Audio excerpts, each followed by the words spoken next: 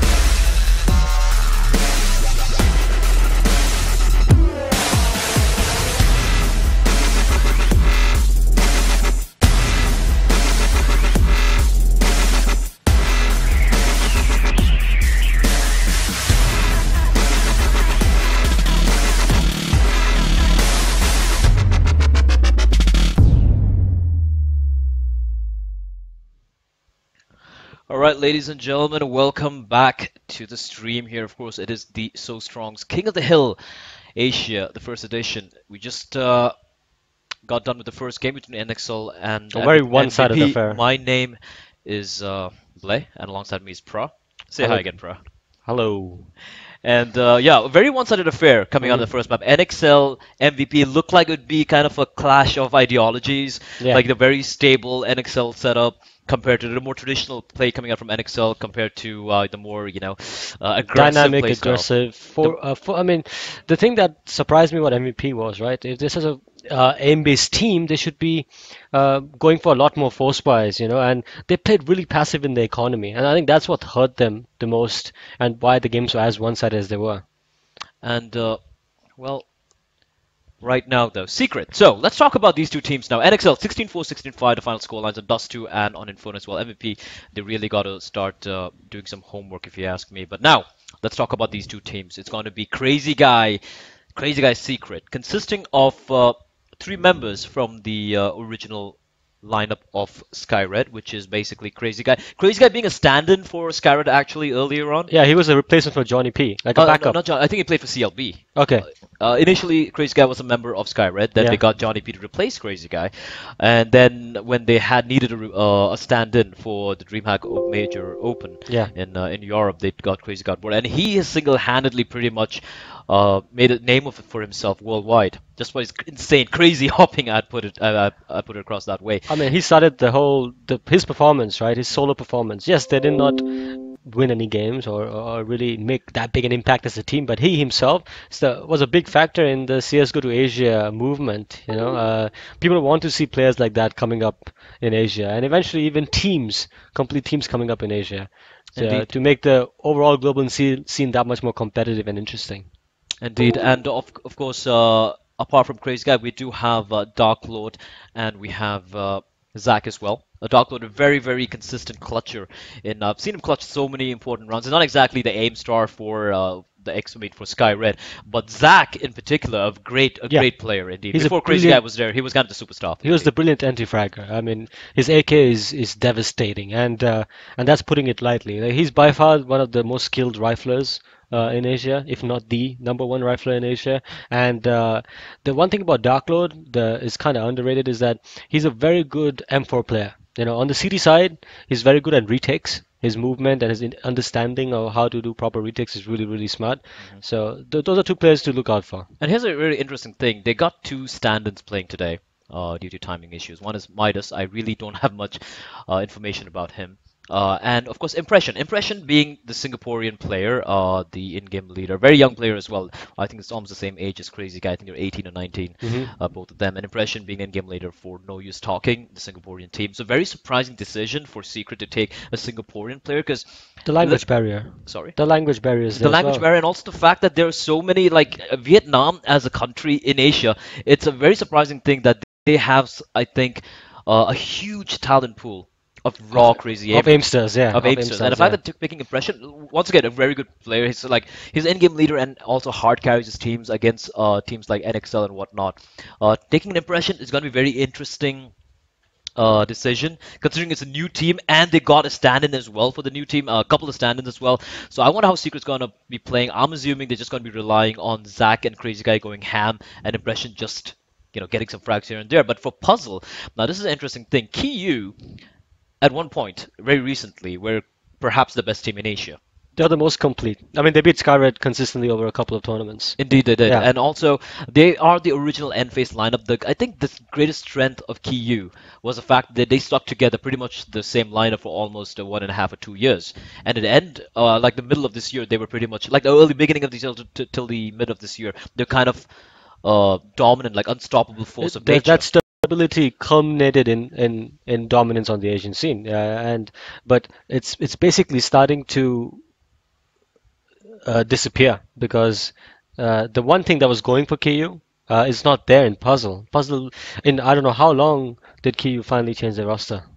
Indeed, and puzzle is basically so we got Karsa, attacker, reaction, Kelly Clarkson. I doubt it's that Kelly Clarkson and Lovey. So reaction, attacker, and Karsa being the original three members from KU. But here's what I think might kind of didn't work in their favor: the fact that they don't have one of the strongest hard carries in KU, that's Zoking.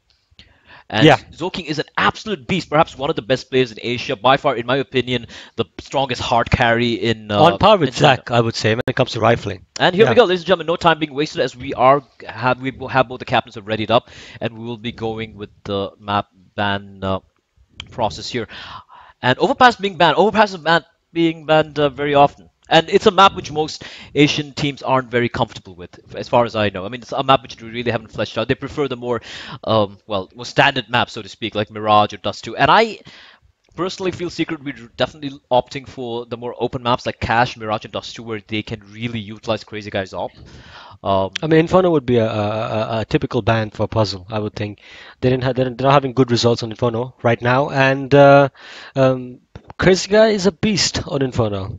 I think Crazy Guys have beast on almost every map from what I've seen of him. The guy is an absolutely insane monster. We wait for Puzzle's ban to come in. I'm assuming they might just ban out uh, Mirage or Dust 2, because that's a map where you don't want to give Crazy Guy the opportunity to wreak havoc with that big green gun of his. And Puzzle is taking a sweet time. Taking a sweet time. They had a very abysmal day yesterday where they got decimated by the Singaporean team. I Yeah, think it's Insidious Gaming. Insidious Gaming, the old Dreamscape. The old Dreamscape team from Singapore. They completely decimated Puzzle. And Puzzle, like we said, we did get these teams on board primarily for the King of the Hill because we gauge that these lineups are perhaps some of the strongest of all. But Puzzle so far, well, they haven't played in King of the Hill yet, but with this new lineup, they quite haven't impressed it. Maybe they haven't found a footing. And like we spoke about earlier, the fact that their strength was the fact that they stuck around for so long. So they had a kind of The chemistry. a chemistry, an Yeah. innate sense of understanding what the other person's going to do. But with, is a completely new lineup altogether, and you got to ask yourselves, are they just going to wing it, if you ask me? And if they're just going to wing it, they're going to be, and without Zoking as well, it's going to be very tough against these aim stars coming in from Vietnam. Especially, even though Secret is using wingers right now, I'm not sure if Impression's on a tryout or something like that. But considering that Secret is using wingers, they could get lucky. Like if Puzzle also being a new team, this is basically a clash of two very new rosters, and it's going to come down to whoever's put in the little bit more extra prep work between the two of them. And obviously on the skill side, Secret has a massive advantage over them, with Zoking not being there in Puzzle. But the core of KU is still there, so maybe the teamwork and chemistry might still carry over, and we can see a potential upset. Because let's be honest here, Secret are the hands-down favorites for the whole King of the Hill tournament. Pretty much, they really don't have much to prove. I mean, the fact is, even when we watch Skyrit play in DreamHack Open, and they proved they didn't win a game, but they didn't win a single map, in fact. But the fact is, they did get quite a large number of rounds against some pretty good European teams. And the fact is, KU got replaced. KU got replaced by Skyr due to visa issues, and everyone thought, yeah, you know what, Skyr's just going to get wrecked. But they did put a good showing of themselves. So this is going to be a very interesting matchup. Nothing much we can really gauge about these two teams, considering there are stand-ins for Secret, and also the fact that Puzzle have just played 1 or 2 games with this new lineup. It's a very for NXL MVP, we had some history to work with.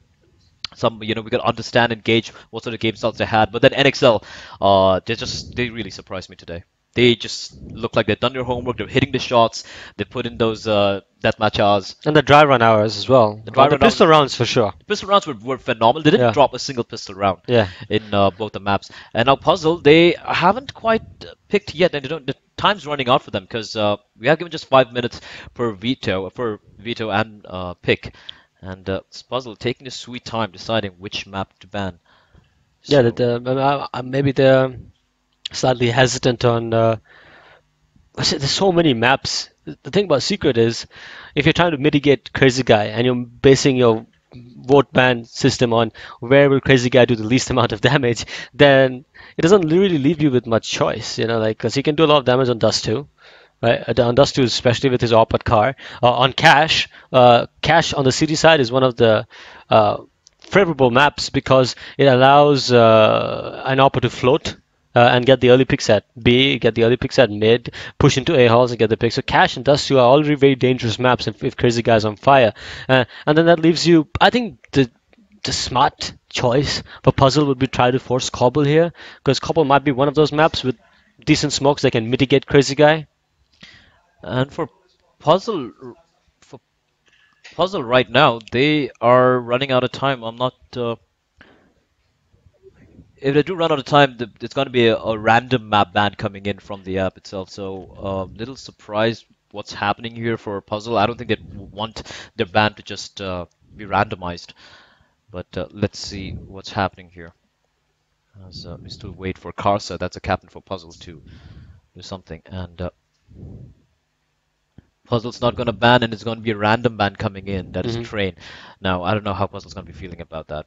Oh, they had a full 5 minutes They had a full to 5 ban the minutes map. to ban the map, but really don't know what happened there. Yeah. And now we're waiting for Secret. So, Overpass being banned, Train now banned as well, as we look like we're going to be going into a small little... Okay, it looks like we're going to be recreating a lobby, ladies and gentlemen. Puzzle having some issues reconnecting, so we're just going to recreate a lobby. And in the meantime, we're just going to take a small little break here, and we'll be back in just about a minute's time. So don't go anywhere. My name is Blay, alongside me is Pra, and we'll be going live very soon with the map ban of game number 2 of King of the Hill Asia.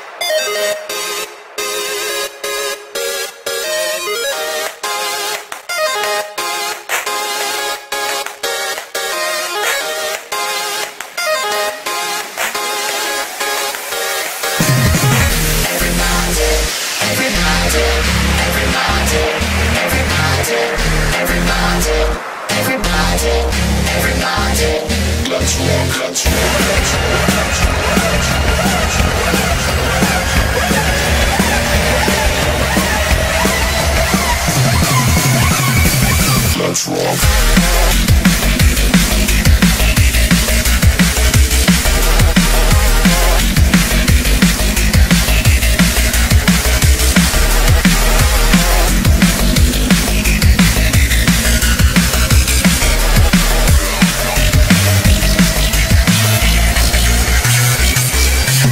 Let's rock.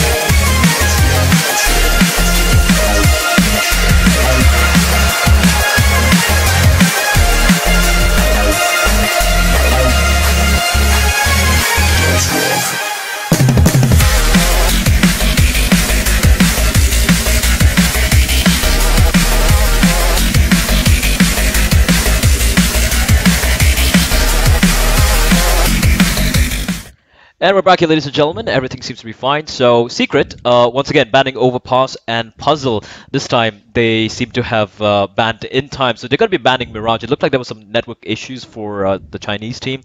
So, they were unable to ban in time. But now, Mirage getting banned. No surprises here. Yeah. We did expect them to ban either Dust 2 or Overpass. And for Secret, considering the team they have, I'm assuming Dust 2 is going to be a map they're going to be playing on. They rarely. Oh, Inferno. They picked Okay. Inferno. That's obvious because Crazy Guy on B, on Dust 2, it's a given. It's a given that he can lock it down by himself if he's playing aggressive or not. Inferno, Cash, and Train. That's a very interesting map pool. I actually enjoy that because both Cash and Train are not as often played as I would like to see in the Asian scene, especially the map Train. So, Our uh, question is, are we going to see Train? sorry? Are we going to see Train? Because the last Well, time I remember Crazy Guy on Cash, there were a lot of highlight reels of him on yeah. the A side. I think it was against Vexed. The thing about Cash is the guy they have to look out for, Puzzle has to look out for is Zach in particular, because Zach's entry ability onto the A side on Train on the T on Cash on the T side is absolutely stellar work. He will walk out halls and just clear out forklift and just one tap the guy at City Truck, and I've seen him do that multiple times. He just has that reflex, flick shot aim with the AK, especially on this map, especially on Cash. And right now, we're just waiting for the maps to the server to get started, ladies and gentlemen. We're going to be going live very, very soon. So, Inferno, if you were to predict the scoreline, how do you think it's going to go? Inferno being, I'm assuming, going to be a very strong map for Secret, like you mentioned. But Cash, what do you think? Like, depending on, I mean, you really can't judge how Puzzle's going to play because they are not KU, even though they have three members. They don't have Zoking as well. Hmm. So, how do you think it's going to really pan out these three maps? It comes on how okay. So on Inferno, right? If Puzzle wants to have a chance on Inferno because it's Secret strong map, they have to start on the city side, and it depends on how they decide to space out this new lineup. If they play the three core guys of the old Q lineup on A, I think that could probably pan out because they still have that existing chemistry. Yes, they don't have Zoking there, who was the dominant shelter player, but with these three guys playing on one side and the two newcomers taking B, which is in terms of teamwork and chemistry, that can be built very quickly on the B side. On the A side, it's a lot more trickier to have good teamwork and communication. So if they go with that kind of approach, it might start panning out for them. But then again, it all depends on them winning the piss round. All right, and right now we're just waiting for the players to join in, ladies and gentlemen. We are awaiting the two teams, that is Secret and Puzzle. So, Secret picking Inferno. It's going to be the first map. We're going to see Inferno once again. Hopefully, it's not going to be as one-sided as it was with NXL and with MVP Connell. And of course, the second map is going to be Cash. So we're definitely going to be seeing some interesting action. It's pretty cool to see that we're going to be seeing at least four different maps being played. It's not the usual standard cobblestone again and again and again as it was in DreamHack, the DreamHack Open Major Cluj Napoca. But there you have it, ladies and gentlemen. We're just waiting for the players to join in. We're just going to cut to a quick ad, and we will be back very, very soon with map number 1 of game number 2 of King of the Hill Asia.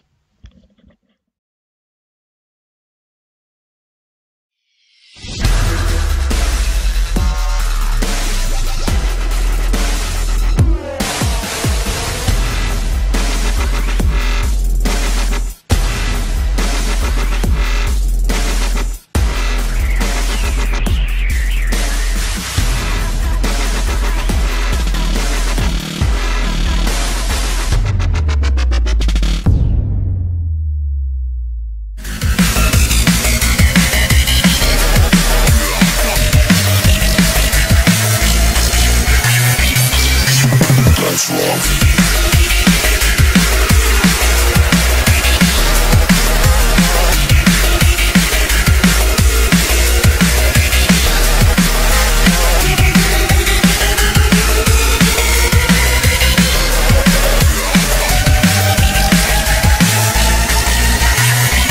That's wrong.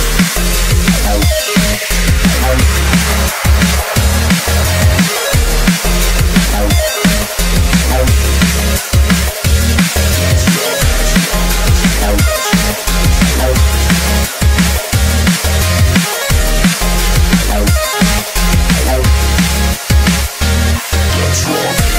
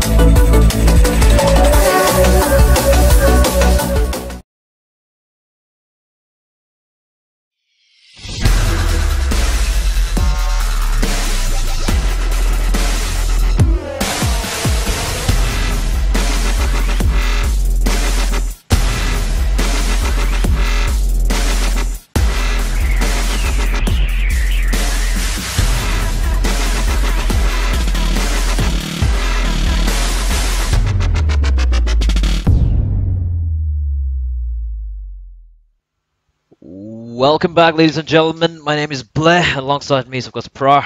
Been a pretty long day, but we are almost ready here with what is going to be game number 2. I'm sorry, with the first map between these two teams. That is going to be Team Secret and Team Puzzle, the Vietnamese overlords, I would say, and of course the ex-KU lineup teaming up with the Puzzle lineup from China, and quite a few people who've tuned in just to watch this one man playing, and that is of course a Crazy Guy.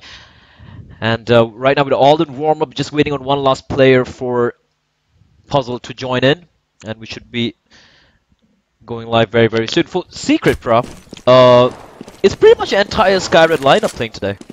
Right now, with the ringers they're playing, yeah, it's pretty much the whole lineup. The only guy that's missing are Tupon and Johnny P. Yeah. But there's no need for Johnny P anymore because Crazy Guy, yeah, basically. I mean they're both oppers. They're both ridiculously good oppers. The Crazy Guy has proven that unlike, and I don't want to pull Johnny P's leg, but Johnny P has a tendency to choke in the bigger games, and he's constantly done that.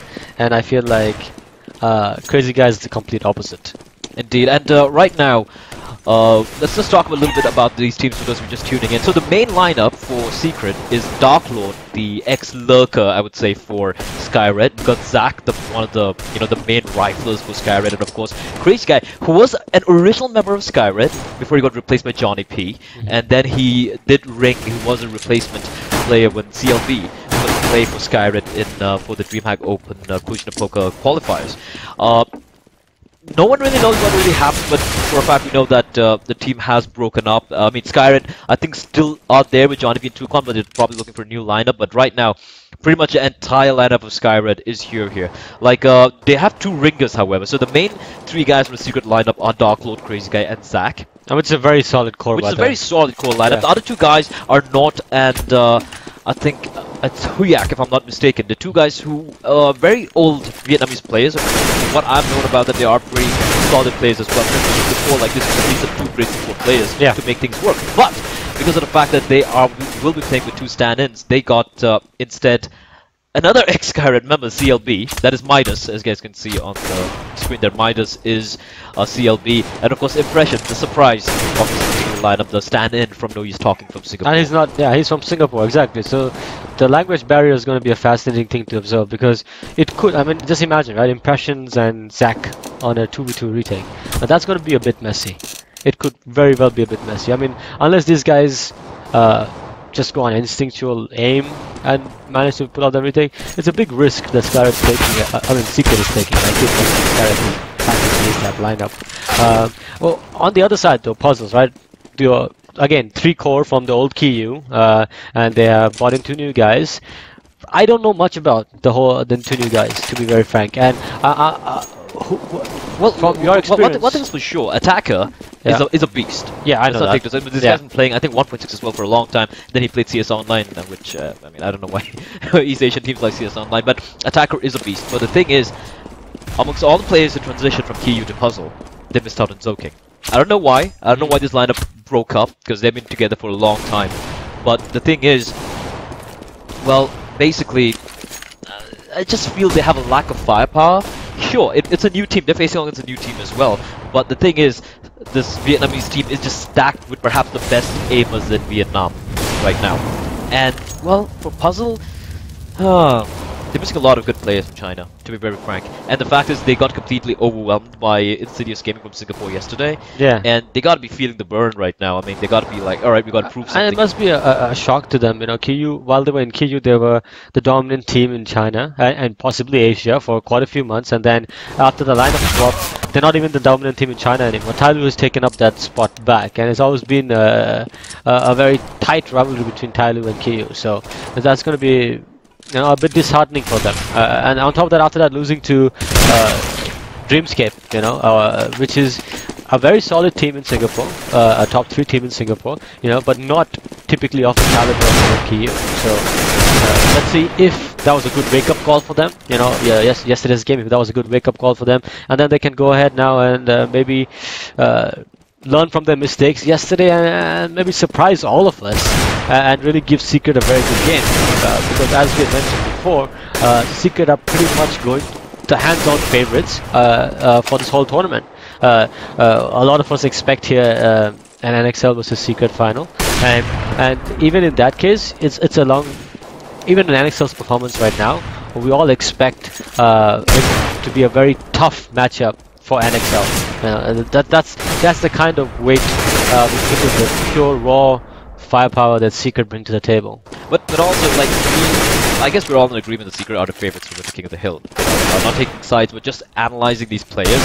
But NXL, they've always been a team who they rarely lose to lesser teams. Yes. But when it comes to the bigger teams, yes, there have been times when they've beaten the Skyred lineup, they've beaten the Chinese teams as well.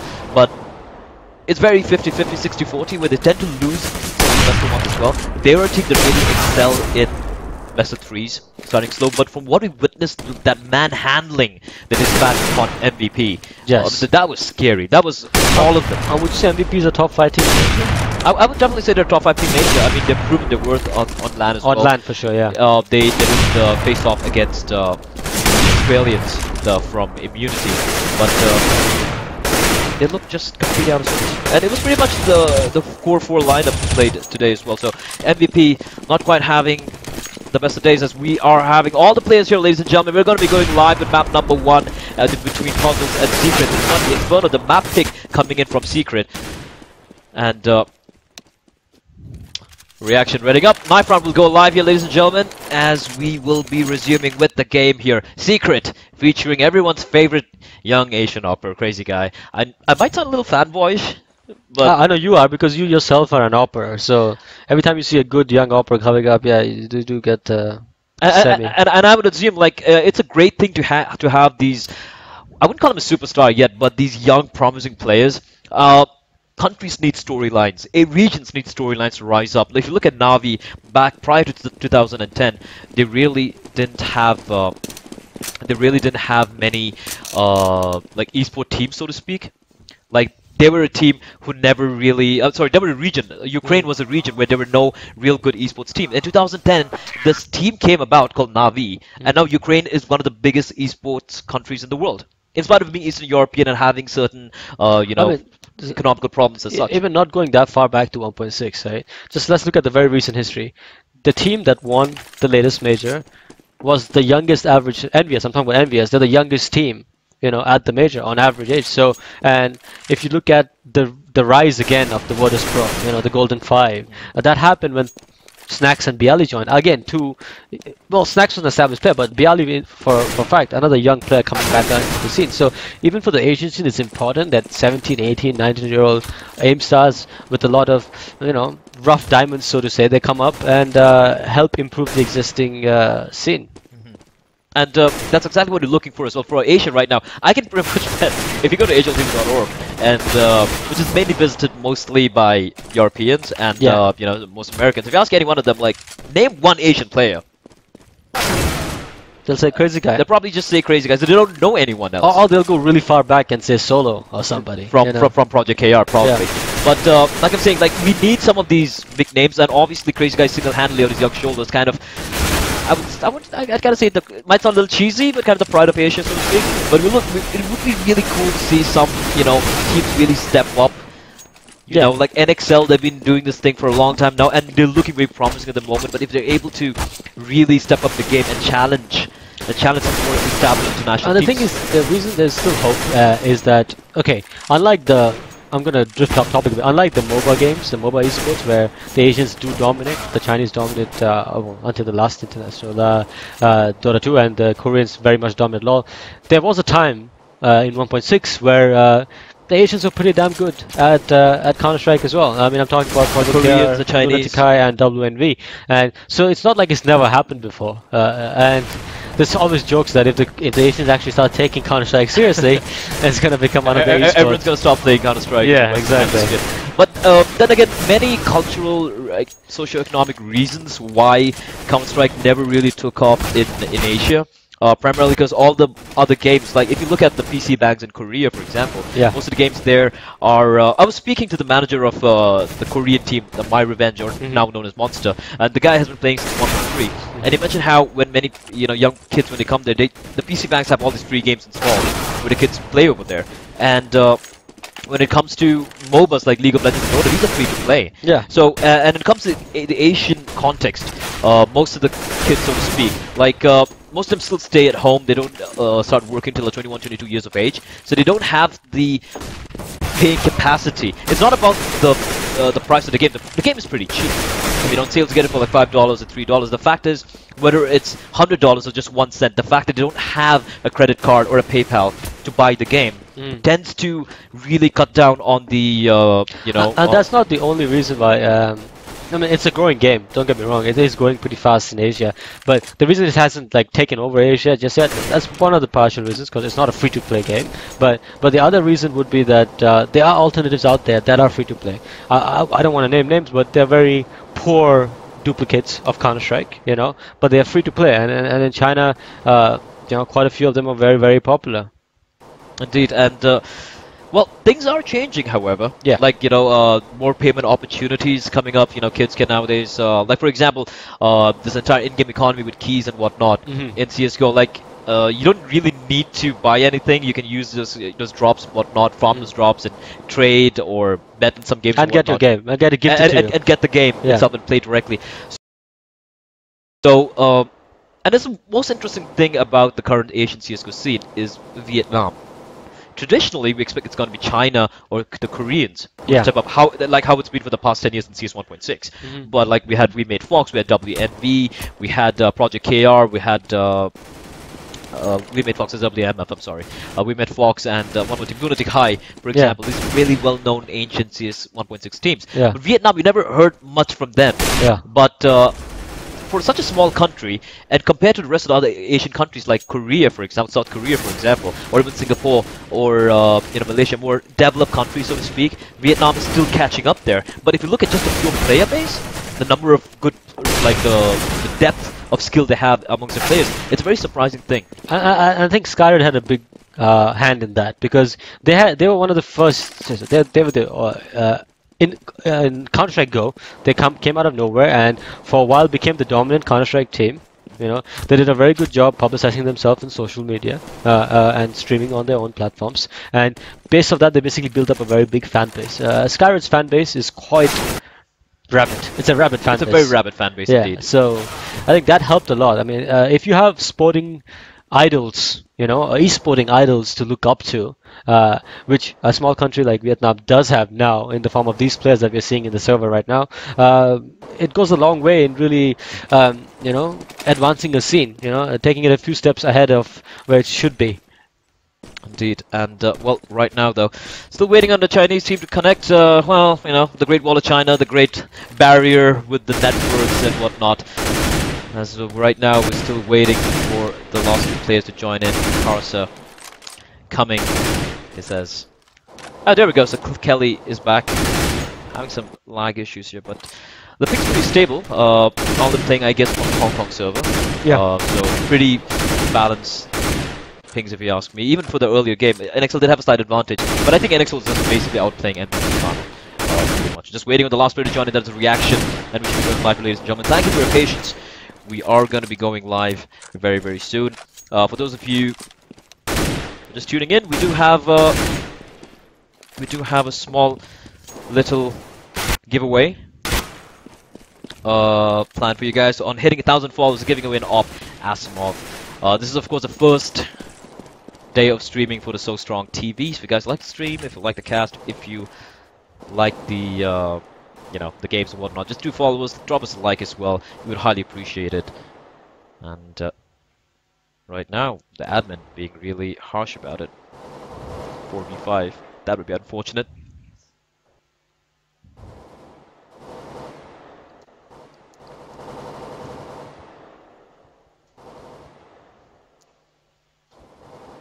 Just waiting on the final guy to come in.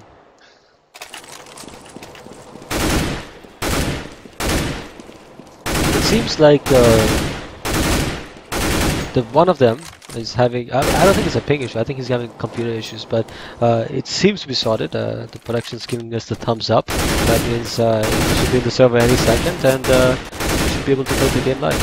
Indeed. So here we go, ladies and gentlemen. Just waiting on the last player. Hopefully he should be coming in.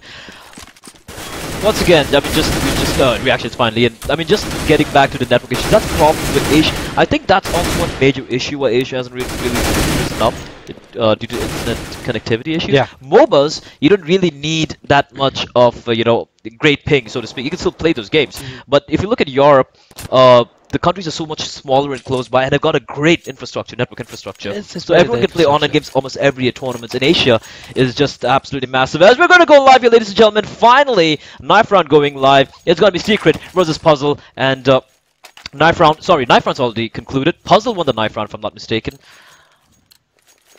Was it Secret? I actually forgot. Yeah, But here we go. It's going to be, yeah, I think Secret won the knife Secret won round. the knife round. They started city side. Interesting buy by impressions again. He's got a Molotov because he's playing B, so he just wants to stay alive long enough. If Puzzle decides to do a B execute. Crazy guy with a USB. Trying to go for those one taps. And, ooh, aggressive peek here from Crazy guy. This could be really ugly if it doesn't fall back quickly. Impression going to get tagged really badly. Still got a Molotov. He should use it right now. It's very good patience there by impression. A lot of people might have panicked and just wasted the Molotov. He still has a flashback. He's gonna blind them and then burn them alive. But Puzzles slowly making the way to the A side. They got Attacker, the raid boss, with the Tech 9. Dark Lord just be firing that angle. This is gonna be very messy very, very soon here. And Dark Lord just falling back, playing the safe, not taking any chances. Still duking it out.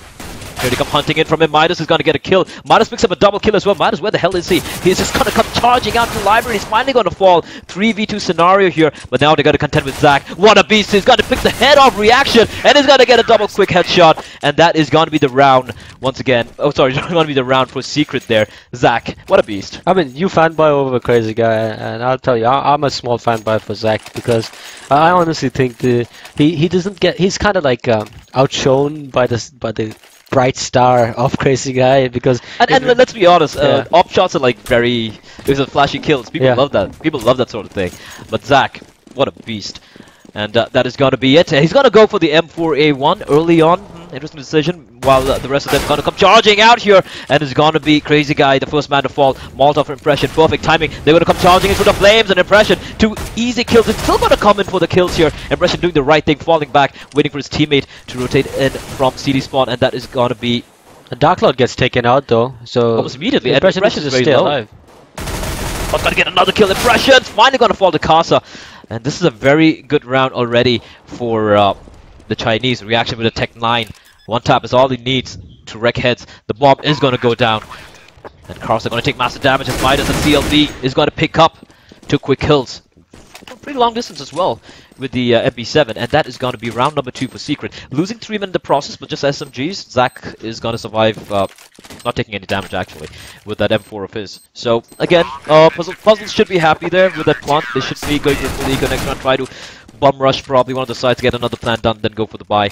But 2-0 right now for the Vietnamese. Correct me if I'm wrong. Crazy Guy didn't really buy up that round, right? So he's going straight for the op.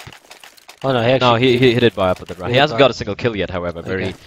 And okay, four M4A4s and They're going all out here. Why not? But full eco round coming out from Puzzles.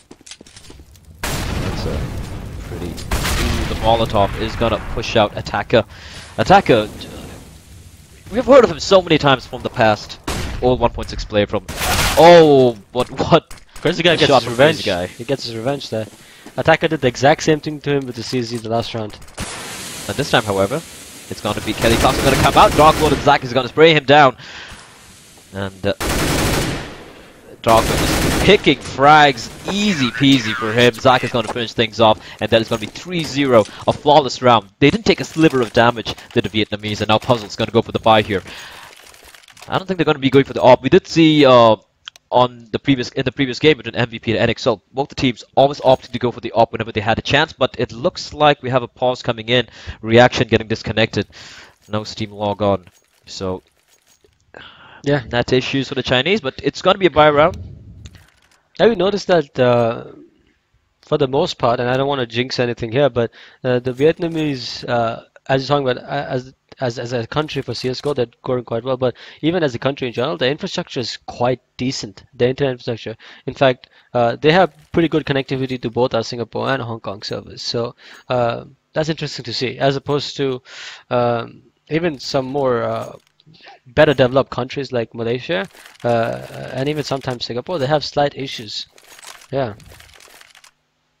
And if the captain's DCGG, as they say, but I don't think they should be worried. I think the server has an auto pause every time someone disconnects. There's no hook with the captain and the server plugin, so they're all good. If captain DCs, it's just normal like any other player disconnecting. Alrighty, so here we go. Unpause coming in. There was a very quick reconnect. Yeah. And Karsa. Now they're going to be going for the full buy here. Molotovs. 3 Molotovs and 5 smokes. So, puzzles. Let's see what they're going to try here. Crazy guy still doesn't give a damn. He's still going to stick with the SMG. Well, one thing that, yeah, like you said, the 5 Molotovs, I think the difference between Secret and NXL is NXL will use those Molotovs passively to buy time, but Secret will use those Molotovs to make the terrorists uncomfortable and get things. So let's see what the puzzle is going for. A very standard default here. They're giving up alley control because Secret has pushed them down with the deep smoke, and but the one thing the puzzle has to be aware of is they have to keep watching the back, and make some noise so that the alley guy does not rotate and stack 4 guys into A. Right now it's still a 3-2 split on Secret side, and if puzzle is planning on hitting A, which is what it looks like, they should make sure that they keep the 2. Okay, see now the one of the Secret guys already rotated. So if they want to execute, they're going to execute now. If they hesitate too long, they're going to be running into 4 CTs. And Crazy guy with the MP7 making as much noise as he can, trying to prevent any. I think they're setting up for a B split. 2 guys banana and 3 guys going towards arch. That's what they're going to do here. They're completely smoked off, and the molly's coming in as well. That's going to delay the push. 35 seconds remaining on the clock. Puzzle. They're going to make a play. They're going to make the play now. And Crazy guy's all alone here, and he doesn't have anything to play with. Nothing to stop this rush if it comes in. He's just going to go. What's he going to do? Just running around like a headless chicken. He sees the flashes coming in. The smoke's coming in. He's going to stay inside here. And nice decision making. Frost coming up from a puzzle. The Crazy guy is going to get one. Finally, he's going to get taken down. And now the retake already in effect. But Lovey and Attacker are going to get a kill apiece. Now Dark Lord, Zack, and CLB coming in for the retake. Midas, that's CLB, still lurking around in mid, trying to catch out Backstab. And the health on Lovey in reaction, abysmal health on both the teams, on both the members here. And they have a Molotov on triple. That's going to push out the man. Darkwood's not going to be able to win the duel, however. It's so low in health. And Zack and Midas pick up a frag apiece. 2v2 scenario here. But it's going to be Attacker. Gets another kill. Zack all alone here. Can he pull this off for his team? He gets one more kill. But the bomb has been ticking away for a while now. The nade's going to come in. And it's going to stick the defuse in the nade. But Kelly Clarkson comes walking in and is going to get the kill on Zack. And finally, Puzzle. Expensive round as hell. But they're going to get the bomb down. It was a very important round because this basically resets Secret's economy. The longer you can keep Crazy Guy from getting the op and building up his bank and going aggressive on you, the more chance you have to building up a decent T-side round lead. Very crucial win. They need to basically make sure that they convert the next round as well and break Secret's economy. Secret again sticking to very basic setup. They're basically sticking to a 3-2 setup with aggression alley and slightly interesting stuff coming up is like they're doing the shelter stack and they're playing all 3 guys towards shelter, which is a nice change of events because previously they were playing a double out setup, so that's nice to see. That means that Secret, even though being a puggish mixed team kind of with their ringers, are trying stuff out. And why not indeed? It is of course the first map. It is the mapping from Secret. They have some things planned, but I'm a little surprised not to see the AWP coming out, but Zack is going to open things up, taking on Lady Clarkson, and Darkwood finds another one, and Zack is just wrecking heads here, finally going to fall, but Darkwood's staying alive. No, he's not, he's going to fall actually, and it's going to be now down to Midas, that is CLB. He's going to stay alive and pit here, he should not get picked on, he spots the head of the man, he's going to fall back near the pillar, or dildo, as people prefer to call it, and now Impression from behind is going to catch an Attacker reaction. Once again, Puzzle are going to get just completely annihilated here. And, well, 4-1. That was the thing. Like, they switched it around, right? They're playing a normal default setup, 1 pit, one shelter, and 1 arch. And eventually, whenever Puzzle hit arch, they were used to run 2 or 3 guys. So they completely gave up arch side and they played 3 guys shelter. And that basically caught Puzzle completely off guard. As Puzzle executed onto shelter, they just got wrecked. Indeed they did, and now, once again, Reaction not having the best of days with his internet. And, well, of course, it's an eco round nonetheless, and this might possibly give the Chinese some time to discuss what they're going to be doing the next round. Reactions back once more, so not much of a delay.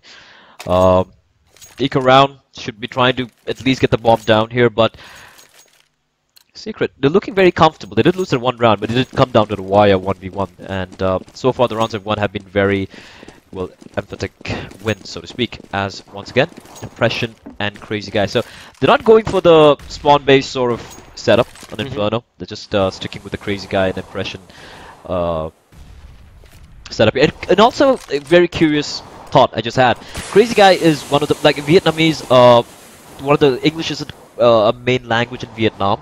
So from when I spoke to Skyred at the ESL One Asia LAN qualifiers, I think Johnny P and the manager were the ones who were able to speak English pretty decently. The rest of them struggled with the language. Crazy Guy, on the other hand, very young player and pretty competent with English as well. Impression is Singaporean. Yeah, so they're playing together. They're playing together because I really think they play together because they can communicate in English, at least basic call outs. While Zach, CLB, and Dropload, I mean, these guys have been playing together for years now. So keeping them A side, it makes sense. And the guy is gonna get ouch! The 1D from hell. Impression spray for all his foot, but he's gonna get taken down. But the rotation almost ineffective. Darklord with the Molotov. And he's not going to be able to stop that push, but 4v3 scenario at Darklord. Early pick on the Karsa, but the bomb is down now. He's going to switch over to the M4 A1. He should have heard Lovey jump into the corner, but no, he's going to get taken out very badly. He continues spraying, and he's going to get the kill. And now Zach and Darklord coming in for the retake here. But Attacker is going to die. And Kelly Clarkson, last man left alive with a P250 of his. He's trying to do some damage, and he sounds still alive as the bomb is going to finally get defused. He's going to get the parting shot onto Midas at CLB, but Zach is going to shut him down at the very end. 5-1, and well, great opening picks. I don't think the score is doing Puzzles play justice. It's a 5-1 score, but Puzzles actually Crazy Guy's kind of underperforming because Puzzles have taken B twice now on an eco round and once on the gun round, the one they won. So it seems like B, even though Crazy Guy is there, seems kind of weak right now. Unless this is some grand plan by Crazy Guys, like trying to make them come to him when he's got the op, you know. Mind games at that level? I don't think so. I've been surprised to see Crazy Guy without the op. Not something you see that often. Like every time he has the opportunity to go for the big three, he will go for it. But he is opting to play with the resources and take it slow, and he's got a nice M4A4 house as well. You really like this skin, don't you, bro? Yeah, this is the best skin in the game. Some would say the Dragon Law. I like the Darude Sandstorm.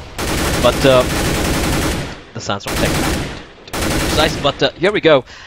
We are look at the double art setup there by Secret. They keep switching it up. The A guys, because like you said, the years of chemistry, they have a lot of tricks up their sleeve. But they gotta take out the man.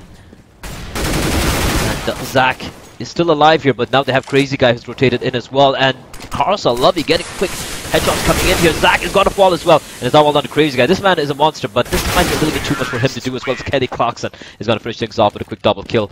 And great entries coming out from Lovey especially, surviving on 1 point of health, and just like that, money for Secret is in shambles. Yeah, they lost 3 guys on that eco, and because before that there was a lot of close rounds as well. So all Puzzles needed to do was just convert one of these gun rounds, and now they can start building up the momentum slowly. A very good execute by Puzzle there, by the way. It seems like they have one good execute up their sleeve, which is straight up shelter take. And if Secret is watching that, they need to probably start playing heavy shelter a little bit more. Start playing inside boiler and start playing capturing apartments, getting the early kill, and then playing stacked up on the roof and etc. That's a very interesting thing I noticed so far at Secret is they are playing very uncharacteristically passive on the A side, especially. And yeah, the B, whatever they're doing in Banana is very typical of them. Darklord's gonna survive that, but he's gonna stay put, still waiting it out. Duking it with Lovey, and he's gonna land a headshot on Lovey, wreck his head, but the gun is in the flames. But he will be able to retrieve that and fall back to safety. Should be dropping it over to his teammate, but it's going to be meanwhile a B play coming out. His Impression with a CZ. If he plays it smart, he can get a quick couple of kills. But the nade is going to be massive nade, but he gets a kill. Nonetheless, finally going to fall to Kelly Clarkson. And now the retake. Well, they have nothing to lose. They should definitely go for this. Try to take away as many guns as they can. Try to go for some exits at the very least. And Midas should probably save his AK though. I don't think he should be going in for the retake. Money isn't that healthy, and I don't think they'll be able to buy the next round as well, or at least not go for a decent buy. Midas with that AK-47. They got nothing to play with. They really should be just going for these exits. And Zach flirting with danger with a P250, and he is going to get punished for that as Kelly Clarkson on a triple kill. Midas. And Midas says, you know what? I'm going to get a kill. And he killed his teammate. But it's going to be 5-3. Puzzles. His teammate was going to pick up the AK. Midas just shot him. Wow, says Garza. And the money is pretty decent in Puzzle right now. Slowly starting to build an economy. And Secret, very shabby buy. CLB with the Swag 7. And just one M4 on the Dark Lord. I think they're going to go for the aggress on Banana again, because they're throwing the deep smoke by Dark Lord. And but Puzzle's comfortable, very comfortable with giving up Banana control, you know. And then they slowly walk by. They take time when the real CDs don't have enough smokes remaining to hold them off. They just slowly walk back. That's what happened twice already, if I'm not mistaken. So, well, the thing that Secret is doing wrong is that the first gun round that okay, Karma just takes out Impression as soon as the first smoke disappears. Great timing on the peak. And Secret. This is their map pick, by the way, ladies and gentlemen. Next up, of course, is going to be Cash, but this is their map pick. And I'm just surprised. Well, now, of course, it's impossible. I'm just surprised the crazy guy didn't get the AWP out earlier. He's on just 2 frags, right? He's bottom fragging. Well, he's not going for the big green. That's the most surprising thing. That's the most surprising thing. He hasn't gone for the AWP at all. And now we do have the C4 slowly making its way over to the B side. This could be disastrous for Puzzle. Because they got to contend with Crazy Guy. He has a FAMAS and Dark Lord slowly lurking behind triple boxes. But look at the B split coming in here. We got all 3 members pincering, and they have completely circumvented that defense. But Darkwood's still alive, and now 4v4 scenario here. Retake's going to come in, but Darkwood doesn't give a damn. He's going to pick up a triple kill. Darkwood going absolutely massive here. It's now a 2v3 scenario. He's going to go for the spray. However, Lovey is going to take him down, and Lovey picks up another kill as well. This man is going absolutely massive. And now Midas in a 1v2. He's got the kit. He's got a smoke as well. And he's going to come pushing into the smoke. He should know there's a man inside of Secret. Oh, he's going to take that reaction. Now he knows where Lovey is. He's going to get the headshot in the end. And Midas at CLB clutches it with style. Great play from the X-Carrot members here. Darkblood and Midas. 5 kills apiece between the 2 of them. And that is going to be Secret just breaking the economy. But, I'm sorry, money on Kelly and Karsa quite substantial. They should be able to buy up very comfortably here. Secret not that comfortable yet with the money. They're not still able to buy an offer for a Crazy Guy. The shockwaves of that round are going to be found in the by the end of the half, because that was a round that Secret should not have won. But that's the thing about Secret. They win stuff based on just individual brilliance. You know, the 3K and the 2K, especially both of them, very, very difficult 3K and 2Ks. It really shouldn't happen. And Darkblue, they're just walking slowly into triple, waiting there and picking up the 3 kills, so important. Now Crazy Guy's gonna open things up, however, getting the first kill onto Reaction. Reaction not reacting fast enough, and meanwhile the remaining members of Puzzle, they're all across the map at the moment. Kelly and Karsa slowly making the way for this A take here. It's worked out great for them earlier, but here they come charging in, and it's gonna be Midas. That nade, not gonna catch anyone, but the Molotov could prevent them from going for this play early on. Zach playing deep inside of sight, not taking any chances whatsoever. And Darklord with the pop flash ready for his teammate. And Puzzle is slowly making the way into the side. They have a man inside of apartments as well. This attacker is going to come jumping out here. He's going to catch out Midas. That's Pit completely controlled with them. Lovey takes on Darklord, but Zach is still alive inside. He's going to pick up a double kill. The bomb is dropped as well. And Crazy Guy comes in. One tap to the head of attacker. And that's going to be it. Round number 7 for Secret. Zach coming up huge there. The team that's actually playing smarter, in my opinion, in honest opinion, is actually Puzzles. They did a very good job of drawing out all the nades of the A guys. You know, they showed themselves a shelter, got the nade, the Molotov, all of that drawn out, and then when they executed, Secret had nothing left, no utility left. But then again and again, players like Zach getting a 2K like that, it's just that's the difference between Secret and all the other teams in Asia, is that they have these individual players who are always going to step up for them when it matters. And for, well, not to diss on Puzzle, but Kelly Clarkson, I'm just gonna call him Kelly. Kelly, Attack and Lovey, they've been doing great work. Reaction not having the best game today, but the fact that Zoking is not there in this lineup really making itself felt. I mean, that is a guy who could go toe to toe with some of the best aimers in Asia. And Pressure flirting with danger there. Oh, wasted smoke there. Miscom there. That is that might come back to haunt them later. But 4 Molotovs on Puzzle. Oh, sorry, on Secret. Looks like Impression's going to be throwing his Molotov. I think Puzzle's still hesitant. They're going to want to draw some nades out. So This could either be a complete slaughterfest or Puzzle could get lucky here. They come charging up, and Crazy Guy is going to open things up. The Molotov comes in, Impression. Crazy Guy is just racking up the kills. A complete massacre. Call the UN. That was a human's right abuse there, and that is it. Puzzle's getting completely shut down. 8-3. And Byron coming out though, and let's see what they're gonna do. I'm just so surprised that we haven't seen an op out of Crazy Guy yet. Of course, they don't have the money, and it's working out for them. Is putting that AK to great use. Maybe on cash, we might see him bringing it out. Or they really haven't had the need to bring it out so far. I mean, if Puzzle kept their momentum up a little bit, he would have definitely bought it out. But it seems like Secret are back in control. That early Molotov is a slight change by Puzzle. You know, throwing the Molotov on the car is just pushing the cities back a little bit. But then they didn't really capitalize on it. They just threw the Molotov and then fell back behind the smoke. So they haven't really capitalized on it. Oh, impressions! Given some damage, but it's taken way more.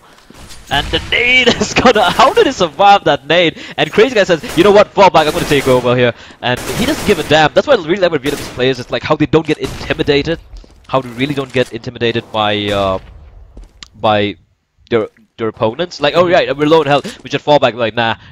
Of course, sometimes it comes back and bites them in the butt, but the smoke coming in from his counterparts over on the A side is going to smoke off Banana. Crazy Guy has the right read here. He saw the terrorist throw that smoke, so he's assuming he can probably sneak through it. Okay, he's hesitant. He falls back. An impression. Just 5 points of health.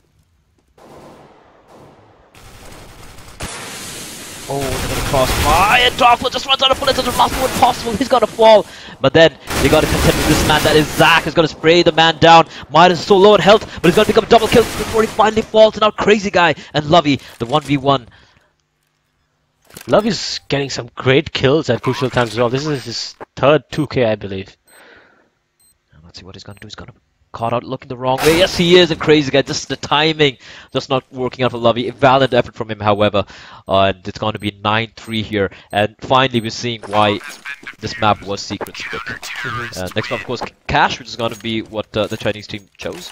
It was a slow start for Secret. You know, there's a bit of some dodgy moments there. And finally, we see the big green coming up from Crazy Guy. He's had a great spawn as well. And the thing is, Puzzles hasn't seen Crazy Guy with the op yet. So I think it's because he's got the mid spawn. He's going to go for the fast mid pick right now. That's a brilliant thing. And the thing is, I don't think Puzzle's going to be expecting this. No smokes, no flashes in mid. Crazy Guy, what are you doing? What are you doing? What are you doing? Oh, that's what he's going to do. And he's going to miss a shot. That's very surprising. And survive at 16 points of health. And Crazy Guy, little rusty with the op his curse, I think. You know, they're hyping him up so much that he misses the easiest shot. There. Yeah. But nonetheless, it's the first shot is taken so far with the big green. I'm quite sure there are a lot of people who will be coming here to watch this man play. And right now, Puzzle 9-3, still 3 rounds on the T side on Inferno on Secret's map pick. Not too shabby, but they'll definitely be looking to close it out at least 10-5. And Lovey especially has been playing quite well. But here we go. They're going to be going for this A take where Dark Lord, Zach, and one thing I love about Midas, that CLB, Zach, and Dark Lord is how they trade so effectively. And Midas, he could be caught out looking the wrong way. I think he hears the man shuffling around. No, they're slowly walking in. And Midas, he's got to be careful here. This could be a massacre as Midas just turns around. Oh, and Carlson's going to open things up and taking out Dark Lord. Midas attacks on Lovey, not able to finish things off though. He's going to get caught out from the other angle, but Zach is still alive. Almost picks up the triple kill, but it is finally going to fall. And this should be the round for Puzzles. Crazy Guy is hemorrhaging internally, 16 points of health, and he's going to make the call. He's going to go for the save here. It's a smart call. They didn't have much utility either for the. I mean, they had one more and one flash, and with Crazy Guy solo, it probably would not have been an ideal retake. So I want to point out one difference between that A execute and the previous A executes that they almost won but got wrecked at, is because if you're noticing, it's Midas and Zach and Dark Lord. They've all gotten one single spray down, multi-kills. And what that means is that when puzzles are executing, they're staying too close together. They're allowing for 130 bullets to just take them out pretty much take out the whole execute. You know, if you watch top European teams, yes, they execute together, close enough so they can still trade, but then they still leave a little bit of gap between the entry fragger and the others. You know, a little bit of gap so that one spray down does not result in what was happening to Puzzle so far. This time around, though, Puzzle spread out. They sent one guy apartments, two came shelter, but they was a little bit more spaced out, and that's why they were able to just outshoot the A guys of Secret. Indeed, and right now, 9-4, looking not too bad for Puzzles. They'll get that one round on board now. And the money not that great for Secret, for Secret either. Darkwood just with a CZ. No head armor as well, but that shouldn't matter considering he's going to be facing off against full AKs here. Crazy guy goes for the flick. He's not going to risk it here. Gonna fall back. And then re-peek out again. But that A take, especially that the shelter quads take from Puzzles has been working out quite well for them. Even the rounds they've lost, they've done a lot of economic damage. And the only reason they lost some of the rounds when they came into A was due to some stellar trades from a couple two-man spray downs from Zach and from CLB. But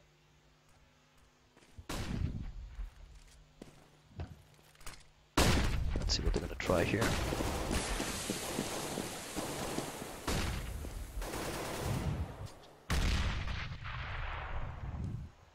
Crazy guy with the op. He's not going to be seeing any action. The C4 still lurking at the bottom of Banana, but here they come once again. They're trying the same thing. Puzzles slowly walking into position, getting as close as they can, and they just bump rush the site. And CLB changing positions up a little bit, taking the duel with the man there, and it's going to be Crazy Guy, however, who's going to open things up. Going to get the second. No, he's not. He's going to fall back, but they're going to come charging out here. Smoke's raining in. Crazy Guy, he's going to be Impression, is going to help him out, but Crazy Guy picks up another frag. The bomb is dropped in no man's land as well. Crazy Guy got peeking out more kills. Headshot on attacker, instant brain surgery with AWP. Lovey, last man left alive. And nice bomb flash, but he should be caught out. 11 points of health, he's going to be able to save. He's running for his life here. Killed the chicken on the way. Poor guy. But that's going to be a complete shutdown from Impression to Crazy Guy. 10-4 is the score. I think if it's not the best of buys from Puzzles, the utilities is down because the money bonus got reset, but there's still a possibility that Lovey saving that gun might actually pay dividends, because the few rounds that Puzzle have won, Lovey has gone absolutely massive after the mid-round exchange. He's gone in that multi-kill. Oh wow, the Molotov, just running through the Molotov. This is just Molotov down. This is just insane. Crazy Guy is going to take on Lovey. I think it was through the smoke. Or was it just a As I was saying that about Lovey, he gets taken out. It's just a curse, bro. Just a curse for any team. And Crazy Guy trying to go for some of those lucky kills here, and they're going to be just rushing in. The last round of the half, they have two smokes. They got flashes. They're going to put run rushing in, and Crazy Guy with that op of his. Blinded though, goes for the shot. Impression duking it out. Not gonna find anyone, and Crazy Guy gonna drop down. Man on top of him, he's gonna get caught out, but Impression still alive here. He's got another man, but Karsa is gonna rip his head clean off with a Tech 9, but it's down to just 12 points of health. So retake very much possible for the Vietnamese team with Dark Lord. Already in position here. There's a man in triple. They have the Molotovs, so they can definitely Molotov triple and Dark. And they got a Molly and a nade as well. The attacker's gonna catch at minus. Molly is going to push out the man, but the attacker, what was that? Just complete shutdown of the bomb side, and that's going to be 10-5 going the way of Secret, but 5 rounds for Puzzles on the T side. Pretty impressive. Attacker just woke up, quad killed that round. Got a Tech 9, got called Impression, picked up the AK, 1, 2, 3, just complete shutdown on the post-match scenario. It's actually a lot more competitive a game than I'd initially imagined, you know. Puzzles are looking quite solid. I think it's actually a pretty good half for Puzzles, because, you know, it's Secret's map pick, and from the aim battles that I'm seeing, I actually give the edge to Puzzle from just a pure aim part, you know, because the only reason Secret's winning is because of the spray downs, but that's a mistake on Puzzle's part. So let's see what the pistol round brings here. This nade could be big, and it's going to do a massive amount of damage onto Impression and Midas. Perfect nade, perfect timing coming out from Casa.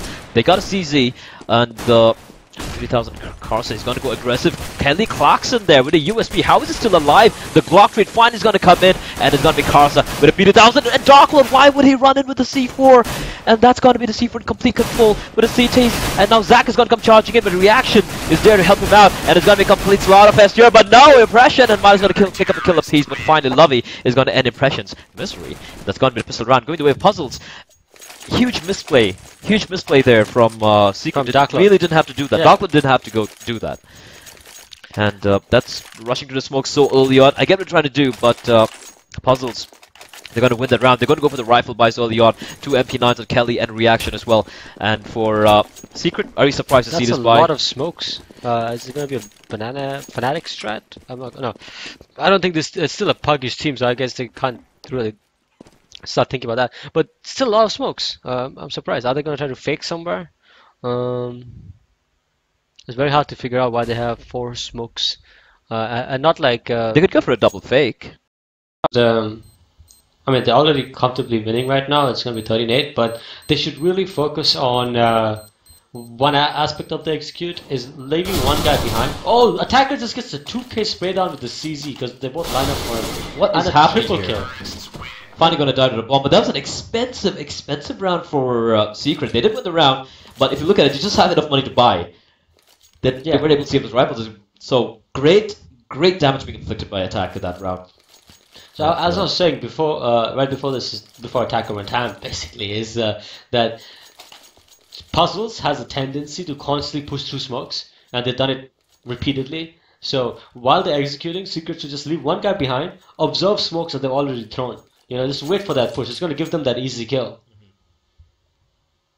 And right now, though, Attacker, he just has his bursts of insane play. Yeah. Like the quad kill he got the last round of on their T side.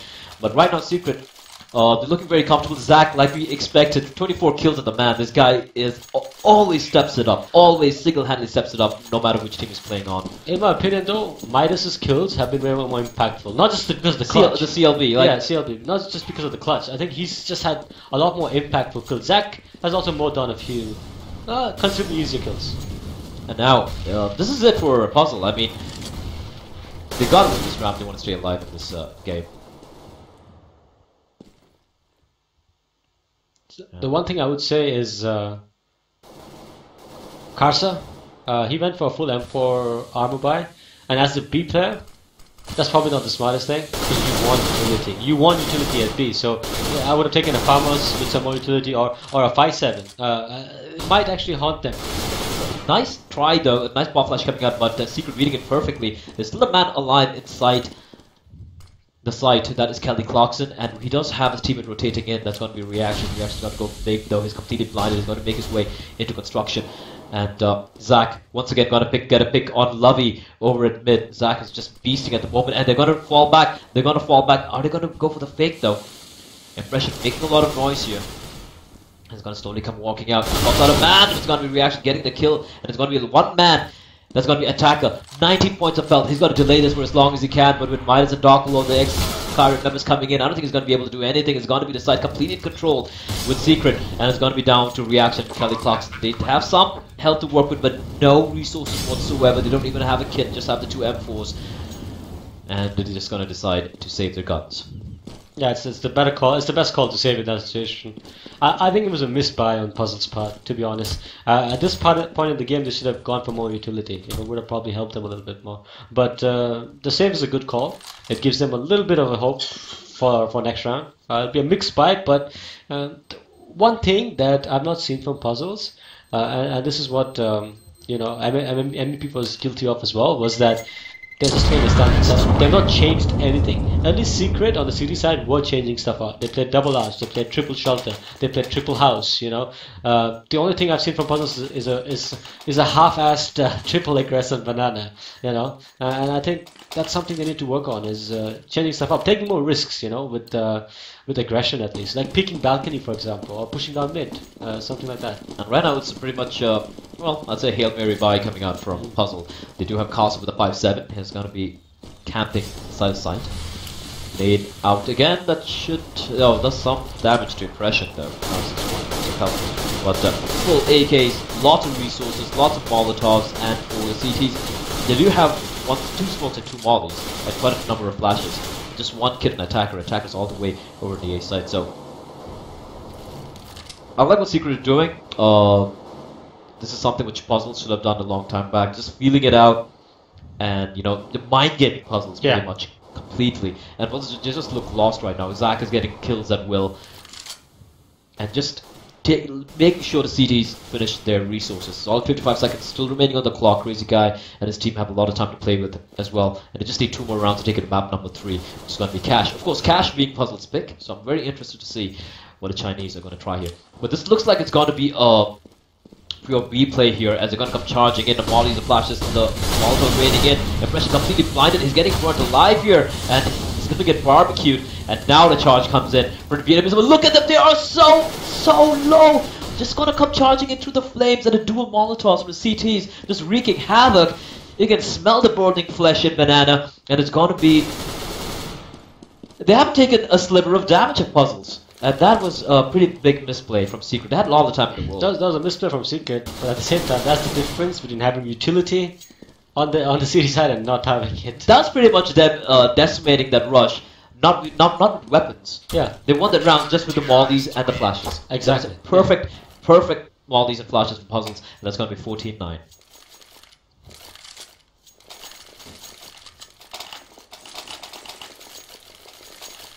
Look, okay, but they have just enough money to just go for another full buy on Secret side. Little bit of utility coming in the form of 4 smokes and 2 Molotovs. Sorry, 5 smokes and 2 Molotovs. But look at Puzzles now. After winning that round, they've just gone full on. Everybody has kits, everybody has smokes, everybody has Molotovs. But again, sticking to a default setup. I don't see any aggression coming in. And you know for a fact that Secret aren't going to make the same mistake again. Yeah. I mean, hopefully. No, I mean, they were not going to run into 2 Molotovs. I hope not. That was just... that was ugly. That was an ugly round from Secret. And they were so close as well to taking the round. But now Puzzles is still lagging behind by 5 rounds. But... Oh, look at the execute coming in from Secret. They already got an arch control. I think the CD guys. Oh, Zach back shot through the smoke, and Lovey's going to fall as well. And that's an A side. Now they're having second thoughts of why do they need to rotate all the way back to. Oh, that was surprising. They don't need to take this duel here, and now this is looking very, very messy. And finally, it's going to be Costa falling, and now they're going to finally decide to go to the B side, and it's going to be all down to Attacker. He's got Ham. He's got Ham earlier. But this is going to take some huge play. We do have Reaction timing out again. Reaction not really having some very bad internet issues. Got a feel for the man, but Attacker he's going to come out big. He's going to get one. He knows he can't do much more. Just 10 points of health. He's going to try and hold on to his rifle because the money is pretty decent. He can still go for a buy. He can still go for a decent buy in the last, well, potentially the last round for Secret, as it's going to be 15-9 as a Vietnamese team. Or just 1 round shy of taste of map number 1. Yeah. So the economy, pretty abysmal. If there's any hope, it's going to be Attacker going ham. It's giving. Oh, okay. The big Max 7 comes out. I'm assuming the B guys are going to use it. MP9. That is such a desperate buy. And Reaction was probably going to be camping inside of apps. But one thing you notice about Secret, they really are contesting apps control. They're not going to apartments, they're really going to apartments. They're just... And it's also a very good place for the shotgun. It can really pay dividends. Zach, the thing about Zach is he always holds his position. He never walks in. He never ever falls for it. And just as you say that, he's going to fall for it. Just watch. No, it's not. It's gonna slowly work out. But if Reaction walks out, this tense standoff here, we do have a small little lag there, but not too bad. We're back. Meanwhile, Impression. Ooh, a little risky there. He was out in the open for a second.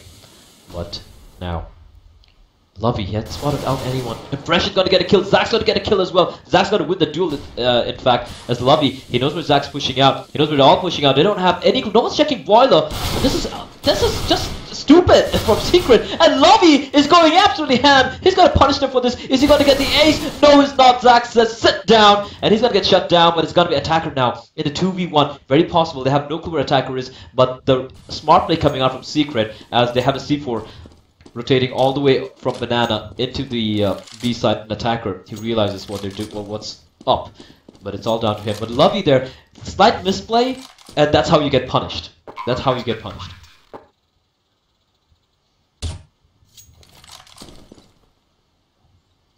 And it looks like there's not much hope here for Attacker. Honestly, the post-plant positions are too good. He doesn't have time on his side or any utility. As long as the construction guy holds his ground, he's got this. And Zack and Impression, they're not going to take any chances. And Zack just wants to finish things up early on. And there you have it, ladies and gentlemen, 16-9, as we will be going into map number 2, which is going to be on Cash. And that's, of course, going to be after this quick little break.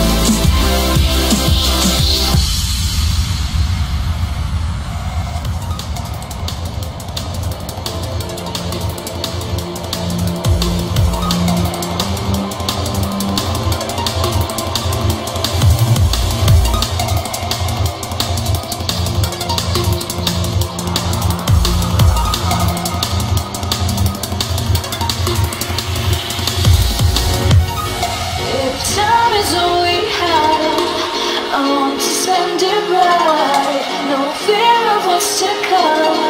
Just hold me close tonight. It holds pull through hidden doors, something more. If we get one chance to live this life, why are we still killing time? Why are we still killing time?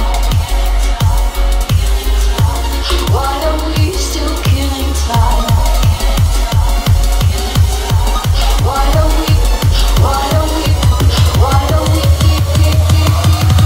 why are we still killing time?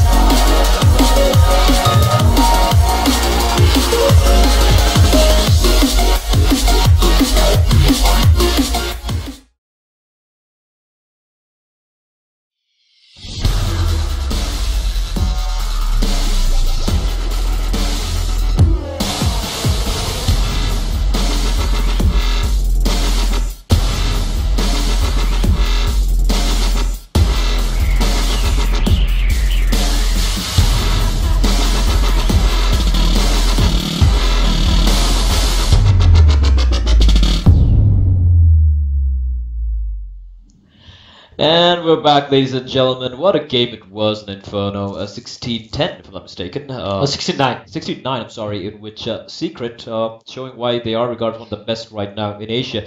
Taking out Puzzle. Just let's take a quick look at the stats here. If we look at Zach, just highlight Zach there. 31 frags, 30 mob, 16 deaths. And if you look at his 2Ks, 7 2Ks. These were like high impact frags. These And were the most spray practice in downs. the site. Yeah, the Like spray he would like at least get a couple of guys before falling, and then he got a 4K as well. And Midas CLB, some huge clutches coming out from him, and just look at the rest of the team; they're doing pretty well as well. And now for the round impact, let's look at the round impact frags. And once again, crazy guy this time around. He wasn't the superstar for this matchup, but 7 opening kills, especially in Banana. Huge work coming out from him, and even on the T side as well. And for Zach, again 5 kills. Huge from his side. And if you look at the post-plant CD wins, like Midas had 5 kills. Midas had 5 kills post-plant defending the C4. Retake, no, CD kills. So on the retake. Oh, on the retake. I'm sorry. Yeah. So he had some great retakes on the CD side, and of course for the post-plant he did have that great 2v1 scenario post-plant as well. So huge plays coming up from Zach and from Midas. The rest of the team doing the job impression. Crazy guy Darkload getting a few kills here and there. And if you look at for the other team, if you look at Puzzle, we do have Attacker and Lovey who are really playing out of their minds. Kelly Clarkson and Carlos as well. Reaction not having the quite best of days. Maybe it's internet issues and whatnot. But right now we do have, I think, almost all the players ready. Inside map number 2 is going to be Cash. So without much further ado, we're going to be switching straight into the game. Yeah, just waiting. Once again, a reaction. He's not been having much luck with the internet. However, shout out and congratulations to, I think, Real Havoc on the chat for winning the Ob Asimov World War. Congratulations, sir. I did try to participate in it as well, didn't we, proud, but just our luck. We just never seem to win. So, do you have a feeling that Crazy Guy and the Big Green are going to be a lot more happening on Cash?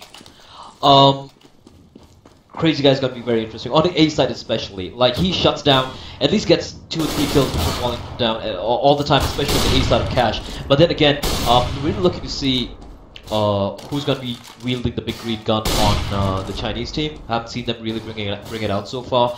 So this is gonna be very interesting game indeed. Yeah, I'm not quite sure who would pick it up. All of them are riflers, from what I can tell. Maybe Lovey. I think I've seen Lovey up in the past. He might be the only candidate to compete against Crazy Guy in that op duo. But again, Cash is the kind of map. So looking at how Secret switched around a little bit, not too much, a little bit. They on the city side of Inferno.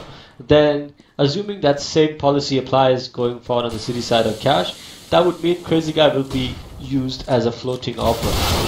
And that's probably the most effective way to use an opera like him on this map. Let him go, push into A holes and get a pick. Sometimes just play back from the A side, get a pick. Sometimes play passive at mid. Sometimes just let him go B and get an early pick. Just let him float. Play by spawn, play by his gut instinct, and you adjust the rest of the setup around him.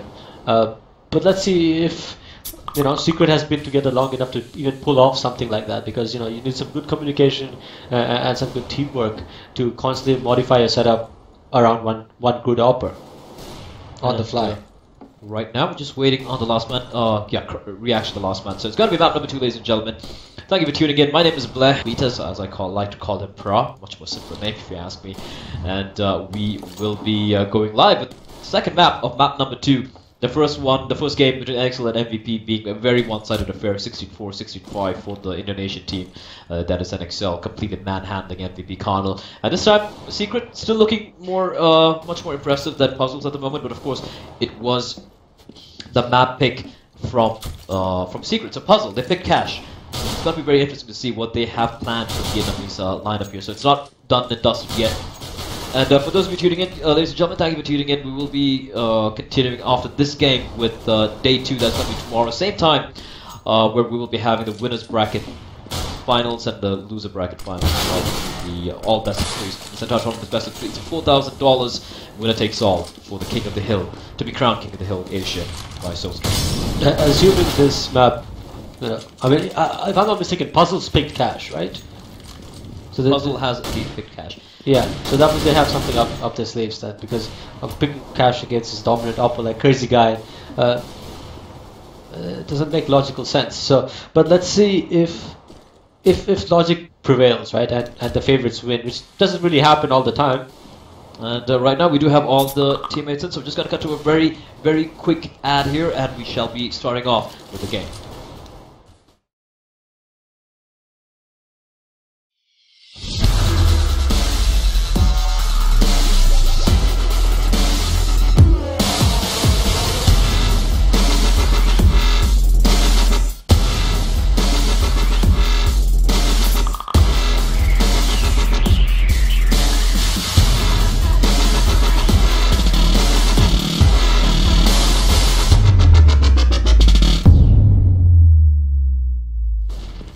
And we're back. We gotta be little corporate sellouts once in a while. As we do have all the 10 players in, reaction is in as well, just waiting for the last member of the Chinese team to ready up.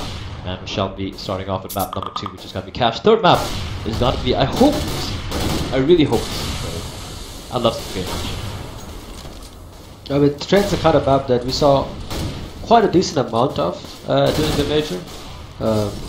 Not as much as I would have liked, because I still think the meta on that map is not completely evolved, because it's still a fairly new map to the map pool, and a lot of teams do not prefer playing it. Only, I would say, at the top level, it's a map that has only recently started being played by teams like Pro in particular.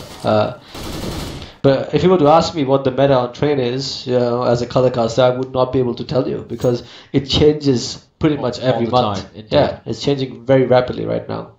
And here we go, though. No time being wasted. We are now going to be going live with the knife round. And Karsa spazzing out with his fancy Karambit Crimson Web. As we are live here. Just going to set up a nice vantage view. Knife rounds. Well, I don't think it's going to be that important with these two teams, especially in Cash. There's going to be a lot of shanking action here. Oh, it seems like Secret just slaughtering them. This is like shankings in prison. There's going to be Secret winning the knife round very comfortably, and they're going to be starting on the CT side. Not a big surprise, but it was very surprising that it just came and just bum rushed the Chinese. But the Vietnamese, they are as nasty with their knives and with their guns. The interesting thing about Puzzle, right? They're picking Cash against a team like Secret.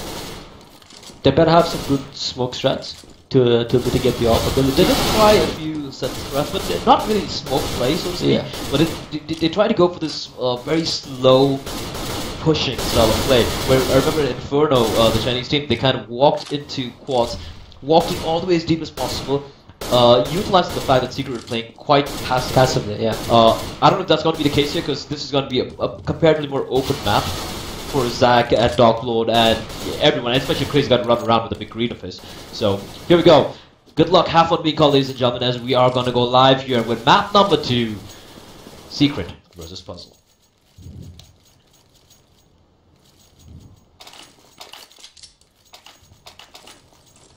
Looking at the a CZ on attacker. On the T side, interesting. CZ armor buy. That's a very interesting buy. I mean, Tech 9 armor I understand, but they've gone for a CZ armor buy with a limited amount of bullets. That's a very interesting buy. They do have a couple of flashing smokes, and they seem to be just heading as a team to the A side here. They're gonna go for the quick boost, but Crazy Guy, the man everyone's here to see, in his favorite position. I think we should look at attacker, because I have a feeling that It's a very interesting spot for him to have the CZ though. it's so long range, right? I mean, I don't know. I think the plan is they're going to fake A and he's going to flank up middle and really shoot them in the back at very close range. They got a Containment Impression who has a P2000, which is a much more long-range pistol compared to the CZ. So the two-man drop, they're going to be faking A and going to be going for the B flank with the looks of things. The B split, so to speak. Yeah, the front smokes. Nice fake smoke there. And that's going to completely empty out the site. And Zach going to be spotted out. He's going to get taken up by an attacker. 9 bullets is all they needed to take him down. And they're going to come charging into CD spawn. Crazy Guy, meanwhile, is going to find a man here. They should know there's a man. They spotted out smoke. Karsa. And Dark with a CZ up his own. He's going to stay alive, but his attacker is going to win the duel of the CZs. Meanwhile, Midas staying alive inside. He's going to fall as well. It's now all down to Crazy Guy. Oh, the one tap's unreal indeed. His Lovey is the last man left alive, and he's duking it out with Impression. But this looks very impossible indeed for the last man left alive. That's Karsa on 4 points of health. And there you have it. Crazy Guy with a triple kill as well. And 1-0 to Secret. So the thing is, that was actually a very interesting tactic in general. You know what it is? They just smoked off A side of the middle and just ran through CT to B to do a very interesting split from vents and CT spawn on B. The problem is it's a bit too fancy almost. You know, it's like it could work in 1.6 and so on, but in Go I almost feel like it's too fancy for a pistol round for sure. If you have more utility and nades, it might work. After they cut that off and got the kills, they should probably take a breather, chill out a little bit, regroup, and you know, just do a standard take after that point instead of continuing on in this very spread out kind of play, which cost him in the end. And Crazy Guy, he's all alone inside the A side. He does have a Zach nearby with a UMP 45 to help him out in case he is in need of any help. They're going to be going for this boost play, and the 2 UMPs on Zach and Impression. Away, he's got to fall. The Tech 9 be too much to handle, and Zach doing a massive amount of damage on so many people, but he's not able to fire a single shot here. And Crazy Guy's meanwhile also going to fall as well, and that's going to be the A side completely in control with the T's. Of course, Attacker is pretty low in health, and Lovey is barely alive, but they have the bomb down, and they have the guns as well, and the Tech 9 armor, which is even worse and more dangerous than M4 if you ask me. This should be the round for Puzzle, but Dark Lord looking in, and Attacker boosted on top there, just peeking on top, and he's going to catch up Dark Lord with that M4 when he picked up Zach, and this is going to be a very expensive round indeed for Secret. Minus CLB going for the exits. He's going to do a lot of damage though. The bomb's ticking away. There's not a hope in hell of him getting the defuse, but he's going to land a lot of damage on Attacker. But Attacker is going to survive with that M4A4 in hand, and that is going to be a great round indeed for Puzzles. The beauty of that round was that they designed their force buy with the intention of having close range battles. They did a rush, almost a quasi rush, but the way that Attacker flanked mid and got that initial kill, they forced the CTs to fight on their grounds, and that's what actually converted the round in their favor.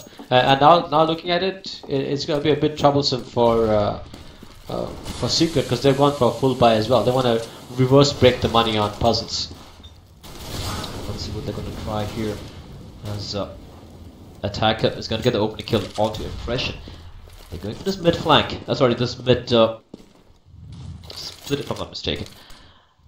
But Dark Lord alive to CZ, and Lovey is going to wreck heads and ask no questions. Crazy Guy's only flanking in from behind with this 5-7. He's going to make some noise though, and Dark Lord, sorry, that's a reaction, he doesn't know, and Crazy Guy staying alive, is finally going to fall. Lovey is going to wreck heads, Midas going to fall, Zach alone in a 1v3. Some damage being dealt out. If he's able to get another kill, he should be pretty happy with 5, but Lovey is gonna make no mistakes. He's gonna pick up a quad kill that round against the force buying Vietnamese. And now, they should be going for the full eco here.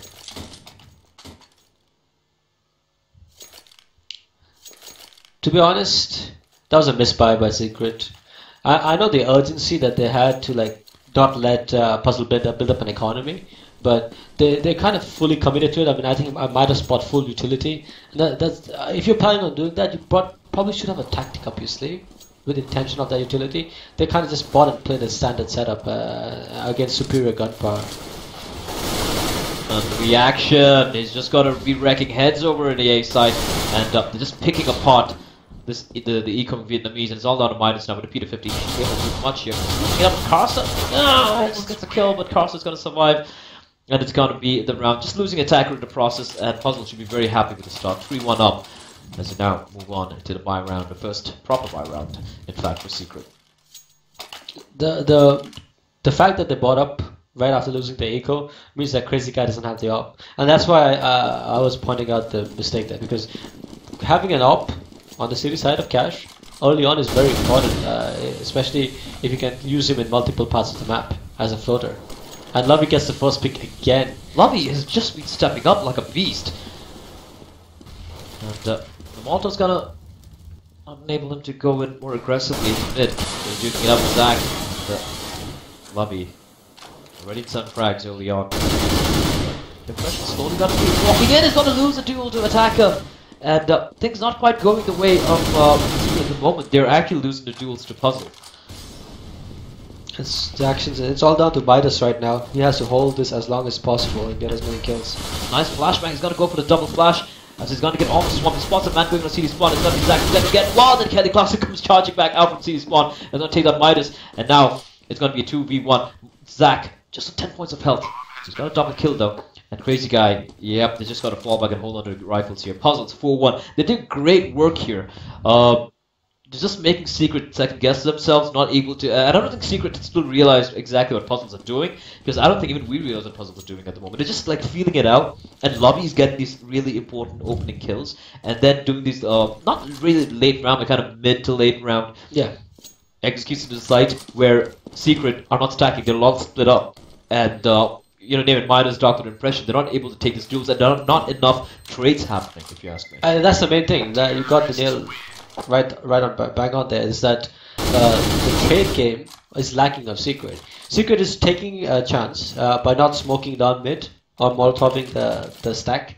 Alright, so they're not molotoving the stack or smoking mid as CTs. So they want to encourage the aim battles there, because they do. I think they're playing 2 or 3 guys in middle. Right, so they want to encourage the aim battles there, but they're not able to win those aim battles because Lovey's out shooting them and surviving. He's not getting traded, and that's the main reason that Puzzles are able to really do whatever they want, whichever side they want to hit on. Once again, they got so much time to play with it, taking the time, trying to feel it out, get the opening frag. Crazy Guy now got the money for his favorite gun as well. Let's see what they're going to try now. Well, they got Lovey boosted that spot early on. And if you look at Secret right now, they're playing slightly a little scared at the moment. Not going for the aggressive pushes that they were trying on their city side of Inferno. Doctor, however, pushing really aggressively here in mid, right below the blue spot. Is anything going to come out of it is the question. As we do have a C4 slowly making its way over to A. Doppler spots out the man, and it's going to be the A play coming out here.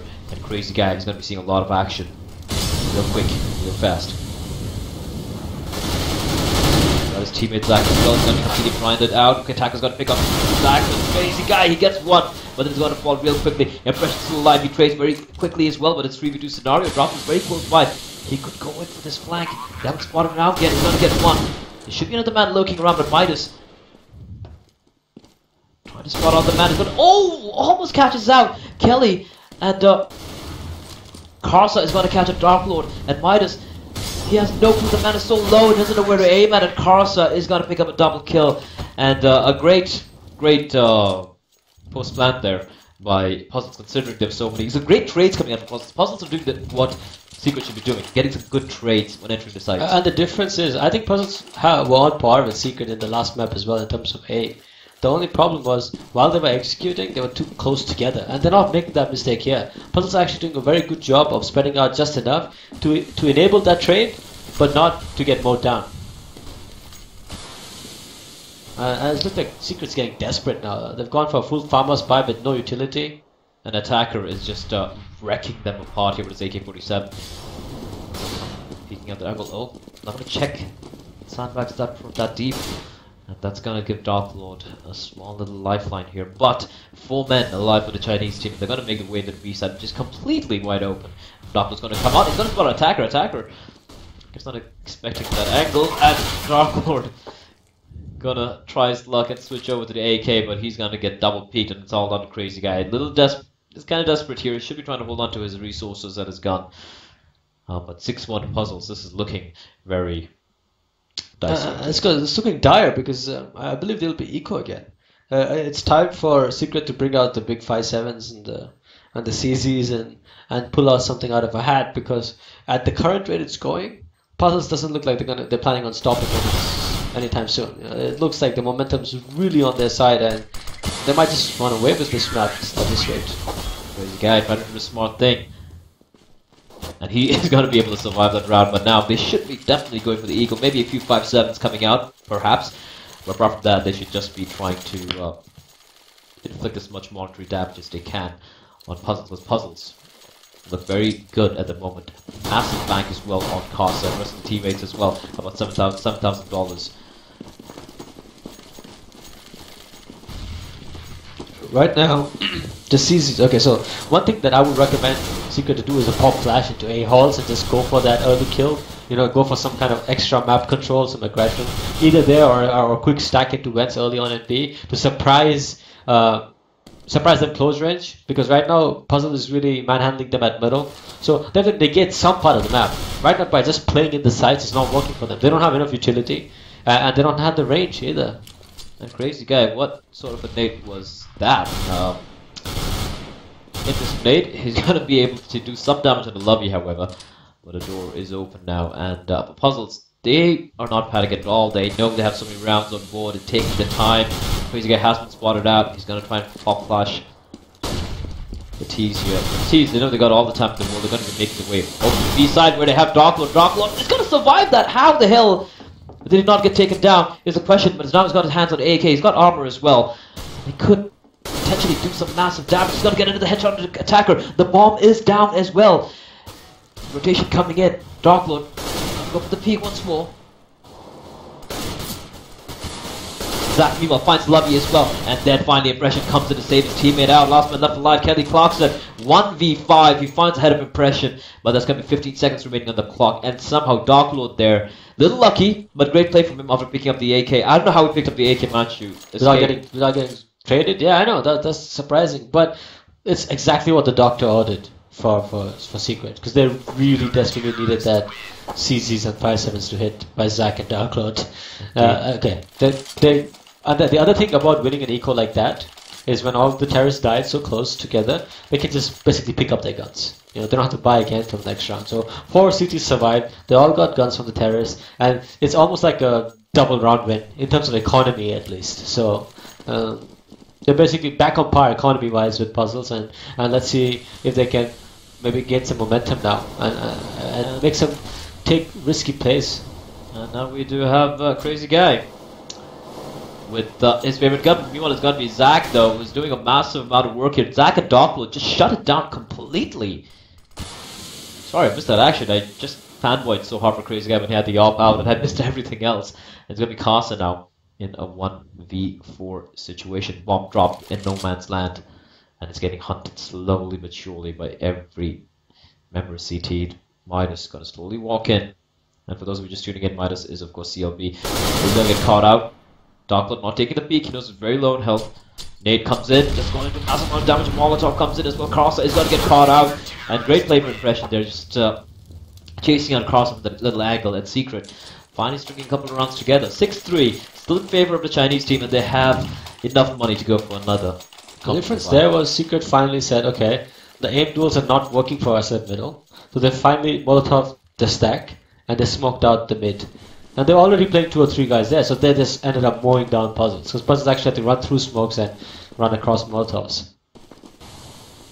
And the Puzzle should be feeling pretty comfortable at the moment. 6 rounds. You know, they still got a lot of money in the bank. They can still take the time to play. But now they're going to contend with Crazy Guy. Ready up charging out. Let's see what he's going to block here. Going for the push shot. Crazy Guy with the yop, and they know he's there now. Who's the second? I don't know how he missed that one. Second kill coming out of Crazy Guy. This man is just delivering death from far away, but it is a kill nonetheless. Finally, it's going to be the man going down. Impression doing huge work as well. It's finally going to fall to Reaction, and Reaction last one left alive is going to fall, and it's going to be the op getting picked up by Darkload as well. And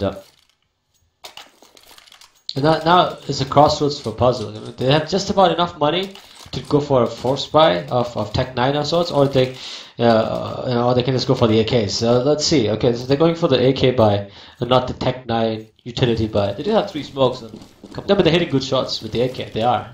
So I mean, let's see how that pans out. But in my opinion, it could be a little risky. The fact that Attack and Reaction don't have any head armor exactly. against M4s, 3 M4s. Of course, it's not going to matter against that and Crazy Guy, but with Darkload Pressure and CLB, that could be the round lost. You just get one tapped on the head with an F4, A4. When you have a 6-round cushion on the T side of cash, I mean 6-4, that's a pretty solid half already. It's okay to go for a Tech 9 buy in this situation, I think, and then go for a full buy again, because all you need is that 1 or 2 more rounds, and if you save a little bit to get the full buy to make it 7 rounds on the T side or 8 rounds on the T side, then you're good, So I would have actually liked them to manage the economy a little bit better and go for a Tech 9 buy there. This is a very interesting setup coming in. It's going to be a B play coming out. They boosted a guy over at mid. Well, C4 is going to take its time. And CLB with a Molotov, a nice Molotov. The 4 men waiting for him to come in. A nice pop flash coming in as well. And it's going to be CLB. Gets one. He's going to get a second kill. Yes, he is. It's going absolutely huge. Finally, he's going to run out of bullets. But that's okay. As Zach's going to find another man. Doppler drops out, finishes him off. And he's going to be Crazy Guy also. Finding a kill on the Kelly. And that is going to be complete shutdown from Secret. As they now have won 4 rounds on the trot. And the money is not so great for Puzzles. It looks like they're going for the pretty passive eco. But Reaction, who had the 5k, has decided to buy the AK.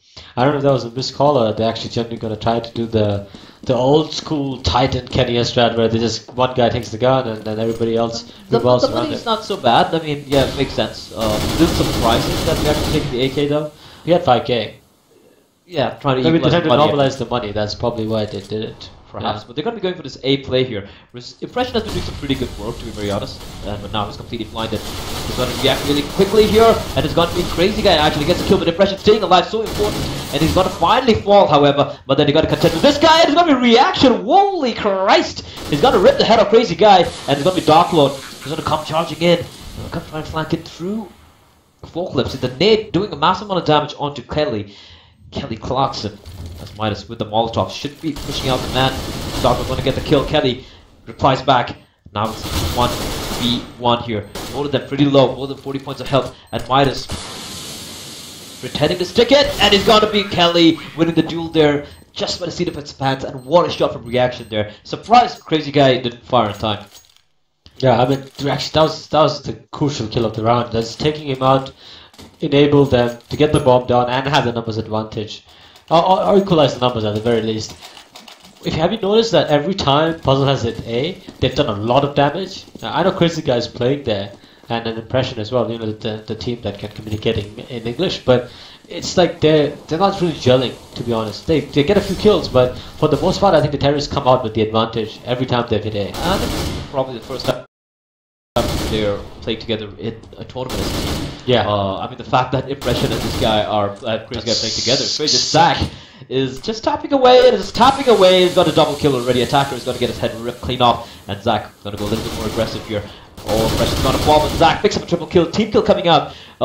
Team damage, in fact, coming out from Lovey. And now Lovey is going to peek out with the op, takes on Darkload, and Zach, the fourth kill from the man, and it's going to be the last man left alive. It's going to be Kelly Clarkson and Crazy Guy. He's going to walk in and fire a rattle off shot, and that is going to be it for Puzzles, but still leading 7-6 It's a very good score for the Chinese team on the T side to catch. It is a map pick, but you got to bear in mind, Secret are not exactly a team to be trifled with on their T side as well. So, money. Well, I'm not too worried about Puzzle. I know that 7 rounds is good, and right now the economy is kind of broke. But every time they've hit A, even with this kind of economy, they've won or they've come very close to winning. So these guys need to change something. Secret really need to change something right now. Right now they're playing solo A with Crazy Guy. He's gonna get blinded and rushed. He needs to hit some nasty shots right now. Here he comes, preparing for the play here. Crazy Guy for a shot.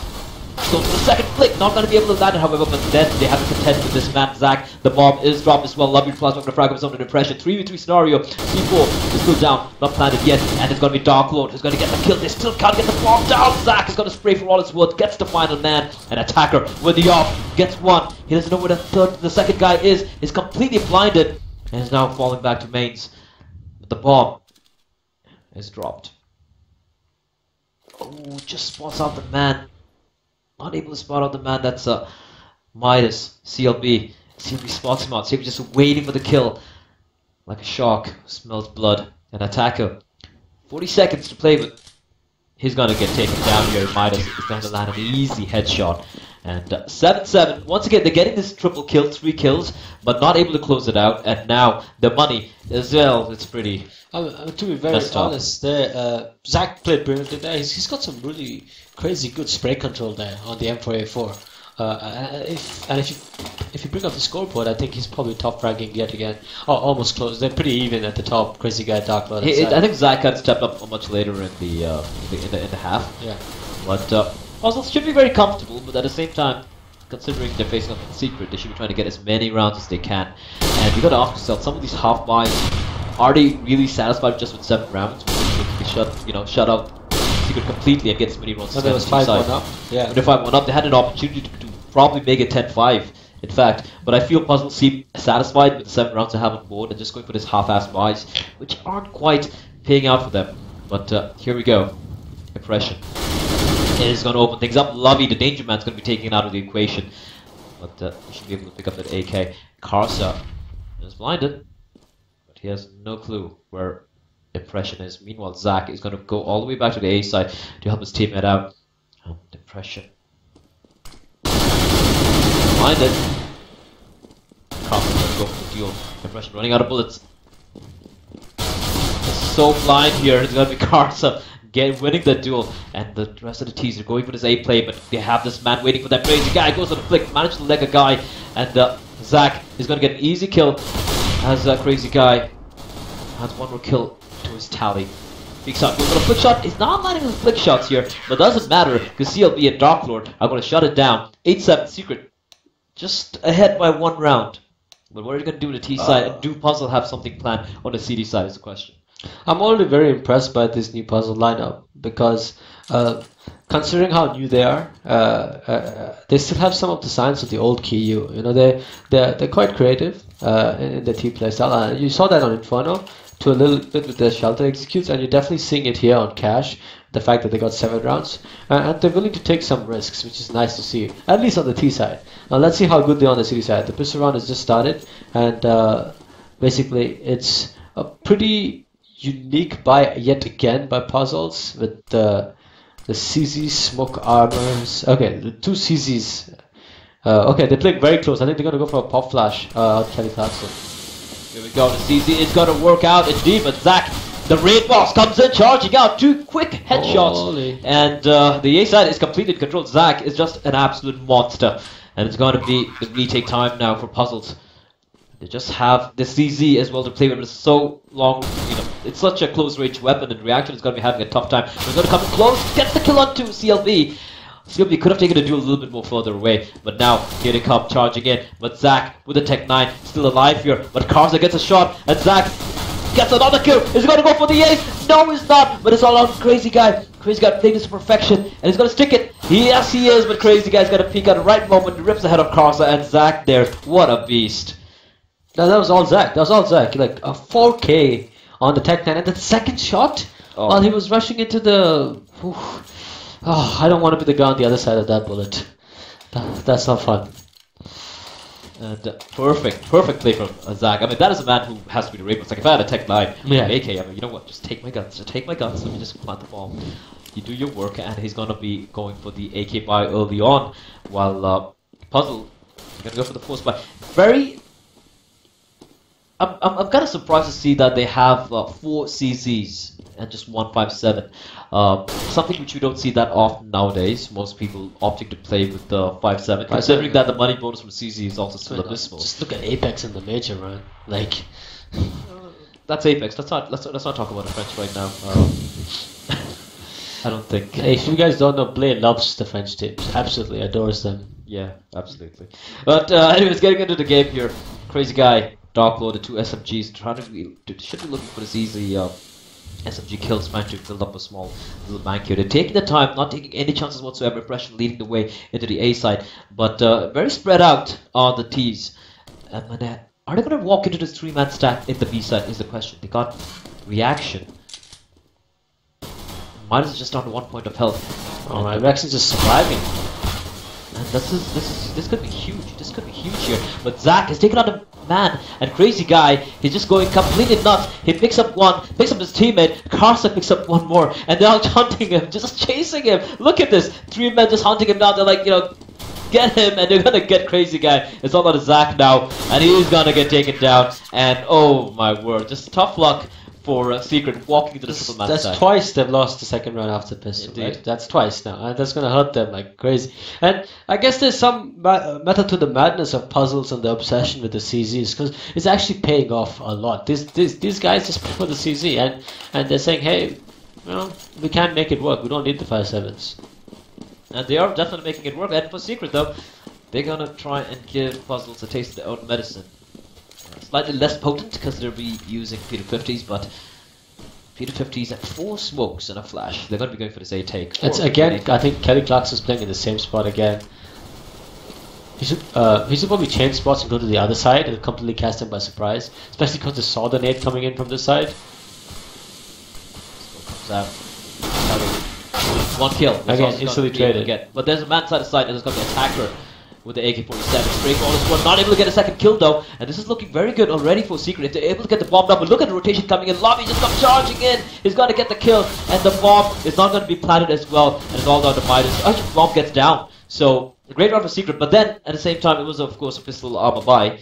So if you run for both teams, they did lose 2 men, but Puzzles should be very comfortable right now. They're going to tie things up. Considering the 9-9. Secret didn't go all in with the Tech 9s, and they went for the P250, it's actually a pretty good round, 2 kills in the C4. If they had gone for the Tech 9 buy, I would actually say it's not a good round for them, because if you go for a Tech 9 armor buy on the 3rd round, you want to get at least 3 kills, if not 4, on the enemy's economy. And look at that. So yeah, Lovey is the operator in this team, because he's the one with the big green now. So it's going to be him versus Crazy Guy. If Crazy Guy ever builds up the economy to up, because they're going for a deagle buy right now. Miles playing it very safe. Way at the back. Ooh, the nade. Miles just floating with death there, and he is not gonna. He's gonna survive that particular round. But look at reaction, very close, very close to where Midas is. And pulled it out. Ooh, almost gets taken down there. That was pretty close. Dark Lord with the deagle. They're still not quite committed yet, and this could be.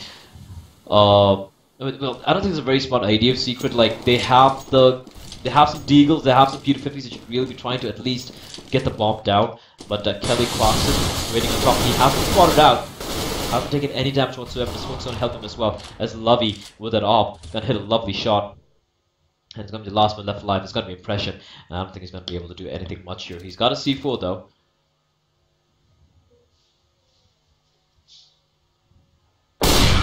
Lovely's going to end this misery. And they're going to come in the lead here. 10-9 to the CTs, to the Chinese team. They are, of course, fighting for survival here, bear this in mind. And Secret only a map up. Puzzles would be obviously looking to take it to map number 3. And for Secret, I don't think they would want to see Train. Train is a map which you don't want to play when you have a brand new lineup. And especially when if you have a standards. language problem, because the A side on Train, you need some good teamwork for that. So this guy's gonna risk it all with the The glass cannon by here. Doesn't even have a pistol to help him out for a tricky situation. Just with the Op Dragon lore of his. Looks like they're gearing up in his A play. They do have quite a number of Molotovs on the tees. 4 smokes, number of flashes, 3 Molotovs as well, and the Op on Crazy Guy. But he needs to start landing some crazy shots if Secret want to get back into this game. It's still very close. Lovey is going to take the first shot. Nice bait coming out from Zach there, but that's a man I really wouldn't want to bait out. Zach's such a great player. Attacker is going to reply back. The volleys, the flashes. These are some great counter nades coming out from the CTs here. And the bomb is dropped as Kelly Cox, sorry, is going to get a frag reaction. Zach replies back, and it's going to be Crazy Guy. He's on a double kill already. He's going to go for the third kill. No, it's not. The aim punch is not going to allow him to be able to land that shot. There's going to be reaction finishing things off. 11-9 for Puzzles. Slightly chaotic round there. They did get the opening kill, but then some beautiful counter flashes coming out from the scene. They forced the execute there. They got the opening kill. They were obviously setting up for an execute, but they realized, hey, we got the opening pick. You know, we have enough time to still play around. You know, just go back a little bit, pretend like you're running back, and come back and execute. They forced the execute, and they got caught with a stacked A side. And this time Secret charging on Lovey. He's going to get one. It's going to fall though. And now Attacker. He's going to get the spray on the Crazy Guy through the flashbang. And they're all very low Zach and Impression. And a bomb is dropped in the middle of nowhere. Attacker's going to get another easy frag here. Impression should be an easy casualty as well against the Attacker. Kelly's going to find Impression instead. And Midas, or CLB, as more well known, the last one left alive. And he is going to fall as well to Casa. So pretty effective shutdown. They did lose the op, but there's going to be Kelly. He's going to pick it up and drop it over to Lovey. So Puzzles, they're building up a pretty decent economy as well. They are slowly extending a lead, and it looks like, well, we're going to be seeing map number 3, unless I am, you know... Actually, I want Puzzles right now to just take another... I know, like, what's working is working for them on the city side. I just wanted them to push A-halls or do a counter stack on middle. Just to, like, completely just demoralize Secret. Because this is a big round for Secret. And if Puzzle takes a risk right now and it pays off, I think it will be going to map 3. And it is the max money bonus right now for Secret. And Zach is going to open things up. Reaction is going to be the casualty of this particular route. And that is going to draw the Odyssey. They're leaving A side completely wide open. I don't know what the information was from the B guys, but just leaving A side completely wide open. That's very. It seems to be working out though. They're all going towards B, and it's 2 guys at B. Lovey gonna land a shot here. Gonna re-peek out again. They're gonna go for the boost, but there's a man on top. There's gonna be Zach, who's gonna get the frag onto Casa. Now notice Lovey as well. Rotation coming in, but now they have left this lurker, this attacker, Puzzles attacker over the A side. So they're going back to B. Now what's happening over here? It's going to be Lovey just shutting it down. Crazy Guy is going to fall as well. It's all down to Impression. And it's going to be Impression. He gets a kill on the Lovey, however. 1v1 scenario. Attacker versus Impression. Will the Singaporean player make it work for his team? Is a question. But the Attacker slowly making his way into vents. Impression not going to waste any time. He's going to get the bomb down. There's no clue where Attacker is, and he's going to be caught out looking the wrong way. Unnecessarily wide peak from Impression. And that's going to be round number 13 for Puzzles. Yeah, I mean, I think it was a good call by Karsa to stack B. They realized they got the first kill, and it was a risky call. But see, they can afford to take some risks when the economy is so solid. You know, they have to. If they just stayed back and stayed still, Secret probably would have ran over them. And because of that risk, it came down to a 1v1. That means they actually came out on top from that risk. They equalized the numbers. And of course for Secret though, it's like we said earlier, they did get the bomb down, and it is the max money bonus in effect right now. So they're going to be able to buy it pretty comfortably, but lucky that they are. They're going to be charging out here into the A side, and what is this? Just running into the slaughter, and it's just going to be a Crazy Guy. He's going to pick up a double kill. 2v3, still possible. Oh, Lovey's going to land a shot, however, and it's all about Impression here in a 1v3 scenario. Duking it out, the bomb is dropped as well. He can't do much. He's completely blinded and trapped like a rat in a trap. Duking it out, going for his one taps, but unfortunately he is no screen. And he's going to get caught up by reaction there. 14-9 to Puzzle. Are we going to be seeing... We're definitely seeing map number 3 at this point. Unless some miraculous display by Zach, I would say, because Zach is the one guy who can just do the impossible at times, and it showed that when Secret had a small glimmer of doubt on Inferno, Zach pulled them out of there and gave them the momentum. So, but right now, what I'm loving about Puzzle's playstyle is how they're utilizing Lovey as a floating upper. You know, he's played mid, he's played A, he's played B, he's played all three parts. The flick shot from Lovey. This man is feeling it, and right now, well, many people have come here to watch Crazy Guy play, but Lovey is using Crazy Guy's op very effectively. Yeah. And that's gotta be kind of well, annoying for Crazy Guy. Yeah, I mean, he got killed with his own AWP, so yep. I realized that today has been the mismatch of the opera, so to say. In the first match, we thought Case, being the better opera, got outshone, and right now it's Crazy Guy being outshone by Lovey. And right now, though, they're going to be charging into the B side here, but Casa is still alive. He's going to peek out. Perfect time for him. He's going to spray them down. Zack and Darkfoot are going to go down. He's going to get a triple kill. Almost gets it, but it's going to be Lovey coming in and chiming in for a kill of his own as well. And Midas, the last man standing, 1v4, and it's going to fall to Kelly Clarkson. 15-9, map point to Puzzles. And, wow. Puzzles showing their worth. They had an abysmal day yesterday, but today they are really showing what they can do with these guns. And 25 frags on the Lovey, 20 kills an attacker. Everyone's stepping it up. And for the T's, well, Zack and Crazy Guy are really doing huge work, the same as the previous map as well. But Dark Lord and CLB and Impression, not quite impressive yet. Yeah.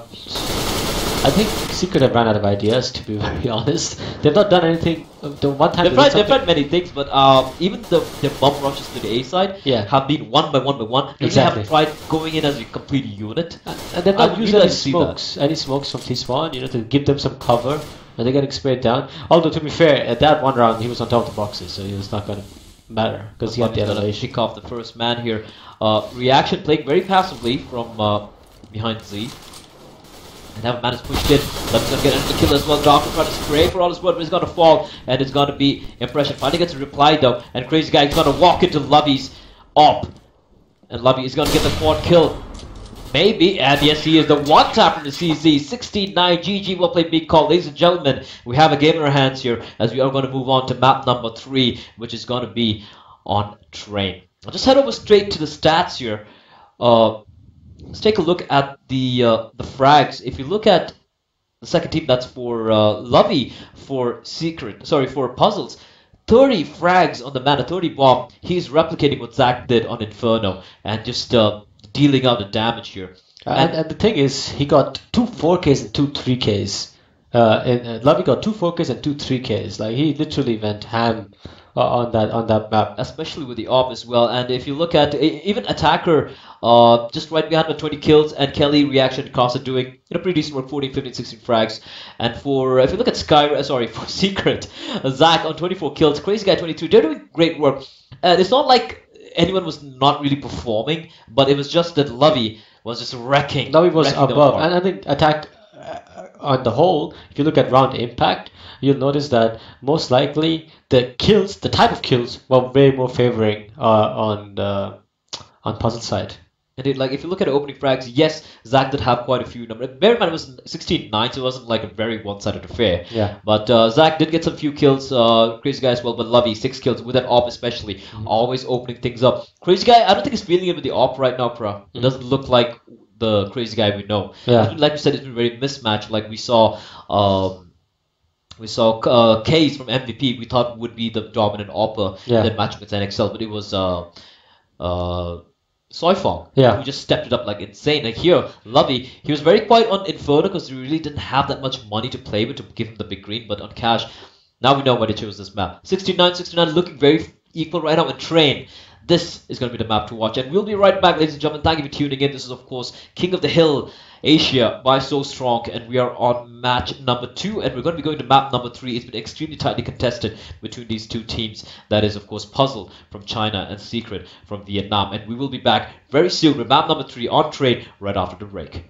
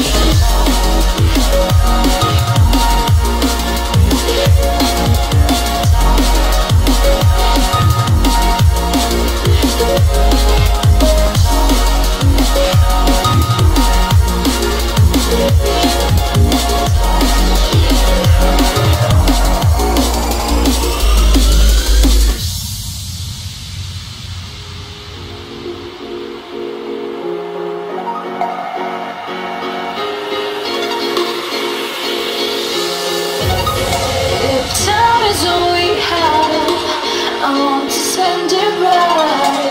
No fear of what's to come.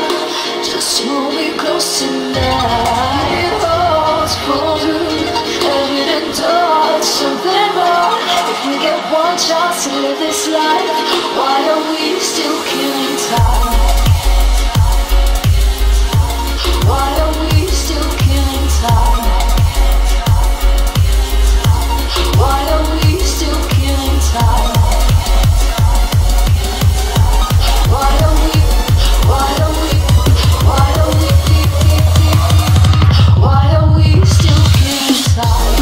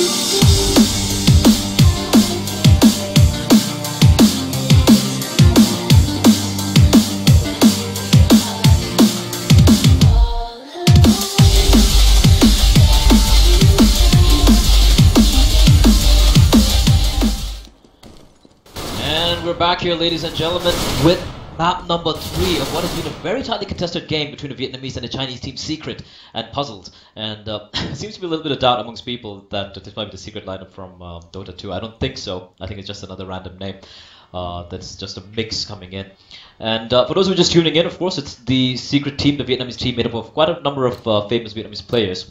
The Crazy Guy, Dark Lord, and Midas, or Midas being basically CLB and Zach, and Impression being a Singaporean player, which has been a very interesting thing, Prob. We've been noticing how Crazy Guy is playing the sites with Impression, because I think these are the two guys who are communicating in English, while the rest of the teammates are communicating in Vietnamese. You got to ask yourself, is the CD side suffering because of this? I believe so, because both the maps, the sites that these two were playing together, were the ones that Puzzle was having more success in. Especially on Cash, you definitely noticed it in A. No matter what kind of buy Puzzle had, they did a lot of economic damage and won a lot of rounds on the A side. And knife round being won by Secret, they've been winning these knife rounds pretty comfortably, and they're going to start on the CT side. So let's see who is going to come out on top. It's been a more interesting game because there's not much we can really talk about, it seems, apart from the histories of the individual players. Like we have Attacker, Reaction, and Casa from the XKU lineup, which broke up, no one really knows why, and now they're teamed up with Kelly and Lovey from the X-Puzzle lineup. But Kelly and Lovey have really performed. I think yeah, Lovey and Kelly yeah, have really been stepping it up. Lovey especially with the AWP was an absolute beast, the 30 bomb. And here we go, ladies and gentlemen, Pistol Round is going to be live on Train, a map which we rarely see in the Asian scene. I look at that Molotov buy coming in from Kelly. Molotov and Smoke. So that means Puzzle actually might have something up their sleeves on Train. That might be the interplay by the looks of things. Let's see what they have planned here. They do have 3 members. I think that all... Oh, they do have a man lurking. There's Lovey lurking near Ivy for a push from the Vietnamese team. It's going to be an outer play with a 3-1-1. 3 ladder, 1 mid, 1 Ivy. That's what it looks like right now. There's a Dark Lord and Impression. Oh, maybe, okay. I think they might actually go for an inner play and plant for they're just going to plant it safe and use the Molotov to prevent the defuse from happening. Yeah. And there are no smokes whatsoever. They have 1 nade, 1 Molotov, and 1 flashbang on Secret. So if they get the plant down and they delay the retake as much as possible from the CTs, they could win this round. As Reaction and Lovey is slowly making the way for this inner play here, and the Impression has fallen back. He could bounce a Molotov off the bomb train, the train right next to the bomb site, and try to delay the plant for as long as possible. That could be what he's looking for, or maybe he's just gonna go for the early Molotov. But they should be just jumping in here. There's going to be the quick rotation coming in from the CTs as well. This is looking very chaotic. Impression's gonna miss his shots. He's gonna get his head ripped up by Lovey. Crazy Guy with a USB jumping around on top of the trains. Darkwood Midas is gonna get a frag piece. The bomb is down, and Zach picks up a kill as well. Crazy Guy still alive, and Attacker alone now in a 1v4, and he's gonna fall. 1 point of health, nothing much you can do, and that was a very, very quick retake. I think Secret had a perfect read on what Puzzles were trying there on the inner side. And the crucial thing there was Impression's use of the Molotov.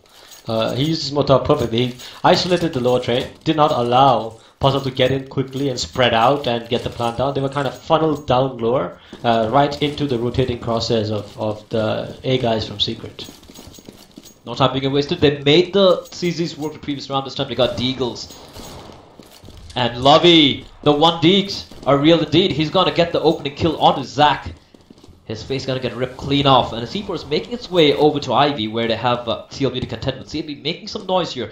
He does have the MP7, but against these armored opponents and the aim that the Chinese players possess, it's going to be pretty tricky. We do have Attacker with a CZ looking for a cheeky push coming out from Secret, but CLB not going to be falling for it. Once again, the T's trying to go for the slow A take by the looks of things, but the C4 on Reaction, still looking around.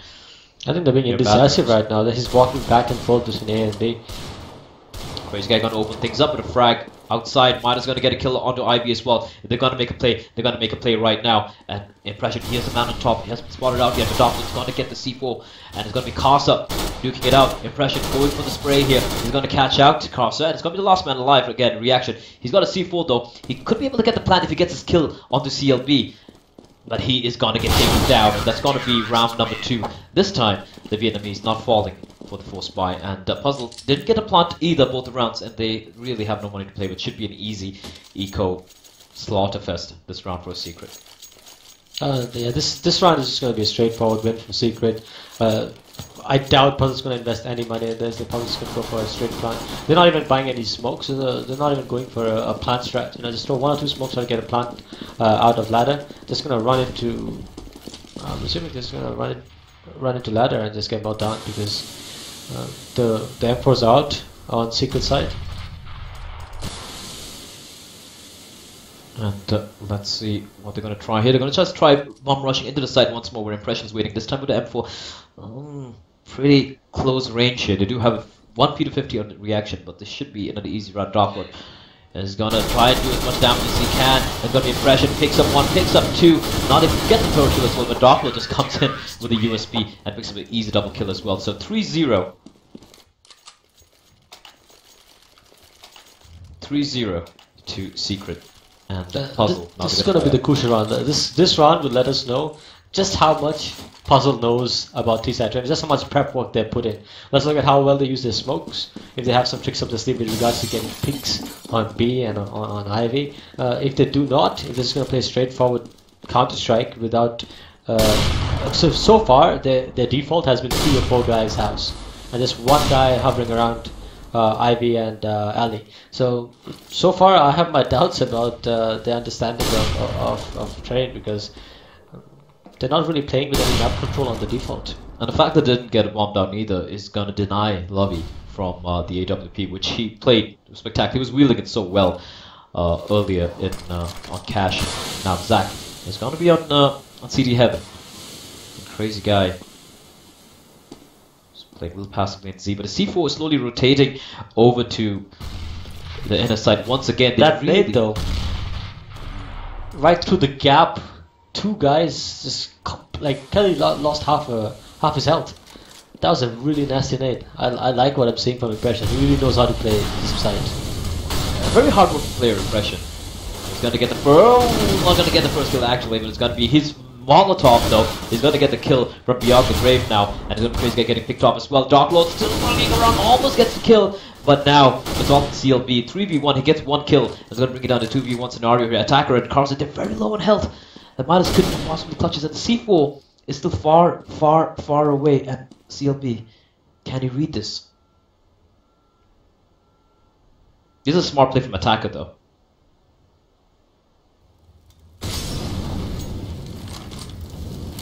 And Midas is getting distracted by Costa. Costa doing the small thing. He's going to fall back towards the CD spawn train. And Midas playing this perhaps a little too passively. Maybe he doesn't know, of course. I'm assuming he doesn't know what the health is on these T's here. He could have tried sticking that C4. But he has absolutely no clue where any one of them is. He's going to get blocked. He doesn't know where the last man is, and there's no time remaining. His bomb is going to tick away, and that is going to be very smart play from Attacker there. Very patient play being displayed by Puzzles, and that's going to be the first round on board for the Chinese. Impression did his job, to be honest. Yeah, maybe if he got a kill, I'd be able to be better. But the real mistake, well actually not the mistake, the brilliant play that happened was Lovey out of ladder. He came at the perfect time and got the trades. He came there at the perfect time and got the trades of the CTs rotating into connector. He got 2 kills, and that really turned the tide of the round. Up till that point, Secret still had the upper hand. Alright, seems like we're facing a little bit of lag here, ladies and gentlemen. We've just got to try fixing this. So there might be a pause coming out. So, not to worry, we will be trying to get the FPS issues, fix some production side issues we're aware of. But meantime, Lovey also going to get a frag of Peace Midas and drop the reply back. A 3v3 scenario. On CLB, he's going to reply back real quickly. Still duking it out. Yeah. As Casa loses round, they're not going to have much money to play with. Casa last man left alive against 3 players from Vietnam. He spots a man out. They're so low in health at the moment. This is completely surrounding him right now. I don't think there's much hope of winning this round. Let's see what he can do though.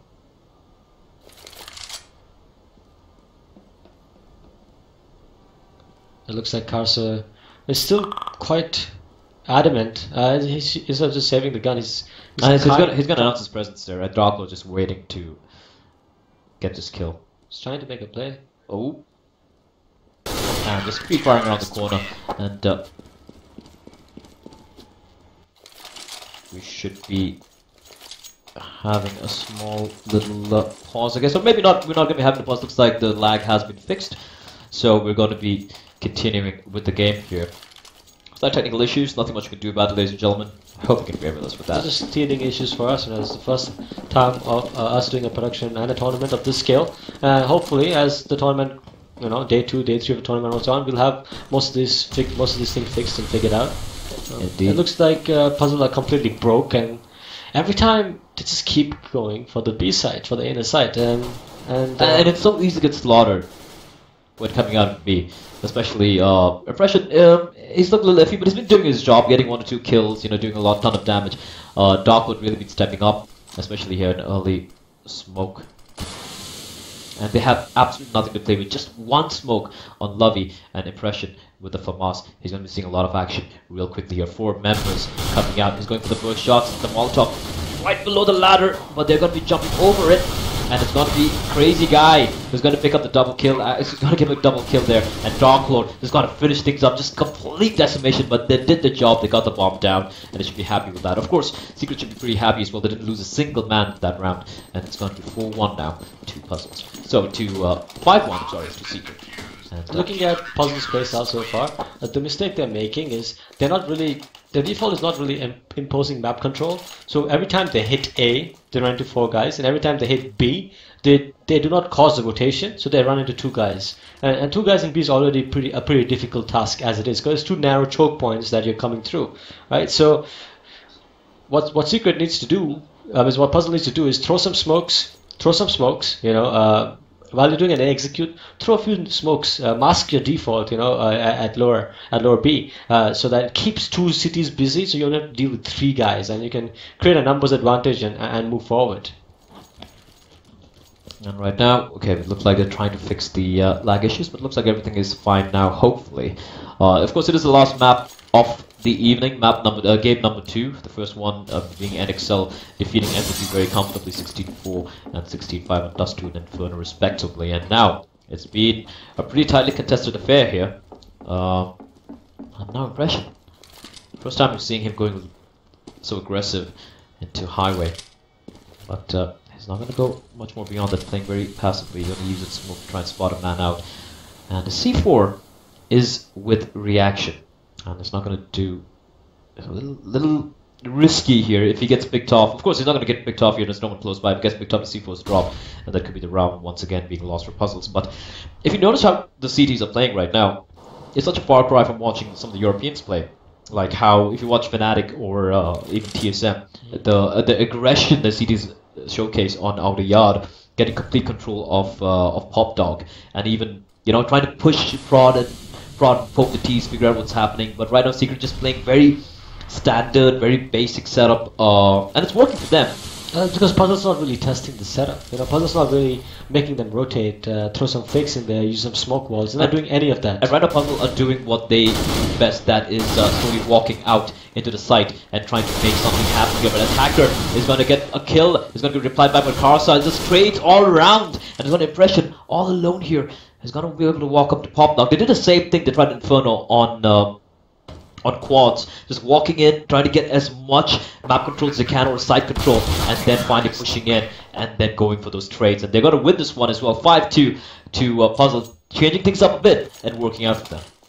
So this time they were much better spread out. They had 2 guys coming out of Ivy, 1 out of mid, 1 or 2 coming out of ladder. It's a pretty generic 2-1-2A split, and it paid dividends because the way Secret is set up is that if one of the 3 choke points of A leak, it can cause a lot of damage. All of them have to lock down their respective choke points.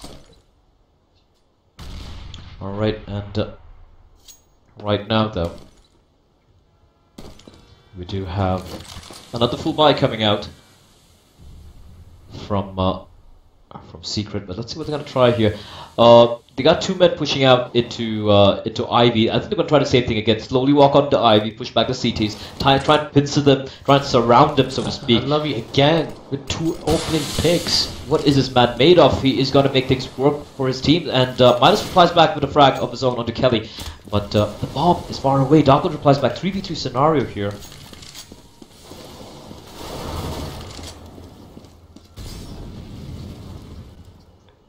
Yeah, and the thing is, with the health of Darklord right now, but it's now, I think Carson played that poorly. It's all down to Lovey, and as good as this guy has been, this still seems a little bit of an impossible round for him to win. And he gets taken out by impression. That was a round similar to the round that Secret did when Crazy Guy got the first pick on Cash. They forced the execute. Yes, Lovey got 2 kills, so yeah, it's a good idea to execute. But still, you know, do not lose your formation, as to say. Like, still make sure that you check all the spots, and if needed, you can take 5-second breather and assess the rotation and then hit something else. They just kind of tried to force hit on 8 because Lovey got 2 brilliant picks, and then they ran into Dark Lord's wall basically. Now that they got kind of a little desperate by, I'd say, Tech 9, Speed of 50s, CZs, and they're slowly going to walk into the inner side where they have 2 people waiting for them. That's going to be Dark Lord and Impression. And just waiting for the play to happen. They do have 3 same smokes. strat all over again. Maybe trying for a set strat perhaps, but I would feel that's a wasted strat considering the weaponry they have at the moment. They're slowly walking up where Impression, he's been holding this angle multiple times already. They should know, they should be expecting him here. But here we go. 4 men push. They're going to smoke it off. The nade is going to do a huge amount of damage. Look at reaction. Lovey, they're almost dead here. And Impression gets one. He's going to get a second kill. No, he's not, but that's okay because Dark Lord is waiting to finish things off. Kelly Clark's the last man left alive. What could he possibly do with a beat of 50? Well, he's going to pick up 2 headshots is what he's going to do. It's now a 2v1 scenario. He spots out 1 man, still duking it out. But there's a man right behind him, but Midas doesn't have to do anything as Dark Lord is going to pick up the triple kill. And there we have it. 7-2 as a round. Is as it's just looking very, very, very tough right now for Puzzle. The money is absolutely broke. That half buy, well, it did equalize the money, so they could just, you know, equal this run buy up again. But Secret are looking pretty formidable at the moment. I don't think it's completely out of Puzzle's hand right now, because you look at the economy on Secret side as well, they're almost completely empty. They're running on empty as well. So if Puzzle can, see, the one mistake Puzzle made here is they didn't try to force it. If they try to force to do some economy damage on Secret to keep them low, and then proceed that by winning the gun round when they have a bit more of a round loss bonus, it could really result in the momentum completely switching over. A reaction with a P to 50. He's going to take on CLB, but look at the man who's walking in here. Oh, this could be huge. Dark Lord. Uh-oh. He's going to get spotted out, but nice bomb flash. He's going to come dropping down. What is this madness? But Zach and Impression going to finish things off. That was pretty insane, as we do have a small pause coming, ladies and gentlemen. It looks like we're just going to be switching over to the wait screen for a second while we wait for the FPS to get fixed, but shouldn't take long. There's a couple of seconds while we get this sorted. You kept rolling snake eyes.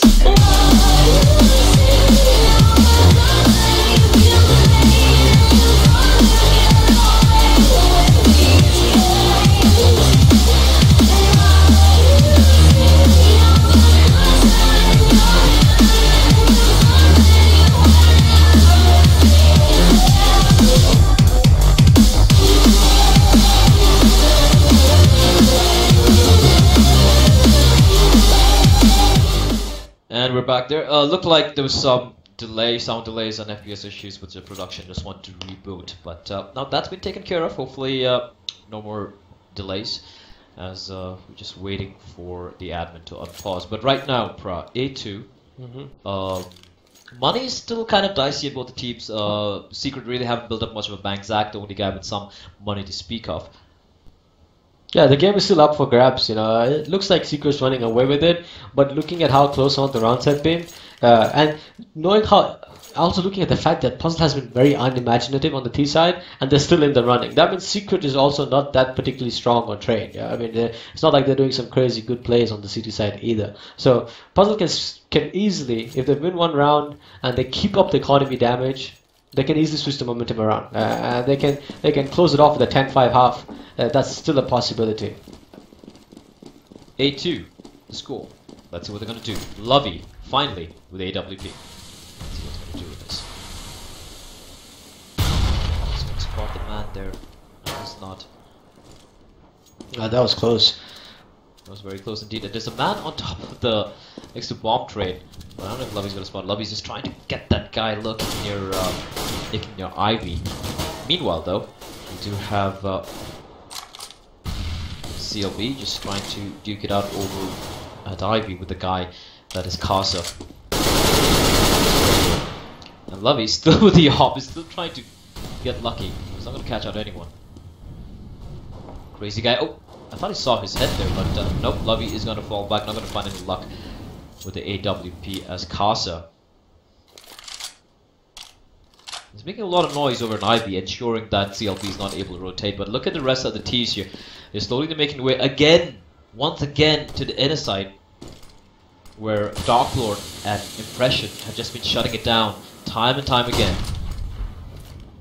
This time around, this question. Zach rotating very quickly as well. Here he comes. Oh, this time it's a fake. Nice fake. That's Crazy Guy's gonna fall back, and CLB's kind of caught out in no man's land as well. Crazy Guy's gonna push up here. He's gonna come charging out. He can catch out a C4 here. Yes, he is. The bomb is not gonna go down, and CLB gets another frag. Zach is gonna reply back with a frag of his own as well. Minus picks up a double kill, and last one left alive. Lovey with his op. He was trying to hold on to it as they have 3 seconds remaining. He gets a frag, a quick shot onto Impression, a parting shot from him, but whew. 9-2. That was all about the Crazy Guy. Like, he made that decision to push out of the smoke, get around the bomb train, and get that very crucial kill. As soon as you kill the C4 planter, the Terry's team kind of goes into chaos. You know, their tunnel vision is like, oh, we need to get the bomb down. You know, and like they all start hovering into the site and just running into the rotates of the CTs. And, that's right interesting. Carson just took the op off Lovey. Oh, he just gave it back to Lovey. That was confusing. And now Kelly Clarkson has it. Well, just tossing the op around. So, this time Impression not going to try his luck. Crazy Guy. Very important decision from him, like you said, pushing out through the smoke there and getting the C4 planted. He did die, but the fact that the C4 didn't get planted, and Zach just chiming in with 2 quick kills there as well. As, are we going to be seeing another inner play is the question. They do have a few pistols for the close range quarters battle, which makes sense, dropping into the inner side with Impression. Lurking around here. Dark Lord. Who could have been spotted out, not been spotted out yet. As Kelly's gonna get blinded here, they come charging out.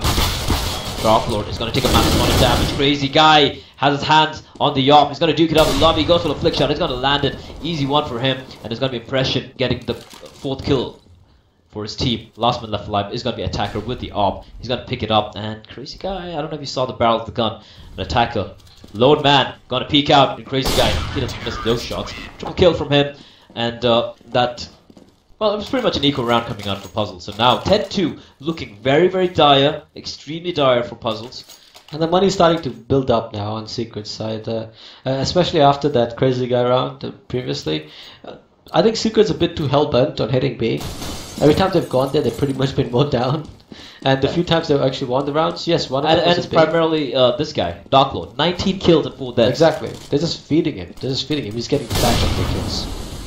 Here they come charging out though. Smart play from Puzzles trying to flank in, where Crazy Guy is getting slowly clustered in that small little angle. He's gonna fall back. Zach is gonna get one. Crazy Guy goes for the flick shot. He's gonna miss it. Crazy Guy. Nice 3K. Then he's gonna miss that easy one. But now 4v2, make it a 2v2. CLB doing huge work here, but Impression alone in a 1v2 scenario. Oh, he's gonna waste that smoke. Except 1 kill. He knows exactly where the other man is. A Molotov comes in, and he should be able to go for this. But no, he's gonna just turn around and look at where Carsa is. Carsa is playing this to perfection, and he's gonna catch out Impression in the back. 3rd round, a very, very, very, very vital round for Puzzles, and it's gonna make it 10-3. And that was a good change of pace by Puzzle. They're playing so slow, waiting till the last second to execute. That by the time they would execute anywhere, it was very, very telegraphic. It was apparent where they were going to be hitting. And now that they switched it out, they changed the pace. They rushed out mid. They got the early map control, and they got the trades. And it's nice to see that Puzzle are willing to change things up. I think they're going for the same strat all over again. And so I'm going to come outside, not wasting any time, just going to charging out here as Crazy Guy and Zach get together. And Darkwood waiting is not going to be able to land a shot, and Crazy Guy is going to get mowed down as well. This is just, well, a change of pace for Puzzles, and just the YOLO outer rush. When in doubt, YOLO rush mid. That's exactly YOLO rush mid indeed, and they are just gonna manhandle their way into the site, and Impression alone is trying to hold on to his rifle. And this is actually devastating for Secret, because they were, I think, 9-2, 10-2 at a point. Now it's going to be 10-4, and they have no money for the final round. They completely broke. It could be a 10-5 here, as Impression is getting hunted down. Oh, he's making it costly for them. He just missed the guy here. Flashman comes in, trying to survive, but he's going to get caught up with Casa. And 10-4, money in tatters, absolute tatters for Secret. And it could be the 5th round on board for Puzzles. You gotta ask yourself, Secret almost out of the bag, great CD side, and then in the very end, just not working out. Yeah, the money is completely gone, so this looks very much like a 10-5 half. But I'm curious to see how Crazy Guy utilizes that 5-7. And as well as Zach. I think you should look at Zach this round, because I think his 5-7 has actually been quite brutal in the previous, in this matchup as a whole. And he's probably going to go for the aggression. I like with the Dirk just trying to aggress mid, and oh, that's just, Puzzle is just like leaving, just throwing caution to the wind, just rushing in here. As they have side control, and the Crazy Guy is going to fall as well. Cross is going to find Darklord. It's all down now to Midas and Zach, and this looks almost impossible for the Vietnamese team as Puzzle knows exactly where Zach is. The bomb is down. He's in a 1v4, and he is going to get his head ripped clean off by reaction.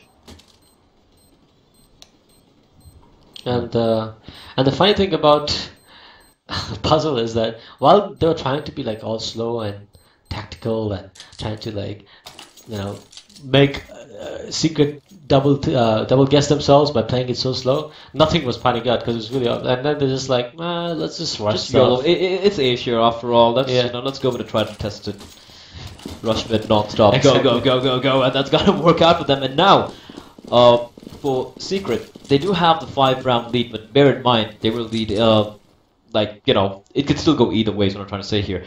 We don't know how Puzzle play on the CD side yet. And they got 3 men very close to Ivy playing here. They got Kelly.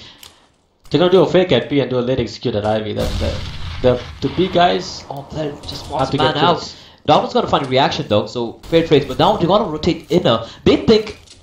I think they thought the Ivy was the fake here. Yeah. And the man is gonna take a lot of damage. It's Darklord down to 4 points of health, and now Darklord gonna come outer again. They still have a man to contend with. That's gonna be Kelly with the USB. He's gonna spot a man out. Gonna fall back. The nade not gonna do massive damage. Lovey picks up one attacker, picks up one as well. Impression now is gonna get shot from the back, and is now all alone. Is Midas, and he's gonna get shut down by Kelly, and that is gonna be the pistol round going the way of Puzzles.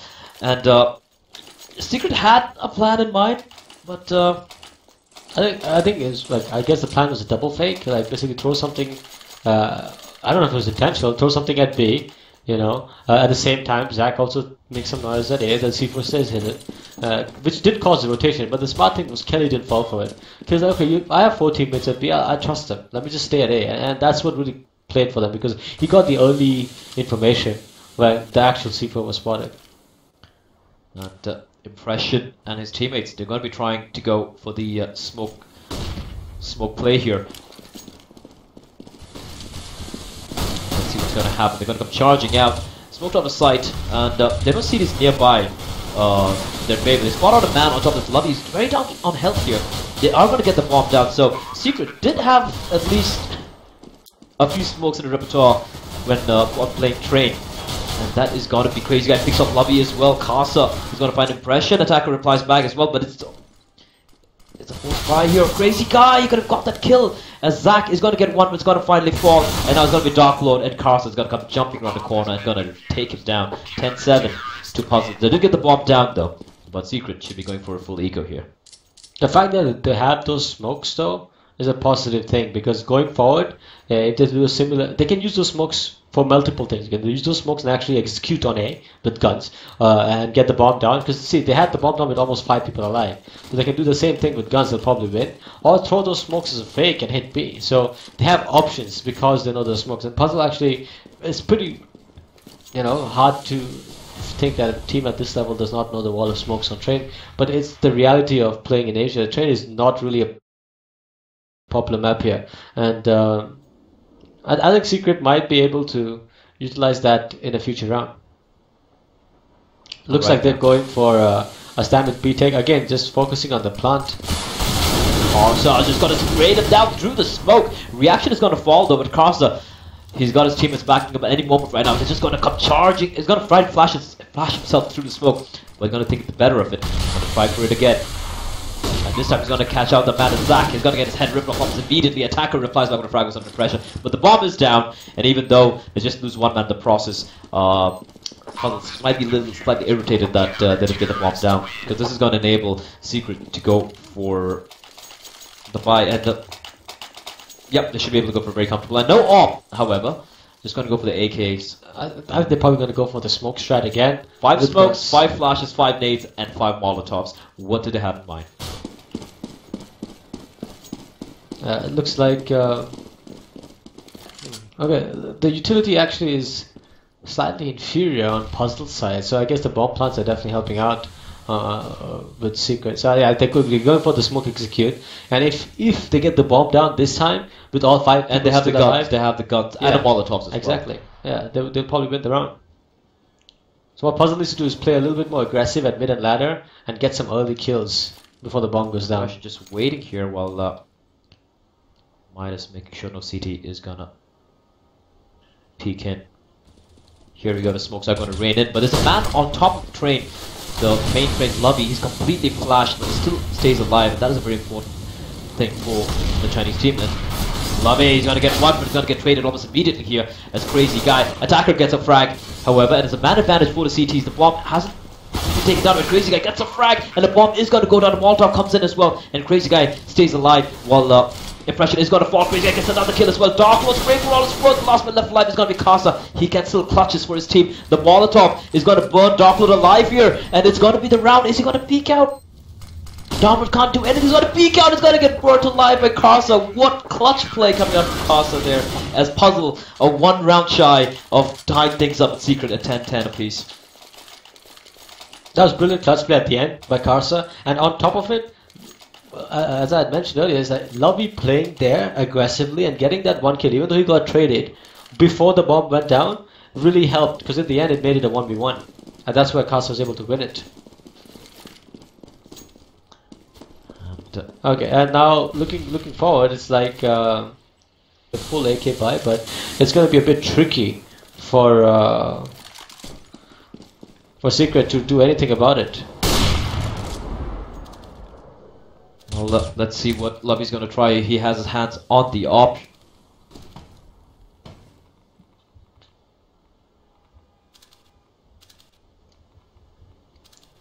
Looks like Lovey's just going for... Once again, going to try the same thing. It almost worked out, bear in mind. And they did get a bomb down every time. So this time they're going to be trying it once more, hoping to get a bomb down and be able to defend it. There's a huge gap in the smoke there. But Dark Lord, meanwhile, is going to find attacker. Lovey still alive here. He's going to spot the man out. Impression is going to catch him up from the side. Kelly Clarkson, 14 points of health in heaven. And he's going to be meeting his maker very soon. There we go. But Carson reaction reply back. It's now Karsa. What is this man made of? He's just going absolute nuts. And it's now all down to Dark Lord against reaction. A triple man spray down there. I want to kick myself for missing that out. And Dark Lord. And the guilt is the other guy was reloading and seeing his teammates get both down at the same time. But this man is an absolute beast. And Dark Lord just playing it safe. He's going to go for the plan. He knows reaction is lurking somewhere and outside. And now reaction.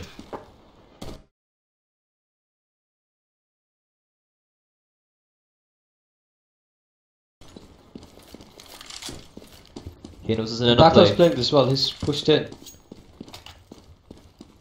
He's pushing really deep here. And he could catch out reaction. Reaction has absolutely no clue. Dark Lord Here's him out, and it's going to be an easy kill. Perfect play from Darklo. The triple kill for him.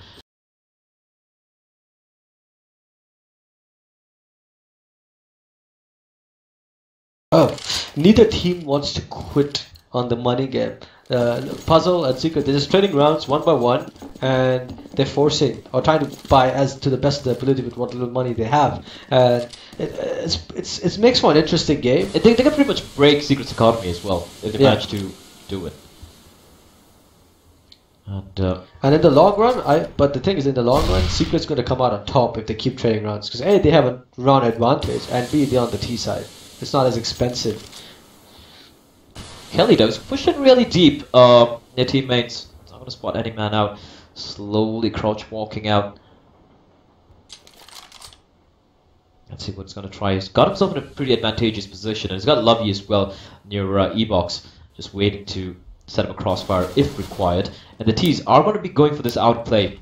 Not going to get spotted out. Takes massive amount of damage. He should be re-peeking out here. Here we go, the play coming in. Zach is going to open things up, and look at Kelly! Picks up a double kill. It's finally going to fall, but now there are two men, two CTs in outer sight, and they don't know they're there. And Karsa, he's in Z. Attacker's going to pick up Zach, and Reaction played his perfection. He is expecting a man out of Ivy, and this Crazy Guy. Meanwhile, CLB's going to pick up Attacker, and Crazy Guy has absolutely no clue Reaction. His Reaction is going to get a kill on him. Now it's all down to CLB. He's got one kill. He's got two kills in fact. He's got to get a quad kill to win this round for his team. But this is looking pretty tough for the Vietnamese player here, because there's 18 seconds remaining on the clock. He's gonna walk up, spots a man, going for the tap, and it should be almost impossible for him. So he's gonna get shot down from the heavens as Karsa is gonna pick up a frag as well. And Puzzle bring themselves again one round closer to the Vietnamese. And they're trying this out of sight again and again, but I like what Puzzle did there to mix things up. And very first rotation, they weren't even able to get the bomb down.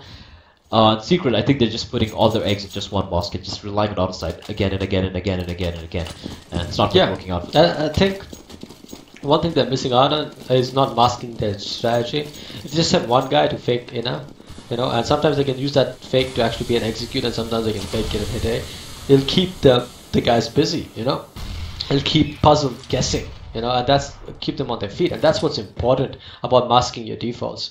It looks like Secret is switching it up, but then again, now as soon as you see a smoke, right? As soon as you see anything being thrown from Secret, all of the cities are going to rotate because it's going to be so obvious that they're hitting B. Oh, and Reaction there with some great shots. He's going to get 2 quick kills. And Karsa champing in for the kills, but Reaction picks up the triple kill. Easy kills for the man, and Karsa and Reaction, the Great Wall of China over in the inner sight. And that's going to be scores tied here. And our money still not the best of place for Secret. Are we going to see an upset?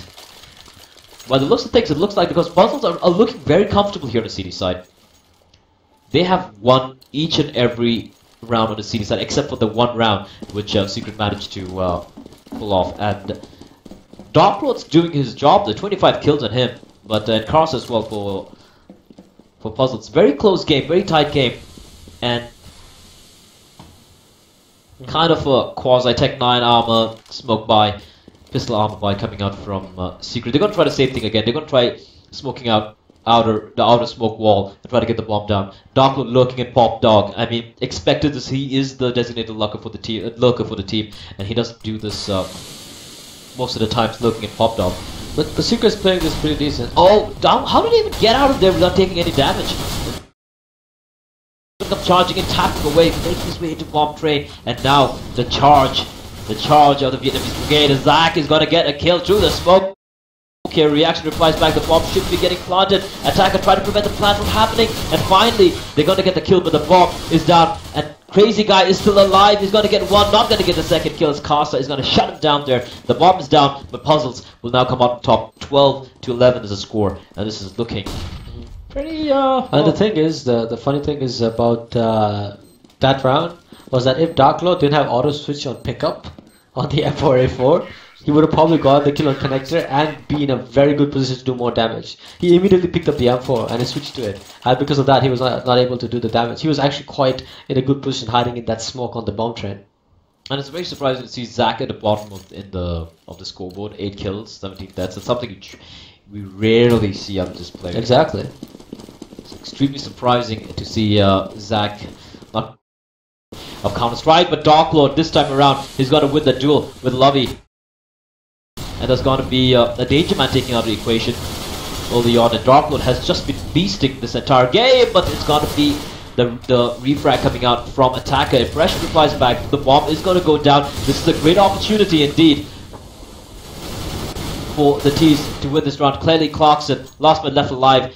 What could he possibly do? Nothing much by the looks of things. The nade's going to come in as well, and he's going to try and hold on to his AK-47. This is just two very stubborn teams refusing to call it quits, not ecoing, constantly buying, constantly swapping rounds, and now Secret's back in it. I think this just broke Puzzle's economy once more.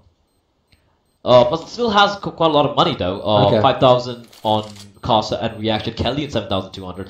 So they should be very comfortably able to drop the guns. Okay, I think they won 3 rounds in a row, I believe. Oh, the rounds were so close, I was confused. I thought that it was 1-1 for either side. But if they do manage to win this round, Secret's money is going to be pretty much broke because Zach's the only guy with any money to speak of, and they could just break the This might be the round again. that decides who wins the whole matchup. Pretty much, this is going to be the round, if you ask me. It's been a very closely contested game indeed. And look at this push coming up by Puzzle. I love it. I love watching stuff Oh, like but this. he's caught out. He's going for the duel here. He's going to get one, but going to get taken down. And Zach, Zach goes crazy. finally stepping up when absolutely required. Gets 2 quick kills. And it was a great idea from Puzzle to go into Ivy a little early. switch They haven't it up, tried yeah. that. But if you've noticed, Secret, every round they played, they've always had one man marking Ivy. Even though he never saw any action, finally sees some action. Zach comes in, gets the 2 quick kills, and that's going to be the man advantage here for the Vietnamese team. Now, he's going to be looking for the inner sight here. The smoke comes out. Casa is going to be going for this little cheeky, aggressive play here, but no, they're not going to peek out. Impression looking around. He's going to catch a man out, but look at where Reaction is. He could just wreak havoc here. They have absolutely no clue where he is. He catch one man. They can now down to 3v2. They know where he is, though. An Impression, though. He's going to pick up a double kill, and Dark Lord's going to finish Karsa off, and it's going to be 13-12 to Secret. But And it seems like now Secret is finally saying like, okay, enough is enough. We've given you guys a chance to upset us. this looks like the round that broke Puzzle. I mean, they fought so hard. Lovey has been phenomenal, Karsa as well. But right now, this really looks like the round that's going to break. If you were to pick an MVP so far for this match, who would it be? For this match, I would... For this map, yeah. Dark Lord.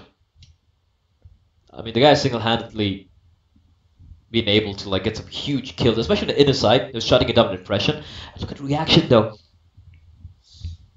Oh, it's kind of a fluffed up CZ spray there, but look at this. Carson comes in with a P250, catches out Dark Lord, the bomb is dropped, he's got a nade as well. Nade's not going to catch out. Nade's going to catch out CLB. In fact, the flash coming in, they need to get control of C4 as early as possible before the rotation comes in, but Carson doing massive work there. And look at Impression's HP as well.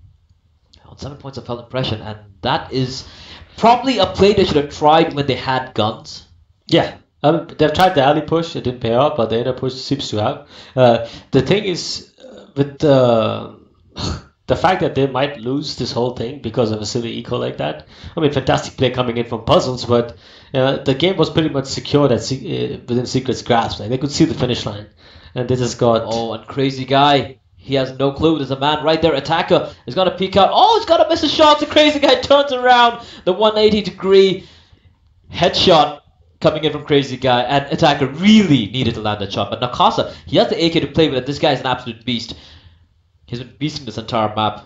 The counterpart to Dark Lord. The Molotov, he's going to run out before the Molotov comes in. Is the bomb going to go down in time? Yes, it is. And Crazy Guy is going to get the frag onto him. And Kelly Clarkson with a USPS. I don't think he's going to be able to do anything. And that is going to be round number 14 for Secret here. He's going to duke it out and going to fall to Impression. 14-12. And the money, still not the healthiest. They should be going for the buy here. Karsa should be buying the AWP, dropping it to Lovey. Most probably they should be going for the M4 buys because this is it. This is do or die for the team. And for Secret, they have some money to play with. So even if they do lose this round, even if Puzzles make it 13 rounds for them, Secret can still close it out because they have the money to play with at the moment. I have massive respect for Puzzle, by the way. I mean, the fact that they lost that round was simply because of Attacker unable to close down Crazy Guy, even though he had him, in his iron sights. That's easy, man. Like sometimes it loves you, sometimes just hates you. But I think Attacker just completely fluffed that shot. And Secret, well, 5 Molotovs, 5 smokes. So you gotta ask yourselves. And it's a four-man stack in outer, well, almost a four-man stack in outer, and just leaving one man inside. That is Casa. And why not? This guy has been beasting this entire map. There's just one man you want to hold the side alone. It would be Casa. Yeah, the captain stepping up for the puzzle team. He's also Casa's been very quiet in the past two maps, but in train in particular, he's been playing phenomenally well. And he's gonna try the same thing again. Izzy, he's got this flashbang. He's gonna flash himself in. The nade comes out. They haven't come out yet, and he knows this. They have the information. The fake is not going to work, but Zach, meantime, is going to pick up reaction. And now they have one man in the outer side, that's Kelly. He's going to come up huge here. Rotation coming in from Lovey as well, but the Molotov is going to block him out. Kelly Clarkson, my man, they got to come up big right now. But they know he's looking somewhere in the vicinity. Is they going to deal with a crazy guy, and he's going to get caught up in impression. And Doctor's going to get a frag as well. Carson's going to fall to impression as well. Lovey's going to be the last man left alive. 14-12. It's going to be 15-12 very quick, very soon here, ladies and gentlemen. Secret are on game point. One round remaining for them. And Puzzle, your heart's got to go out for them because the money is pretty much in shambles. They could go for some of the pistol armor, buy some resources, maybe a FAMAS coming out. But this is pretty much the end for them, unless they try something absolutely crazy. And but even then, Secret have so much money and they got 3 rounds to play with. And they are building up quite a substantial amount of momentum. This is the 4th round here. So, Secret, it looks like they're going to be closing this out, ladies and gentlemen. it's a very interesting buy from Kelly, not going with the 5-7. And Secret's taking the time. They don't want to rush into stuff. You know, they know like this is pretty much they're close to the finish line, and they don't have to rush into anything. Like rushing up mid or rushing into inner would have been a bad idea right now. They're taking the time. They know the cities don't have much utility. Let them waste all their smokes and flashes. We'll walk out, use the superior guns, and get our headshots. You know, And I'm a little surprised that Secret have been showing some pretty good team play, considering in the first 2 maps, you know, it seemed like there were lapses in communication and callouts during heat of the moment. But surprisingly, on the train, it's such a new map, they're actually showing quite a pretty good amount of communication. For those of you unaware, Impression is Singaporean. He doesn't speak Vietnamese. And here they come charging at CLB, going to open things up. There's a man spotted out. Lovey, he's going to fall. 3v2. But Crazy Guy is pretty low in health here. But he's going to get the frag onto Lovey, and it's going to be Karsa and Kelly Clarkson. Karsa lurking there. Is he going to peek out? He's going to go for the deal. He gets a kill, but the bomb is going to fall. He's going to get another headshot. What is this? What's happening here? As Midas, a CLB, he could close it out. He's going to fail, almost failed to spray, but he should be called by Kelly Clarkson, and somehow Karsa, like I said, the MVP of the game, he keeps the team's hopes and dreams alive in this game. 15-13. That was sick. That was close. How much HP did he? He was red, right? He was red when he got both those kills. Oh wow. Yeah, and that is gonna be unnerving for Secret as well, knowing that they had it. But for Secret, I think, it's going to be a little annoying for them. Yeah. But at the same time, they should be feeling comfortable with the fact that they have enough money to buy up for the last 2 rounds. So money, the least of worries for Secret. But 2 rounds to close it out, and 2 rounds of puzzles to hold on to take it to overtime. Are we going to see overtime is the question, because this has been a very tightly contested series here. Molly's waiting in with Kelly Clarkson, an attacker, going to get 2 quick kills, and Lovey picks up a chance in with a kill of his own as well. Crazy Guy meanwhile gets a frag though, but he is dead now. And Zach, this could be big. They have no clue where he is. Zach's been spotted out though, and Lovey is going to land a shot. CLB all alone now, 1v4. Kelly Clarkson just alive by the seat of his pants, internally bleeding. Can he pull this out, or I really don't think he's going to pull this out. I think it's going to be 14-15. And overtime, I don't know what's happening here. This looks pretty dicey. And CLB gets 1 kill though. But this should be impossible for him. A bomb plant would be a great bonus, but the way he's being trapped here from all corners, the triangle of doom being set up by puzzles, as Kelly Clarkson is going to rip his head clean off. 15-14 as they move on to the last round here, ladies and gentlemen. Oh, this is a fantastic game, man. This is a fantastic game. It's a very fitting end to the game. It was 16-9 to Secret on map 1. It was 9-16 to Puzzle on map number 2 in Cash. And now we have a small little lag there. Both teams have decided to show up for the final map. And I think the reason the game is so close, and don't crucify me for this, is because both teams don't really know Train that well. Kind of true as well. Like I said, it's a very don't try to play train the way these guys are playing, because that's not the way you're supposed to play train. Yeah. But at least one thing Secret is doing right, or at least a basic smoke wall executes there. But then again, such misplays from both teams, and it's just relying on pure aim and individual big plays from Darklord and Karsa. It's basically been Darklord versus Karsa this entire map. But who is going to come on top is the question here, as we do have two men lurking near Ivy as Impression and Crazy Guy. Crazy Guy's going to pick up the C4. Where's he going to make his way to? He's going to... I do not like Puzzle's setup, to be honest, because the way Puzzle is set up right now, they're completely giving up Ivy control, and that's going to hurt them. And look at Zach Chime coming out there from Ivy. He's going to get one, not able to get the second kill though, but look at Darklord spraying through the smoke, and Midas is going to sneak his way out from Ivy. There was a man there. I don't know how we didn't spot him out, as Darklord's going to shut things down. And what the hell just happened there? CLB taking matters into his own hands. 16-14, Darklord 29 kills, almost dropping another 30 bomb here for his team. But there we go, GG, well played. What a game, guys. That was absolutely brilliant, as we are done with the game here. And that's it from our end. We just have a small little, final stats page. Let's take a look at who was the best here. Obviously, no surprises here. It was a Darklord show. 29 kills, but then very well supported by CLD and Impression, the stand-in as well. Impression started doing huge work. Crazy Guy doing what Crazy Guy does, just being around the map. Zach not having a great map altogether, but then he really did stand up in the end.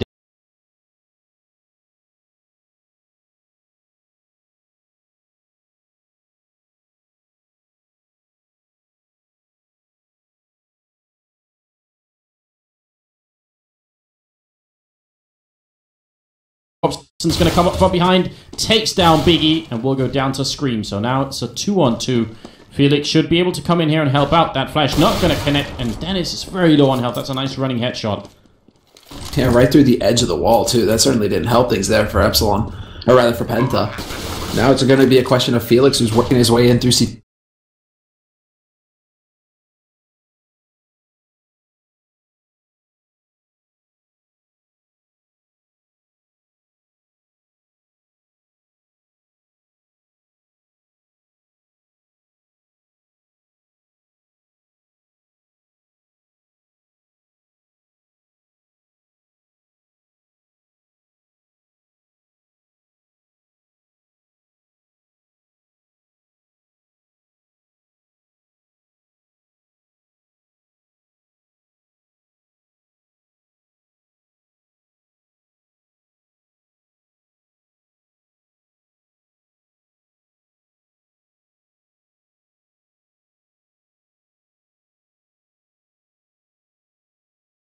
Actually get control over mid, but luckily for them, they have a pretty good offer on their side, and you managed to pick up those two entry frags, and that created all sorts of rotations from Penta that Epsilon were able to take advantage of in the end.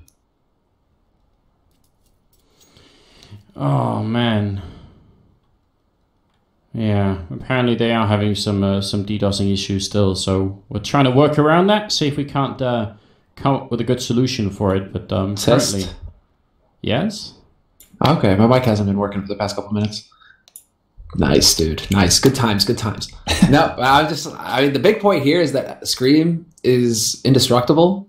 He can't die, but he should only be allowed to have that like once a map or it gets OP. So if he has another round where he lives with like 2 or 3 HP, we're going to have to call in somebody here and like get him checked out. Oh, yeah.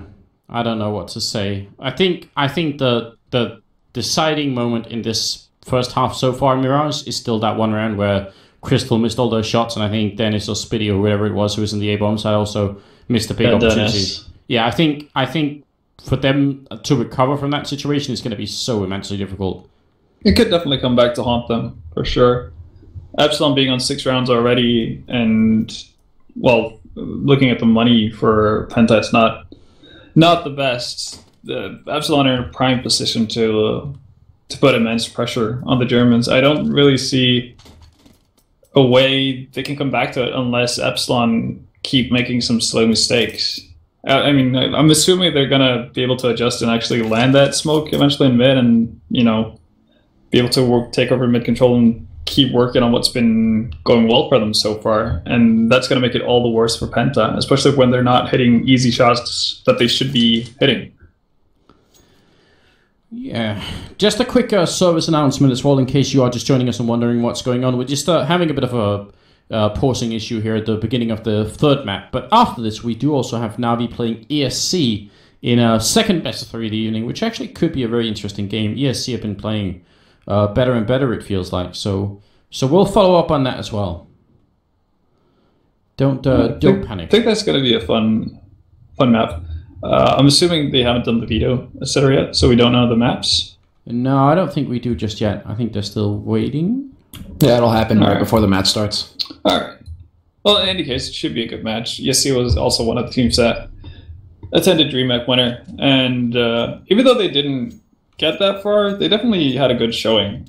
Hell, they nearly took down Nip. Yeah, they made Nip sweat. I mean, that wasn't too bad, considering those guys got into the finals. So you were able to take it to one of the top 2 teams of the whole event. That's not a bad showing at all, actually. I was pleasantly impressed. Yeah, so it definitely should be fun to see, and it's always fun to see Navi play. I feel like we don't get to see Navi play nearly enough. No, I agree. They're an intriguing team, especially on the terrorist side. And we need to keep an eye on how well Guardian is doing. And has he been playing too much Dota, or is it now turned into World of Warcraft like everyone else? Not mentioning any names here in this circle. I have no idea what you're insinuating, but I'll let it slide for now. Yeah, you better not. You better not. World of Warcraft, man. I think even Lurpus was tweeting about that, wasn't he? Yeah, but I'm not preparing for a major. That's my excuse. All right. And NBK did win the major, so... Yeah, but would he have won it twice as much? If that's even a thing. That's a good Twice question. as much. Double the prize money if it didn't buy WoW? Maybe. Maybe they would have actually seen that boost on Overpass if they hadn't been playing World of Warcraft. Who knows?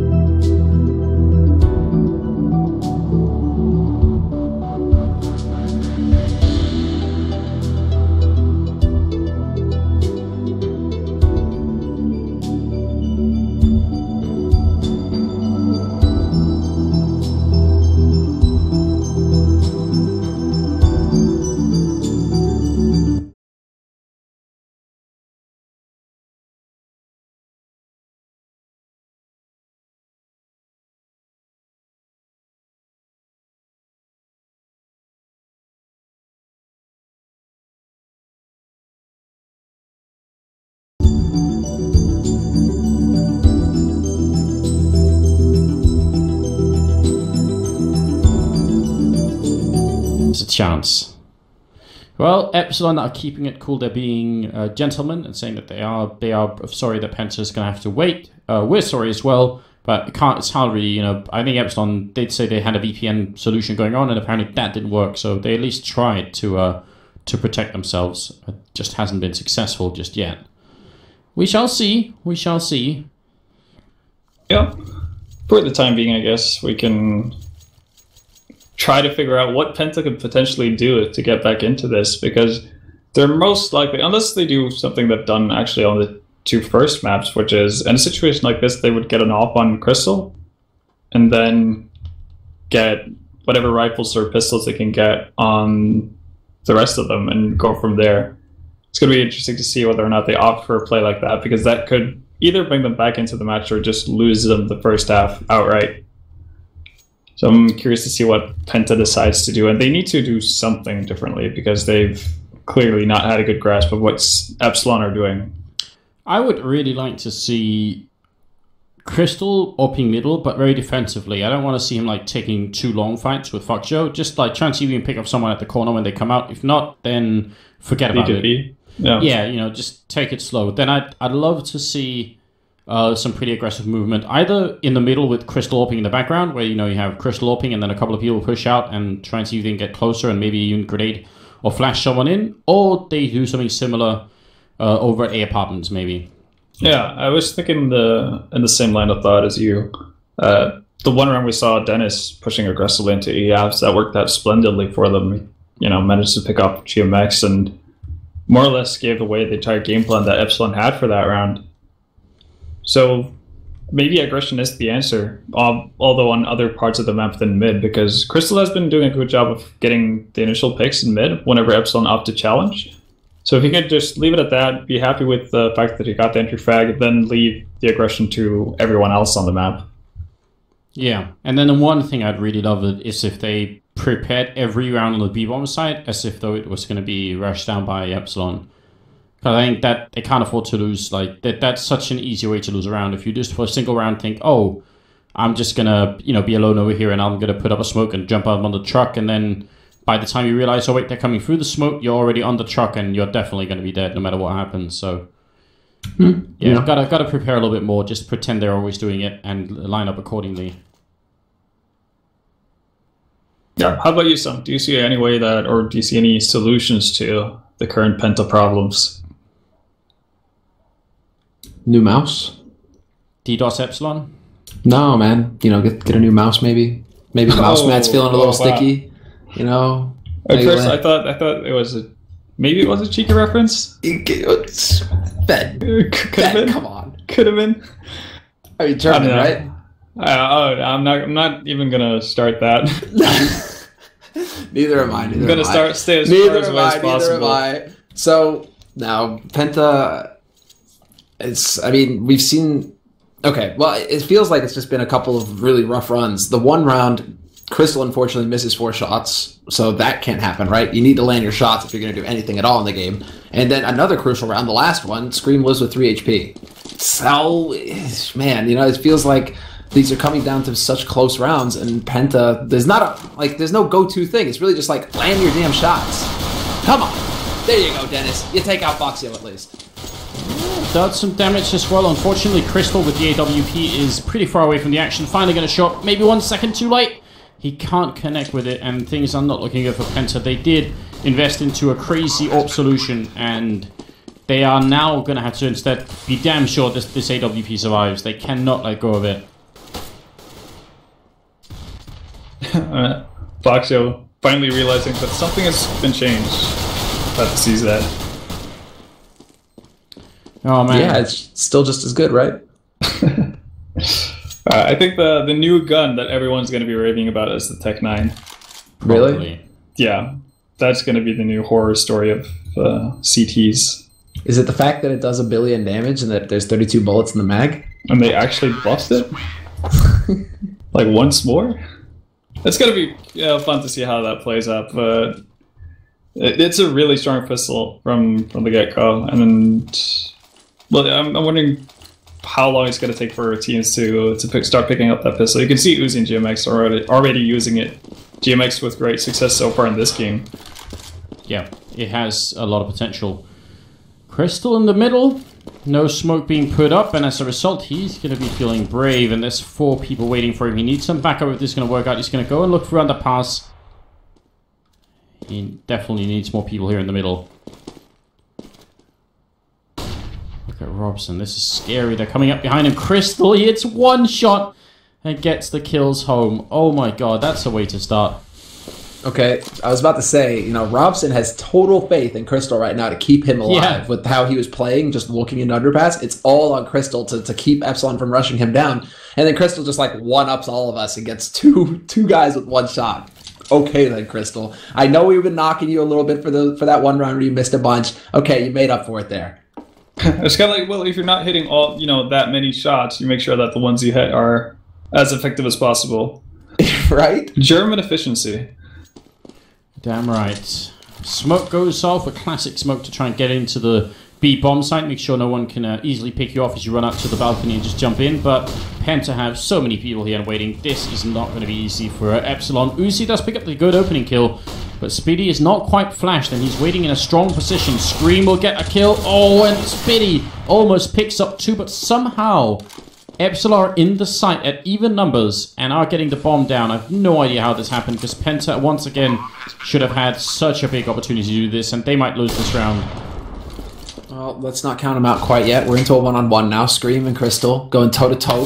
Crystal not going to be able to spot Scream out fast enough there. Scream just standing right behind Van. Finds the instant headshot. Of course, it's Scream. That is definitely a very odd situation there that we just saw. Extremely sloppy, unfortunately, for Penta. They had the perfect read. They saw the smokes going in. They had 3 people. One of them boosted up on the box here or looking over that one on Chuck, and then one up by Catwalk, and all of them should have been able to... That's basically walking into a triple crossfire if you're Epsilon, and more were coming in as well. So there's almost no way they should be able to lose that round, and somehow they did it anyway. I'm just amazed we didn't see any shooting through the smoke into the apartments, because it seemed like they were in the perfect position to do just that, and that would have been a total slaughter. But they tried to play it safe, Penta. They tried to wait until they saw the whites of their eyes, and, well... Those whites were shot through with red, Anders. It wasn't a pretty sight. It was the last thing they saw. Yeah, man, that was painful. Now 9-6 is the absolute best that Penta can do, but honestly, it feels like they never recovered from that 4th round. They haven't been playing anywhere near what we saw them play, or even on Cash and Dust 2, especially maybe. But even on Cash, they were hitting better shots. They just ended up losing a lot of entry frags on that map. Here it feels like, even when they're in a perfect position to do it, they're just not connecting at this point. Yeah, the struggle. It is a very difficult struggle right now that they've got on their hands. And now I'm curious to see if they're going to try and push into T-Pit at all here. Interesting hold here from Dennis. He's focusing more on apartments. He's got to watch his back, but a fresh smoke is going to be able to stop Epsilon from pushing through immediately here. Or is the YOLO real? Yes, it is. Flash leads away. Great flash. In fact, that is totally blind, but he's still getting a kill. Totally blind, and he still managed to pick up 1.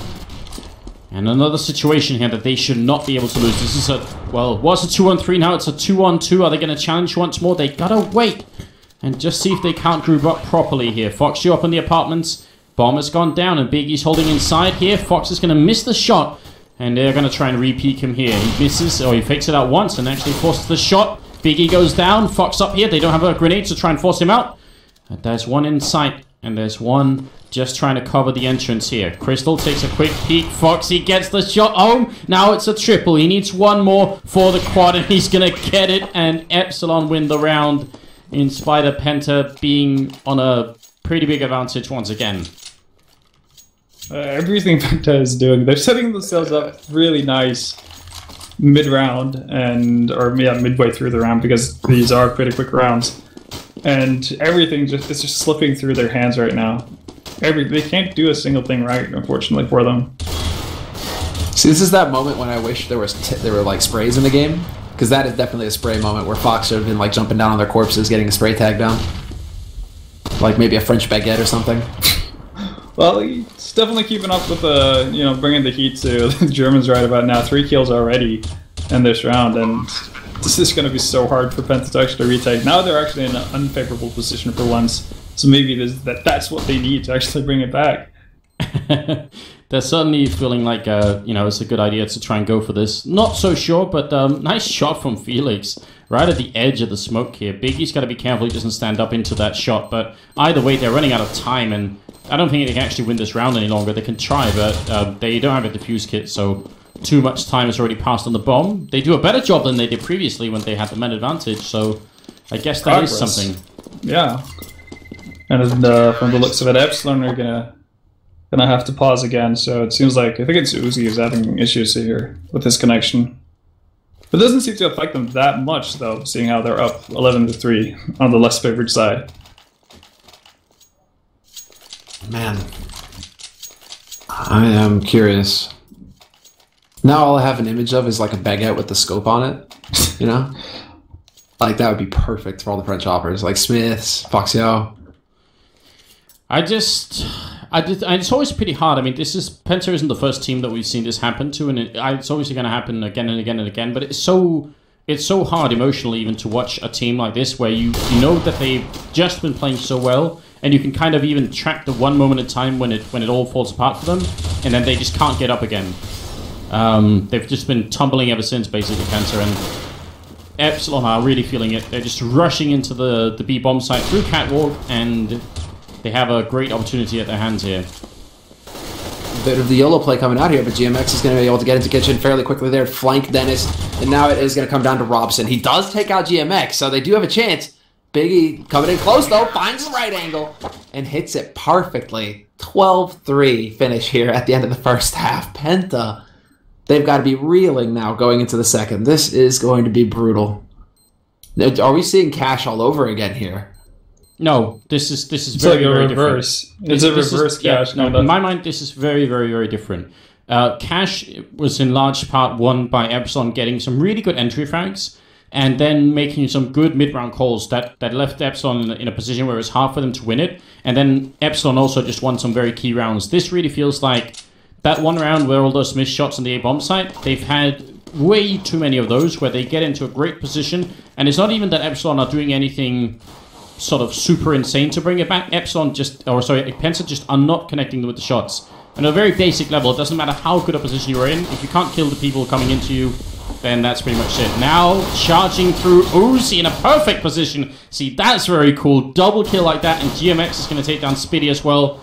And Penta just continuously being shot out. But this was a very cool round from Epsilon. Great positional play from Uzi.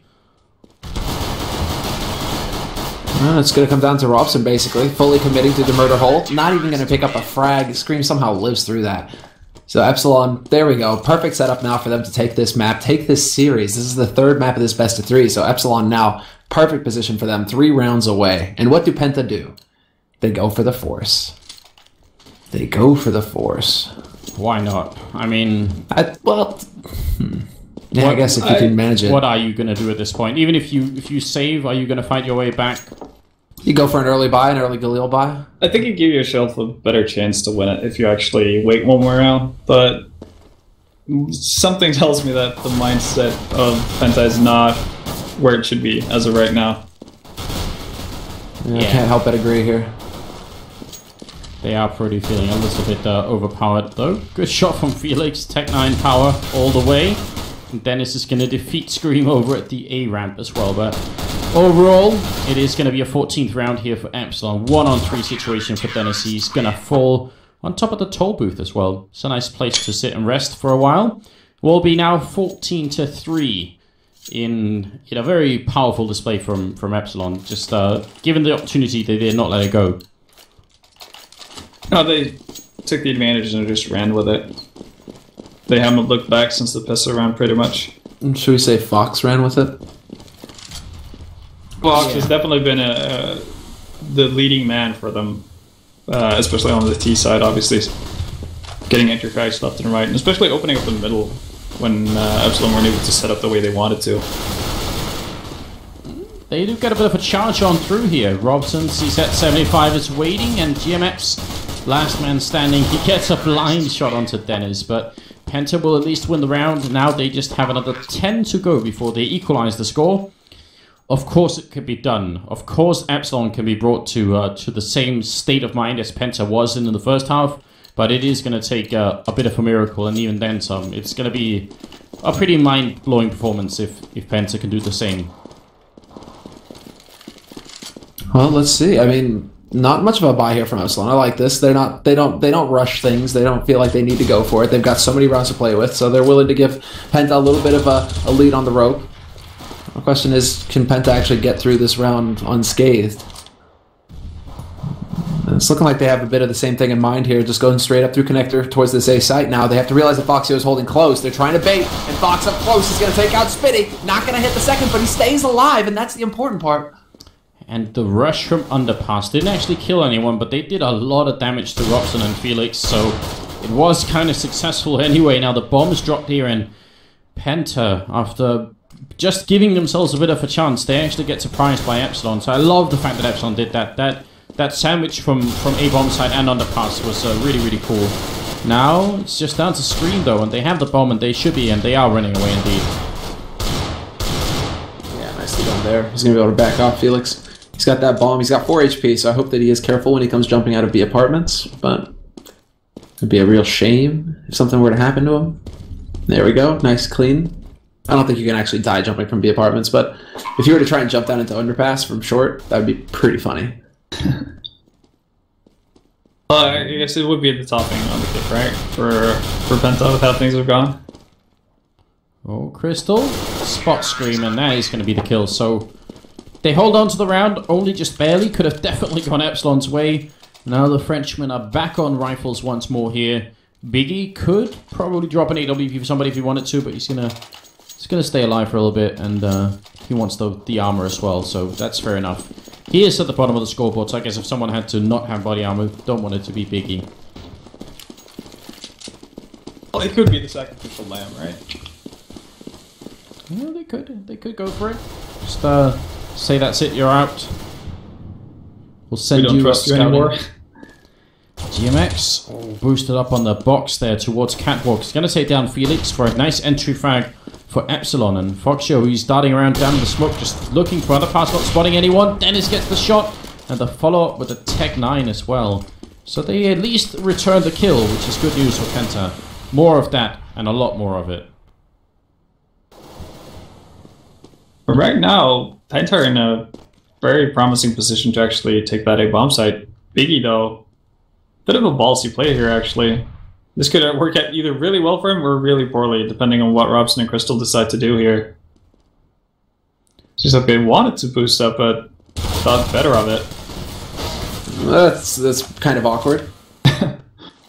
And now he's trapped as well. Grenade in once. They do have a follow-up on Spitty, but he's not really close by, so they're going to have to do something else. Robson eventually goes down, but they take Scream in the bomb side, and that should be a big opening. Another return kill here. It's a 2-on-2. Dennis will miss the shot, but then Spitty's there finally to help out, leaving it all up to GMX here, the top fragger, and they are going to walk right in front of him. Speedy with the triple. There's a double kill for Dennis, so 14-6. And should be another eco round coming up from Epsilon, and seems like that's what they're going to do as well. Again, playing the time card. They still have 8 rounds separating them from Penta, so still some room for error here. No real reason for them to go rushing in. I'm kind of like, would Epsilon, you know, granted, okay, they go ahead and invest in some PT50s here, but I would actually love to see them go for some aggression, all out, you know, like up into A-apps, rushing into T-pit, that sort of thing.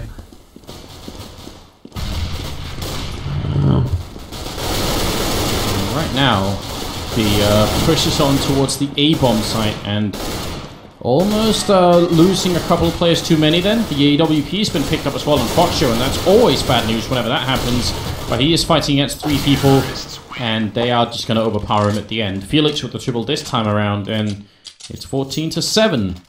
It's starting to look a little bit better for Penta, but I mean, that if there is any light at the end of the tunnel, it's really far away, and it's a really long tunnel, so I don't know. It is just one slip-up that they need to make here, and Epsilon will probably win the map. Yeah, they can't afford to make any mistakes at all. And, well, FXO, as you said, he's dangerous to others when he has the off, and he's got it picked up in mid now, and he might be able to pick up Dennis. Oh, he spots him in connector.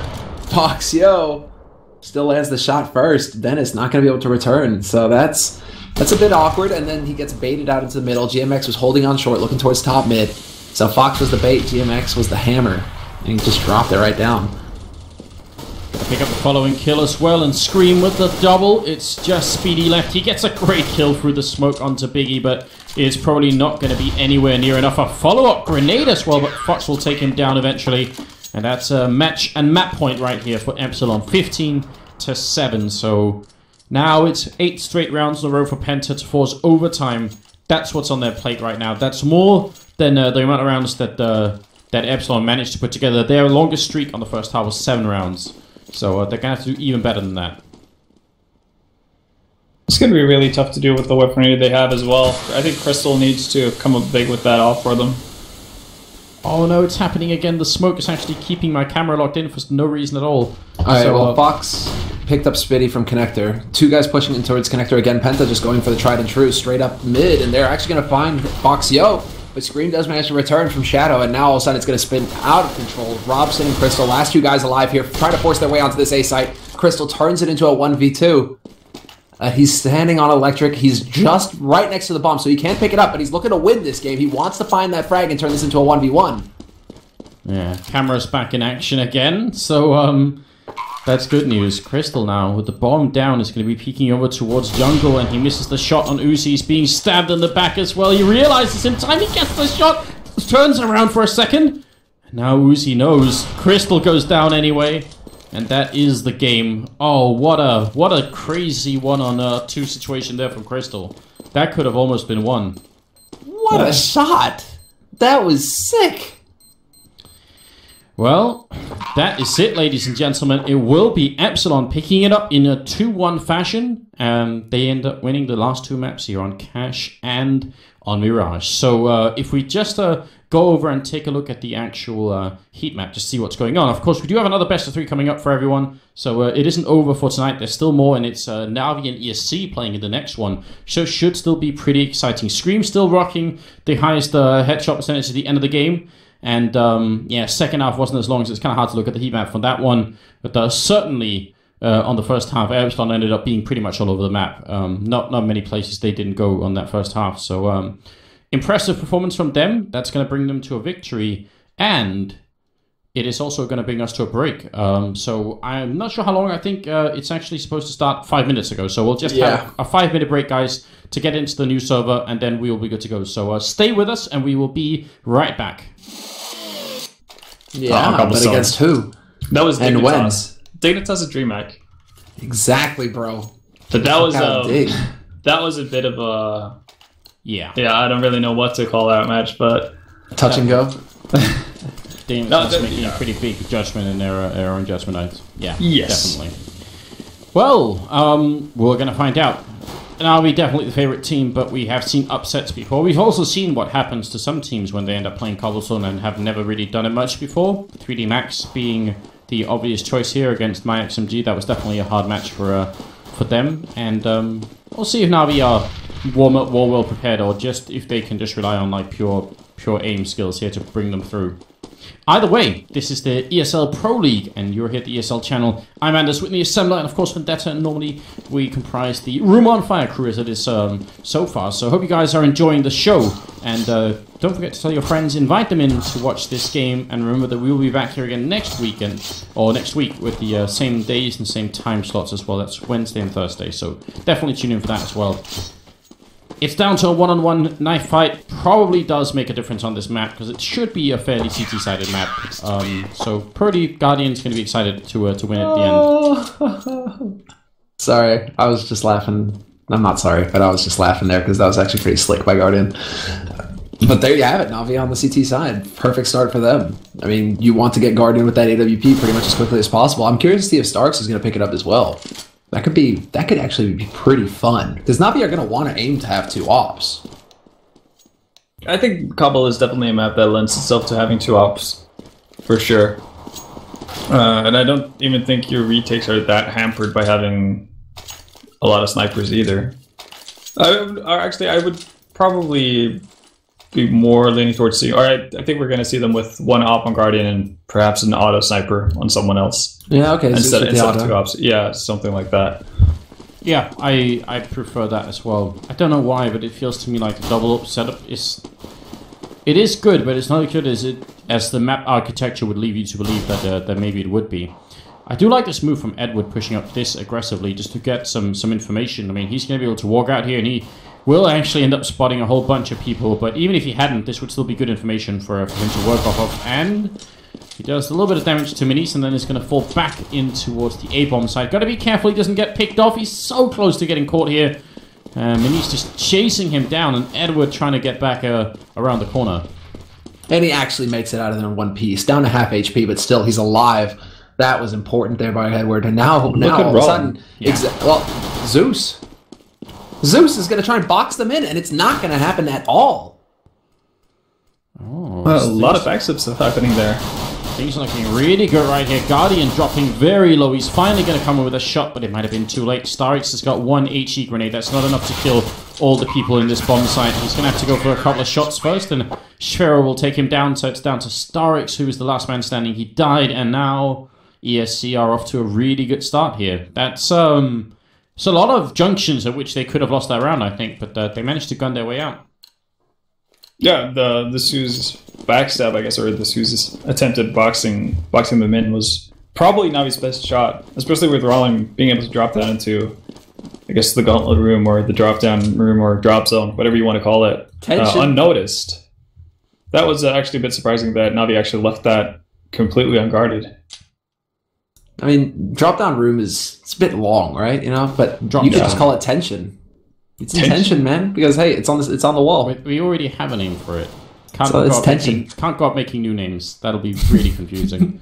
Starix waiting down here, and he's going to get taken up by Rallen. Seized waiting inside with a handy P250 cartel in hand, and just waiting for someone to get close enough that he can maybe take them down. That's a good headshot on Mini, so but see if it's going to be quite enough. No, not to pick up a second kill. No, it's not quite going to pan out for him.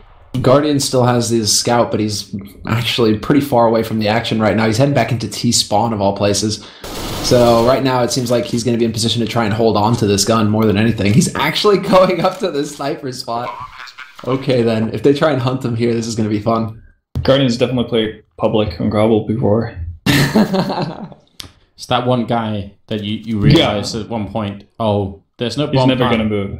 And there's like the map timer in 1.6 public was, you know, like 10 minutes anyway, so you had to find him. You knew where he was, and you knew that it was never going to move, ever. Yeah. This is awesome. I love it. I just hope that somebody walks out into the open and they get a bit of a battle here. I don't think it's going to happen, though. In. Oh! Yeah, Guardian is going to make it out alive. Which is great news. I mean, it's very much worth it for him. Oh, they just force it up. They don't even care. That scout was enough to make them decide to just go for the force here. That's interesting. That's this real life thing. This is very much what teams like Hellraisers and Navi do. Oftentimes with mixed results, but they could definitely make this work. But a lot of it's going to come down to how they hold this initial push. Well, so far Pro 90 down. Zeus is going to try and take a shot at it. He's going to get overwhelmed, and this is definitely not going Navi's way with this A push. Starix, however, from the side itself, with a B push rather, but Starix from the side itself is actually going to manage to pick up one, gets two at range, but he's the last man alive now, and it's not looking too healthy. Wow, a lot of speed behind that from ESC, and I think Navi were also expecting that if it was going to be that kind of B push, there'd be a couple of people falling down into the drop zone, and then Cease would have been there to clean them up, or Cease or Suso, where it was. And that just never happened. So overall, ESC just coming out quite a bit on top here. A fairly convincing round from the Polish team, absolutely. And that leaves Navi in a bad position, to put it quite frankly. ESC are just going to push on with the momentum. Oh, wow, they're just charging in here, not really leaving anything to chance at all. Minis going to pick up 2 kills. And it's down to Guardian and Edward, and they could really try and go for some extra frags. Be surprised if they didn't, but that's probably the best they can come up with here. I mean, yeah, this is a little bit like when we were watching Mike and G play 3D Max. It just feels like Navi are a little bit unsure about exactly how to hold and where to hold. That's to be expected if it is a map that they don't play quite a bit. And well, obviously there's only one match recorded of them actually playing Cobblestone. And that's the one game they had versus Dignitas. And Dignitas are not a team that plays Cobblestone too often either, so not really sure how much weight we could put on that. This is true, this is true. I mean, Cobble is always going to be a gamble. Unless you have a team like my XMG who kind of just keep it as their ace up their sleeve. It's going to be rough to find teams that are truly competent at it. Or on the map, rather. It feels like, I mean, Navi, out of the 2 maps that were initiated before Gamescom, they really favor Overpass. Like, Overpass was the map that they decided to just commit to and put a lot of work into, and Cobblestone was kind of left on the side. We're kind of seeing the results now. They're just getting wrecked right now. But we are seeing the Scar 20. Starix has actually picked up the auto sniper, so let's see if he can actually put it to use. Random with a really good smoke that we are forced to watch for a little bit longer because apparently that somehow gets a little bit bugged sometimes. I'm not exactly sure how it works, but it disappears in a second and we'll be alright. Random will pick up the first kill on Zeus, and a little bit of damage put into that grenade. And I mean, right now you see just have the mid control, and now we are kind of boxing them in, but if they fight their way out, it could end really badly. Look at Seized, he's right on the edge, and Sparrow is going to be the one peeking up quickly to take down Seized. And that's unfortunate. That was an engagement that Navi needed to win. Flat out. They still do have Starix waiting on the site itself, though. He's going to be hugging behind that pillar as well, so it's really tough to root him out of here. You're going to need to have a perfect shot, but he drops the bomb out in the open, and now Starix, he's in a great position. Second kill, takes out Innocent, and finally Malzinho can put him down, but he gets 2 kills. This turns it into a 2-on-2 here. Although Guardian does manage to find the angle from Connector to actually stop that bomb from making its way to the site. It's going to be Malzinho now out in the open, trying desperately to get to the bomb site, and he will just barely manage it. Could have won that fight with Edward, but doesn't turn out that way. Fairly expensive round from Navi, losing the auto sniper as well. Weren't able to pick it up at the end, but they will win it. It's the first one they have on the board, and now they just need to keep going. ESC also did not get the bomb down, so a little bit less money for the Polish team, which Navi are going to be happy about.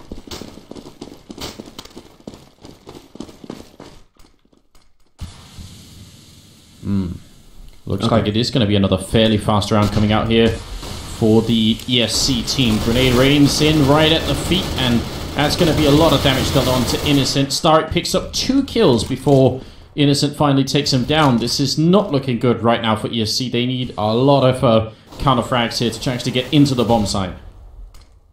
Yeah, these smokes are clearing as well. Guardian's already in position with that AWP to cut up Connector towards site. So if that smoke clears, he's going to have a dead shot right there. There's the peek, and he lands the shot on Innocent. Great work there by Guardian. Edward will take out Manize as well. And just like that, Navi are bouncing right back into these rounds. 2 solid rifle rounds from them. Get the job done here and actually put them on the board with 2. Well, it seems like this is a recurring theme, man. I don't know if you've been noticing this, but it seems like a lot of terrorist teams, they get out onto the sort of the main plateau right outside the entrance to B. Yeah, and then they stops. stop. They kind of stop there. It's kind of like a B rush in apps on Mirage when people have weapons. Yeah. Kind of what we saw Epsilon do. You kind of truck your way forward till a certain point, and then you just kind of pulp the brakes. Or pump the brakes, I guess is Yeah. the right down term. the Yeah. brakes. Yeah, like it's just a full stop. Stomp Emergency on the brakes brakes. on, and there's no movement at all. And that doesn't really work out for you in most cases. God. Oh, the follow-up grenade. That's 2 almost perfect grenades to bring Innocent and Rallen down to 1 and 7 health respectively. That's super effective. Yeah, that's unreal. Rollin, he should be gone right now. 1 HP, Innocent down to 7. I mean, they're still alive. That's the problem. So Navi don't know how effective those nades really were. They just know that there are still bodies on the site or on this map, and the ESC is still maintaining that man advantage. Looks like ESC this time around want to change it up as well. They're heading over towards the A site. Seized in an interesting position, however, holding very close to mid. This could potentially catch ESC off guard. He's waiting patiently. He needs to pick up this kill. Can't afford to lose it. Mouse is going to take him down, so it doesn't work out. That's horrendous. Edward hiding all the way back in a position where Forrest once was so effective with a Mag 7 instead, and they haven't checked for Edward. He's going to peek out. He takes both of them down. They get surprised, and now it's going to be a 2-on-2 with 10 seconds left, and there's nothing that Manize can do, I think, to come out of this one, unfortunately. He's going to go down, and Edward with the triple kill. Great positioning. Really, really powerful. Very patient play as well. I think a lot of players would have opted to run out and start gunning when Starix, I think it was Starix, either Zeus or Starix jumped down from the balcony area to try to take on any comers coming in from the A apps, really, or the side halls there. Instead, Edward just keeps his cool, remains on the site, and it pays off in a big way. I think he picked up 3 kills. Yes, eventually. Guardian having his own personal shooting gallery down the middle, sponsored by ESC members, just feeding themselves, and Edward will pick up another triple kill, just spraying down the incoming eco push from ESC all the way over at the long corridor by the A bomb side there. So 4-on-4, now being the scoreline, and we're just heading into the 9th round. A double op setup coming out from ESC. They're serious about challenging Guardian and Starix here. Yeah, T-side. That's really interesting. Not sure if we've seen this very often, if at all. So now double op play. We're going to see if they can actually find an angle to work with here. Innocent getting very close to drop down. Room seized is waiting on the other side. In the meantime, it's going to be 4 guys holding B site solid here for Na'Vi. So they're ready and waiting for ESC, but Innocent still manages to get the kill on Seized. Seized really not having a whole lot of luck when it comes to entries this game. Oh, and take a look towards AAPS here. This could end badly for Guardian if he's not. Oh, he might get caught out here. Oh, but he gets the better timing on Sparrow, and it's going to be down to a 3-on-4 here. They're not in great positions on the Na'Vi side, but at least they're at the bomb site. Edward hiding in the corner, and wants to make it out. Almost got caught then. That was scary. Zeus lines them up, and he does a tremendous amount of damage to Manish and Innocent, but he will still go down. And this retake, how are they going to possibly get in here? His Guardian. Nice flash, though. That's going to create an opening, and ESC can dart across and actually get to that bomb site. Guardian, he's been really holding this angle solidly, but that was some good teamwork there by ESC to allow them to get that bomb plant down. And now they can actually maintain the man advantage, although Edward, he somehow finds Manai's peeking. I think, was Edward mid-air when he landed that shot? I think that was, yeah. Disgusting is the right word? It's pretty good, right? Pretty good. I think Na'Vi have realized now that unless somehow ESC show themselves, there's not much a way to get into that bomb site. So Edward's going to pick up the AWP and just wants to make a run for it. And I'm not sure they can catch him. If he keeps running, he should be alright here. So another round going in favor of ESC. And I think that's where, I think now Na'Vi kind of have to really stop them. I think if they win more than 5 rounds on the terrorist side, that's too much, I think, for Na'Vi to handle. So shut it down is the goal here, I think. Yeah, and I'm actually Scar 20. The issue I'm having, or what I don't like about this map, is the fact that we don't see it enough to actually make educated, or to, you know, have educated opinions on whether or not what's a good T side. Yeah. If this had been old Cobble, 5 rounds would have been the T half of this. But with the changes that Valve have made to the map and the possibility for quick rotations and how different the bomb sites are and whatnot, who's to say that this isn't very doable for Na'Vi to get back into? Even though I don't think teams have played it enough simply to really be good on the T side, and maybe ESC have done that, or maybe Na'Vi have done that for all we know. Yeah, well, I think you're right, essentially. But going off the data we have so far, it definitely feels like, you know, 10-5 is like a pretty common scoreline. It feels like whenever a terrorist team gets above that, things start to get ugly. But you probably can play this map quite effectively, even more effectively than that on the terrorist side if you know what you're doing. So only a couple of teams we've even seen who've like put in, you know, set smokes outside of a bomb site, for instance. Na'Vi with the crosshair right there, and I'm surprised that they actually have to move out, because Realm clearly knew that Starix was sitting in the position he was in. Yeah, that was a very, very slow round from ESC, and Na'Vi just winning the engagements at every turn here. Mouse, 1-on-3, trying to take the fight. He's got the bomb. If he had won that fight, maybe he could have made the crossover. The Guardian from the back line shows up, and that's going to be the end of it. So back to 5-5, and not quite enough money here on ESC to make the buy. Yeah, this is where they start to run out of steam, really. They're starting to get into that eco hell. So...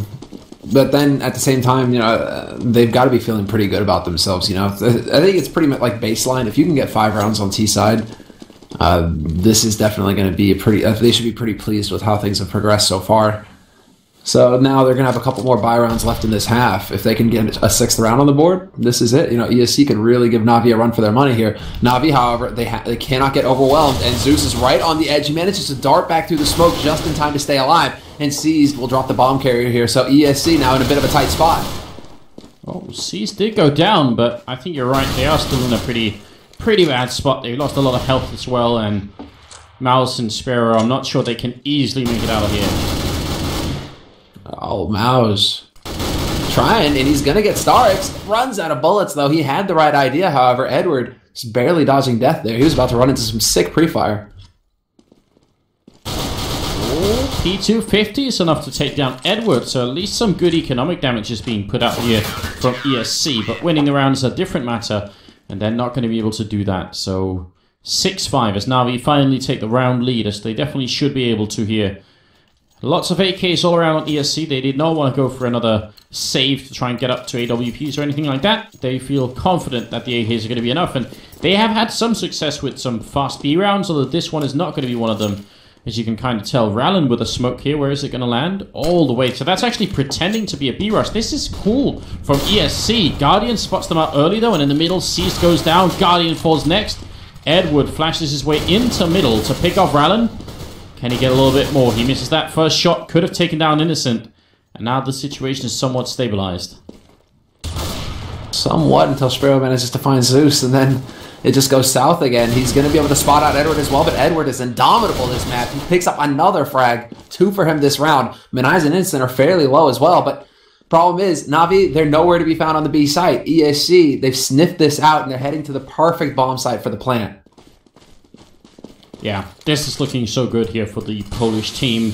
They even have the smokes left to try and block Na'Vi out, which is going to make it so hard. Edward almost made it through, but the flashbang is going to keep him back, and now he's going to wait a little bit for Starks to show up. Are they really going to attempt it? It's looking likely here. If they can find a kill fairly quickly, might be all the opportunity they need, but no. ESC playing it very carefully, not giving Na'Vi an early frag, and that pretty much forces Navi's hand. Rather than try and get in there and see what they can do, Na'Vi decide to play it safe and hold on to their rifles, which is pretty much the right call, especially because Edward can actually make it back here and pick up an off for Guardian. But just to highlight it right now, Edward's sitting on 15-0-4. That's the level he's at right now. That's pretty impressive. He's definitely pulling his weight for his team. And, well, he's been able to do a pretty good job once they've gone towards the bomb site. The issue has been more towards B as of right now. And one of the issues Navi is having is that they're not able to get enough members from ESC down. Because being a man down and trying to retake that B bomb site, that's just the most horrifying nightmare you could ever think of as a CT. Well, here comes the fast B push once again, and they are going to have to see if they could do it this time. We have been noticing that it's a little bit of a weak defense over here, and they do just trade the kills pretty early on as Mouse comes in with a really good double. Zeus is trapped somewhere in the middle connector, and he's going to try and fight his way out, but he runs right into Venice, who picks up 2 kills, leaving Guardian all alone. So it's almost like we staged this, because just as we were talking about the lack of defense over at B, Mouse or ESC, they managed to do that. Yeah, now they're clearly struggling with defending that B bomb site, and I'm not really sure what they can do to change that, because they are focusing heavily on that site as well. They're leaving Guardian most of the time alone. Whenever he has an op, they leave him alone on the A bomb site to push out aggressively and get information as quickly as possible, while they stack up with 4 people towards B. So I'm not really sure if it's coming down to the fact that ESC have really well-placed smokes and flashes, or if it's just Na'Vi not being able to hit their shots.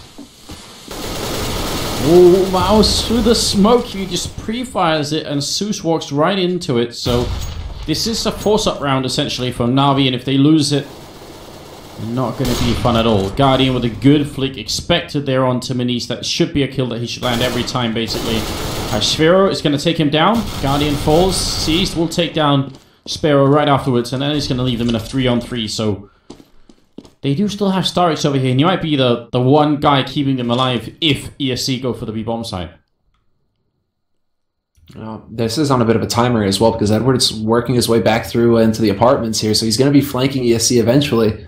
So ESC, they're going to walk in, they spot out Starks, or at least Starks spots Mouse. Nice nade on a Starks, that was a full combo right on to him. But there's the perfect timing from Edward. The backstab works out magically, and that's it. 7-7 now. Edward just coming in at the right time to save his team.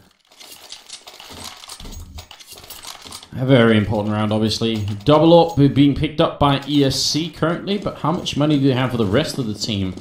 Doesn't feel like it's that impressive, but they might be alright anyway here. I think you could okay by him in that. And I was picking up Guardian as well, it doesn't hurt. And this is the last round of the first half, so it's pretty much buy whatever you can and hope that's enough.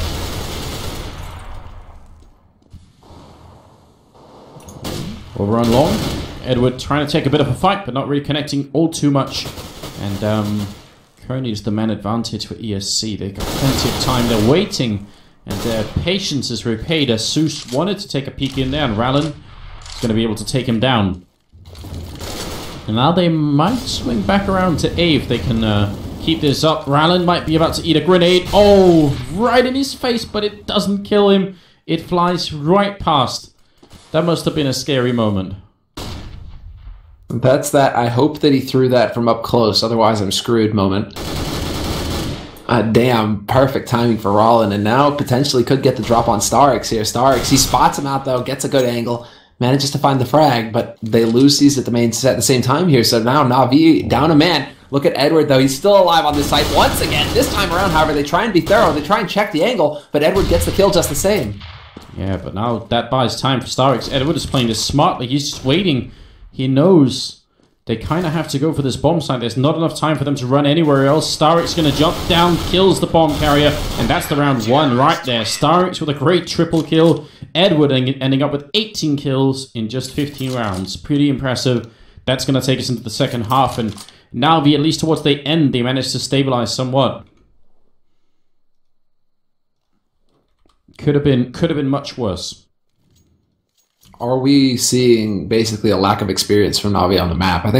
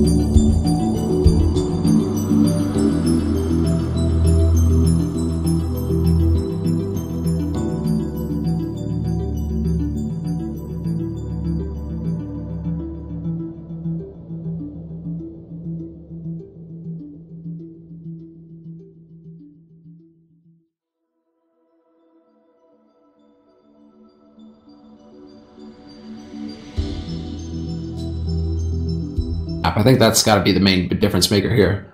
Because Edward, or is it like has Edward spent some time DMing on Cobble? Is that why he's got a bit of an edge here? So it doesn't really seem like Na'Vi are firing on all cylinders right now. It feels like a couple of them are out of whack, and that's kind of dragging the machine to a halt.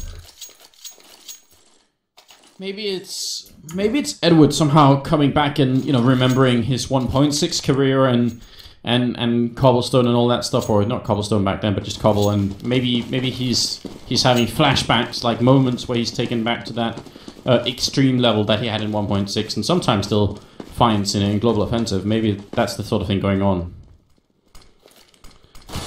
Oh, grenade rains in. It is the second round coming up here. It's the first map in this best of 3 here at the ESL Pro League, and ESC doing a good job defending initially. Mouse and Manise coming up with a good kill, but right now the bomb is going to go down from Zeus here. But ESC are fighting back. And Malzinho manages to take out Guardian, and this is going to open things up. Good position by Seized. He could potentially catch them off guard as they have to try and run in here and check these angles. Malzinho's going to spot him out, however. Seized connecting with the shot, but he's the last man alive here for Na'Vi. 1v2. He has to live, and he's not going to manage it. Menaiz and Sparrow managed to overwhelm him in the end, and ESC get that perfect start here in the second half. That is a real problem for Na'Vi, because Na'Vi have to realize they're in the doghouse right now. They need to get the pistol to at least get a bit of a chance at running it back here in the second half. But ESC just obliterate them here. And now, what are we looking at? ESC could potentially run away with this half. They have all the ingredients to make this work. They just need to put them together, and it's going to be all right. But Na'Vi, they've surprised us before on this map, and maybe they could do it again. We also don't really know how good ESC are going to be on the CT side. Maybe they're going to be just as confused and uncoordinated. Right now they are set up to hold off this eco push from Na'Vi pretty handedly. And doing it so far, Innocent picks up Seized as well on the other side of the map, and Edward all to himself with the bomb. And I'm not really sure what the idea for Na'Vi was at in that eco round. Maybe they just wanted to get it over with, but you had two people pushing the apartments, the one guy pushing towards B, one kind of pushing towards mid, and then the bomb just hanging out in their own side of mid. So it doesn't really seem like there was some sort of concerted effort to go towards a single bomb site or get the bomb down or anything like that. So that's a tiny bit worrying. Guardian gonna peek in, and he does take down Menaiz. This is a good start here. Now that ESC do finally have rifles, that's exactly what they need. Sparrow waiting close to the middle. Are they gonna check the corner if they even come through? Seized is making sure that they're not getting backstabbed, and now we seem to be putting a little bit more emphasis on the A side of the map, whereas ESC were pretty happy to go to B a lot of the rounds. I'm looking at Sparrow right now, though. This guy, he could be in a prime position right here. Do they come through this doorway? Does Zeus take that extra step? They're playing this so carefully right now, Na'Vi. A real patience game, and the bomb is slowly working its way back towards B site right now, so this could be a golden opportunity here for Na'Vi to try and crack in here very quickly. Innocent is pretty much the point man here for ESC as far as stopping this Na'Vi push that's about to come through. There's Sparrow finally going to be taking down Zeus, but it might have been a tad bit too late, because you're right. All the way at the back of that site, Innocent is the guy holding. Now, Mouse is sort of close, but he has a P90. The rotation is coming in quick, though. Look at ESC. They're wise to what's going on. They realize that Na'Vi is going to be coming for this B bomb site. 20 seconds left. All classic Na'Vi style here. Rallen, Innocent, Rallen again, and it's down to Edward. 1-on-3. He jumps in. Action-packed style, but he's out of time. All ESC have to do is wait, and they'll win the round regardless. So Na'Vi being punished for a style that they use almost on every map on the terror side. Innocent's position, man. Alright, go ahead. Yeah, Innocent's position was really solid, but I think if there's one map that really doesn't lend itself to Navi's playstyle, it's Cobble. Because you have to commit to a bomb site so early. It's so easy to spot you out before you actually can get to a bomb site, so you have a lot of ground to cover before you actually get to a bomb site. So now you have to take that into consideration. If you want to go 20 seconds before the time runs out, and that's when you enter the B bomb site, you're going to have to make up so much ground and cover so many angles in way too little time, and actually get the bomb down at the same moment. So I'm not really sure if this bodes well for the Ukrainian team. I'm not 100% behind it either. I really love Innocent's position as well, though. Way back there with the silencer as well. They had no idea where they were getting shot from. So that's just really nasty. But now Na'Vi trying to work their way into a connector here. Edward manages to pick up one, but it's basically going to be Zeus trying to do something with that P250. He'll take one kill, but ESC do manage to catch them out in the end and keep 3 guys alive. So a pretty clean anti-eco there for the Poles. Not bad, not bad. I mean, generally speaking, I would say ESC are well in the driver's seat. They seem to have more of a grasp of what's going on, even on the CT side, which is one of the questions we had going into this game. Is alright, they did display some pretty cool stuff on the terror side.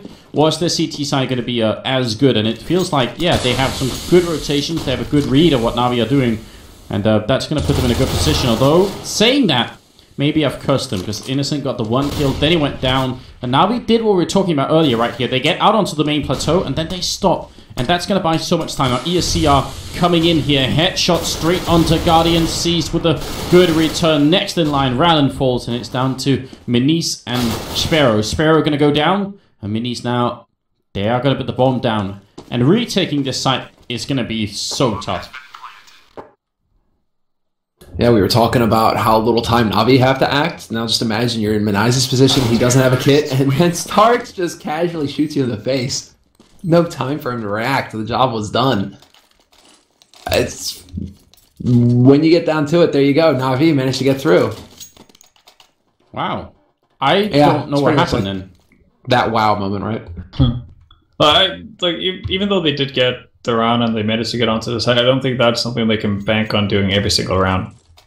I think more often than not, ESC are going to be able to get more kills out of that, and at worst, you're going to see one of the remaining ESC, or the one remaining ESC member being in a 1v1 instead of a 2v1, and that makes it so much easier for him to maneuver around. But I guess, yeah, if you're Navi, you're happy about getting around at all up till this point, because it hasn't been really that close before that previous round. No, I agree. It's looking a little bit tricky. I'm glad that Navi have at least switched away from their really slow style. I mean, this time they were in the bomb site fairly quickly, especially by Navi standards. So obviously they learned from that one round where time simply ran out for them. If they can just keep that up, I think that's their best chance. As long as they don't revert back to the really slow style. Though it is an eco round coming out mostly from ESC, although Sparrow has picked up a Nova shotgun. It's a solid pickup. I think Sam agrees with that. Manly. But it's without a skin. Even better. Just pulling a fetish. It's so pure.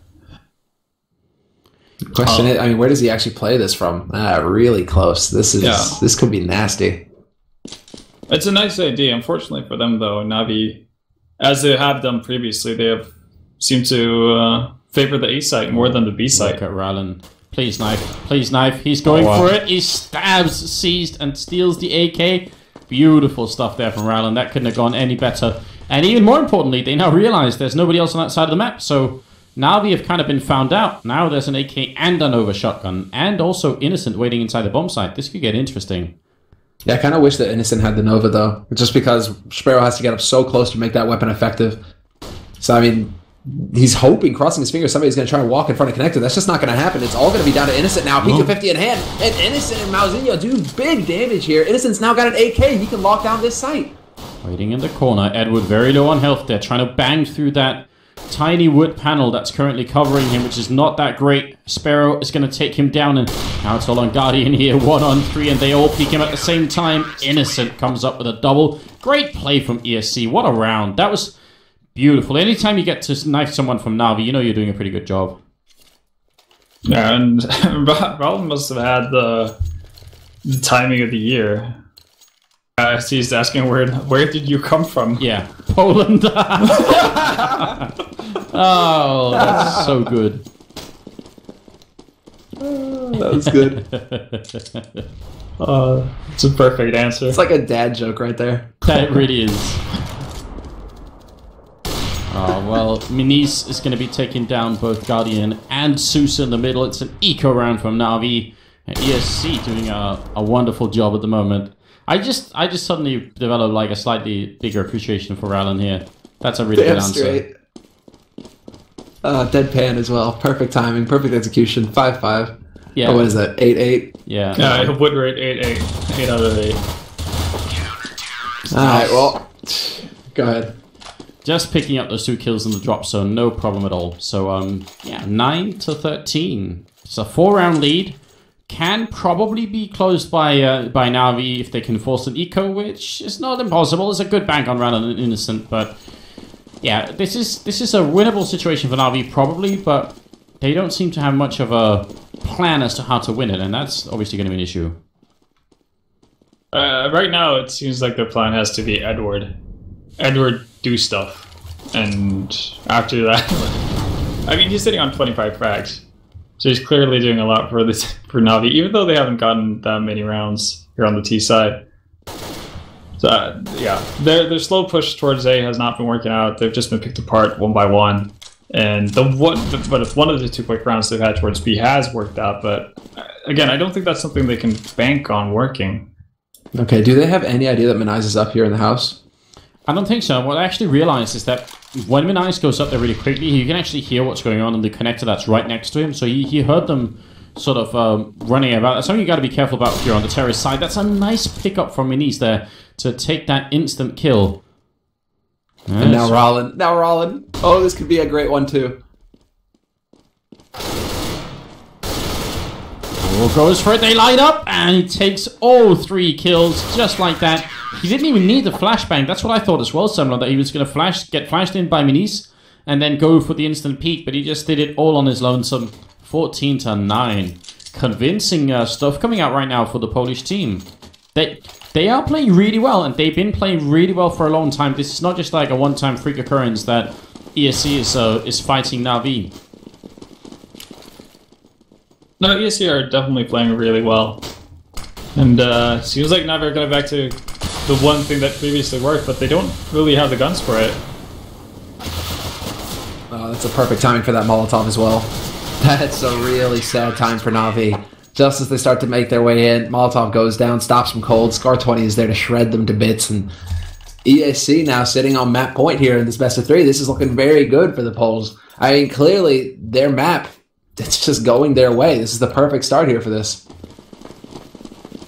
Ah, yes, and we did just get stuck in the smoke cam again. I think it's no way. What is going on? I think it's when you hold it down for a little bit too long somehow. It just gets stuck. I don't know exactly how it works, but do you have to just tap it maybe? Just like tap and then there you go.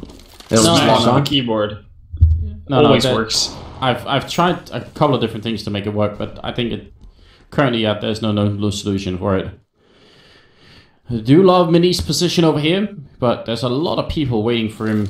They are going to fall back, but if they had actually rushed him down, that could have been a little bit scary. Auto sniper on Sparrow all the way back, but it feels like it's maybe going to be a B push, in which case it's Mouse and Innocent who are going to be put to the test, and they're in some tough positions, because if they push, Mouse really won't be able to help out Innocent, and Innocent certainly can't help out Mouse, so this could be interesting. He could get stuck here, Mouse. Both of them can, actually. This is a bit awkward. They're spread very thin. Oh, what was that? He jumped. That was definitely not an intentional jump. I think that's Was the that the panic. intelli jump? That's the intelli jump, yeah. Oh, that sucks, because he could have probably picked up a couple of more kills there. But the auto sniper, Sparrow coming into play, and Mouse waiting at the back here. They are going to be able to pick up the kill on Edward as well, leaving it up to Zeus. He goes down, Rallen holding down Mouse 1 and winning the map 16-9.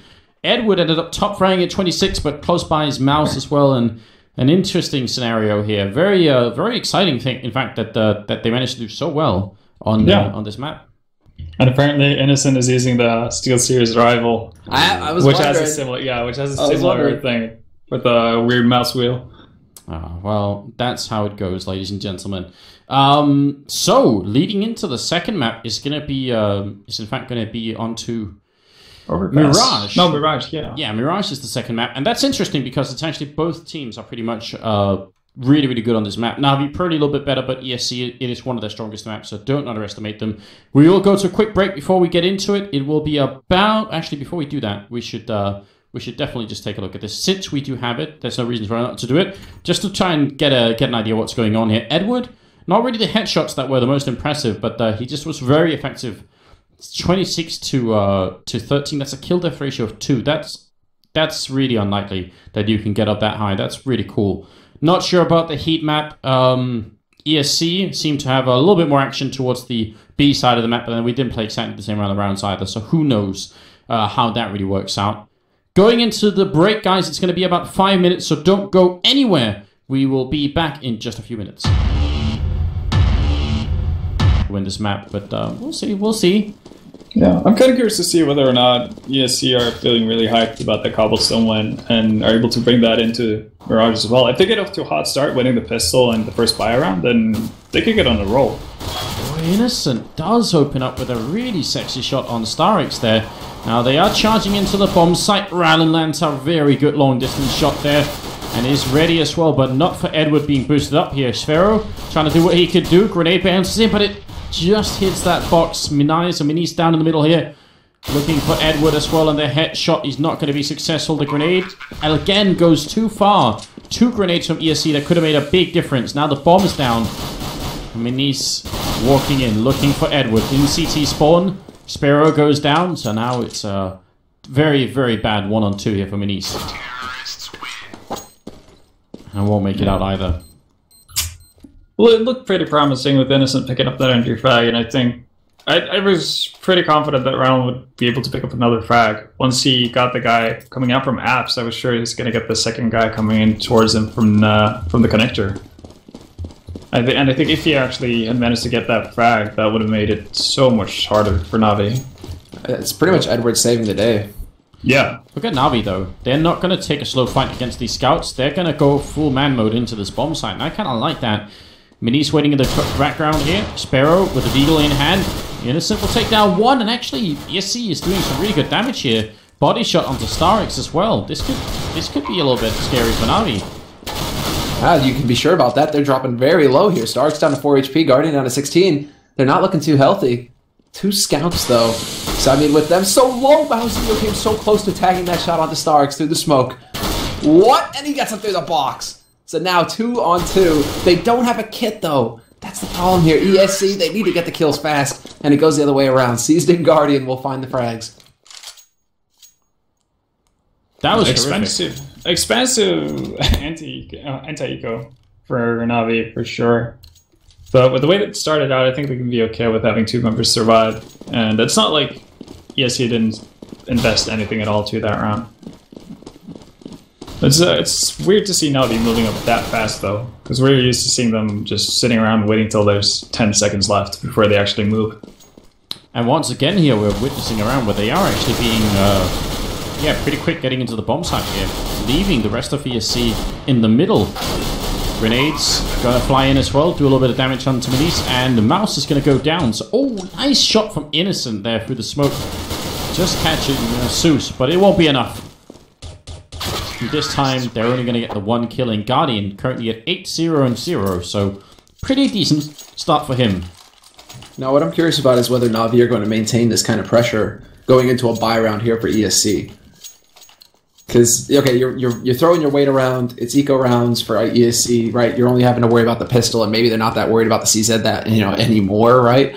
So Navi are willing to throw their weight, but in a buy round, are they going to go for something just as quick? And yes, they are. They're going up into B apartments really early here. Sparrow wants to peek them out there. Gotta be careful jumping against Guardian, but he will survive for now. Man, he's getting naded down as well. Just a couple steps too far. That double nade would have ruined his day. And now Navi, they choose not to commit. Second man has been rotated on there. Minai's is now here to support on B site, so it'd be a bit of a tough situation if Navi decided to run through B apartments now. So they're going to slow it down once again. And this is the thing. They did poke about early to see if they could find an early frag. And if they found that early frag, then they definitely would have sped up towards that B site. But now Navi decided to go back to the tried and true and run the clock down. Yeah, I think they're going to end up faking it out. I think they're going to have Edward and also Guardian over here making some noise. But the thing is, Minis is right here, and he's going to catch them coming around this corner. He's waiting with the M4 in hand. 3 people coming in. Minis picks the first, goes for second, and he almost sprays right between them. That's terrible. Sparrow is there to try and pick it up, but Guardian also picked up Rallen, the other bomb site. It's 25 seconds, and the bomb gets dropped. Sparrow with a big kill. Now Navi is in a lot of trouble. I think they just lost that round. They did. Well, let's not count Edward out. Well, he needs to pick up 3 frags, because they're not going to get the bomb plant. 10 seconds, 9 seconds, 8 seconds. Yeah, it's not going to happen. Yeah, and there we saw a case of Navi being too hesitant. And again, it's something about that magical area here in B-Apps, like the front part of B-Apps, that just seems to have some sort of a force field that prevents terrorists from jumping out. Because as soon as they get the frag, they need to run out. They just need to go all in, commit to the bomb site. There's no way they can rotate over towards the A site anyway, regardless of how it goes for Guardian and Edward on the other side of the map. So I don't see any logical reason for them to actually stick around in B-Apps for that long.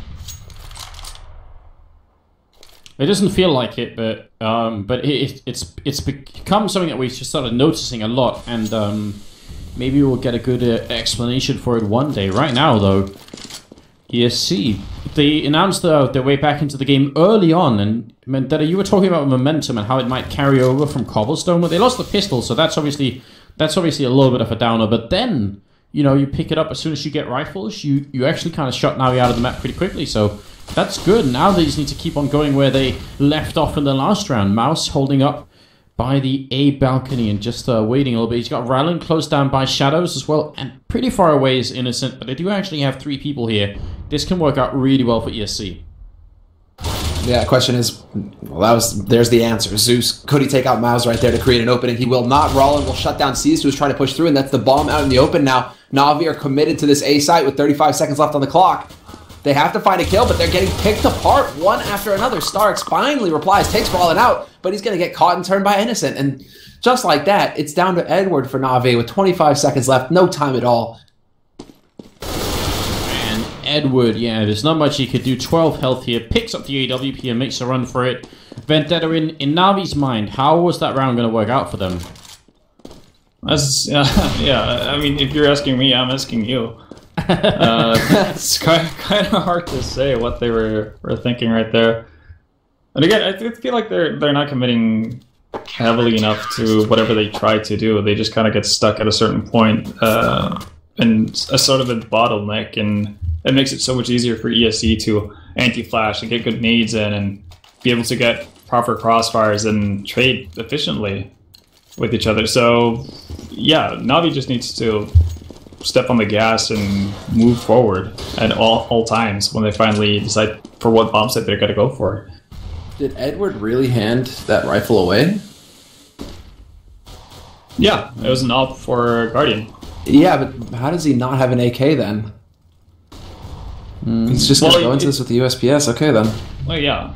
He didn't get any money, so I think he's just banking on Guardian, doing a lot of work here. He's putting his faith in his teammate.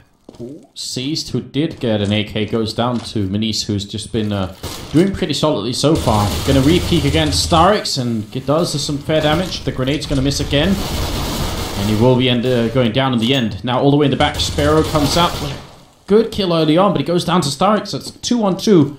A good chance here for Na'Vi to do something, although the bomb is actually dropped up in the apartment, so they're going to be wasting a lot of time getting in here, picking it up, and then going back out again, and they got to be careful. Rallen spots them down into the site. Molotov reigns in, is going to land behind and just do a little bit of damage maybe.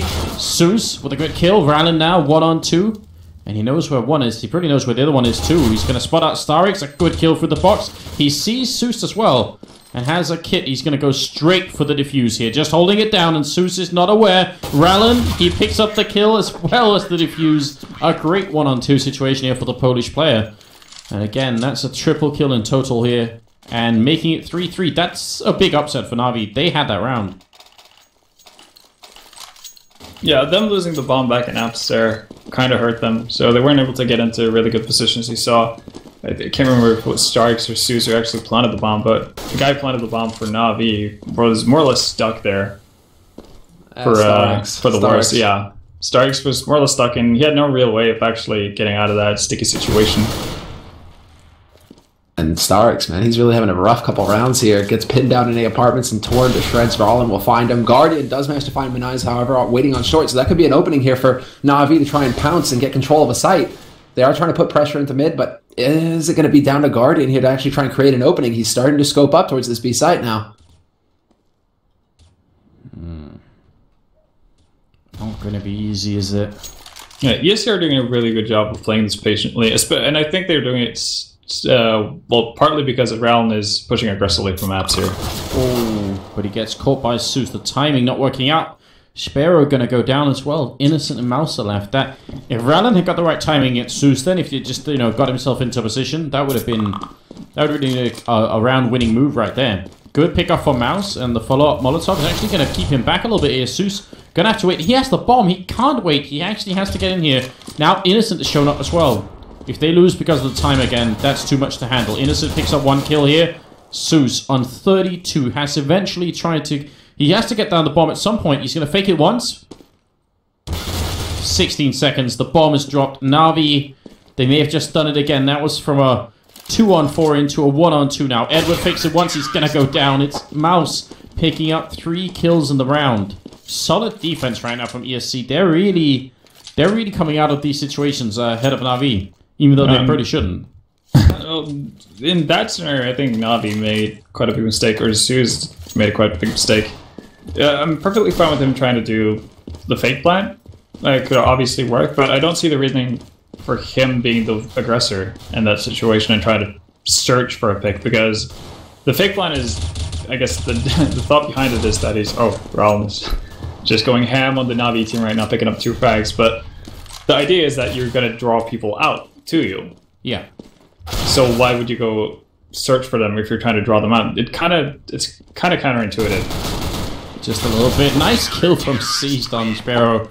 The Tech 9 power again reigning in. But yeah, I agree. That was a poorly handled situation from Na'Vi. They certainly had the manpower to try and play that differently. And they even had the time once the Molotov went down. I think it was about 30 seconds left. So it's not like they were completely screwed either. But Real quick before we move on from that round, from that discussion, I also want to give a big point to Innocent, because he laid down one of the sickest long-range sprays on Guardian to get that kill, which made it possible for ESC to even challenge Zeus and force Zeus into that whole scenario. So, Innocent, big points, big kudos. Rallen and Venice picking up the entry frags here. I mean, Na'Vi are on the less favored side, right? I think if Na'Vi get up to like 5 rounds on this first half, they're going to be alright. So it's not that terrible. It's just that a lot of these rounds have seemed so winnable for Na'Vi, and yet they somehow come out on bottom anyway. Guardian finally replying with 1 kill, going to be able to scope up Sparrow, but he's being shot in the back. Nice. So Minis will pick up the last kill there as well and make it to 6-3. ESG playing really well right now. To me, it just looks like confidence. Just very confident play now coming in from ESC. They're taking these battles at range and winning them. And then they're even willing to go for risky plays, you know, push through smoke. Once they figure out, okay, 2 guys on short, they're right on the other side of this smoke. They'll never expect me pushing right in behind them. I mean, it didn't work out because Guardian point blanked them with the op afterwards. But still, those kinds of plays are going to mess with Navi's heads as well, because then Na'Vi have to constantly worry, you know, are these guys going to push at us? Are they going to go for something crazy again?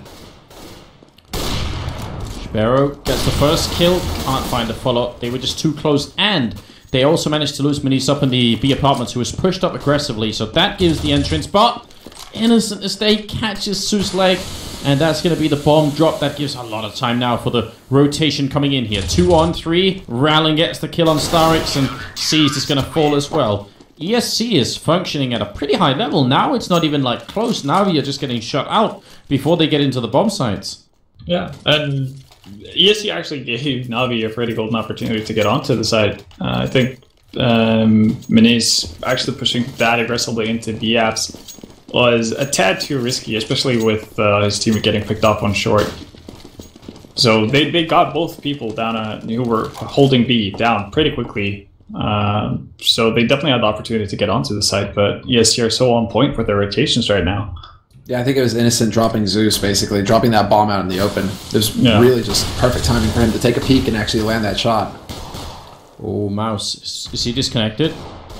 I'm guessing the answer is yes, so hopefully that won't have too big of an impact on the round. That would be horrendous. He's going to go down. Sparrow with a good kill, but still a 4-on-4 situation here. Rallen spraying down Starix, jumping over his Seas to pick up the 1. Innocent next in line to fall and out, so 1-on-1, and it's Guardian versus Minis, and the grenade up there. Guardian losing a lot of health, but he gets the kill anyway, and Na'Vi will win the round. That was definitely an unfortunate time to be disconnected. Yeah, I think that's pretty much a guaranteed win for ESC if Miles is not disconnected. Because he would have had all the time in the world to just spray down several Na'Vi members dropping down from apps onto site. So that's just very, very unlucky for ESC. Without a doubt. That's going to be really frustrating. Obviously, a tough situation for ESC, especially coming off such a big lead. He's really quickly back in, so it could have been that something just, you know, his internet just briefly cut out, something like that. Hopefully not too much of an issue here. 7-4 leading into the 12th round, the ESL Pro League here. Still in the early stages. Second day that we're doing it.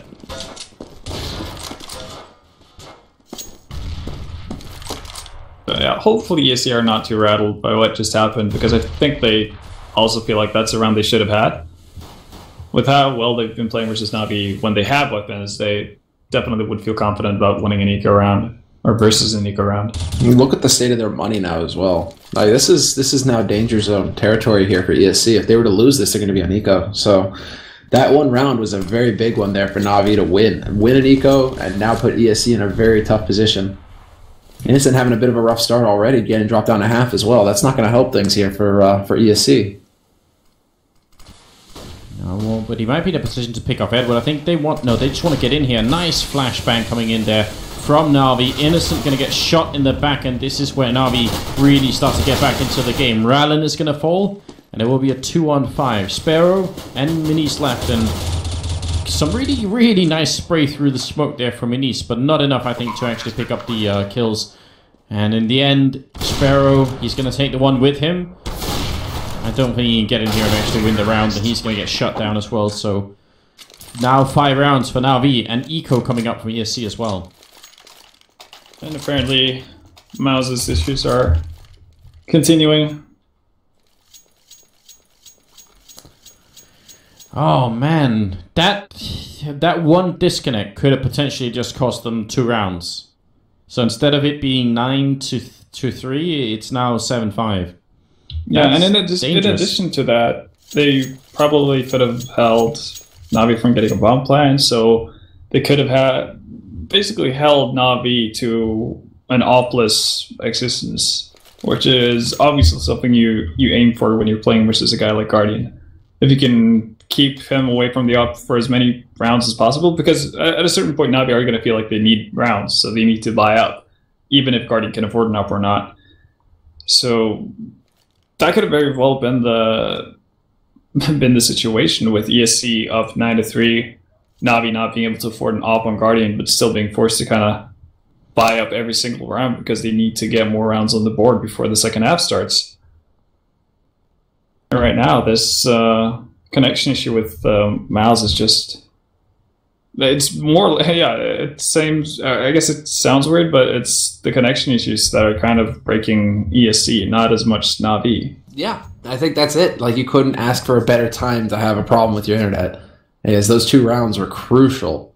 And Na'Vi, I mean, the eco and then the follow-up, it's the 2 biggest rounds so far of this entire map. And Na'Vi, like, for them to be able to pick those 2 rounds up, that's just put them right back into this game. Because we really could be looking at a 9-3 scoreline right now from ESC. I don't even think that'd be much of a stretch. I don't think they would have much trouble dealing with Na'Vi on that eco if it weren't for Miles being AFK and CT. So, yeah. That's a real problem when you get 2 rounds on the board that really shouldn't have happened. Yeah, and the snowball effect is just way too real, because we saw ESC losing to the eco round of Na'Vi, and then being forced in a really awkward situation where they couldn't be able to buy after, the previous rounds. If they win that eco, they actually have the opportunities to build more of a bank and potentially have several buy rounds in a row and get back at Na'Vi and break their economy. So yeah, as you said, it's by large, it's the most important round, and it's just the most unfortunate situation that ESC could find themselves in. Looking really sketchy at the moment. Mouse going to peek out. A little bit too many people up there. He goes down. Innocent goes down. And even though Minis was trying for a cool flank, Guardian was ready for it.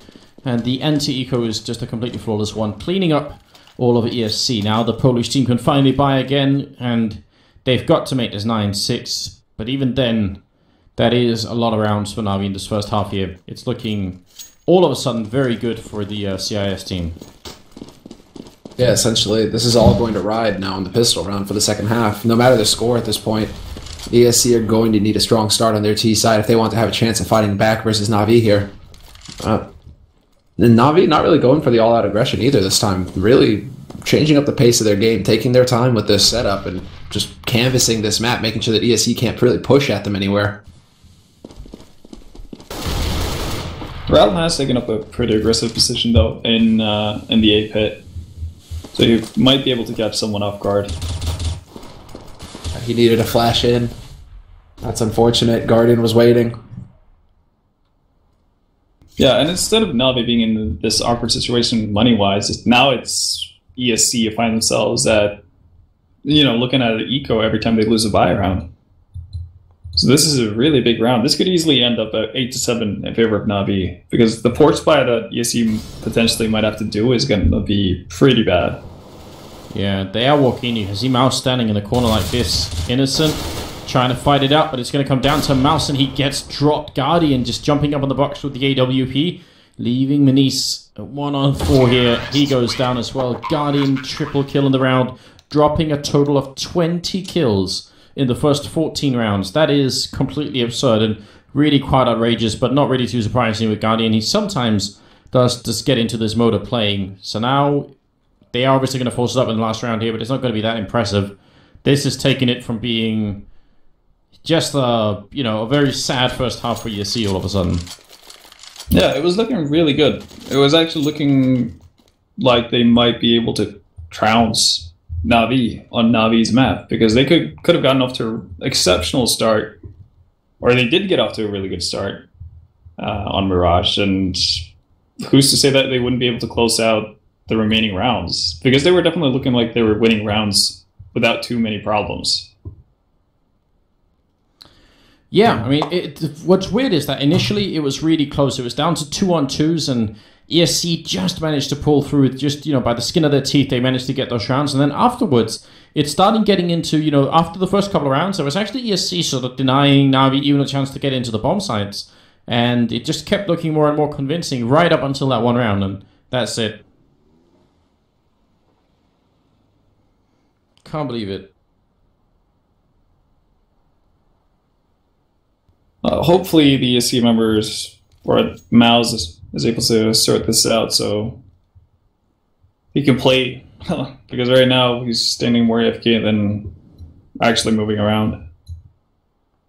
Yeah, some sort of issue. His ping seems to be fine, but obviously there's something going on that we're not quite aware of. So haven't heard anything from any admins yet. I'm sure they are working hard on figuring out the issue, and then we should be able to resume the game, hopefully without too much of an interruption. The third map, by the way, if it goes down to it, if Na'Vi can win here on Mirage, would be Overpass, which I don't know. I don't know how good ESC are on it. I know Na'Vi could be really good on it.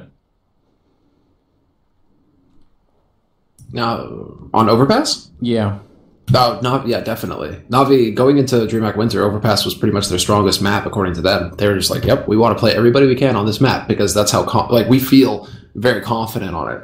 So if it makes it, if this goes to Overpass, ESC are going to be hard pressed. I don't think there's much there. Na'Vi at that.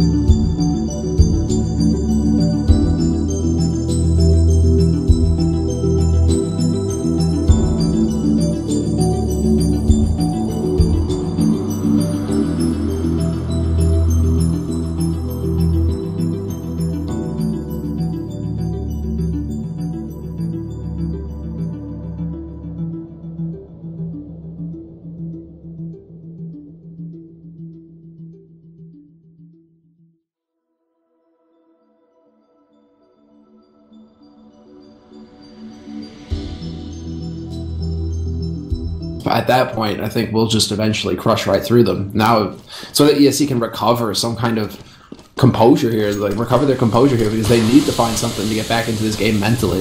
I think a couple of these rounds have really screwed with their heads now, and they're missing shots that they wouldn't have missed at the beginning of the half. The tilt effect is all the way in, and it's going to be Edward opening up on minis. That's unfortunate. Innocent trying to look at the edge of the smoke, can't really connect, and Sparrow's actually been jumping out of the bomb site as well. Zeus will go down. Guardian with a good return kill. They need to defend this B bomb site, which is where all the action is happening. Sparrow finally landing a headshot, but he's also going to find himself alone in a 1-on-3 and goes down to the hands of Guardian. It's another triple kill. Is now 23, and we're moving into the second half here. That's all the way from it being the first 3 rounds. Then there's a block of 7 rounds in a row here for ESC, and then Na'Vi come back and win the last 5 of them. That's super upsetting. It's not how we wanted to play this out, for sure. I was starting to get really excited for ESC because they were playing well and they had the potential to get into double figures. And it could have been a really tight game. Right now, I think the deficit is too big. You're Na'Vi winning the T side. I think that might just be too much for ESC to get back from. Look at Na'Vi's way of playing this middle area. This is kind of cool, though. They basically have like a shooting gallery, a lineup ready to fight, but then ESC are going to take them up on the offer, and so far it's Na'Vi coming out on top with some good headshots. And over at the A bomb side also, Minis trying to charge in here. It's him and Rallen left, and they're in a 2-on-2, so at the end it kind of equalizes. Obviously, ESC must win the pistol. Sees his position here. It's going to be crucial. Holding on short like this. Rollin's about to walk right around the corner. Seized. Is he going to be watching for this? The timing is going to be crucial. Can Rollin actually get this read? Or is Seized going to walk into him? Seized, there you go. They spot each other. Good damage dealt to Seized, however. He definitely loses that duel. Grenade, a little bit too late as well. The bomb is making its way in. They just need to kill Seized. They're coming in from either side. Starix has to try and come and help out, but that's going to be the 1 kill in from East. Rallen currently rocking a triple kill as Starix will be the only one left here. 1-on-2. Without a kit currently picked up, I think there's one up here somewhere. But this is not going to be easy. It's a very, very tough retake on his hands. Alright, well, let's see. Starix is going to walk right into Manaiz, who managed to reposition himself up in B apartments. Great recovery from ESC in that round. When it was a bit touch and go there, that just turned into a brawl. That's when you see 2 guys just trying to slug it out, basically. You know, there's no finesse to it. There's no strategy. It's really just, I'm going to sit on my side of the map, you're going to sit on your side of the map, and we're going to see who's actually going to get out of this ahead. Who's going to still be standing at the end of the round. And this time around, it's ESC. That was really nicely done. It's like an arranged gang fight almost. We'll meet under the bridge exactly 11 o'clock, and then we'll fight it out. That's what they do. Greaser Anders? Exactly. Greaser? Exactly. That's what that was exactly the picture I had in mind. Well, Na'Vi have managed to take out 2 ESC members, so they're doing a pretty fine job as of right now. Edward's down to 2 HP though, so ESC should be able to close this out, but yeah, still potential for Na'Vi to do some more economical damage to ESC. Yeah, do have that Deagle there, but Edward's going to actually pick up a Galil and a grenade, so that's definitely a good reason to run away. And Guardian has Deagle, armor, and a defuse kit, so they actually have a combined 6,100 equipment value, which is a little bit too much to just toss away like that. I don't really blame Na'Vi for wanting to save this. No, it's the right way to go about it. It's not like they're going to have an opportunity to get the defuse in any case. And I think they are aware of the fact that, well, they've done pretty significant damage to ESC, so they're not going to be that keen on actually hunting after them. Well, 9-8. ESC remaining in charge, in the lead at any rate. They need to win this round. I think the critical round here for ESC, if they want to pull a miracle, they're going to need to win the 4th round. They're going to need to shut down Na'Vi. We're all guessing that Guardian is probably going to be picking up an AWP if he can afford it. So they can prevent him from having any success with that. That's going to be big. Zeus goes down. And are they going to... No, they're going to slow it down. Not really overextending themselves here, ESC. They could have kept on rushing into B, but that would have been interesting. That's the best way of wording it. Interesting is right, yeah. Interesting, you know, and if you like the color red, would have been Like everywhere. shredders. Shredders, man. Big shredders. Edwards got that Galil, though. Rollin gets shredded. That's not going to help things, however, for Na'Vi, seeing as how the bomb has been planted on the A site. So both remaining members here for Na'Vi over on the B site. This is probably going to turn around Edward just trying to hold on to this AK for the next round. Yeah, and Starks might be able to hold on to the glow. Or he might be actually searching for a kill here. Yeah, nobody likes Galils anyways, right? That's an instant regret buy, isn't it? And when you're forced to get a Galil, you're just really sad. Well, Edward doing work with the AK he's picked up. Guys, Might be you're able too to. much in the Galil.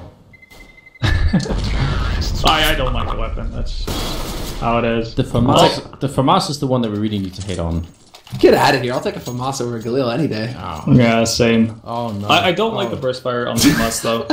The burst fire on the FAMAS is not what it used to be. I'm surrounded by FAMAS players in World of Warcrafters. It's awful. What a day, what a day. Oh, what has the world come to? No, I'm stuck on the grenade again. This time I didn't even hold it down. I just literally watched it fly over the rooftop. This is painful. Well, it's a YOLO B rush. This is actually really bad timing, Anders, because it's a straight out onto B. ESC, no fear, full YOLO onto the B site, and they get the entry. They take out Edward. They've got seized, and Guardian is down to 16 HP as well. He does get a frag on Innocent, who is holding by bench, but it's We're still back 4 members again. alive here for ESC. Back again with the camera. I think we're gonna have to suspend the grenade function until we figure out exactly how that error occurs, because that's been happening a little bit too much now for it to be. We've been doing live entertaining. bug testing. Live bug testing all night. We have been doing live bug testing. You're right. Ah, yes. Well, no, go on. Very successful round from ESC, and do any of you want to take a wild gander at what the big difference from ESC's B push and Navi's B push was? No fear.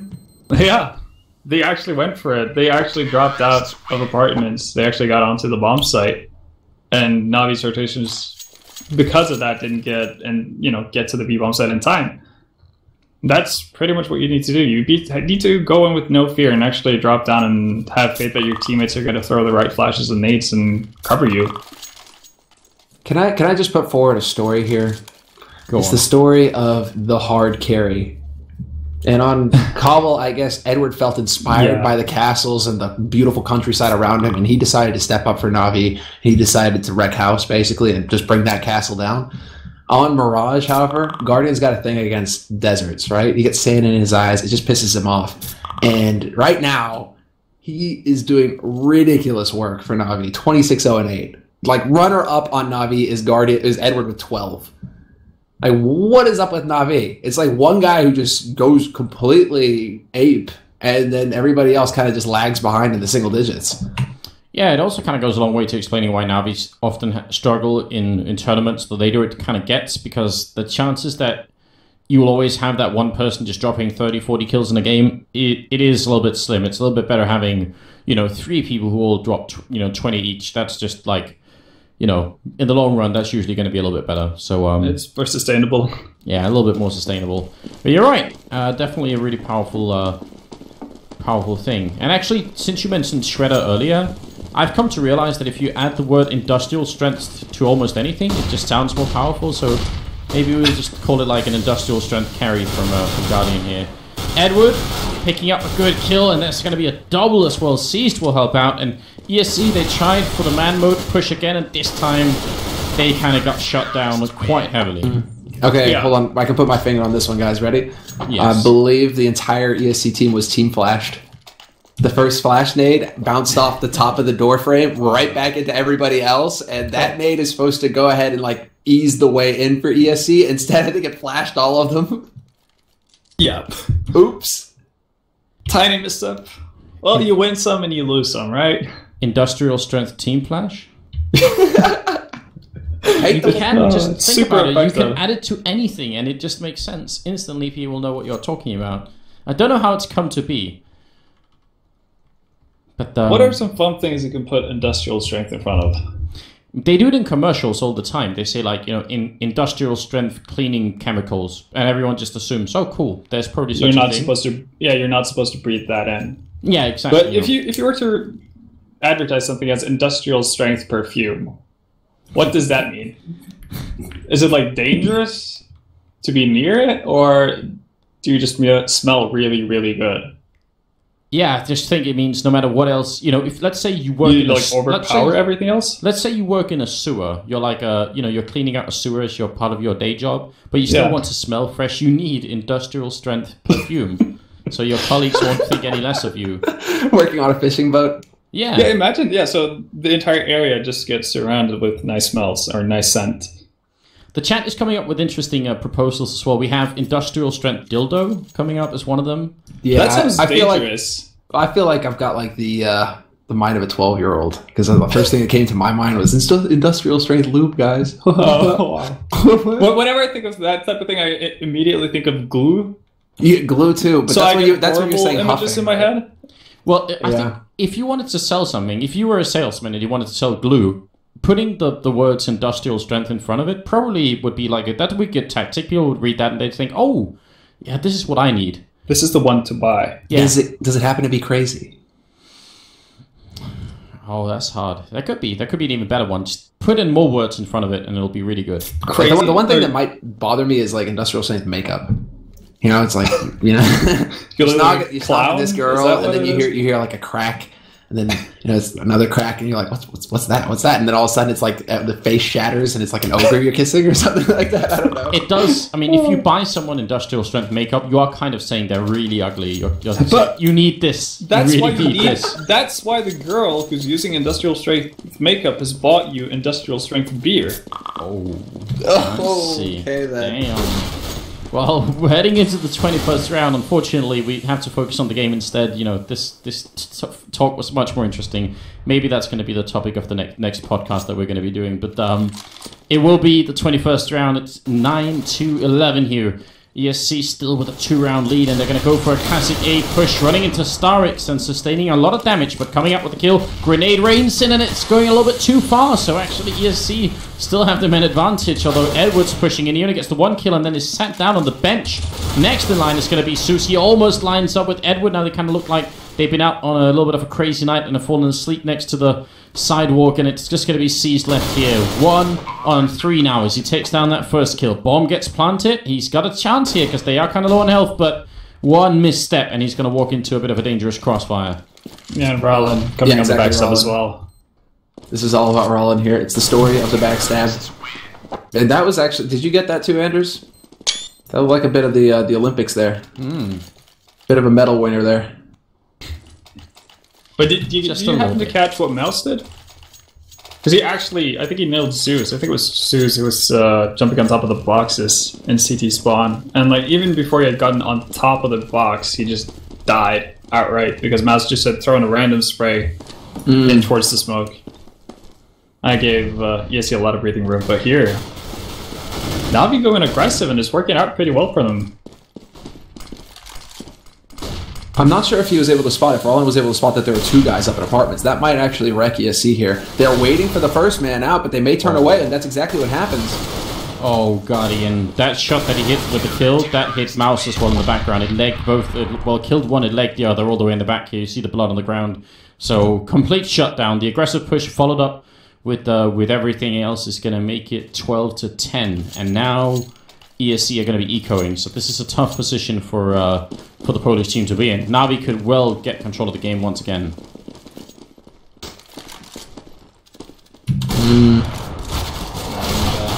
Ooh, actually taking out Guardian.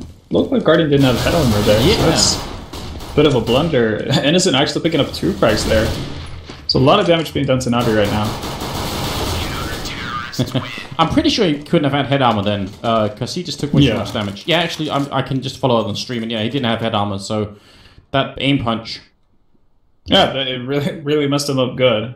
And instead of surviving maybe 3 dinks, it's just 1 dink and a body shot and he's down.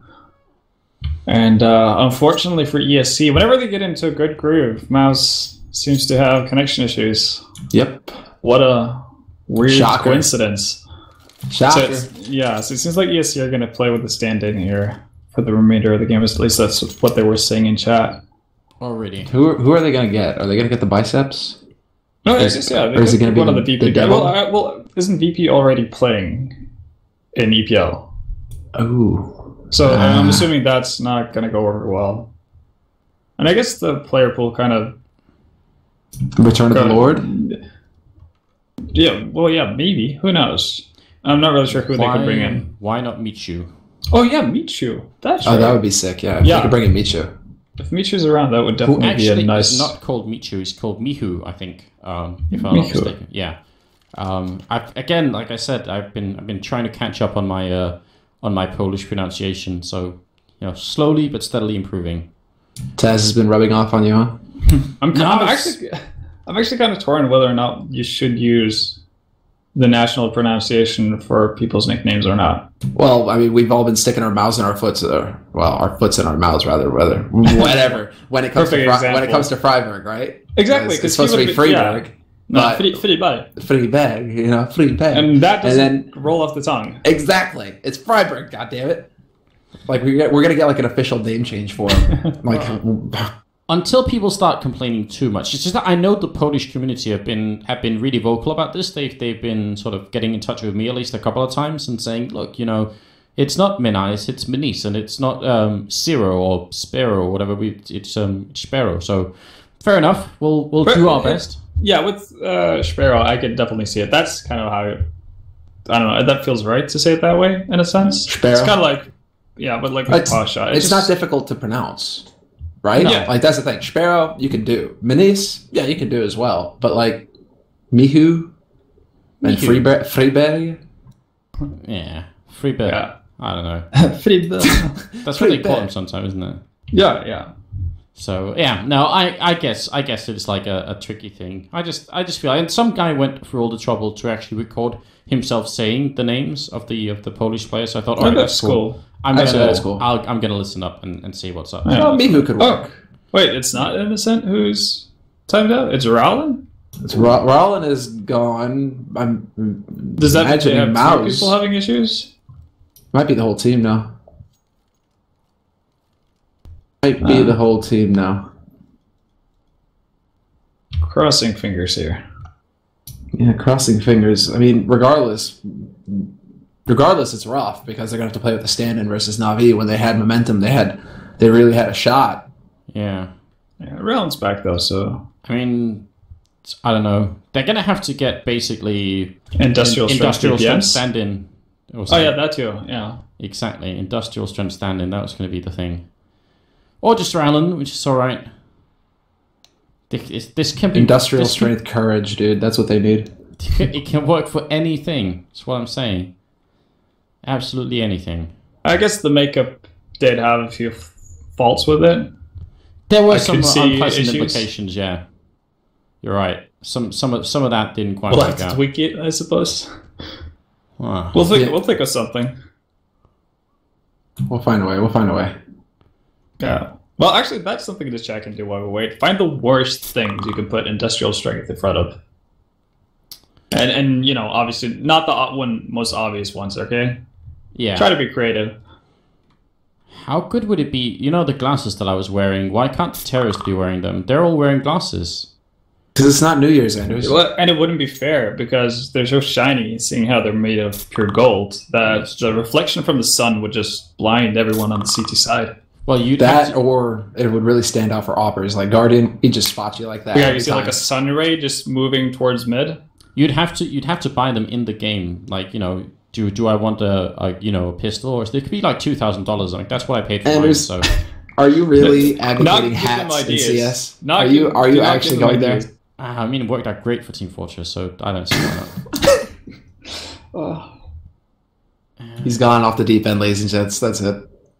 Glasses, they've done something to his brain. Industrial strength feminism. Oh, That sounds scary. that is scary. There's some industrial strength ducks. What? Ducks? I don't know.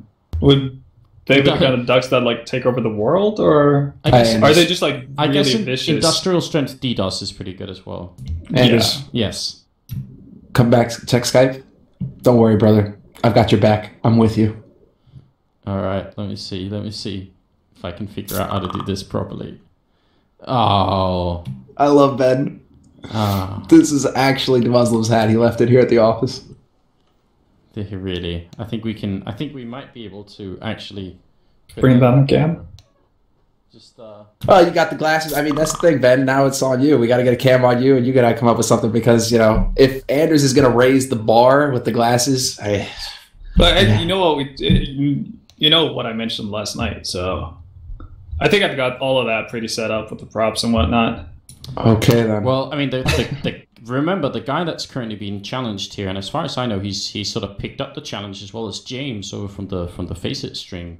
How does he top this? I don't know. He said he was going to come up with something tonight, and the whole reason this happened is that he may not have realized that he put this challenge out there, but he brought props into the stream, which, you know, we haven't gone there before. And I thought, okay, James, I see your flip knife comb on stream. I can And you raise your golden glasses. golden glasses. Yeah, why not? We'll see where this goes. More people are welcome to join in, but now the first blow has been struck.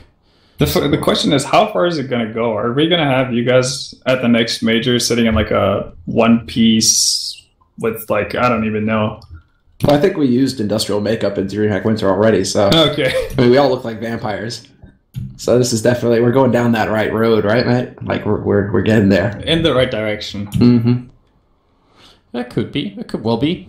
Not sure what the talk is about here. I'm not really understanding what's going on, but I think they're talking like Navi are curious to figure out who ESC are bringing in as a stand-in. Yeah. well, I'm curious too. I'm still looking at the chat. Are they coming up with good?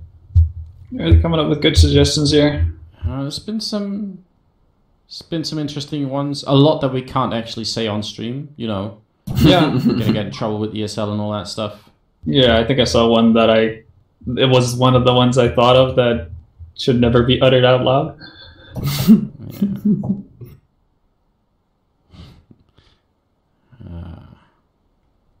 Industrial strength taxes. That sounds pretty horrifying. Ouch.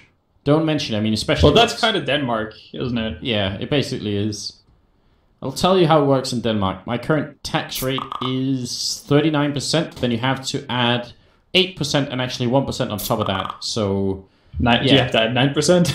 Yeah, you had to... Yeah, well, there's like two different taxes. One is like 1% and one is 8%. So... What kind of tax is 1%? Yeah. Is it what like is it? since you're already paying so much tax that you might pay 1% more tax? It's one of those things where you're not really quite sure what's going on, but you know, nobody really knows the tax system anyway. That's actually a weird thing because actually in the Danish, not really constitution, but like the what is it called in English? I guess we'll just call it the constitution, like the base law. There's actually a constitution. And there's actually a rule that says that everyone has to be able, like the tax system has to be so transparent that everyone should be able to understand it without any education or anything like that. That's definitely not the case. It's horribly confusing. That. It's horribly confusing. So the tax law in Denmark is almost by definition illegal, but it's still there. So there it is. Oh yeah, I think it's church tax actually, the 1%. Church tax? Which actually Really? I'm really not a part of it, so I might not be paying the 1% actually. I never signed up. I thought there were other cooler clubs to be part of, but Yeah, like the chess club and CS club. Exactly. Yeah. Well, it is the 24th round. It seems like we are back in it, and we have Exus here instead, so I'm not exactly sure who that is. Industrial strength stand-in. We have to hope for ESC because they are only one round away from being equalized here by Navi. The auto sniper though, not doing much. Zeus is going to walk in, but Minis did take down Edward. Exus falls and Guardian with the follow of AWP. Bomb is planted in a great spot, but they only have two people holding it. This is going to be tough. This is all down to patience now. Can Innocent actually find the angle? Starks with the auto sniper from CT is just going to catch Innocent's shoulder, and that's pretty much going to spell the doom here for ESC unless Rollin can come up with something magical. He's on the way, though. He's got 2 frags, but Starks manages to get right around that smoke and block him off. There you have it. Na'Vi, 12 rounds. They're even now on the board, 12-12, and Na'Vi at this point have a pretty firm lead.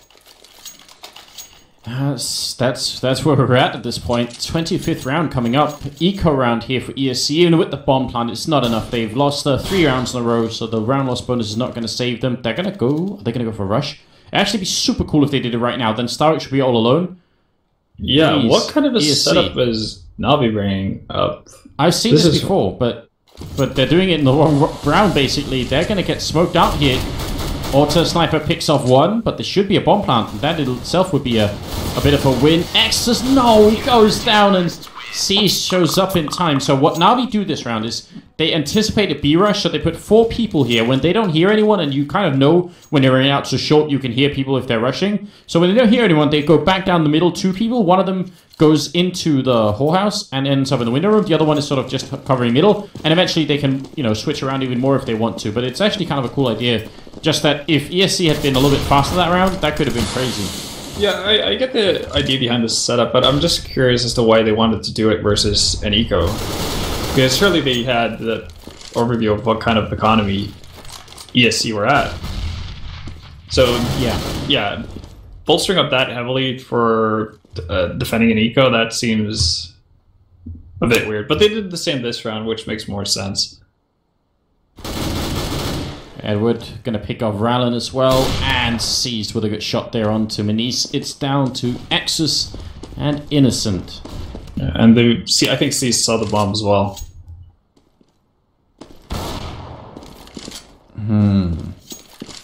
It's about to be a 2-round lead here. Seized, somehow living, and the wall bangs are definitely real. He's down to 10 health before even getting out. You can shoot right through this wooden panel here, and who is that? Well, someone was definitely shooting through from out there. So 14 to 12, heading into the 27th round. I don't know how ESC are going to get back into this game. They might have to try and fight on overpass instead, see if that's going to be more successful.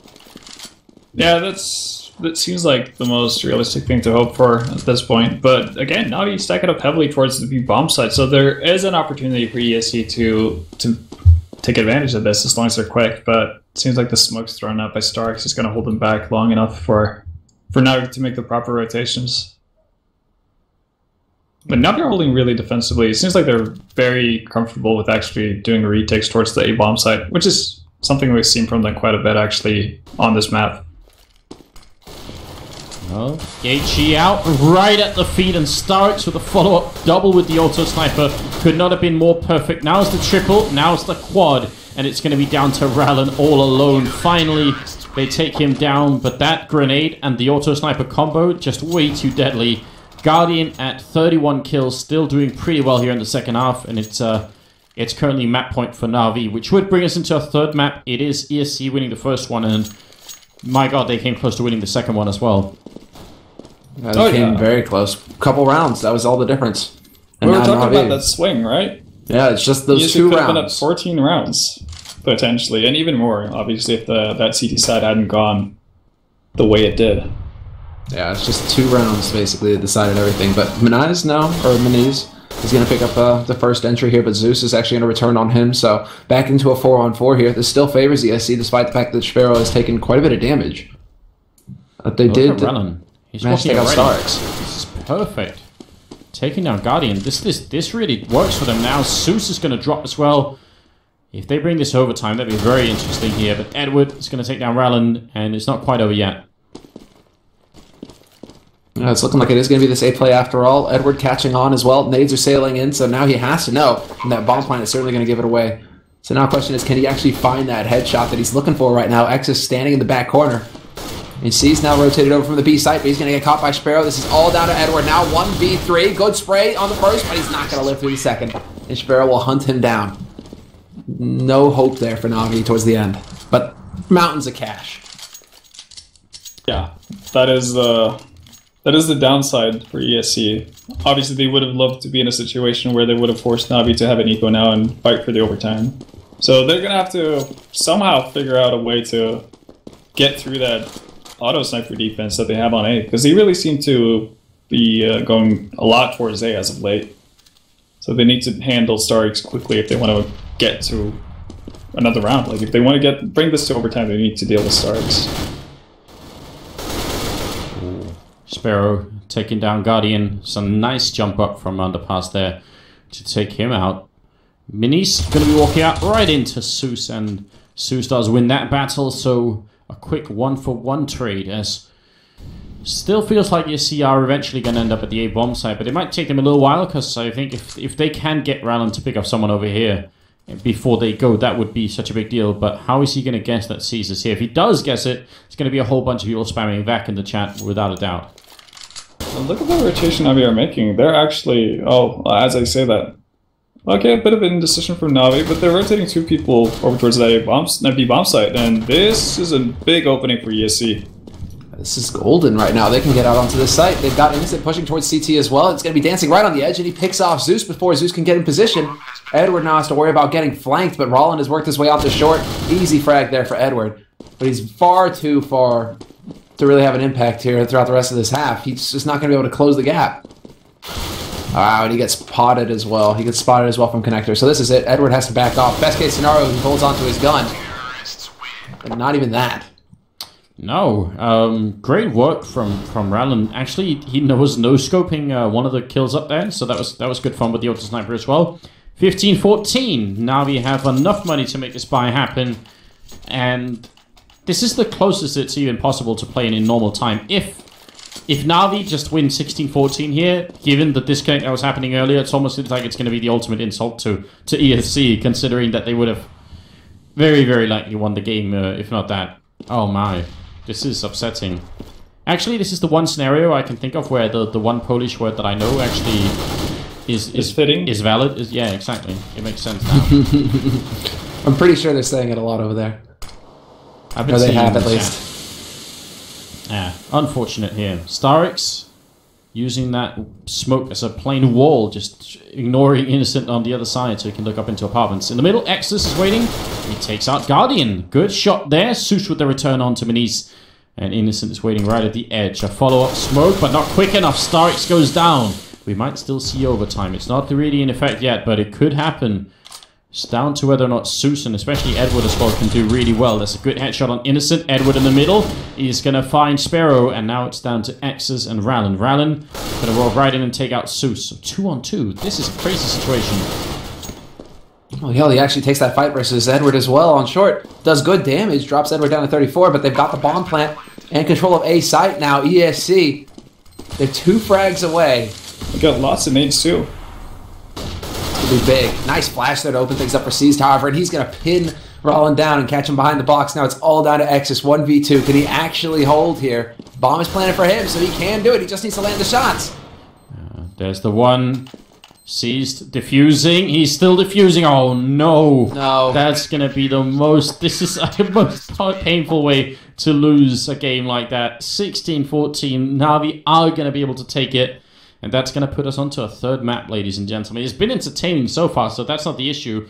It's just that it feels a little bit like ESC got robbed a tiny bit there. So that's what it's down to here. Now, I mean, Overpass is going to be one hell of a map. I think that's going to be exciting. Yeah, that really is. It should be pretty good. The only thing that has me worried for ESC is the fact that they're playing with the stand-in now. Yes, that's not exactly ideal, is it? And not as good as it could have been. That's the problem. Does he play the same positions? Is he going to be able to slot in properly? Although they did manage to bring it back in that scenario. So it's going to be exciting to see whether or not Navi get up to a slow start once again, or if they can actually get out of the gates from the get-go and really bring it to ESC. Because I'm not sure if ESC are going to be able to respond to that, if that is the case. Oh, that is the task that's ahead of ESC right now. They definitely need to get this good start. They definitely need to just shock and awe Na'Vi. They're rushing into the B-bomb site. There's a lot of people here defending, and it's not going to be fun at all. Starix looking for the opening kill on somebody, but actually Sparrow's going to be walking in. Finally, Edward will take one down, and he's still waiting on the other side. They are dropping low on Na'Vi's side, although they have the man lead. They're still not quite through yet. Exus is going to pick up one as a follow-up shot from Innocent. Is it really going to work out for ESC? They have the man lead once again now, and Starix and Zeus, they're reloading in the middle of everything. Innocent picks up a double kill, and Exus has got a double as well as the stand-in doing work right now. Zeus coming through, trying to get the last kill in here, or one more kill at least, but it's a 1-on-3 for him. Bomb is down as well, and it seems like ESC, they may in fact have done it. Zeus waiting right at the edge of the smoke here, just trying to see if they won't challenge him. And they are going to pick up the challenge. Zeus down to 28 health. He picks up one, and now it's a 1-on-2, but he does not have a kit picked up. He's going to have to go fast. He takes the one. He runs for Innocent. 5 bullets left. He has nothing more. He's going to have to pick up another gun somewhere. There's one on the ground. Goes for the reload, but without a kit, it's going to take forever and a day. Zeus gets the triple, but cannot win the round. Is there anything more painful, Vendetta? Oh, that's heartbreaking if you're Suez, but I guess you made the right call, actually, because at a certain point, there's no way you can actually defuse it and actually get away with it. So him just going for that extra kill, picking up another $300, that's the best you can do in that situation. Is anybody else just shocked that ESC managed to walk through a Na'Vi stack? There were 4 members for Na'Vi holding that site, and ESC still walk in, get the kills, get the bomb plant, and defend it. What actually surprised me the most was the fact that you saw Cease being, posted up at higher there with a flashbang. And he laid probably the most perfect flash I've seen in a long, long while, because that flashed every single member on ESC as they were running out of the long tunnels, I guess, or the long sewers. And I was so surprised that nobody from Na'Vi actually took that event, or took the opportunity. It could have been Edward from Short there, or Starix down in the pit.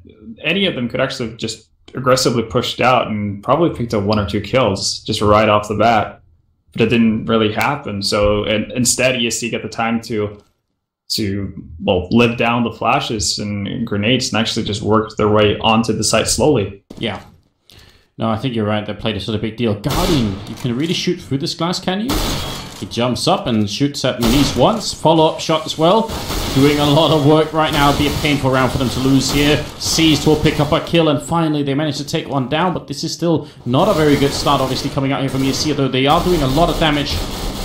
They're also taking a lot. Guardian with the follow-up kill. And is Innocent timed out? Because that does not seem like the right place to be with the bomb. Oh, no. Yeah, looks like he's not hanging. inside it at all. Starix is going to get the kill, and that means probably the Na'Vi win the round. Either because Innocent gets found, or because he's just going to be timed out eventually. Or the time will run out, more likely. Oh, this is turning into quite a painful game for ESC, and I guess anyone who's a fan, and even more worrying anyone who's been betting on them. Jesus. This is so heartbreaking for ESC. That's the second time where you're going to have a round for ESC, which they're most likely going to win. I think there's no way Na'Vi wins that round if Innocent is with them there. That's a fully decked out guy with an AK. Yeah. Like, how do they lose that in that situation when the last remaining guy from Na'Vi has, 13 HP and a pistol? I don't know. It's just really heartbreaking to see. And the fact that, people actually go to these lengths to actually ruin an up-and-coming team's chances at basically taking down, a Titan compared to them. Yeah. I mean, yeah, because you can be absolutely sure ESC would be having a party in Poland, right, tonight, if they 2-0'd Na'Vi, which was a very likely result. Instead, things just turn a little bit differently. So that's super upsetting. I mean, we can't really do anything to change the result, but we can at least acknowledge that ESC have been playing out of their minds tonight. So it's a real shame that they're experiencing all of this. Yeah, absolutely. Yeah, that's the 3rd round tonight, 3rd huge round at least for ESC that they don't manage to collect because of this.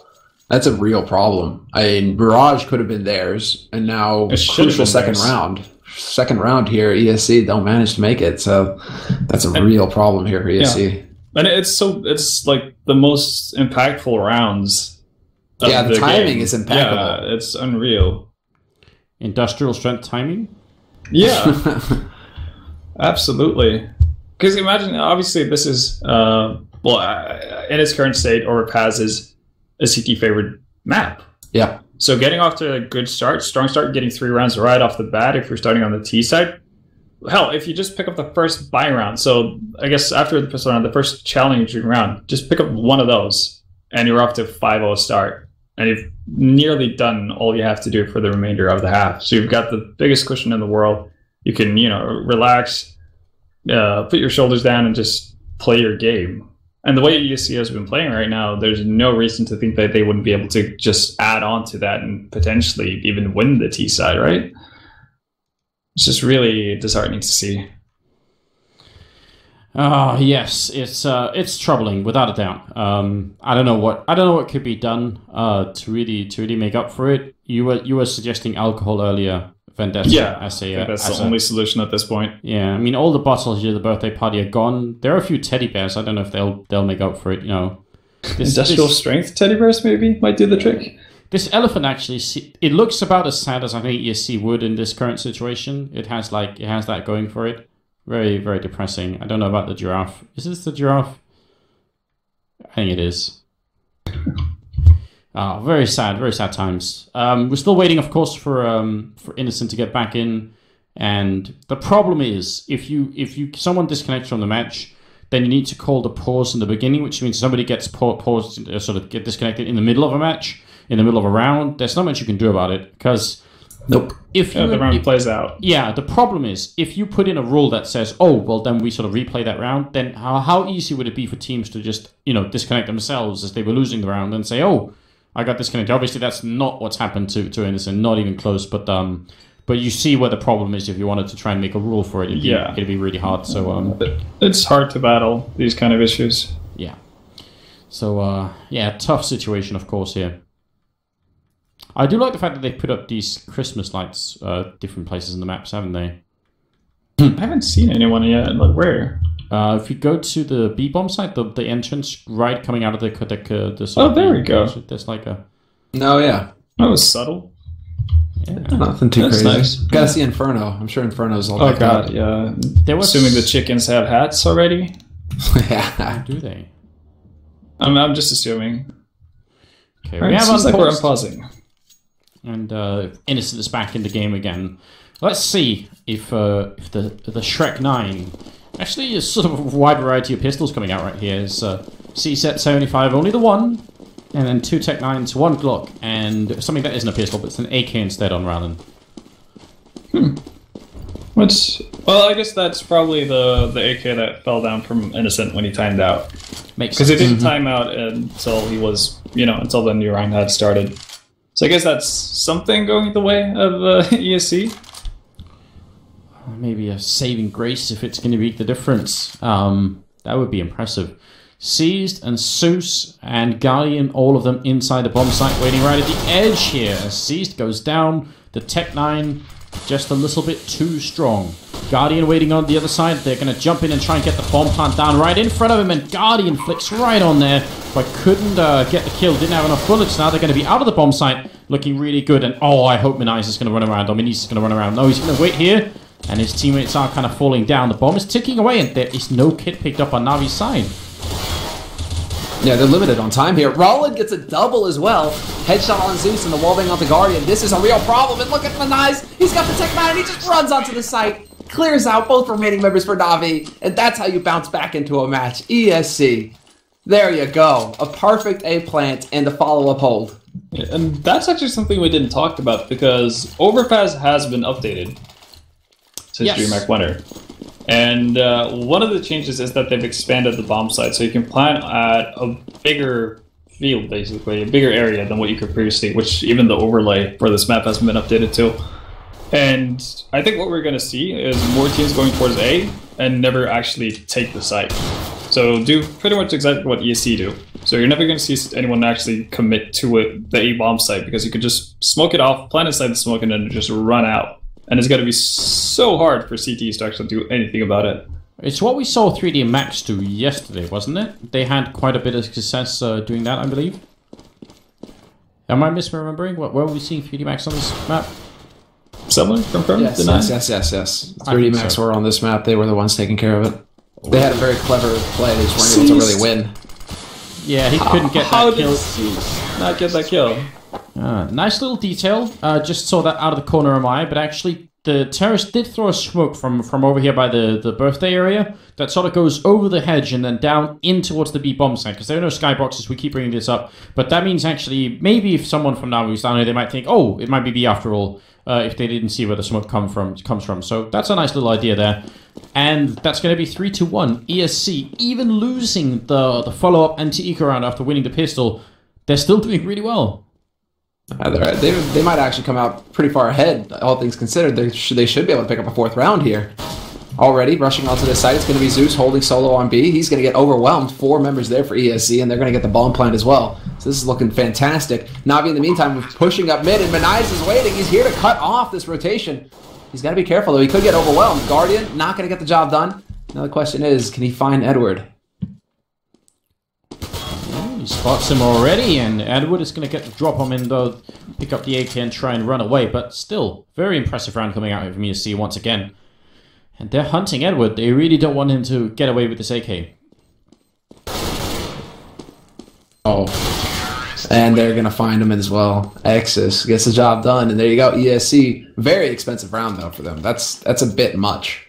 That was a very successful eco round for Na'Vi, all things considered, getting 2 kills like that.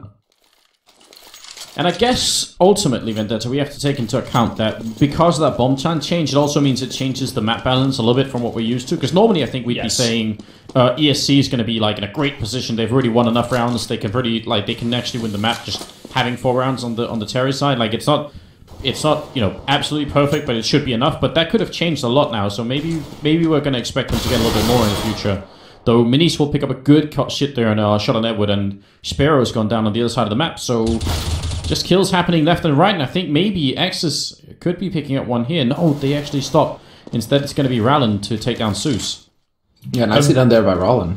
A bit of a worry for, well, in addition to Starks picking up Rallen there, is the fact that Cease has pushed up very aggressively, but it seems like he's backing off right now. But he could have actually had the opportunity to box in ESC completely.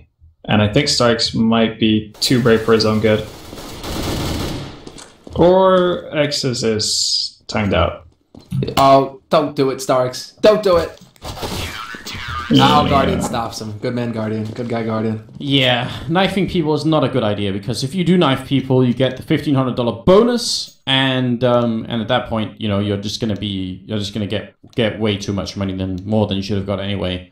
So Guardian being cool about it. That is, what is that? Double DDoS, I think. I have no idea.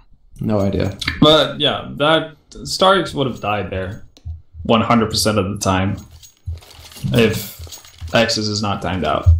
Again, like, ESC couldn't have worse luck with the timing to this. Yeah, no, I mean, there's no other way to put it. It's definitely depressing to witness, but there isn't really much we can do about it, and apparently there's not much ESC can do about it either. So we're just waiting, hoping that that they figure it out. But it is kind of hard to deal with. It is, and well, I guess we were talking about, you know, how depressing it is to watch. Just imagine how it feels for ESC. Oh, I can't even, like I said, I can't even imagine. Yeah, the fact that they actually keep getting back into it and, you know, winning eco rounds and putting it up, you know, giving Navi the fight, that's really impressive. Yeah, that's what's really crazy about it. Like, Mirage, they still put up a fight, and here on Overpass, doing the same, came right back after the first time. Exactly. Yeah. No, yeah, but at the same time, that's also part of what's making it so depressing, is that if they weren't interrupted, would they have won this best of 3 already? Yeah, would they be winning it? They would have crushed Navi on Mirage. Yeah, I think so too, and that's yeah, no doubt about it. They're putting some smiley faces in there. Cease is also saying it's definitely not fair what's going on. So I think Navi. I mean, Navi have been the victims of this in the past, so I think they understand how troubling it can be. So I mean, I don't think Navi are particularly excited about winning in this fashion either, but it's not their fault at the same time, so what can they do?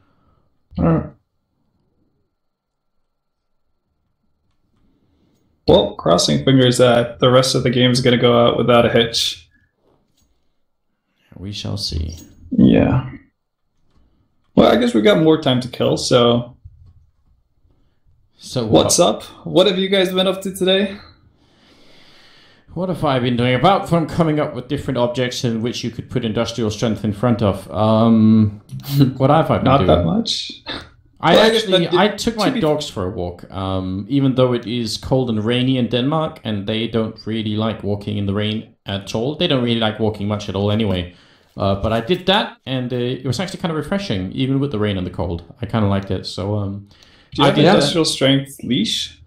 yeah, they are made of leather and stuff. So I guess maybe kind of. It's Well, not- the question is, industrial strength pugs. That'd be a scary thing. Force of nature right there. I don't know, because they're already so weak to begin with. I feel like they wouldn't be that impressive. Even in industrial strength, they'd still be pretty fragile. Are you doubting the industrial strength, Anders? Yeah, a little bit on that in that one case. Okay, we're back into the game, ladies and gentlemen. I know it's hard to believe, but it's definitely true. The 7th round is coming up here, and a good opening from Edward kind of charges in and stabs Spiro with the AK, and then it's going to be down to Manish going down as well. It's a double kill for Edward. Innocent going to be alone, 1 on 5 here, and he does just take Zeus with him before Edward lands his 3rd kill of the round, and brings now Reed to a 3-4 scoreline and forces ESC to eco.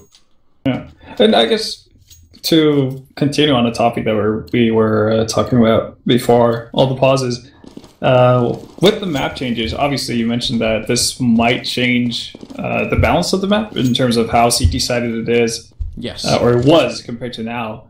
And I think we're also going to see a difference in playstyle. As ESC runs into the Starry Shredder, Edward's going to follow up on the Nice there, and it's all down to Innocent. And while Innocent is trying his best to survive here, then yeah, my point was, I think we're actually going to see a pretty big change in how CT side is played, at least on the A-bomb site. Because seeing how you can pretty much get a successful plant on the A-bomb site without ever taking the site, it kind of forces the CT scene to play more aggressively. That's true. Exactly right. Yeah. It's kind of like, well, do you think it's kind of like how A side has changed on Dust 2 now? The fact that you can get the cat plant? Is it a similar scenario essentially? Because now you have to worry a little bit more about cat? I think it's going to be more evident on a map like Overpass. Because you have, to get a plant on the old Overpass, you pretty much had to, set up a tent for your team on the bomb site and, hold off vicious hordes of people trying to retake the site. In this case, you kind of just have to let one guy hop in and try to get the bomb down. It's not that big of a commitment. So I think it's a bigger change for Overpass than it is for Dust 2. But the Dust 2 plan has definitely had an effect on how you play it. But absolutely, no doubt. I mean, for one thing, it's a lot more difficult for the CT side now to just rely on controlling long, for instance, which previously was quite a powerful way to hold that A-bomb side, as long as you sort of had control of long, especially if you had an AWP down there. You could force the Ts to plant in pretty much only just one position on that bomb site. Now that's definitely changed. So, yeah, there are some stuff happening. Apparently, Taz is going to be joining instead now. All right. So- Well, we're just bringing in everyone. It's Yeah. all over the place, man. We might actually end up with just having VP play Navi at the end of this. Yeah, right. That's what I'm thinking as well. Because then let's just get Snacks. Let's get Bialy. Before we Luke know is it, coming as well, so come No back way. from Luke. Everybody's joining. Yeah, if we need more Cuban or Lord, says Guardian. What did happen to Lord? Because Cuban obviously sort of officially retired, right? But Lord kept playing for a while. he kind of faded. He I kind of think faded it out. might Yeah. still be playing because at least when the EPS season in Poland was going on, I saw him in a couple of teams. Yeah, Yeah, that's but what I meant. they disbanded. Yeah, a couple months ago. I'm kind of just expecting him to still be around. Just might not be trying to play actively or competitively, but still Play. around in the Polish scene. All right then. Well, we'll see. Well, the problem is they have to. Well, they already have one stand-in. They have to maintain at least 3 players, right? I have no idea how it works. I think in ESL, as long as they're added to your team, the team that is signed up for EPL, you could have probably as big of a roster as you'd like, as long as the players are registered, have their IDs on it, and connect to Wire. You're good to go. Isn't there a conflict then if VP are also competing? Oh yeah. I don't you can't think Taz exactly is coming. have. I don't think Taz is coming, but I think as long as they have X amount of players who are not committed to another team on their ESL team that is signed up for EPL, then they're allowed to play. Yeah. Which I think Kind of is curious. If you have perfectly to maintain the 3 players of the original roster, though, or Yeah, the I'm not roster, sure right? if The that official is roster, a right? thing. Because I think ESL or the way ESL rules work is that as long as they're added to the team, that is the official team that is signed up for that league. Even though it's not, you know, the regular 5, but in the eyes of ESL, that's just the team. So it could be like a 10-man lineup where you never see the 5 of the guys play, and it's just the same 5 over and over, which is, you know, how it usually works.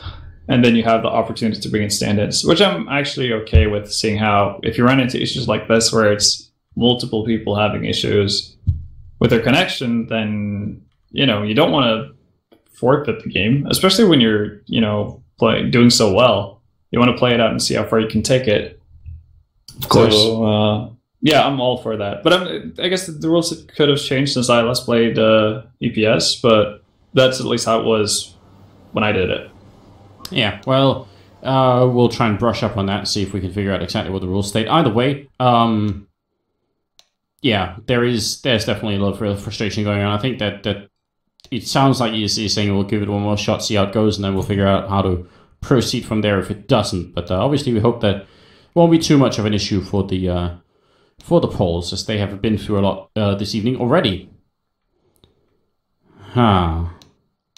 Yeah, well, there are 5 on the server, so... You mean it's a start? Although Innocent does have 700 ping, which is, well,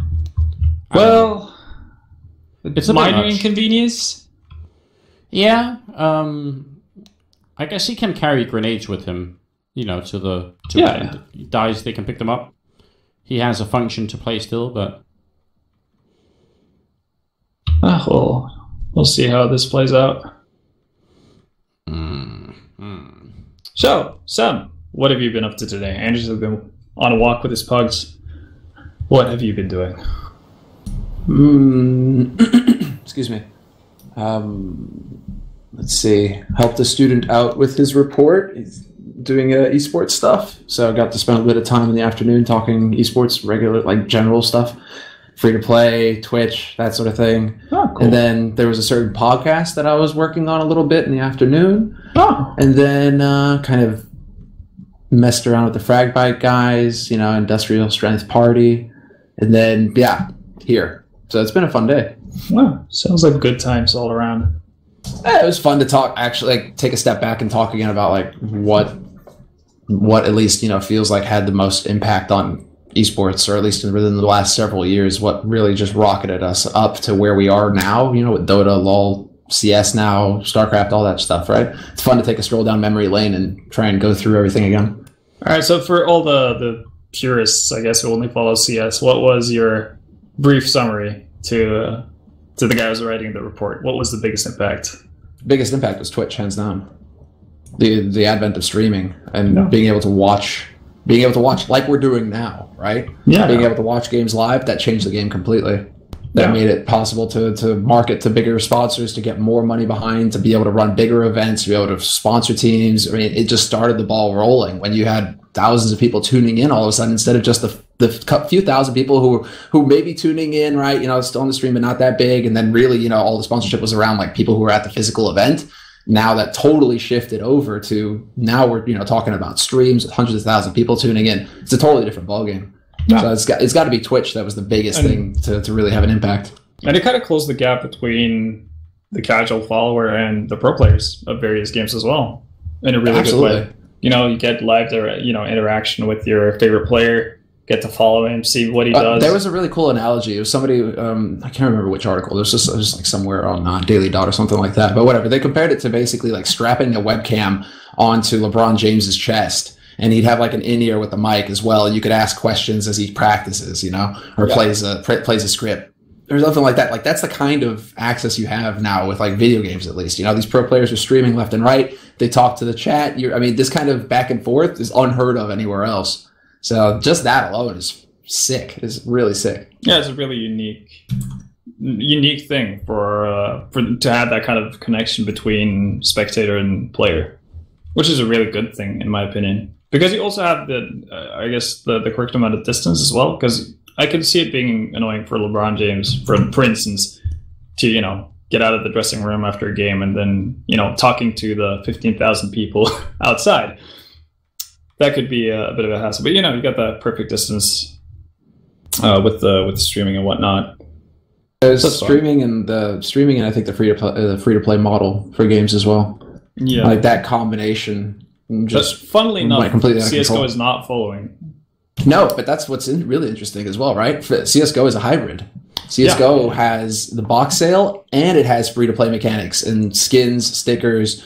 I'm sure that Valve can come up with other things as well, to throw into the game. So you have the small things that are monetizing the game as well as the actual box sale. Like they're a hybrid model that's actually working remarkably well compared to full on free to play like LoL or Dota, right? Yeah. StarCraft is the other end of the spectrum. They're just a straight box, nothing else behind it backing that. And which is why Blizzard are just loving Hearthstone to bits, because all of a sudden they've got a free-to-play game that's just working wonders for them, and they're making mountains of cash off of it, right? There's the focus for them, right? So CS is just sick because it's the hybrid model between both of those, and it's actually working. So in conclusion, CS is awesome. Damn straight, Mo. What I would really love, since we're just talking anyway here at this point, I'd really love it if Counter-Strike was made in I've said this a couple of times before, in a free-to-play version for the SEA market, for the Southeast Asian market, or for the Chinese market. That would be super cool. The rest of us can continue to pay for it. It's not that much. It's very often on sale for like $5 or something. So I think almost anyone can pretty much afford that, assuming they have access to a credit card and Steam and everything else. But skin. Exactly, but the other market, the Asian market, is very heavily driven by LAN cafes, LAN centers, where people don't actually pay for their games, and the net LAN cafes, they won't pay for them either. So League of Legends and Dota and stuff like anything that's free to play is going to have a big advantage, and I think we should get in on that action because actually the Asian players are super cool. Hell, I mean, Riot have taken it a step further. If you can trust Orin, the idea that in North America and EU, LoL at least, the characters are locked. You get free characters like up to 10, I think, or something like that per week, and that changes week to week. But that's all you get. They've totally changed that over in Southeast Asia and Korea and all that, with basically all the characters a la Dota getting unlocked right off the bat, just to make it more attractive for these PC Bang players to play the game.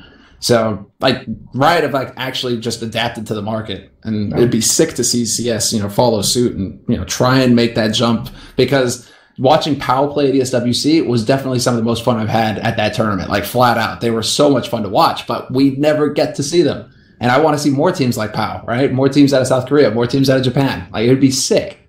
Yeah, that would actually be so incredibly cool. So I guess we know what to talk about the devs. What's up? Can you just go to Gabe Newell and be like, now make CSGO free in Asia? Before, we definitely will talk to the devs about that. I think I've actually already mentioned it at least a couple of times to many of them. But now we need to write them about buffing the CZ75 again, because oh god, we can't let them rest like that. They're not just going to get off that easily. We can't just we complain for like half a year about it, and then once it's done, we're like, no, change it. It's gone too far. No, I think it brought it back in line. I think we're gonna be perfectly fine with having the CZ, taking a bazooka to the knee.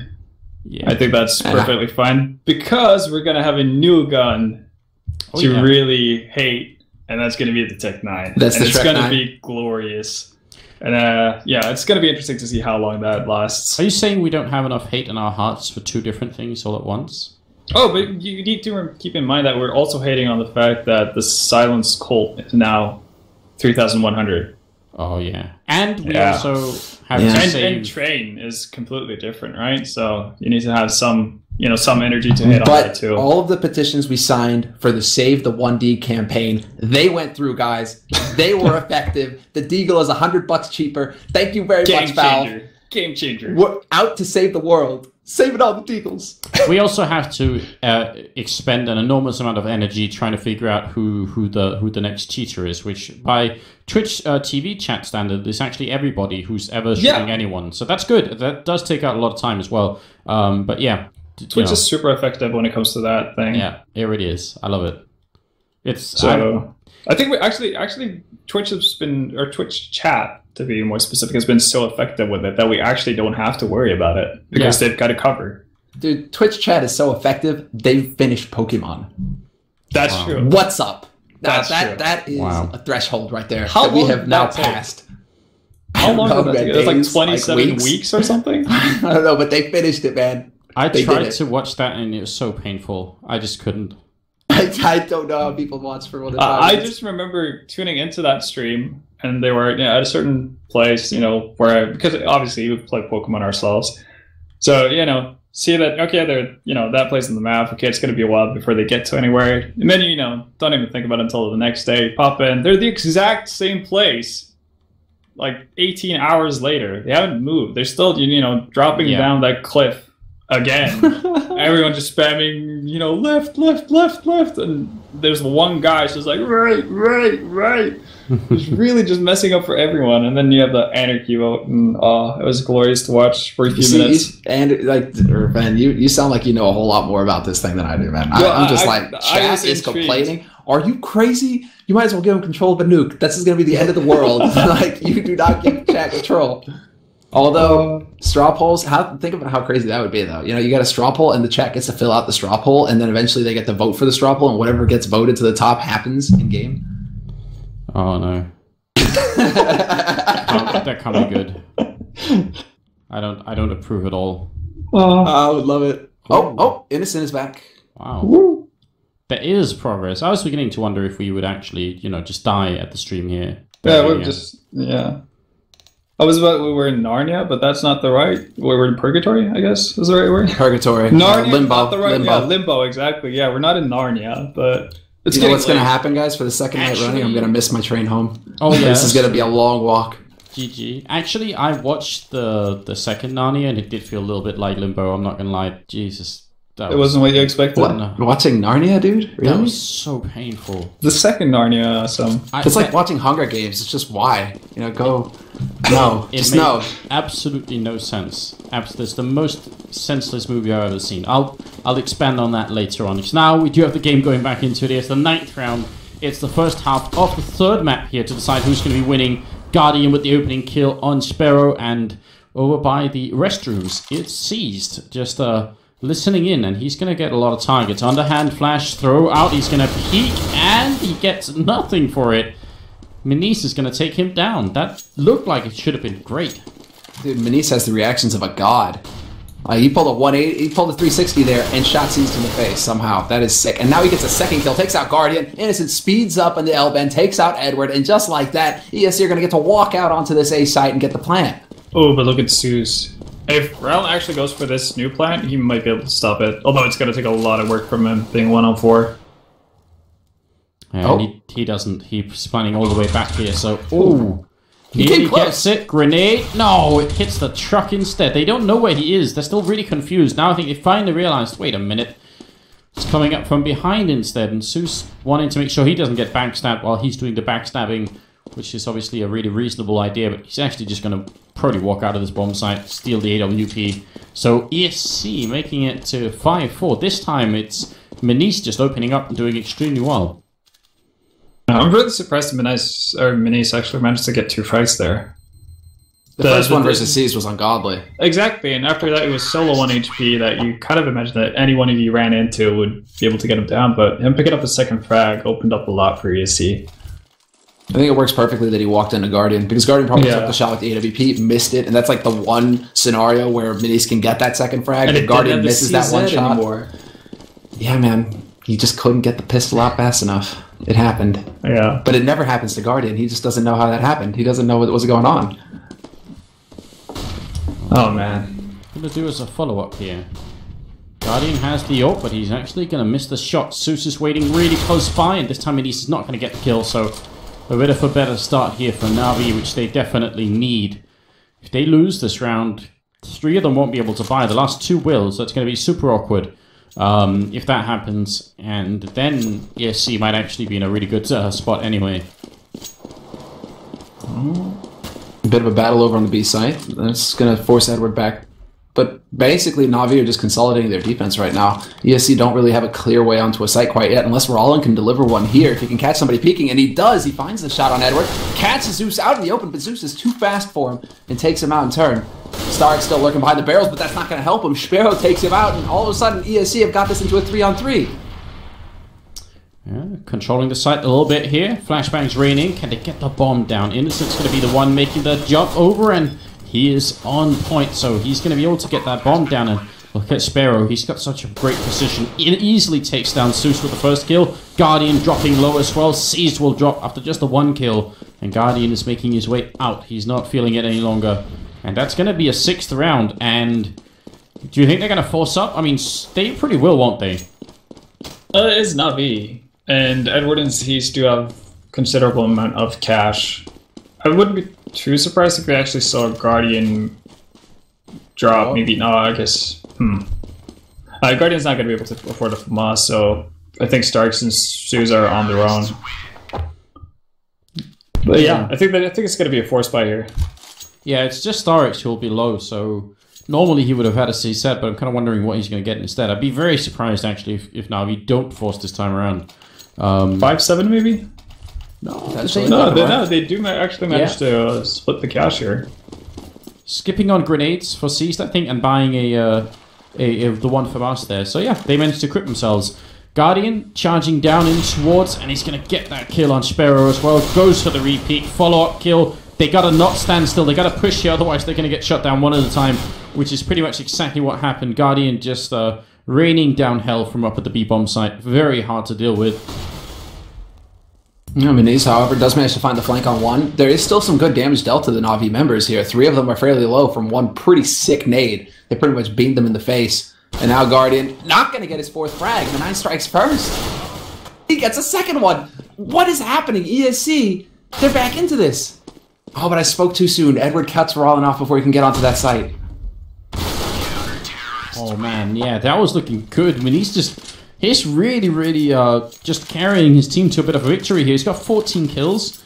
And like we were sort of talking about one of the other days here, is that actually Muniz was standing in for Virtus Pro when they were doing the Fragment Masters LAN, and he did play really well, even on LAN, so he's just a really strong up-and-coming player, there's no doubt about it. But Navi will win the round regardless. Guardian's triple at the beginning just was a little bit too much for them to overcome. Eco round coming out from ESC, and see if Navi can have a bit of a better end to this half than the way it started for them.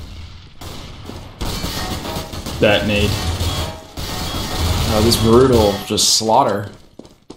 They even closed the door. No. Innocent can't put the Tech 9 to use. But that was a slaughter. Zeus hitting the perfect timing. They basically sandwiched ESC into connector, and there wasn't anywhere ESC could go at that point.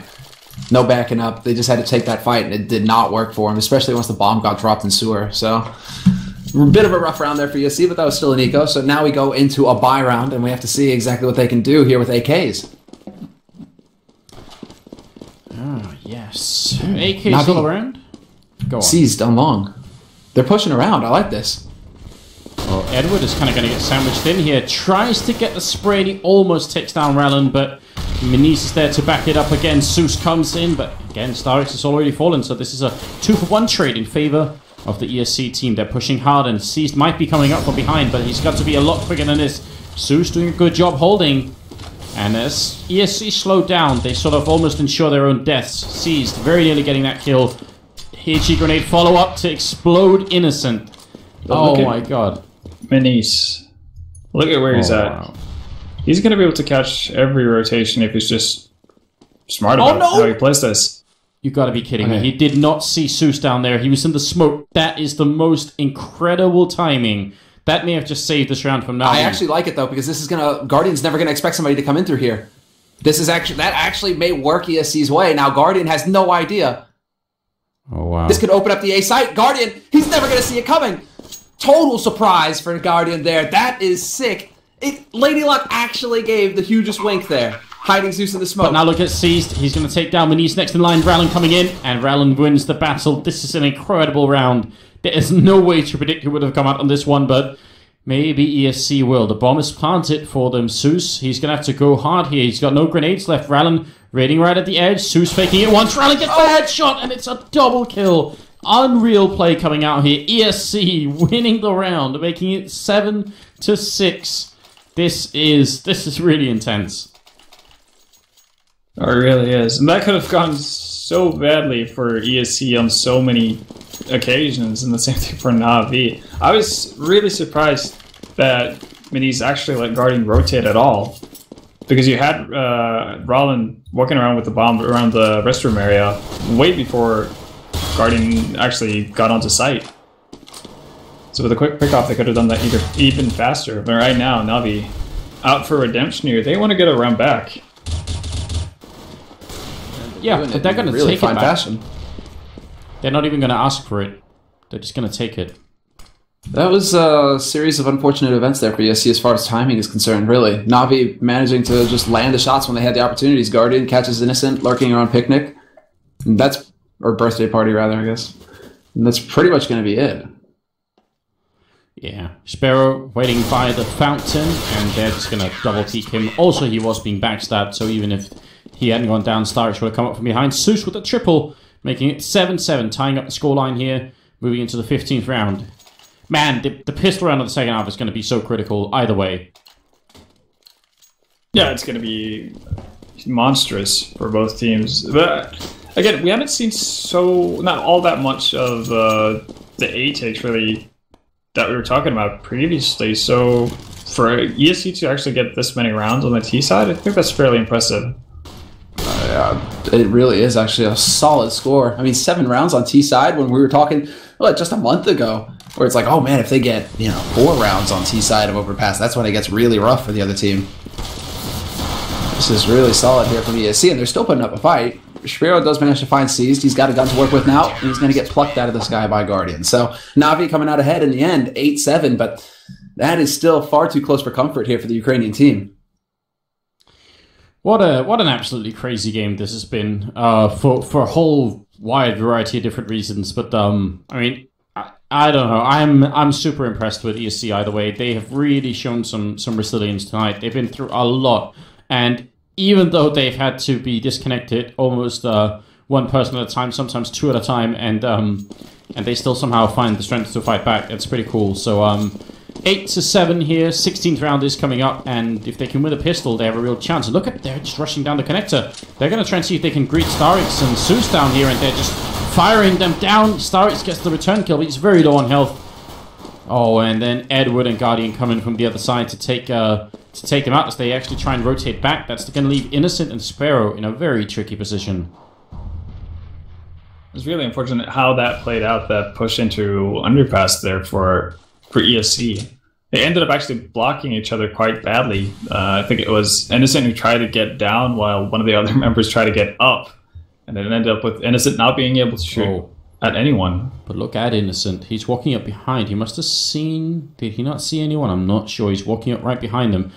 Sees the head of one. No, he gets backstabbed. He turns around for the 180. Gets another headshot. This is utterly unreal. I can't believe he just got those 2 kills. He gets another one unseized. If he brings this back, that's going to be too much to handle. What an incredible performance here. Innocent looking for the last shot. He's covering the bomb as well. And there's only 30 seconds here. Guardian in a 1-on-2. Innocent. He might be the hero that ESC need and even deserve, it feels like. Sparrow waiting down here still, but are they aware? Guardian, he's going to be coming down here. He is in a 1-on-2. This is the most impressive pistol round I've seen in a very long time from any one individual person. Innocent goes down. Sparrow hiding at the edge. 10 seconds, 9 seconds. Guardian, he has to put it down, and as he does, Sparrow moves a lot closer. Guardian waiting in the back line here, doing the damage so far. Sparrow looking for the kill. He just has to hand a little bit more damage, and it's going to be alright. But Guardian is playing this position so well, and now he has a big lead. And he's going to win the round as well. Guardian with the triple. Nicely handled from him at the end here, but it feels like he should have won that round. Oh, God. And Sparrow, not to throw him under the bus there, but he got caught on the railing trying to jump down into Sniper, and that cost him like a 1.5 seconds. And that was pretty much just leaving Innocent out in the open. They probably could have tried to pincer Guardian in if he'd been a little bit faster earlier on, before it even got into the 1v1 scenario there. So just some things that happened there that really ended up biting them in the end. But Innocent, just, what was that pistol? That was a thing of beauty. Mini's going to take down one person. Navi soldiering on towards victory. They are just they're 7 rounds away from being able to do this, so it could definitely be done here. And they've proven themselves, especially on the terror side of this map, to actually be quite a quite an innovative team. So I expect to see some cool stuff from them, especially now with the bomb plan change. Be surprised if they're not a team to pick up on that really early. Well, triple stack here on the A side right now, working out their way. I mean, Na'Vi are slowly working their way onto this site. Bit of the edge there. Exus manages to spot them. He's getting good information here, trying to land the shot on Edward, and he will pick him up. Looking for the headshot too. Gets greedy though, and Starks will take him down. But there's still 2 members alive here on ESC, and as I say that, they manage to get the kills. Sparrow now the only man alive with the D, and he drops Starks, looking for the second, but he's not going to get it. Zeus will find him in the end, and Na'Vi now sitting on 10 rounds. So it's down to 10-7, and ESC still cannot afford to buy. They're buying a couple of pistols, so that's pretty much it. They are going to be probably 11-7 here, unless they can come up with a really cool win. And that's that's a pretty big lead for Na'Vi either way. It is. I guess we'll have to see how this first buy round plays out. That's going to be the end all be all, I think, for ESC if they're going to make it back into the game, or if Navi's going to get too big of a lead. They actually lined up. Look at the damage being output here. That's 3 people on less than 20 health. Oh, if they had a grenade here. If Innocent had a grenade, it would be beautiful. But he's waiting. The P250 in hand. It could still go pretty badly for Na'Vi. Oh, look at Rollin. Oh. He's in a pretty good position here to punish Na'Vi. Well, as I say that, obviously. Had to curse him a bit there as he takes him out, but definitely gave a lot of information to the 2 remaining ESC members. Well, Yeah, and ESC really think this is going to be a B play right now. They're expecting a push through connector, it looks like. But unfortunately for them, Na'Vi not interested. They're going towards the pointy letter. yeah, I think they're going to be successful in doing that. And credit to Na'Vi for sticking together like they are. They're really trying to make sure that no one is sort of left completely alone. They're covering their flanks as well in... Oh, Sparrow actually gets completely thrown out of the bomb site, literally. Down onto the stairwell. And I think maybe Innocent just wants to find a rifle somewhere if he can. He's looking for one, but I think Edwards hurt him, so his hunt for the rifle might end a little bit worse than he had expected. A good shot there onto Edward. Zeus is going to come in right behind him, and that will be the end of it. Not sure where this rifle went. Can you throw it into the... I don't know where you can throw that rifle. You can really throw it somewhere where people can't find it. Yeah. I guess actually a lot of spots you really do that in, so... Yeah, 19th round, 11-7 scoreline. And ESC without a sniper rifle, but a lot of M4s and a decent amount of grenades as well to try and keep Na'Vi out. Though, look at Na'Vi, 4 Molotovs here. They can really set some stuff on fire. Yeah, they can buy a lot of time for themselves as well. They can clear out bomb sites. And I wouldn't be too surprised if that's what we're about to see. And a push towards the bomb site where they basically just carpet bomb everything with fire and see, you know, what kind of people come crawling out from their hiding spots. Look at Rallin here. He's boosted up and they just opened the door. He's going to peek up at any moment now and could just unleash hell. Oh, what? No! Did he? Yeah. Yeah, Guardian. But yeah, No, that was a mistake. Slip his crouch button or something? Something definitely happened that was a mistake. You can see him typing something weird. So I'm guessing that was... Oh no. What happened from Rollin's perspective? Because I was watching Guardian. Well, Rallin, I think, tried to explain what just happened there. Rallin was stuck down and looking into the ground, and he stood up right in Guardian's scope. So that was supposed to have been like the surprise moment, and instead he stood up and looked into the ground and didn't fire his weapon or did anything at all. Oh my god, ESC. And it just happens that Guardian is checking every angle as he comes out through connector as well. That was the 3rd spot that he looked. He looked short, he looked the first boost spot, and then he looked the 2nd boost spot, and there's Rallin.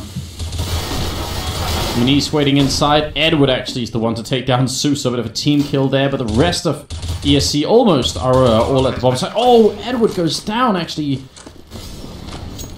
Exus just comes in with that kill. That's not at all bad. Guardian waiting under here. Can't get the crossover shot, and Sparrow's going to be able to take him down. Starix now 1-on-2. Almost out of bullets, and he's going to go down. Sparrow with a great retake. Double kill there.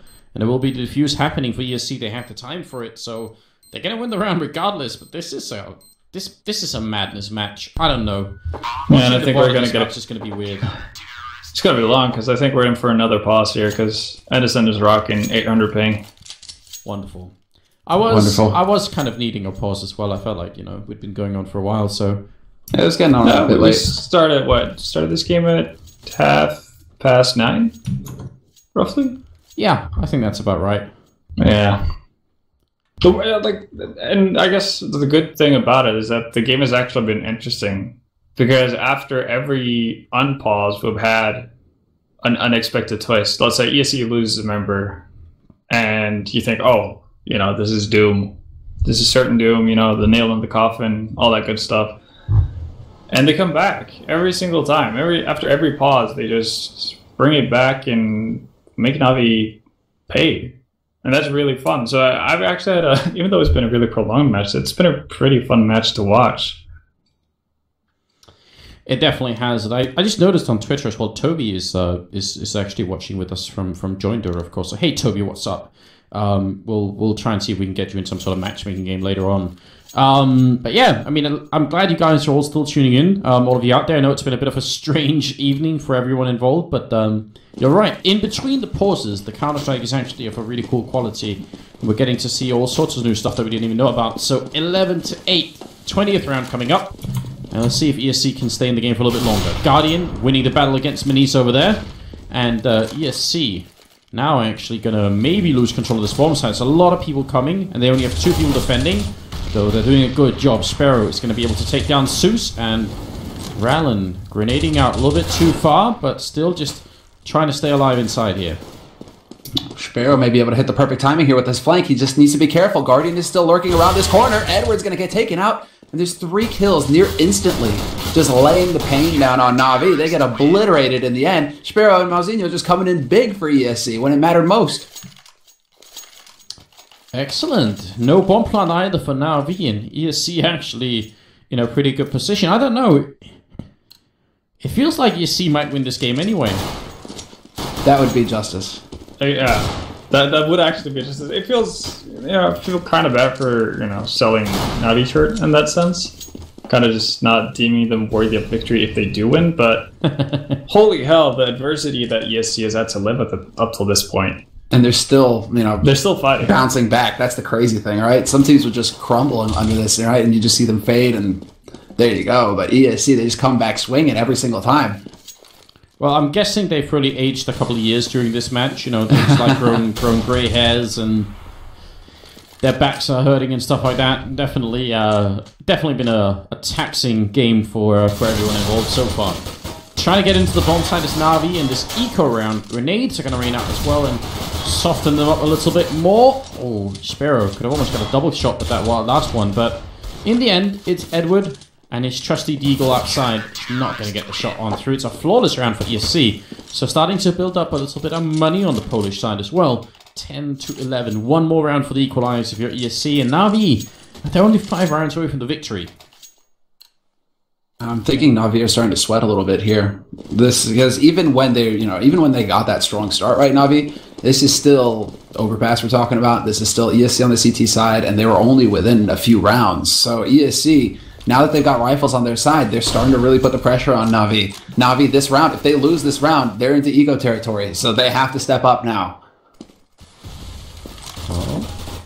Looking for the opening somewhere in this bomb site. It's the B bomb site that's going on. Sparrow hiding all the way at the left wall, the tilted wall down there, and Minnie's actually looking over in towards the squeak door, where someone eventually is going to have to come up and pick up the bomb here, so he could get such a big opening. Oh, but instead he gets returned on, and Edward comes in from the L-bend, picks off one. Rana with a good return though. Look at Clears out Edward. Yeah, Sparrow right now. His position is brilliant. He could potentially catch all of Navi off guard. They're going to walk through, and Guardian instant headshots him. That's a problem. Now it's just going to be Rollin here alive on the B side, calling for the rotation. He knows that Navi are starting to walk in here. Star X. Oh, good. Double from Mouse in return. Zeus could be dropping low as well, but where is X's? He's still at the A bomb site. There's some sort of miscommunication going on, or they haven't spotted the bomb, but they think they should have. Now X's is coming in as well, and Mouse down on the low ground. Headshot from Zeus rains out, and it's going to be Mouse to get the follow-up kill, but Seized had the health advantage, and with a headshot like that, it's not even a contest. 12-10, and Navi bring it back a little bit closer for a victory of their own. Yeah, and I think kind of have default X's there. I'm not really sure what happened, but obviously this is one of the issues that you might run into with playing with a stand-in. That rotation was just a million years too late. There's no reason, even if that is a fake, and if it's 2 players left on Na'Vi and one of the guys is just wreaking havoc on the B bomb site, just take him out and then you can work on a retake together with your buddy. Oh, we saw Rallen actually make that boost work this time though, so that's obviously a big upgrade. This time he didn't just stand up and get headshot by a Guardian, but then they did lose Sparrow down towards the main pipe here. He's going to peek in, goes down to Guardian, and Guardian with a nice follow-up headshot there. That's a triple kill, and just like on the Mirage map, it kind of feels like once Guardian sets his mind to really winning a game, it's hard to stop him. He's at 26 kills right now, doing wonderful work. Yeah, that's really just Guardian, the fact that he has on the game. He's got a quad kill now, and Mouse is not going to give him the ace. He's running away. He doesn't want to have anything to do with Guardian. But like earlier maps, I mean, Edward just played out of his mind on Cobble. Despite the fact that Na'Vi didn't win it, Edward was just putting in work. And then going into Mirage, Guardian. Now here on Overpass, Guardian. Really, it's been just these individual players stepping up for Na'Vi and the rest of Na'Vi kind of forming around the openings that they've created. And Guardian, that's 2 times in a row now where he's just gotten an entry onto B site and allowed his team to start walking in and putting pressure there. I think if we had an industrial strength Slovak, it'd be Guardian. That's it. Yeah. It's not much of a stretch. It's pretty much Guardian, the show. Oh. Eco around here. Sparrow, he spots a shadow. They are kind of close to the B bomb site, but Guardian are in, or Na'Vi are in here really, really quickly and almost without making any noise. They're going to get the opening frags as well. Not looking good here for ESC. They could be 4 rounds down in a matter of seconds here, and with a very bad economy to try and win this game from here on out. Minis, nice sneak through the smoke, but not going to be enough. That was a very cute play from Na'Vi, and I don't think that's something you would have seen if the CZ had been the CZ still. Walking in through that tunnel, basically just funneling your entire team through a narrow space like that. And yeah, not making a single sound definitely caught ESC off guard. So that was just really solid play from Na'Vi. But I don't think we would have ever seen that if we still had the CZ in there, because that could mean that one guy could mow down 3 people without any problem. It could have been true. I mean, the money on Na'Vi is not super impressive. It's really mostly Guardian and Edward who have any kind of bank going on. So ESC can bring it back just by winning a few select rounds, and they'll essentially be up top again. But it is getting really tricky here. Just 2 rounds away from victory right now, Na'Vi and ESC. They are still running that boost here. This is where things went really bad earlier on. But Rallen, you're only allowed to make one of those mistakes a year, basically. I mean, it's going to be a new year soon, but we're not counting calendar years. 12 months from now. Yeah. Rallen, not going to catch anyone, but even without this, it's still really great because they get so much information doing this. Oh, he actually kind of boosted up into the flash this time, or peeked up. A little bit of damage returned, and a lot of time wasted for Na'Vi, essentially. Seems like now you want to try to rotate over towards that A bomb site right now. And, well, they do have quite a few Molotovs, so expect carpet bombing once again towards that A bomb site, and let's see how ESC actually deal with that.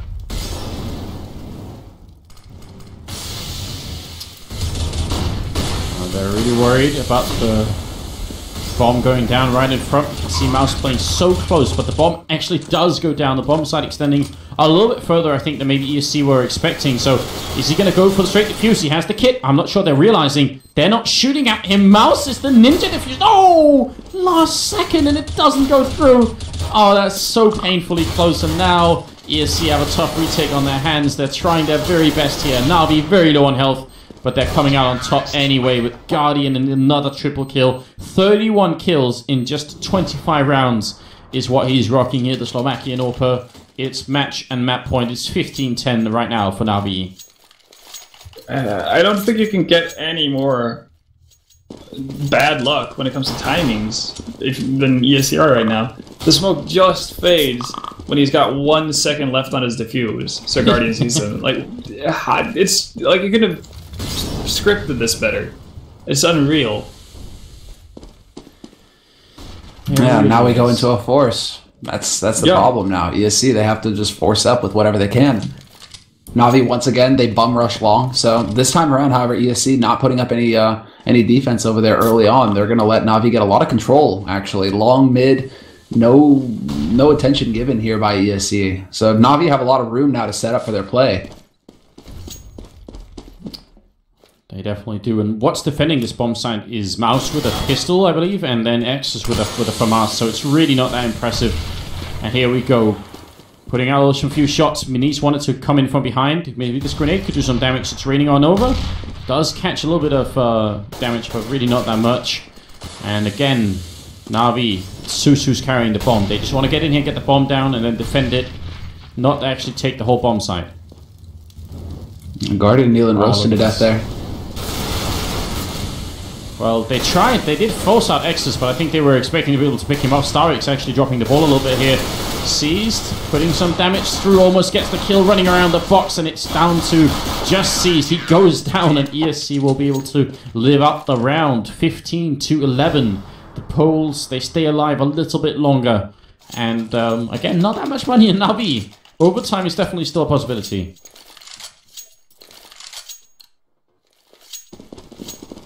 That was... Okay, timing's working out again with just where crosshairs happen to be planted, right? Because there were some sick shots there from ESC to shut down that Navi push. Now we have Navi actually focusing on the other side of the map. They're going to go up towards long, and they're going to go up towards B rather. And now Edward is going to shut down, or get shut down rather, by Rollin. Rylan wanted to go for the replay, but Seuss kind of running and shooting at the same time. And it works out pretty much great for him. Flashbang on over into the site, and it looks like Navi have got their sights set on this B-bomb site. Minis goes down.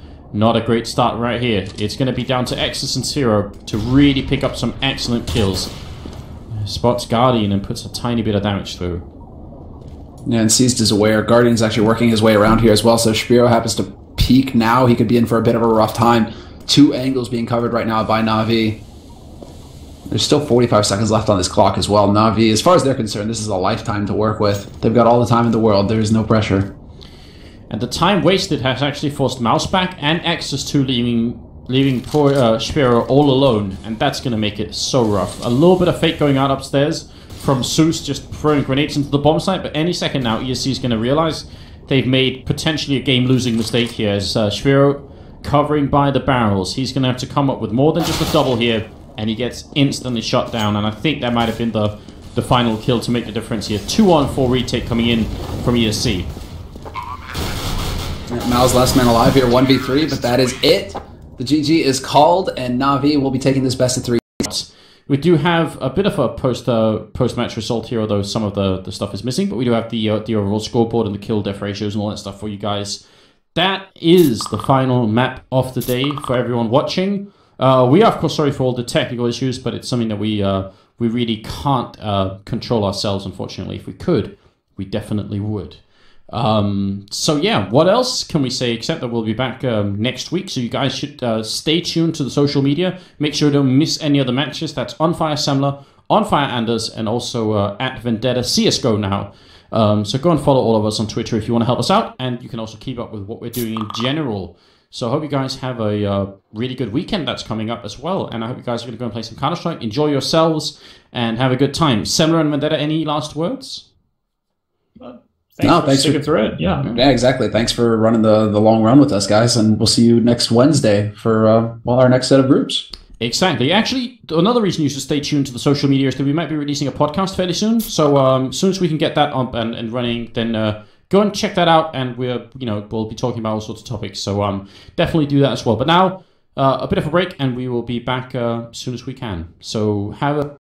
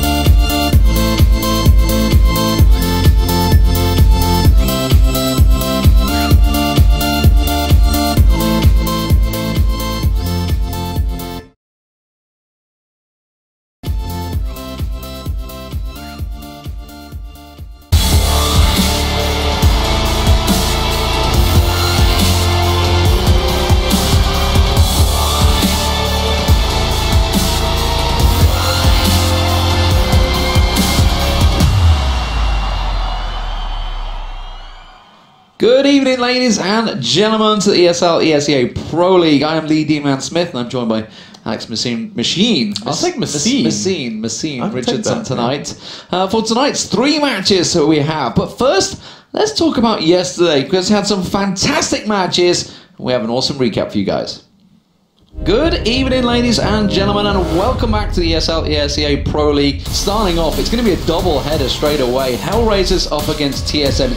Device is pinned in the corner, they know where he is. There's Carragher, gets out, gets one, delays things, buys time. Device right gets picked off. He's defusing down. He had to get pulled off the defuse. Oscar, is he sticking it? He must be. No! Holds the angle at Carragher. Doesn't matter. Looks like Dupree's going to go full on aggression. Oh, he's going for the knife. Oh no, he's above him. He's got around. He gets the backstab. Asian B is pushing around.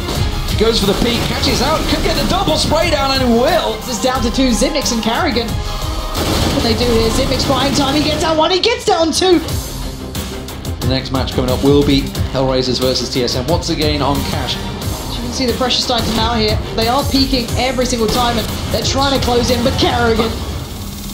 Goes for a second peak, this is risky stuff, but he manages to get one, and the second! It's going to leave these guys in a predicament. That nade is going to hurt. Zimix, however, fights through, gets the double. Sticker gives away the game. TSM now want to close in on him. Pick up another. He's now surrounded. TSM doing it piece by piece, but Oscar falls as well. My God, Hellraisers, you have this in your hands. Major semi-finalists, it is NIP up against Dignitas, and that's going to be on train. Straight out, nade in hand. He knows they're poor. He knows they ain't got much. And he just twitches straight out with the Mac Daddy. Look at this guy. I don't know what I'm saying. I don't know what I'm saying because it doesn't matter. Freiburg's coming around and he gets himself a double. That's 2 tags. Gonna get the frag to follow as well. Get Right's gonna close down Kievi. And this is disastrous for Dignitas. They went for the full rifle buy-up and they've just been shredded. NIP versus Envious, that's coming up next. It's on Cobblestone. Punishes him as he tries to make it out drop, but Freiburg there with the rifle. Get over the Mac Daddy, but there's the double kill coming in for NB. Forrest that pushes through and finds yet another important frag, but Kenny will answer. Forrest just would have caught a glimpse on him, and Kenny has amount of nades that were set up there. This is perfectly blender for NIP. They get themselves a 2-for-1 trade. Alu picks himself up another. That nade's going to rattle through. Kenny forced out. He gets caught out, and it's Exist that gets himself another. It was quite an important game. It puts Envious onto, what, 8 and 7 in the league? They're chasing, they're trying to get in there. At the moment, 3rd and 4th spot, wide open. And RV almost secured themselves qualification. And of course, these were the results from yesterday. Some fantastic games. Very, very close ones for TSM, no doubt about it. That 14-16 result could easily have gone Hellraiser's way. And in fact, if anything, they're going to be kicking themselves. They should have won that game. It went 11-11, 12-12, and then they stretched it to 14. But then they just fell apart a little bit. And, well, TSM, they picked up almost a force, like a quasi-buy round. Hellraisers really should have won it. But NIP was, on fire yesterday. Yeah, I think the Hellraisers point's a big one, considering that this is a team that really could use some wins how many right times now. do we say it about Hellraisers? It really does feel like this kind of just bashing my head against a concrete wall where you just always see them getting these very, very narrow loss margins against some of the best.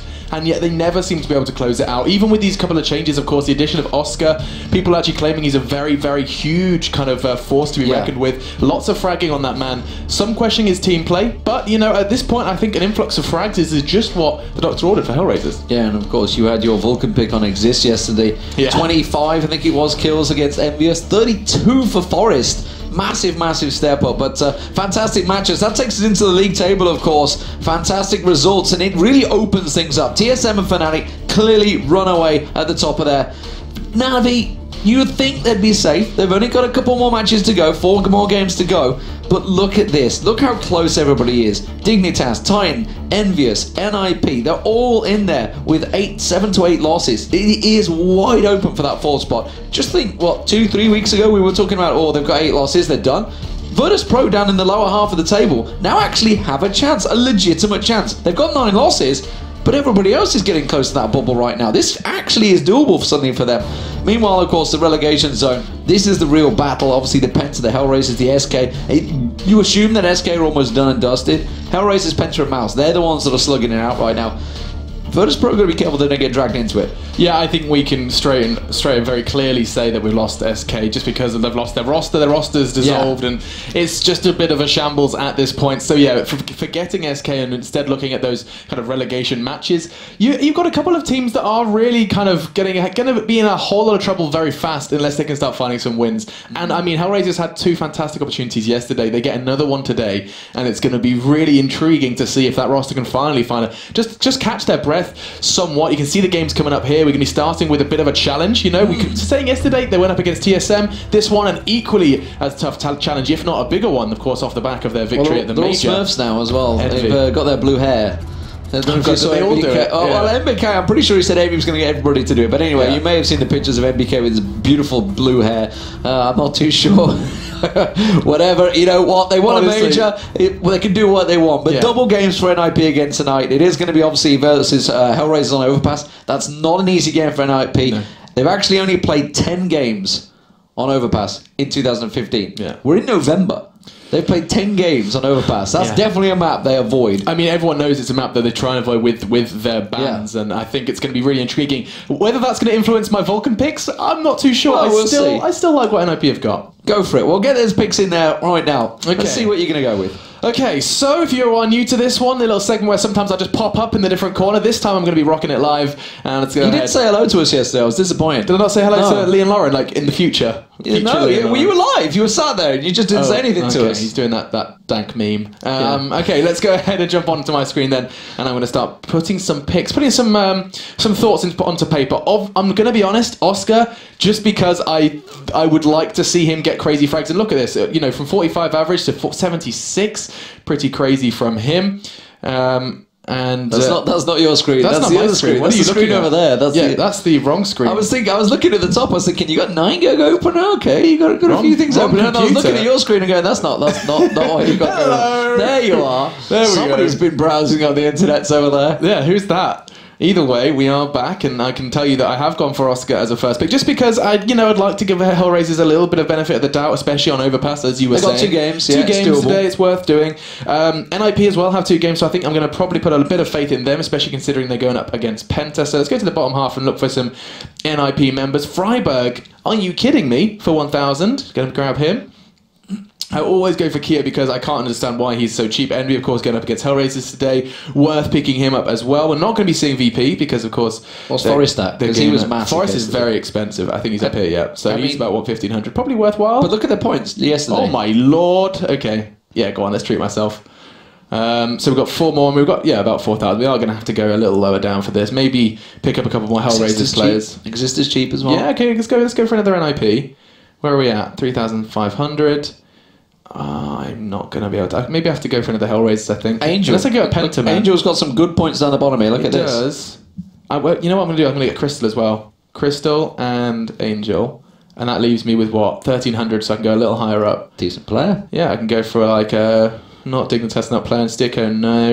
Look at that. Grab Apex. Look at that. Very happy with that one. So, we've got a little dabble of Hellraisers, 2 members of Hellraisers, 2 members of NIP, 2 members of Envy, and I'm just spreading it nice and thin across the board. That's I'm pretty chuffed with that one, actually. Pretty consistent, and we do have $53 left in my salary, so still not as magical as that 0 I once hit. Well, you hit the 1 as well when we I did did it get live. 1, That was yeah. that was impressive. That was very it was just impressive. like straight up. Oh. You'd think you'd start pre-planning these and getting your zeros. Yeah, eventually at one point I'll do the maths and You're just gonna start hitting going that a bit zero regularly. hardcore on it. Yeah, well, if you guys can do it, do let me know. Head over to Vulcan.com and have a go yourself using the code ESLPRO, all in caps, all together. And if you're feeling lazy, you can click the link in the description. It'll do all the same as well. What that provides with is doubling both your deposit and your Vulcan gold. So worth checking that one out if you fancy it and think you can do better than I can with the Fantasy CS. For now, though, we're going to go ahead and continue to turn our attention to the game in hand. Yes, let's talk about the first match. It is going to be Hellraisers versus Envious. They are sorting themselves out, not all in the server just yet. It's going to be on Inferno.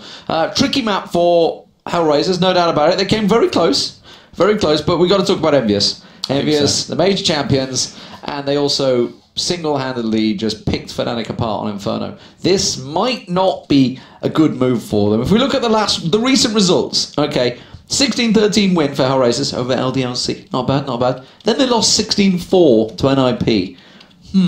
Let's look at Envious, shall we? Envious, 25-21. That was obviously Gamers 2. Incredible match. Then they lost actually 16-9 to TSM, so they did have a loss in there. But 16-4 over Dignitas, and of course that massive win over Fnatic as well. Yeah, so Big wins. And we know Envy have been very, very strong at the moment in their gameplay. I mean, Yeah. the major win is kind of testament to that, but also Yes. just leading up to the major, they were in pretty good stead. Gamers 2, however, took us by surprise, and that win against Gamers 2 cannot be understated. 25-21, which was the most nail-biting game I've seen on Inferno in a long, long time. It was actually, as I hate to say it, which often actually is often the case, the semi-final was better than the final. That was much better. It sadly is often the case. I'm trying to think of like across a lot of esports events when the semi-final has not been better than the final. There's been a lot of kind of letdowns for finals recently. Just the way it works. And even obviously the recent major, the major before that. You could probably argue the VP game. The VP game with Fnatic was probably the better match. The yeah. semi-final was fantastic, despite the final with Envious. But yeah, it's been a while since we've had a really awesome final in a major of any sport out there. But Hellraisers, not to be sniffed at. As I said, they did a pretty good job against TSM yesterday. Almost managed to take them down, but Envious on Inferno, I feel they're going to be stronger. Now, yesterday. It's F9 your key, mate. That's the one you're looking for. But there you go. You got to press your adventure. I got the squeaky chair today. I forgot. I should have swapped the chair. There we go. I'm finally. I'm squeaking. It's squeaking at me. Oh, you always get the squeaky chair. Lauren had the squeaky chair problem yesterday. Okay. I got it today. So if you hear like rogue kind of mice squeaking around during this cast, it is just Lee It's attempting to move on his chair. Yeah, which the problem is I do tend to stand up, so I'm going to have to switch this chair right in a moment. You know, I'm going to do it now. You go. Yeah, like Goodbye, Lee. whatever. Let's wave I goodbye just to keep Lee. doing it, well, because we're not on camera. I can just do it whenever. You can just hear this scraping and dragging in the background. He's coming in. Okay, we're losing the squeaker. Either way, while we do some kind of furniture moving and generally just sort out the feng shui of the studio, shui. we've got to get the balance right. I'm gonna put a couple of crystals in the corner and Oh, something. that's why I was confused. The handle's the other side on this chair. I don't. You know, I feel like this information is very irrelevant for anyone that hasn't seen these chairs. No, but it before. worries me because one of these has not been properly built. Because if the handle's the other side, I'm kind of worried now. Okay. I'm slightly concerned. One of this chair or the other chair is going to fall over. One of us is going to. I'm just going to disappear mid-cast. I'm like, Okay. Wait, we are just waiting for a member of Envy. Hellraiser's already raring to go. You know, just waiting for the appearance of NBK. Maybe he's still washing his hair dye off. Maybe he's just getting. he's still regrets. He's like, what have I Shouldn't done? have done this. Oh, if you haven't seen it, how in depth a process it was. Oh yeah. You've got to go to the bleach blonde, and then go into you have to go the blonde green first into the because blonde it's to get like the blue. You got to strip the color out of your hair. God. Yeah. Because I remember when I was a kid, right? You know, like You're going to say you had it. no, but you know, like comic relief where you dye your hair red. Did you and have stuff. little Ronaldo highlight tips like Jason Gappin did? That's like bleach. I didn't go for like that kind of look, but yeah, because you know I was like the dark-haired kid, and everyone else was like dyeing their hair red for comic relief, and then when I put red hair dye, Just get purple. It just goes like a really kind of odd. It looks like I've kind of slipped and fell, and I've got a little bit of blood in my scalp. Like it really doesn't really work You need for quite a a little- dark-haired man. Yeah. You got a thick head of hair though. That's the I thing. do have a thick head of hair. You're not getting bald anytime soon. So, Unfortunately. Anyway, let's talk about the game now. We do have all the teams in play, but it looks like everyone is in that screen. That's a relief. So the coach is in there as well for Hellraisers, which is Lambert. BT. Lambert's in there. So yeah, we were talking about obviously Oscar in there. Well, Schneider's in there as well. Now Schneider had honestly a pretty damn quiet day yesterday. Wasn't really doing great, and obviously we don't know whether he is going to stay a permanent member in Hellraisers. Don't really know the exact standing on him yet. They haven't really come out with a clear statement as far as I'm aware that I've seen. Sticko, by the way, is apparently how we pronounce it, not Styko. Sticko. Okay, Yeah. brilliant. I mean, Yeah, Styko is just kind of the logical. Yeah, but because it's a Y. that's English, right? Styko. Yeah, but that's English. I mean, I suppose. I mean, maybe yeah, why not? Let's speak a different language. they're messing us up. Sticko. Yeah, so, uh, Schneider is it's an odd addition for me. Like in my mind, I'm just looking at it and it just kind of raises eyebrows because I mean he was having communication like I just need to They cast hell everyone's mind eyebrows. back. Like, the main problem Dignitas had with Schneider in the roster was communication issues. And then he goes into And a then he joins Ukrainian team. Hellraisers. I'm like, I can't quite comprehend it. Like, oh yeah, I was having trouble learning a language quite similar, Scandinavian language. I don't think he's going to be picking up Ukrainian anytime soon. No, it's well, you never know. Maybe he's got some sort of heritage in there that it suddenly is That like would we be a don't know. very He well learned it kept as a secret. kid. It's like I don't know. There's some very strange stuff in there. I remember I've seen a couple of moves like that before with the old Moscow 5 lineups and stuff, and there's some random guy like, how's that going to work? He's like, actually, his grandmother is from Ukraine, therefore he speaks. It's like, oh, well, yeah, That's how it works. because if my nan was from Ukraine, that's the language I'd learned as a kid. That's totally how it worked. But That yeah. is. But you never know. Maybe Schneider has got a long-lost grandmother that is Ukrainian. It's really thinking, what are they on about? What are they on about? We're still waiting for, it was MBK again Did that's join. dropped out. We Yeah, he saw did him. join and then dropped out. That blue hair's giving him some serious problems tonight. Yeah, it's messing with his So- Wi-Fi. He's actually rocking like a Messing laptop. with his Wi-Fi. while he- in I the can only bathroom. assume they're not in the villa anymore. He must be back in Austria. Like, because they were He all in is, the yeah. villa. They were all in the villa together. Like all five That was of them. the boot camp, wasn't it? Or 6 of them actually, because next would be there as well. But 7 technically, because Hastro was there as well. They would have all been there at the boot camp, obviously, which worked wonders. But oh, there he is. He's joining you back in. So obviously, I would say, what are we predicting on this one? But we're obviously going with MVS going to win this one. I think you'd be very foolish to not back the team that just won the major event, where the Well, opponent was no longer present. We But then- thought that yesterday. you did indeed. But then we thought maybe they've got a really bad hangover. Yeah, His chances were pretty strong. I exactly. That was my tweet to MBK was like, why don't you go celebrate true Envious style, like a team that were always very very I don't know what you keen to mean by that celebrate. Keen to celebrate was Before and after tournaments. exactly. So yeah, they're going to be celebrating, and they're probably. I feel like they're still probably riding a bit of a high from that. Absolutely no doubt about it. You know, they only kind of just you don't. It doesn't set in instantly, and that's something that you see a lot of the winners say. Maybe not for Fnatic when it's like their third time, like another major, but for a team like Envy who've been hunting it, especially for players like Kenny and Apex who spent so long chasing that dream. Now to have it, it does take a while just to set in and actually realise that you've got it, you've done it. And now it's going to be their chance to try and get another step closer to another big prize pool. Of course, this is the ESL ESEA Pro League, $250,000 on the line. I think it's good that it wasn't Fnatic that won it as well. I mean, we were talking about it obviously the week before. Like, if Fnatic go and win 4 majors, they'll be like the 3 in a year. I was just like, honestly, I was very happy to not have Fnatic. yeah, it's Fnatic like win the Koreans coming into league. It's just like, no, please don't make that happen in Counter Strike. Suddenly, it's just like everything Korea. It's like StarCraft and all those other sort of games. They're where on they their just way. dominate. CSGO They are. Asia. See, it's did hear rumblings that they're going to start. I think it's going to be free in Korea or something like that. I'm not too sure. that would be a very good idea. That would be the opening of the gates. Yeah. Now, honestly, there's actually no reason why it wouldn't be free either. But anyway, Here we go. here we go. It is going to be MVS versus Hellraisers. It is the SL ESEA Pro League, and both these teams absolutely need wins. MVS chasing that place. Can they manage to get into that 4th slot? It is wide open right now, and it is Hellraisers stacking out in banana. All right then, so jumping into the action, it does seem that Hellraisers are going to be delayed or waylaid just by that smoke. I say that just for a second because it looks like they're going to be pushing through, but Kenny's always manoeuvred himself beautifully, disappears through the smoke just for a second before Kucha does find his head, and now Apex is going to follow in Kiyoshima's footsteps. Good God, that's 3! And now Oscar is just wondering where it all went wrong. He is towards construction, and I think they know it. And it looks like NVS have got a very well-read initial round as they have managed to completely decimate that full B. And a 1v4 unwinnable situation for Oscar. Yeah. Happy. We'll close it out. Cheeky little play actually from Kenny. While he didn't really get the frags, it turned everyone's attention. He backed into that smoke. Like I say, he was on porch, backed across into the smoke, and then backed into it. Everybody span That's towards a lot him. of And Keo's backs, just yeah. like, oh look, lots of free heads. And well, he didn't need a second chance to land all those shots. Beautiful stuff from him. So here we go. Double rifles picked up. Apex and Keo on the M4A4. The A1, sorry. A4. It is the A4. I was right the first time. P90s, SMGs, everything ping picked up. Oh, Hellraisers are going to be holding hands again as they skip towards apartments. It's a force from Hellraisers. Yeah, they have gone for the Tech 9 armor off the back of that first round. Usually makes sense as long as the bomb didn't go down, which it didn't.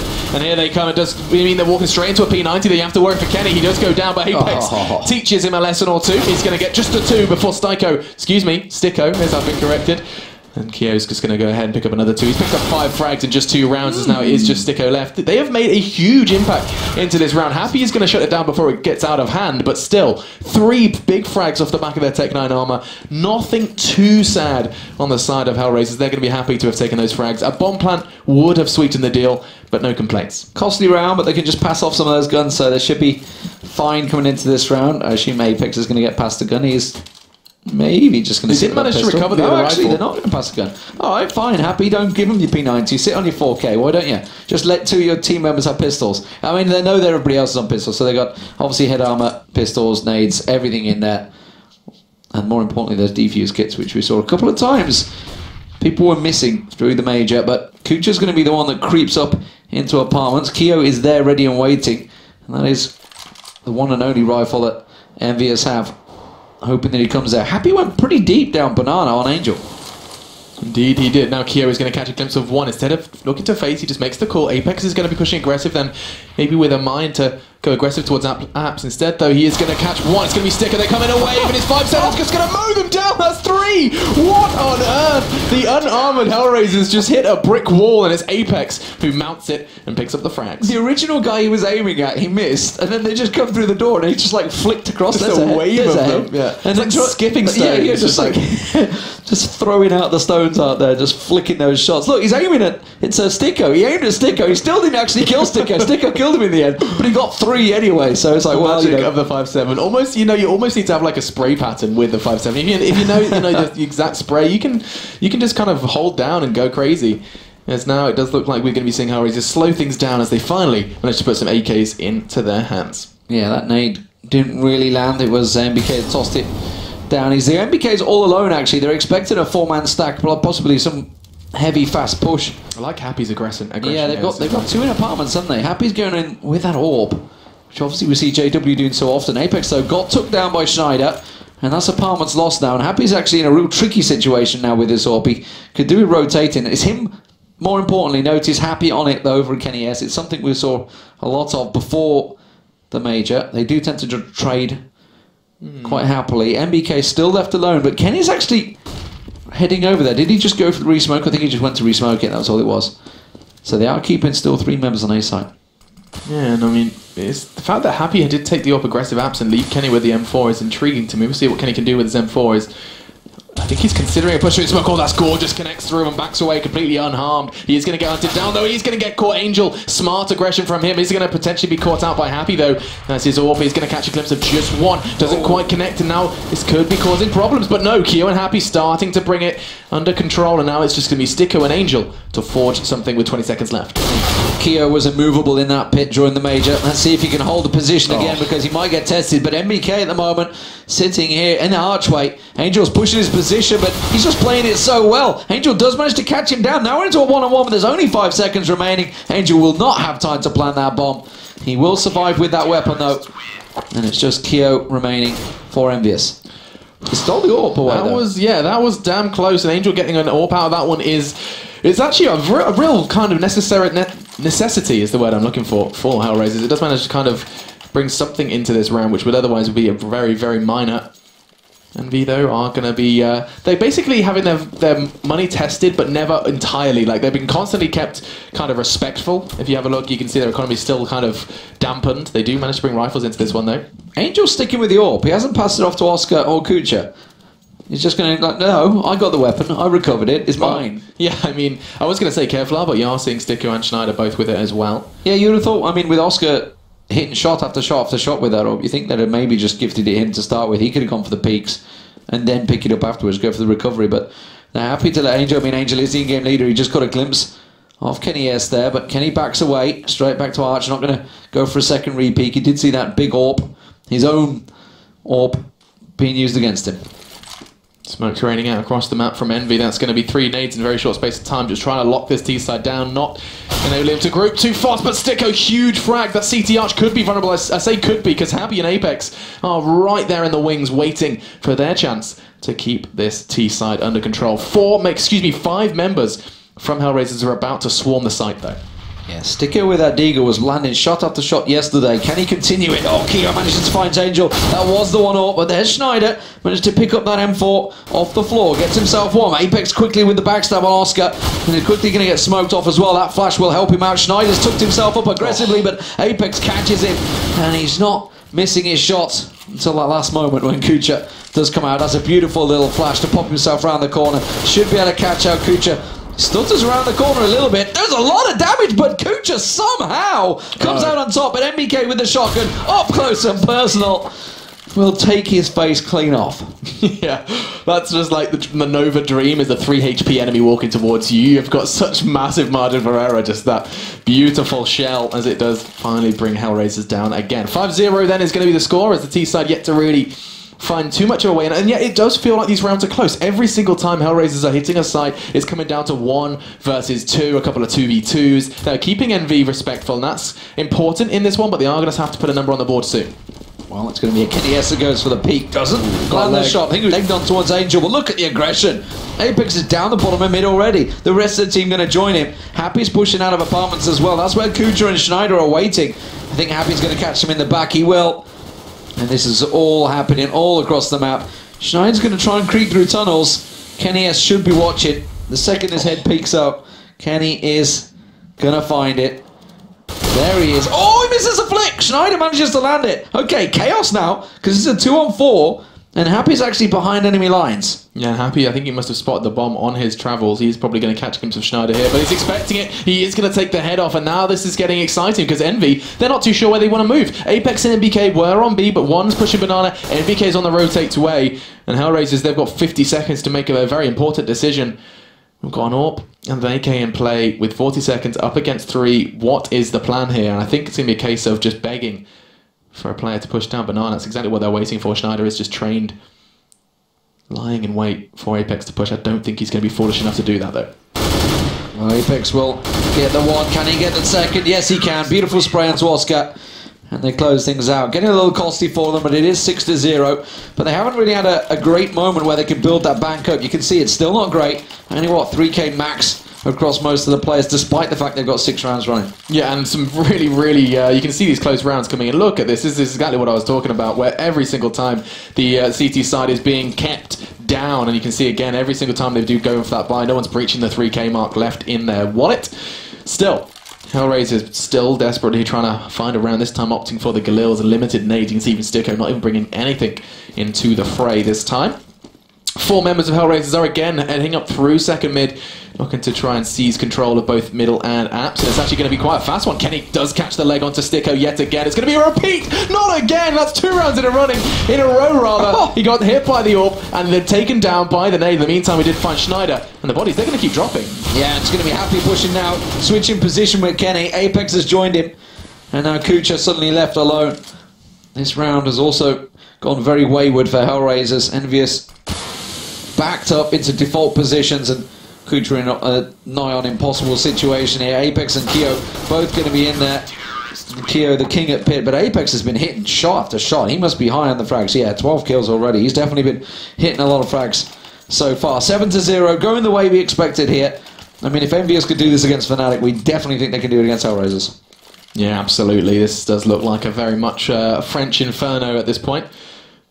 As we are going to be seeing Hellraisers just gone on that kind of horrific state where you just end up constantly buying. You don't see like a reason not to, but I can see a reason. Look at those nades. 2 flashes for their entire attack. Like, what are you going to bring in to this round with 2 flashes when you haven't been able to do it with full smokes and nades? Now, though, they are going kind of rinse and repeat, going through second mid, yet to be challenged initially on second mid, but that's because Envy so far have just been happily waiting, biding their time, and waiting for Hellraisers to come towards them.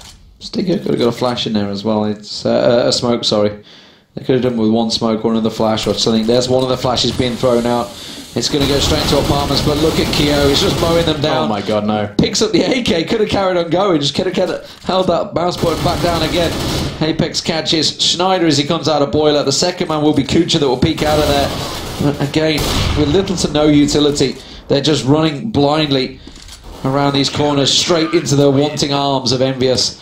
Very easy round for them, 8-0. Hellraisers look lost at this point, Lee. I'm kind of starting to get a little concerned. I think this is going to have to be, finally, for the first time in a while, just a couple of pistols. I think Deagles and Tech-9s most likely. So, I will say, for Hellraisers, actually, they did lose 12-3, I think it was. 12-3 against TSM yesterday in the first half as CT. Right. And they actually took it 16-11. So they do have a good T side. It's just Envious are just so damn good at this right now. They obviously, after yesterday's loss, I think they're probably a little annoyed by that. And then when we see Kenny S playing so confident and Apex doing that straight down mid, They're just like, their confidence is on an all-time high for these guys. This doesn't feel like a big game for Hellraisers, which indeed it is. We were just stating, it cannot be understated that this is kind of a battle for survival for Hellraisers. Envy, they're a little more comfortable, but I mean, by no means are they a guarantee. It's a big game for Envy as well, because if they lose one more game, they're at that 8 marker, which everybody else is at. There's like about 4 or 5 teams all on 8 losses. So suddenly, like, if they don't lose another game throughout the rest of the season, they qualify. That's it. They're done. They're in. But if they drop another, totally possible. They've still got quite a few games to go. Suddenly, they're on that cusp where NIP is nipping at the heels. No pun intended on that one, actually. Yeah, those sort of teams that totally can get in there. Kenny going full on aggression, but this time he doesn't land the shot. He is going to back away. That's twice he has gone aggressive in apps, twice in a row, in fact. And actually, Happy did take a little bit of a charring down to 51, as he has been cooked quite lightly. Nice and toasty. Kenny misses a second shot now into the round. He is going to have his vision obscured by the smoke. Throws out one of his own as he's going to go ahead and try and catch this and maybe just sate some of this aggression. Doesn't look like it's going to be happening just yet, and the Hellraisers, in fact, are setting equal aggression both to A and B. I think they're trying to get in Envious's head somewhat. They've not hit B yet, have they? Apart from that very first pistol round. That's the only time they actually went there. They've not once tried it. Maybe they're just scared of MBK. MBK is probably quite bored over there, actually, to be fair. That's why he's only got 2 kills on the board, yeah. 2 kills, 2 deaths. It's just like, this is pants. I'm hating seeing it on B right now, yeah. I reckon they might actually go for it this time. I'm seeing Sticko and Angel looking over that way as Schneider and Oscar test the waters. And well, once they get that opening on A side, they're going to try again. Yeah, I mean, Schneider and Oscar managed to take down Kenny and Keo. Oh, Happy's rotated away from this. Completely rotated. I think there's a misread there from Happy, as now Hellraiser's just going to have to try and find Apex, and Apex knows it's going to come down to what he can do. In fact, no, time has provided enough for Happy to get into library. He's going to do some reading and try and wise up, but it looks like it's going to be just one for Apex. Second does go the way of Angel, so now Envy are really in trouble, and NBK, he wanted to have a chance to get frags. This is it. 1 versus 3 in order to keep Hellraisers on that 0. So MBK, what can you do? He's had his quiet period, now he's got a full retake, and he's actually chose to pick up an ore. Interesting choice. Just get that one. Schneider tagging him. Oh, manages to catch Angel mid-air, and that was actually more down to Schneider giving fire from Graveyard, so he was looking that way already. There's no reason Schneider would peek. I think MBK's just happy. Yeah, he's just going to hold on to this weapon and maybe try and take some of the guns out of their hands. But Hellraisers finally get one on the board. It's been a long time coming, and 10th round they finally successful with that plant as well. Now, problem is for Hellraisers, they've got to be careful they don't lose this round straight back, break their economy straight away, and then Envious, well, they're going to close out with a 12-3 at minimum. Yeah, we could even be looking at 14-1 if that doesn't happen, absolutely. This could be getting a little out of control. This is a big one then for them, as Lee has already stated. Let's have a look at Oscar starting this one off. He has managed to put the AWP into his hands and see if he can get any counterplay towards Envy, and he is going to catch a glimpse of Kenny. Nothing going to be found off it, though, as the deep CT Quite smoke. A delayed this shot is worrying though. This is worrying because of that deep smoke. Look how much. Oh my god! Look how much control they've taken. Apex is just pushed back into Banana. He's done a full lap, folks. And now it comes down to what Schneider can do to try and deal with this heavy CT presence. Keo Look right at down that there as mini well. map. That's nuts. Keo's in the back corner of mid here. As soon as Schneider picks up there, Keo's looking straight at him, but he manages to find him. But Kenny has quickly responds. The second that head pops up, a little whack-a-mole game. Happy's got to be careful. Kucha's trying to sneak around the back of him in apartments. Now Happy's tucked himself up into dark rooms. Oscar's going to find Kenny. Yes, very aggressive stuff from Kenny to take that all the way down there. MBK and Apex just around the corner, which is what Angel and Oscar are trying to peek at. Can't believe Apex. Apex pushed through middle to get to Banana, folks, and now you're not going to see just one. NBK is actually going to take one before he goes down, and we are going to be seeing Hellraisers find that second round. And I mean, part and parcel of that round going the way of Hellraisers was Envy's. It felt like mindless aggression. A deep smoke, a very kind of underthought out, underdeveloped push, which involved a player pushing all the way down middle and then kind of being like, oh, where do I go now? Well, it was Schneider that upset it because Keo was in the position, Apex had that nice little cross, and then Schneider popped up from tunnels. And it was like, you shouldn't be here. What are you doing there? Everybody should be stuck into the back there. But Schneider clearly reading what they were planning. This time, though, Envy very much sitting back. Not peeking, not looking at the angles. Happy and MBK sitting at B side together, so very much a default strat from Envious this time. And it looks like Hellraisers are ready to maybe even just pop flash to push through onto B.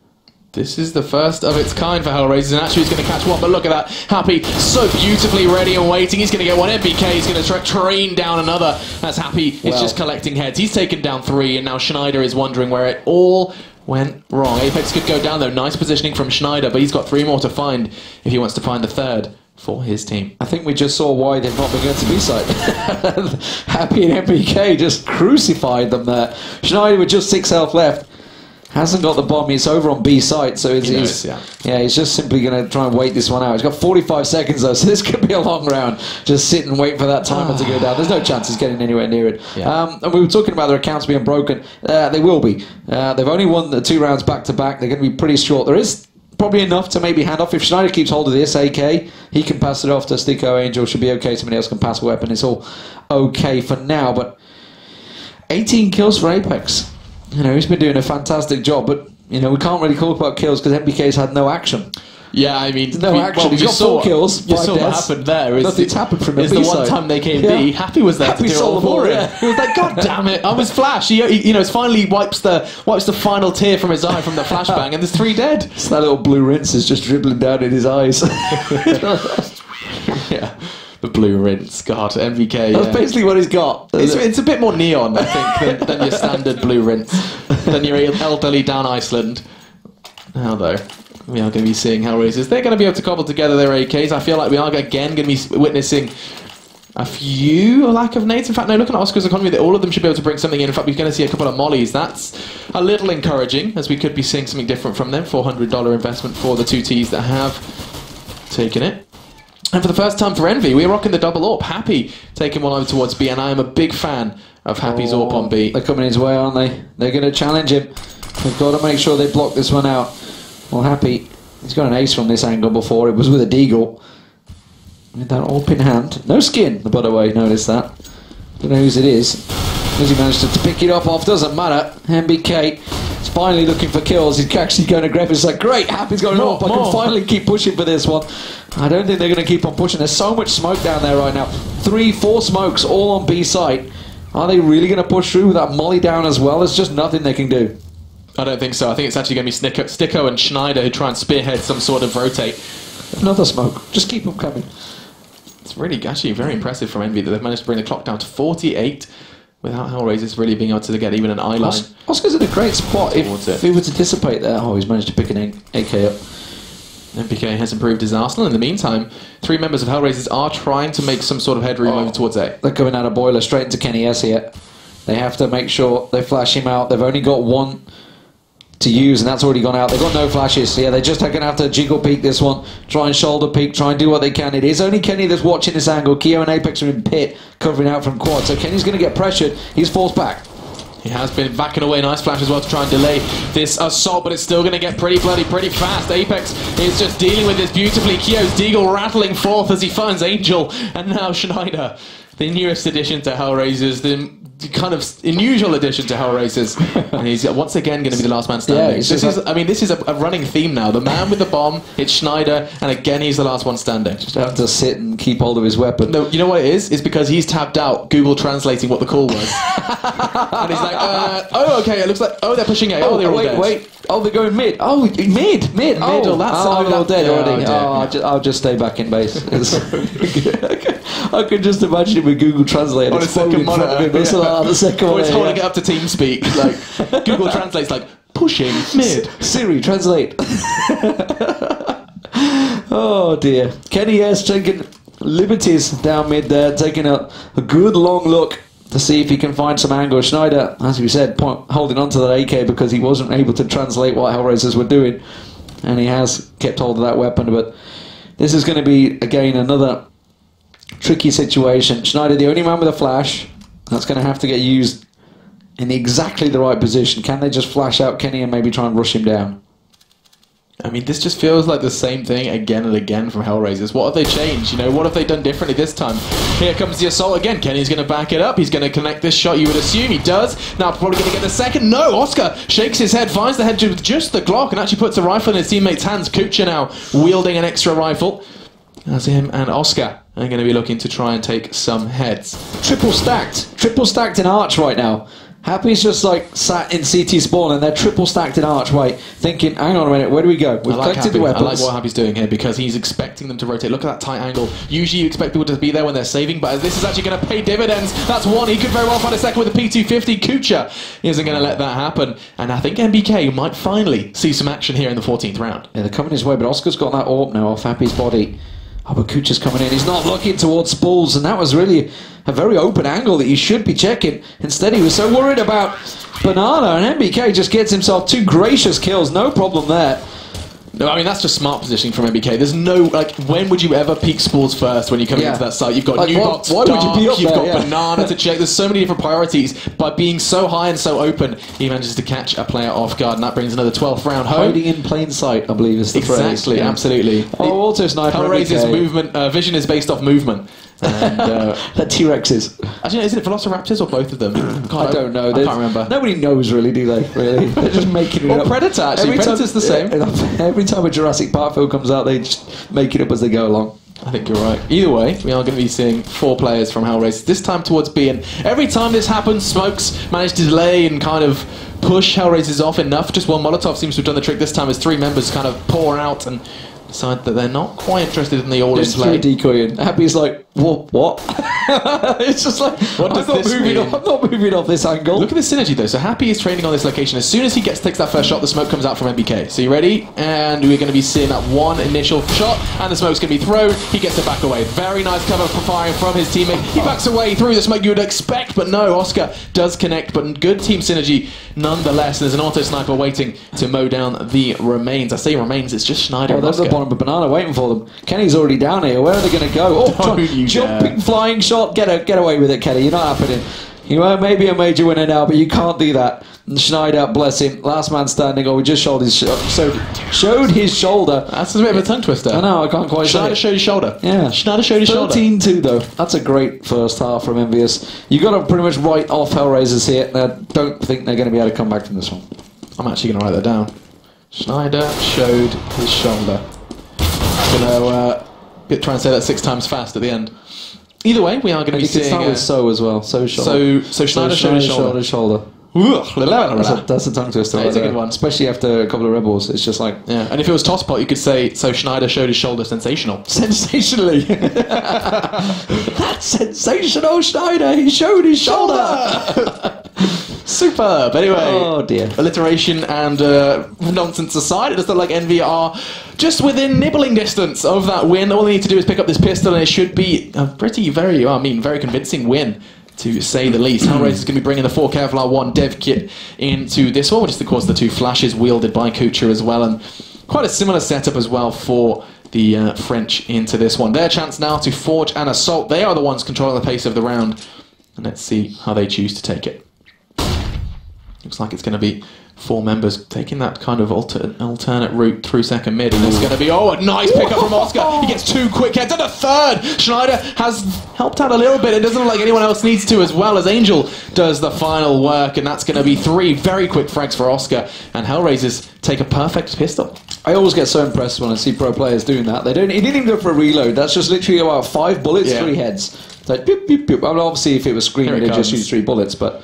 1. Oh, they almost lined 2. up, actually. He actually used 2 on him, and then the third almost missed that, and then just like, boop. Yeah, see you later, alligator. So that's really important because Hellraisers didn't lose a single man. They're going to try and build up some economy here. I say build up an economy, just the one SMG, but that's probably making a good sense considering the armor that has been equipped. And now, oh my god, a friendly nade. Look at this rush from Kuchi. He's just caught Kyo in the back. He's looking to find a second as well. Oscar, in the meantime, is keeping his back safe. And look at this rush. Oh my god, Kuchi's going hunting with his USP, backing away a little bit, trying to go James Bond style. Where's he got his USB out now? He's got an SMG. Why don't you just... I was thinking, I haven't got time to reload, I'll just use my USB. This has gone completely bananas. This is totally backfired. Sticko finally managed to land a shot, but Happy gets another, and Angel's only on 23 health here. It's a triple for Happy. Now he's got himself up for mass. Angel's waiting in pit for him, but that's an M4A1. Does he want it? Or does he want the FAMAS? It's like... How do you like this gun right now? Failed the pickup, yeah. This would be a 4th frag for Happy if he picked this one up. He's got 50 seconds. He had no right. He had a P250 and a Kevlar at the start of this one. Now he's got a full set of nades, an M4, and the bomb. And he's actually looking to just go for a cheeky run towards B. I think Angel's going to just play the waiting game I think in pit. I think because the craziness, the aggressiveness that Hellraiser showed, he's like, is he behind me? Is he on site? Where's he gone right now? Now he's going to get in. He's going to get it planted. This was just an eco. Like it wasn't even so much of a force from Envious, which you ordinarily would expect. It was your force second round. It wasn't full pistols and armor. Oh, it was full pistols and armor. Okay, I didn't see the full pistols, but yeah, you're right. Either way, yes, it's a very, very big upset for Hellraiser. This was their chance to get that. They second. tried to almost do the Navi-esque no respect run down mid and carve you out, and it just backfired on them. I mean, like you say, if it's a full force, I didn't quite catch the start of it because it all happened so quick, but.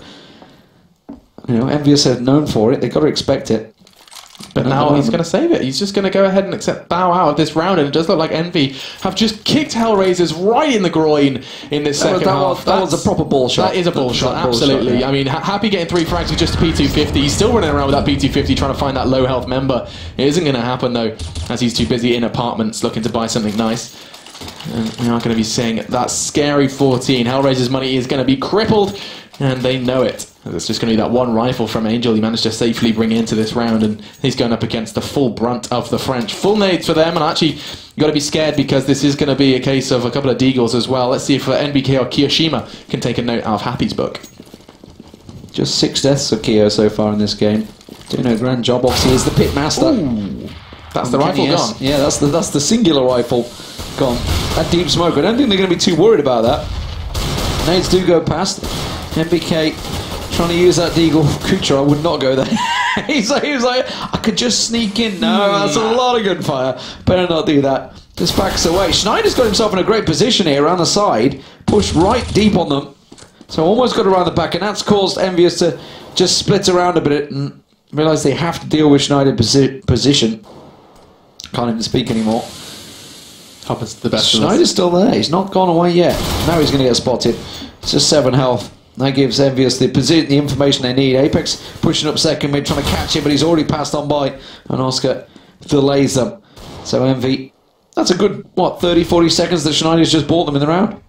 Now, this gets interesting. It is a 4v4. They do have armor though, and the more the time ticks away, the more Envious could be in trouble because it enables Hellraiser to hold tighter angles, wait for that plant, and now we're at 30 seconds and the bomb is finally starting to maneuver its way towards B, courtesy of Apex and the boys. Because of that delay, it's bought time for Kucher actually to get in and get that weapon.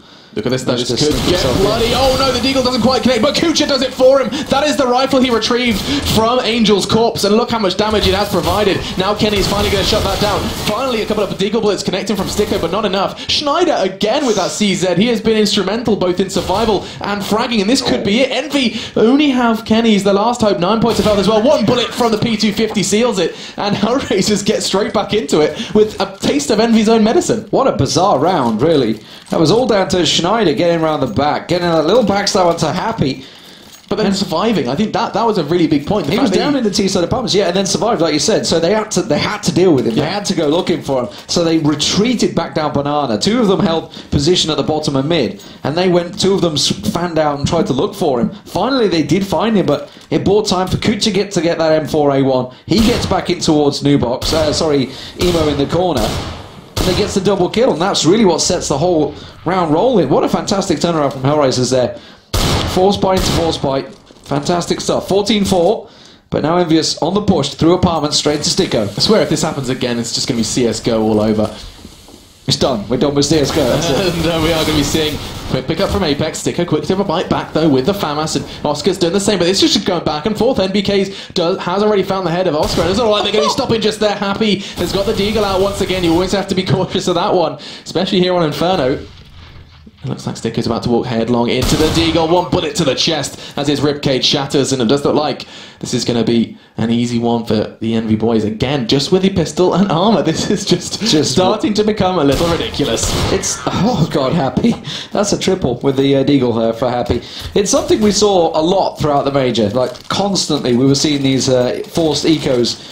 Forced pistols, working so well. Just back and forth craziness. The Gamers 2 game comes to mind. That was a really wild show. Oh, crazy. It was just a lot of deagles, a lot of kind of plays with the Tech 9 armor as well. These kind of constant back and forths, these up and down roller coasters of rounds where the pace is so different to what you'd expect from a rifle round because of the players moving are both faster with the pistol, but also having that confidence. And look at this, This it's going to be a backfired. clash on Banana. They tried to go for the deep smoke. They tried to keep them pinned. They did manage to get 2 kills though. Kucha got 2 in there. Schneider was trying to get that Mag 7 up close down the bottom of Banana, but Envious just rushed on through the smoke and caught them off guard. And now Apex push in position. Angel just caught in new box. Sticko is behind them, but he's been smoked off. He's going to have to push on through, but Angel manages to land another. Oscar gets one down the bottom of Banana. Apex is the last man standing suddenly. And this could be a back and forth. Another forced pistol. Unbelievable. This will be the 4th time running.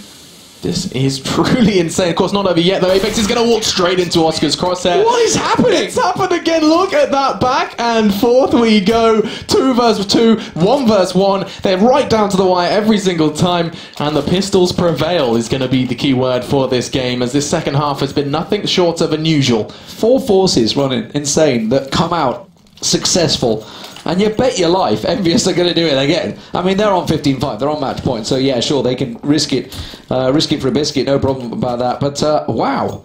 Insane stuff. We're starting to see some beautiful Deagle action from the players, though. It's something that obviously has developed over the last, 3-4 months. Now the Deagle's really coming into prominence since I felt like I decided to just show the world how to do it. And everyone's gone, that's not a bad idea. We can all do that.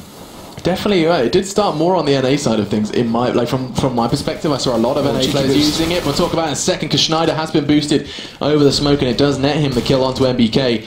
And Hellraiser is going to break this curse of the magic of force. Do you remember? I think it was Henry G that was talking about that boost. I'm not a fan of that boost, and I can understand why. It's so exposed. Because you're peeking out the side and you've no idea what really could be down there. There is a smoke there, but there could, right? Yeah, there could be an AWP. There generally should be an AWP down the bottom of mid. We're staring at you, so very risky stuff, but it paid off. Schneider managed to get that kill. But now, Envious are stacking out. They've smoked out CT Arch and they're pushing into quad. Yeah, if you just it's a fake, it's a full this fake. is very nice, and they managed to keep Hellraisers very busy with that smoke. A decoy, a lot of footsteps towards middle, and Oski, you can see he's desperately expecting a couple of a horde of players to emerge through that smoke, but little do they know, Envy are about to emerge on towards B. It's going to be Kucha and Angel who lie in wait. Angel's going to get himself onto spools. He's going to jump right just at the right moment. They haven't spotted him, and now he's been completely smoked out. He's going to have to edge forward, but it's perfect timing. He gets 1, gets 2, gets 3. Wow. Brilliant stuff from Hellraisers. They timed it perfectly, and honestly, I don't know, there's more luck than judgment. The flashes came in, the smoke came in just as he was getting onto Spools, so they'd all passed by Spools. They'd have all checked that angle and said, okay, there's no one there. Let's look for new box. Let's look for first box. And sure as hell, he just pokes out the smoke and pops them all down. Gorgeous stuff. It feels like too little too late is going to be the story for this one. Either way, finally, for the first time in a while, we are going to be seeing no armor bought. Envy are actually, to some degree, saving, folks. This is a nice sight to see, and in the meantime, Sticko has connected onto Apex, so that's 1 man down. And a Deagle flying on the battlefield. Kucha on the hunt with the MP9. He's looking to pad his stats and find himself some money. Angel in the meantime found Keo, and that's another 600 in the bank for Kucha. As finally, Happy does return the favour. And we are just going back and forth again. This is risky again. Look, Angel's very low. Angel's pushing down, but Oscar's in the front there. But there's 2 members of Envy pushing on to Sticko. Sticko's the 1 man in pit, while Happy just keeps them busy. Now, Happy, you can see, he's gained himself an AK. And Hellraisers went for that aggression. Again, pushed all the way down mid, trying that no respect. But you've got to respect Envious. They forced by every round. This time they actually didn't. There was no armour bought up, just a couple of pistols. But still they managed to make something work. And Hellraisers suddenly realised, hang on a minute, this is suddenly a very dangerous position. Sticko, in this pit with the AWP, is in a precarious position at best. MBK is the one that's going to be pushing him, and with that SMG in hand, he's not going to be going slowly as he comes around this corner. As I say that, as he creeps. Yeah, just as you say that. Sticko's not looking! Oh, there we go, finally. He just hits the walk button as you say that. Now Happy has 3 players to find. He's got full health, yes. The bomb isn't too far away. You can retrieve that from balcony, but with 25 seconds left, I think he realises this is going to be a bit of a tough time. So a tall order. And Sticko standing vigilant in pit. Does actually jump up, and oh, if he'd have just been there a second longer, he knows where Angel is as well now. Happy, things are starting to align, starting to correlate, but time's becoming the main factor here. He knows he's not going to get that bomb down, and Sticko's teasing him. He's just playing with him, and it's going to be Hellraisers toying with their food before they feast, and they do that. 7 rounds for them now, but it still feels like Envy are just kind of delaying and waylaying what could be a 16. That was, like you say, wasn't a full force. They did get a couple of pistols, but there was no armour in there this last time. Now, of course, that means they can buy finally a full assortment of their arsenal. Still an SMG for Apex. 15-7 match point. Yeah, Apex didn't really have a great deal of cash. Nobody could really buy it for him. Everybody's pretty much skint on Kio's Envy's side. I was about to say ESL's side. Everybody's broke on ESL's Kio side. and ESL. We're all broke.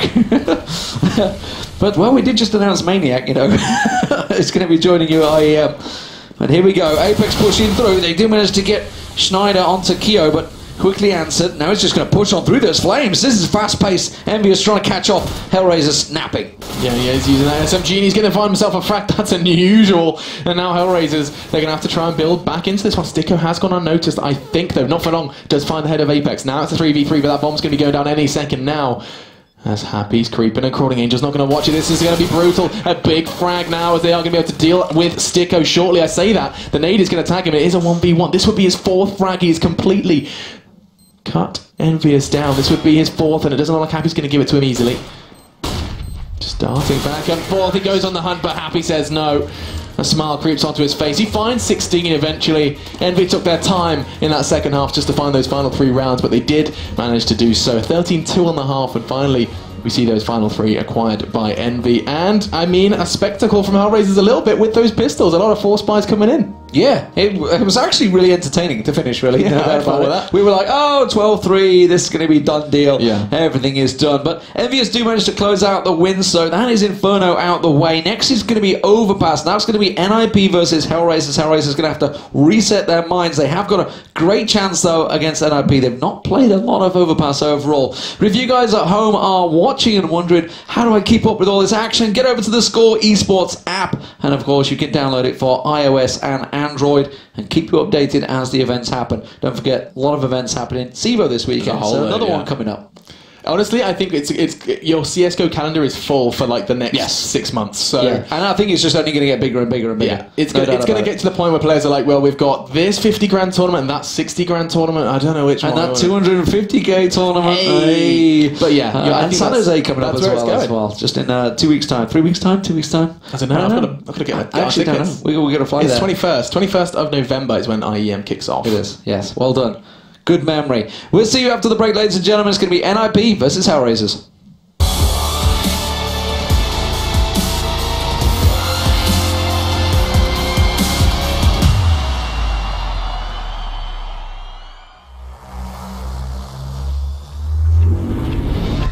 Hello everyone and welcome to the Intel Extreme Masters. Delta Time's debating that he gets it. Oh, it's beautiful. Exists. 2 kills could never be so important. Gonna go for it behind the fountain. Kerrigan's gonna charge him down. He's gonna miss quite a few pistol shots. Kenny X for the kill. Then he gets the second. Kenny X punches the round.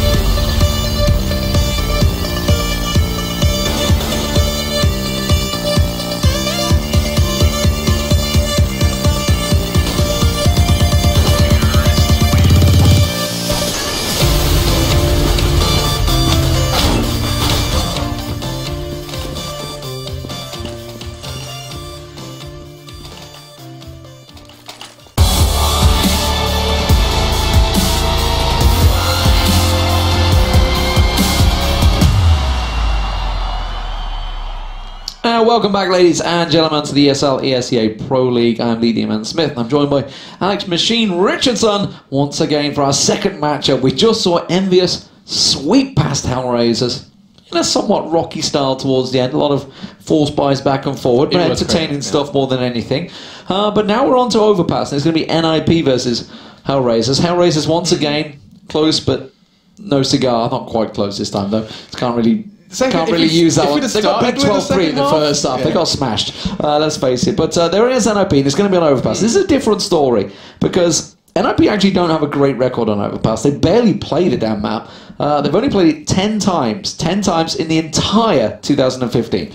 Yeah, that's not a lot of games. It's not a lot of games. It's not. I do think NIP are kind of in a good place right now, though. You saw how they performed recently at DreamHack. They're playing footloose and fancy free is the term I could use, because yesterday the 16-4 over Dignitas was a train wreck. They just absolutely ran straight over them, and then they ran over Envious straight afterwards. We were like, what's happening?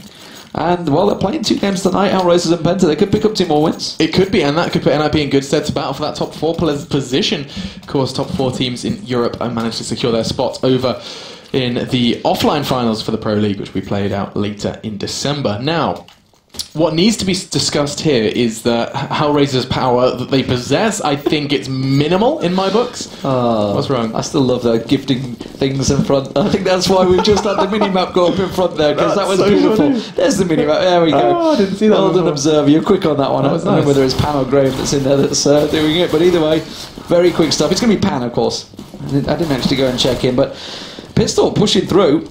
And immediately, this is fast action from Hellraisers. Freiburg's the man that's trying to rotate and get in towards A site. Exist. This is Raid Boss Kucha. Alu's in the middle of nowhere. He's down long A. This is going to be another frag. Excuse me, the first frag for him. He did provide some damage in the first time. In the first 2 kills, but still, Raid Boss Kucha, they invested a Tech 9 onto that Kevlar player, and now it comes down to Alu and Exist. Alu's going to be hunted down from behind. Oscar coming in from 2 angles. It is going to be his demise, and now Exist is closing in towards stairs. Kucha is just holding the perfect angle. This should be a very dead Exist any second now. I was going to say the head is found, but manages to get through just with a body shots, and that's going to be Hellraisers. A neat and tidy pistol. A stark contrast to the start of Inferno. That pistol round was chaotic. Yeah, that was over against Envy. They just caught NIP out there. Like, NIP were trying some sort of fancy, aggressive, like, run every direction. I'm not too sure how to word it, but they just got caught napping, and Hellraisers ran through them, steamrolled through them. I wonder if we're going to see a much more aggressive Hellraisers this time around. I think we're going to see a fast, fluid style. Looks like Angel's going to be the one man that goes over towards B to keep them busy. Forrest and Alu, though, very aggressive on long A. He's going to get flashed out. This is going to be nice. Oh no, the flash must have failed, unless there was an enemy's flash as well. Either way, Alu not going to go for that early peek, and actually I feel like he would have met his death quite quickly if he did. Instead he is gone anyway. And now it's going to be Kuch who's on the hunt. He wants to try and find the head of Forrest. Doesn't look like it's going to be given to him as Forrest does duck into toilets for some safety. Down to 74 though, didn't go unscathed, and that nade didn't touch him. What? It was right next to him. Either way, Angel's going to finish what Schneider started, and now just 3 remain for the CT side. They had some degree of advantage, but it's been thrown away by those 2 players on long. Yeah, Get Right's going to have to go huge here. Exist is on the rotate to join in. Freiburg, he's still over on B side, so Hellraisers taking it easy. They're not up against Pistols. There could be Deagles there. They don't really know. They're just making sure. They've just played Envious. They've just had some crazy back and forth forces. They don't want to get caught out by anything untoward. And this time, Kucha and Oscar are going to creep their way forward. Stako and Schneider all going to be coming down long A, all towards Get Right. Going to see a lot of spray and bullets throwing in, but actually still Get Right's kicking. And look at this rotate from Freiburg. He can catch them from behind it. This could go wrong for Hellraisers, but they do catch a glimpse of him. He is still cautious of toilets, and that's rightfully so, because Angel swung around from behind. Kucha gets one. Oscar puts the cherry on the top. And we are going to be seeing Hellraisers again. They've lost 2 players so far. That's all in 2 rounds. They're managing to keep health bars high, and that's important in order to both build their economy, but also to try and stamp down on NIPs, as they're going to be going into this 3rd round with with peanuts. In fact, I say peanuts. I think just 1 P250 is all they have invested in, so that 300 thrown to Exist. Now let's see where they can build from here. There is a Mac Daddy in the hands of Angel, and so he's going to be the man who, hopefully, for Hellraiser's sake, is going to be picking up these frags in order to just continue to stack out that money. Talking of stack, those nades just thrown out towards Fountain. And they're 5 stacked on B here. Angel's about to check it with that Mac 10. NIP all in the same place, ready and waiting for him to come around there. Unfortunately for NIP, there's 3 more members and the bomb looking towards long A. So chances are it's going to be another A hit for Hellraisers. I think if Angel gets any information in a moment, which there's a flash, he's not going to peek it around the corner there. Just gets a little glimpse in towards Toxic. Does catch a glimpse of one. Takes a couple of shots. Now he's got to realise there's probably more here. It's going to be aggressive stuff from Freiberg. Freiberg does catch Schneider, who was behind him. Now Get Right's the sole man that's on the rotate. He's going to be that single man to face off against Kucha, Oscar and Sticko as they move into A side. Just catch a glimpse again of Exist, and he's just going to be stacking it up. 1,200 now in the bank. In the meantime, Hellraisers are just swarming in, and it comes down to Get Right. Bomb's going down. I think he's aware of it, but there's nothing really he can do, as he's just going to go ahead and present himself through this smoke. And oh, the backs are turned. Is he going to go for some... There's still a wall of smoke there. He can sneak in. No kit, though. You have to remember the only investment made was the P250, and he's just going to go ahead and be eliminated by Oscar. Now it comes down just to who's going to be the final frags. Forest Alu, not really a battle for survival, more so a battle of retrieval, as he do manage to get the MAC 10. And now it just comes down to Angel on the hunt. Yep, Forrest with that MAC 10. Can he get something here? As you said, they've only got 3 kills so far in these last 3 rounds, all put together. There's the 4th, and it is the MAC 10 of Forrest that will get it. There you go. So recovers just a galil, better than nothing. And he will keep hold of that one. So NIP will have the cash to buy up now. This is the round that counts. Hellraisers, very successful for them. That was a great bank building exercise they've just done for the last 3 rounds. Angel's money is testament to that. He came into that round with 10 grand, 3 rounds in. That's nuts. And that's 10 grand stuff. 10 grand. Either way, Schneider yet to pick up a frag on the side of Hellraisers. Isn't like he has needed to at this point. Of course, Schneider still a little bit of an unusual one for me. I'm going to feel a little weird about that for a while, I think. And now we are just going to see Hellraisers kind of start this round a little slower. Forrest, the one responsible for holding underpass. The bullets are raining in on either side, and he knows he's just going to have to maybe be more concerned about the Fountain Party area. I like what NIP are doing here, though, because they are not going for the crazy aggression you sometimes see on the CT side of Overpass, which does give Hellraisers a little bit of room to maneuver, which could actually give them a false sense of security, or not. Angel goes for that late delayed peek, and it cost him his life. And now just 4 remain for the assault. Forrest is ready and waiting here. It's Sticko and Schneider that are above him. Are they going to come looking? Are they going to come peeking down into this connector? It's buying time. Like, all the footsteps he heard is basically force Freiberg and Exist. They've rotated into A side. They're all ready and waiting for this. Forrest is in perfect position. Get Right's checked all the information he needs. He knows it's an A hit. The question is, can they stop the hit? That's going to be provided by NIP. 3, make it 4 frags in a row. Get Right using the P90, no surprises there. He finds 2, and that's going to be Sticko down and now. And AWP recovered, and NIP find their first. Yeah, well played by NIP. Good information gathering, just basically gave them all they needed to say it is A, they're coming from this angle, stacked out the site, and generally you should win the rounds when you're in that perfect position. So he is a big advocate for the P90, isn't he, Chris? Yeah. He's no doubt about that. like any opportunity. He used the UMP loads yesterday. Oh yeah, and in the major, that crazy round where you got like 5, was it? I think all headshots. I think was what Anders screamed. So now it's going to be Angel. He does open up onto Freiberg. Freiberg going unusually aggressive, not anticipating that flash from Hellraisers. Does enable them to get their first leg up into the round, and now NIP have to play from a deficit. Actually, I feel like deficits can be more painful on Overpass than other maps because of the kind of distance with the rotate between the 2 sites. There's only one real quick rotate position, route you can take. It's generally blocked off. It's usually. Yeah. Off. That was an important opener. Sticko does manage to get Exist down. Get Right moves into position, but immediately was spotted by Sticko. Sticko's holding the angle. If Get Right comes back across, it's going to come out. Pika's advantage, maybe. Oh, he gets another one flashed up on Angel, just rattling the shots off. And that's caused Hellraisers to change their position here. Oscar's considering going back, but Schneider's found an angle on towards Alu there. Just a couple of taps, but 34 seconds, they kind of have to commit to one of these sites. I think they have set their sights on B as well, which would be the mistake, I mean, in a logical sense, because there's 2 members of NIP on the site. Get Right and Forrest then, the deadly duo in many regards. Flashes do get both of them, that's beautiful. That's going to enable Hellraisers to sneak on in. It's going to come down then to what they do in the next couple of seconds. Forrest is the one to start drawing blood. Schneider's head is splattered across as it's going to be a second, now potentially a third. Oh, and Forrest does what Forrest does best. The deadly duo, as I dubbed them, picking up all 5 frags, and NIP find a second. Forest finally awakening in this match. Absolutely outstanding yesterday. Like I say, 32 frags against Envious, and they were important frags. They were like 1v3s he was winning. It was incredible stuff to watch. Definitely on top form right now. As was Freiburg, actually, at the major. A lot of players from NIP stepping up when it counted. No more Bot Alu, maybe, who knows. I'm sure you Twitch chat will certainly agree, but he's going looking for these ones. Oh, let's just curse him. Bot Alu. Commentators curse. Bot Alu, get him out there, because that just happened. And now we have to see how much more can be built with this buy. I mean, it's intriguing to see the kind of glass cannon AWP and the rifle with Kevlar. Nothing else really for them. And oh, he looked away at the wrong time, but Forest still manages to prevail in that battle with Schneider. And now Hellraisers, they do have 4, but they are under armoured, under geared.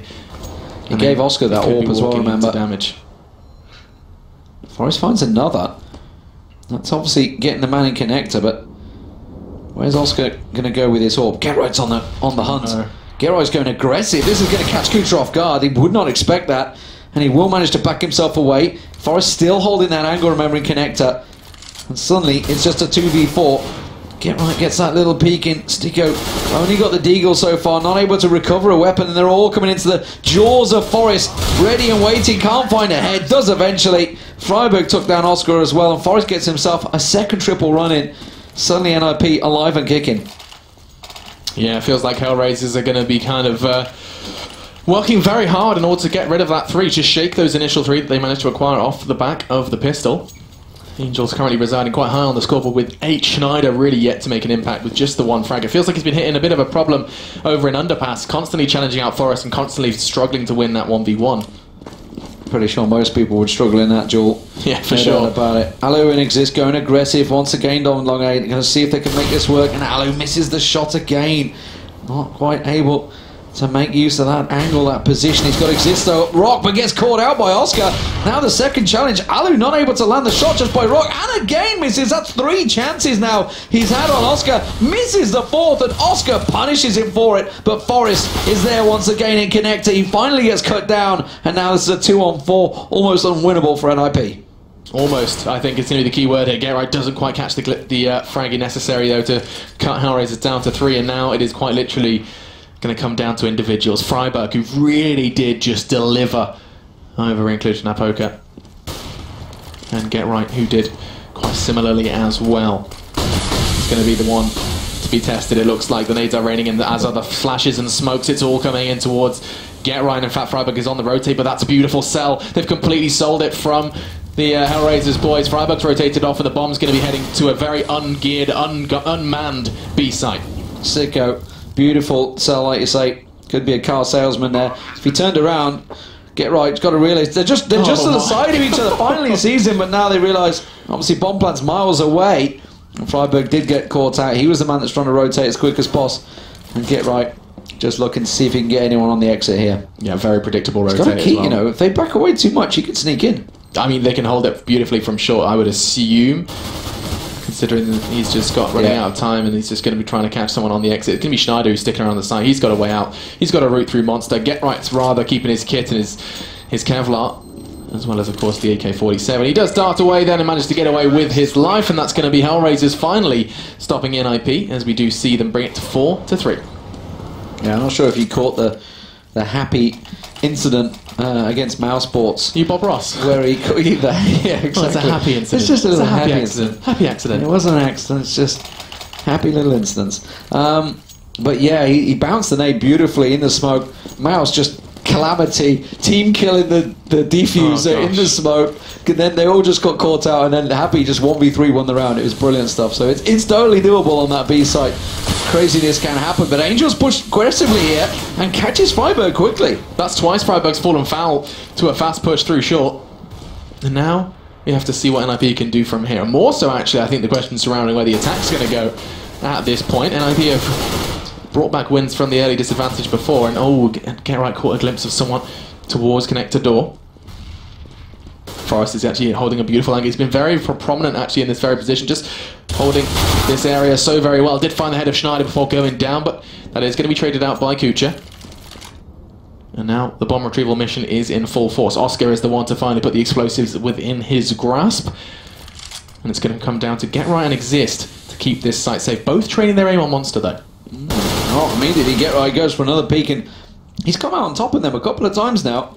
If he were to go again, he'd find Kucha, who's actually pretty low on hit points down that Monster. Sticko once again is going to be the man that's going to challenge out. Exist that will catch him first, and Exist will find a headshot, gets flashed up and just rattles those shots in the same position, hoping that someone will walk into him. Get Right's found another. It's Angel that went aggressive, and the last man is just around the corner. It's going to be Kucha. He does land the shot on Exist. Remember, Kucha used to be the AWPer before Oscar came in. But he will not land the shot. Okay, Kucha, he's round 2 already, and I think he's just going to be desperately trying to clutch onto that AWP. I mean, with just 6 seconds left, it's a question of whether or not he's going to be allowed to. Get Right's coming up from behind, and I have a horrible feeling he might actually make it in time. Kucha's got to be careful. He's got to try and find some sort of safe angle, some sort of safe haven. Get Right, just one bullet. Oh, if he'd have just looked, he may very well stop dying. He does through the pallet the last second, and the AWP is no more. Kucha's going to be kicking himself, furious that that second didn't come just a little bit quicker. And that's going to be actually a very, very crucial frag. It does take the AWP presence completely out of this round for Hellraisers. That could not have been closer, no doubt about it, but that's going to cause Hellraisers some serious, serious problems here. They've gone for the Force. Tech9's in there for Kucha. Would have been an AWP, but Forrest is going to get a couple of them running around the corner. Takes a lot of hit points damage there, but he manages to get 2, switches across, gets Alu's support, and that smoke gets recovered in. Plenty of time for Forrest to get the reload down, and damage is done, really. It's just Kucha and Angel left. I mean, the one time where he's getting pushed by multiple players and he would really like to have a little bit of an extended magazine instead of an M4A1, he has the A4. Yeah. I don't know if that's a coincidence or if he demanded it, if he put 2 and 2 together. Instead, though, Angel's going to walk into its crosshair. There's another one coming around the corner, and Forrest collects 4 in a very short space of time. Hellraiser just feeding him victory at this point. And that's going to be 5-4. That's what you call stat patting. Stat patting? You struggle. I think statting. Yeah. I don't know where stat padding. Patting is stats. Stat padding. Good stats. Good stats. Good stats. Well done, stats. Yeah, Forrest. It's getting a lot of kills for free. Let's put it that way. They were all running into him. Let's see if it works out this time. It's a full Glock train. You don't see that often. Oh, and Alu's found the first. That's going to start what could be a very quick round. Forrest. There's another one. There you go. He's patting those stats. He is. He's patting those stats nicely. Alu missing another shot. It's becoming a bit of an all too familiar sight. As that's another one. He's missed a good collection of these frags. Looks like Forrest is going to step up to the mantle and do it for him, as he has been brought down to just 1 point of health. He's not willing to take that risk, and it's going to be Kucha then. As NIP do prevail with the team ace and extend their lead to 6-4. Hellraisers, the story, if you have just joined us, surrounding Hellraisers in the Pro League, they are towards the bottom of the table. And I say towards the bottom, I think they're just off bottom plate. I think they're sitting at 11th right now. I could double check that in a second. But they've basically been desperate for wins. They want to try and climb the ladder as much as they can, climb the standings before they get towards those relegation matches where they actually are going to be playing for the survival, playing just to stay in this in this prominent league with a whole lot of money on the line and a whole lot of opportunities to play against the best. And now it comes down to what Get Right can do online. I think he caught enough of a glimpse to back away. And these rounds are important for Hellraisers. These games are important for Hellraisers. I don't think he did see them. He's not called any rotates. Okay. And he's actually not looking down long air at all. He's not remotely... Still not quite catching a glimpse there. You can see Kucha's trying to do the same. I think Sticko's going to rotate. They're going into Forrest. Forrest's going to be the man that will probably catch them first. It's Sticko that's about to get a glimpse. Get Right again, trying to hop, skip and get a peek over there. Kucha's not showing himself yet, though. So no information for NIP. Exist, I think, just took a little peek down Monster, so he knows that it's relatively clear on B side right now. There's the smokes. Here they go, going for the push, and it's Forrest once again. The doorman not letting them into sight. Kucha, on the other hand, just demands he gets let into the side. Get Right! He just had Oscar walk straight on past him, and Kucha's going to be screaming, saying, Oscar, you were in the site. How was it clear? Get Right knocks 3 down in 3 seconds, and that's going to be the 7th for NIP. Takes a lot of bottle to just stand there and watch someone walk past you. It was just like, okay, checked. Okay, I know where Oscar is, and no one else. Okay, here I go. 1, 2, 3. 1, 2, 3. 3 heads as well. There 3 it heads. is. Caught It was out like, instead of, not quite 4 head. It's not colour by numbers, it's frag by numbers. He Yeah. just lines them up, and he knocks them down. And he just tappa, just Just like that. Happy trees. Beautiful stuff there. So, at the moment, NIP on a bit of a roll. Remember, Hellraisers won the first 3 rounds here. Oh god, they're just running into the grinder here. It's going to be Exist this time to stop them. That flash is going to be beautiful. There's the nade, and everybody is just getting smashed down. Hellraisers seem unable to find an answer to NIP's defenses. Once they got their hands on those weapons, they don't seem to have managed to get anything going now. Oh, that didn't quite work out, Alu. Not a bot play. The hunt for his AWP, but I don't want. I'm not going to be overly critical, but it does feel like Alu is not kind of hitting his stride at this point. We've been in his eyes quite a lot, and he has been kind of not missing a lot of shots. He's chasing the kills rather but than. I think he's chasing the kills out of frustration. He's like, oh, I need this kill. I should have had that. I would have had that normally, and he is just. He sees Forrest go get another double. He's like, oh damn it! I mean, yeah, Forrest is sitting on 17. Alu has 4. I mean, you do the maths. That's going to be. Oh, that's going to be a little frustrating as I say that. I just caught a glimpse of Schneider fluffing his name. In the meantime, Oscar does take the aforementioned Alu out, and Exist is going to be going on a revenge spree onto the double S. And that was a switch. And Schneider. That was ironically a switch. Like, Exist is normally playing Monster. Alu's like, no, it's alright, I'm going to go there with the AWP. He goes there, gets killed, and then Exist gets a double over on the other side in Alu's ordinary position. Yeah, it's a bit of a kicker, like a double-headed kicker. Double-headed kicker? Is that possible? Is it possible for a double-headed kicker? I'm not sure. If you're like battling some sort of twin-headed beast, an Etin. Right? I don't get it. You don't know what an Etin is? That's the double-headed beast in. Like what? Like mythology? Like RPGs. Oh, I'm sorry. Oh, sorry. I'm just Etin. You've lost me. An Etin, yeah. I mean, like Minotaur. ETTIN. Minotaur's not got 2 heads. No, I'm just thinking of like mythological creatures. And Chimera? No, they got Chimera, 3. Yeah. It's got That's 3. 3, isn't it? yeah. It's 3. We'll think on this that one. Thing we'll that think Hercules on fights has got like 9. Whatever that was called. Anyway, we're getting distracted away from NIP. I think we need to turn our attention to this one a little more because it is like Angel slowed down. And Oscar have most definitely hit the brakes, but with 20 seconds left. They're going to have to fight for it, and that's the flash that's going to try and do it, and it's not enough. Get Right's going to be well and truly ready and waiting. Oscar's just strolling into the side with an AWP. He knows this is the only option. He actually finds a crucial frag. The bomb's going to go down, and now Hellraisers have a real good shot at this. Well, at the moment, it is the plant down. It's Forrest is going to come from Connector. Freiberg's coming around the side, so Angels should have this one covered off here. Just got a glimpse of Freiberg's shoulder as he peeked. Will get the spray down. Now it's all on Forrest, but Forrest gets one, won't get the second. Oscar will lock it down, and at last, Hellraisers with a rifle round will pick themselves one up. It took a long time to get in there, though.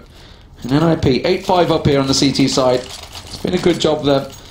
As we mentioned, Alu, he's been picked off early at the start of almost every round so far. He has to start landing those opening AWP shots.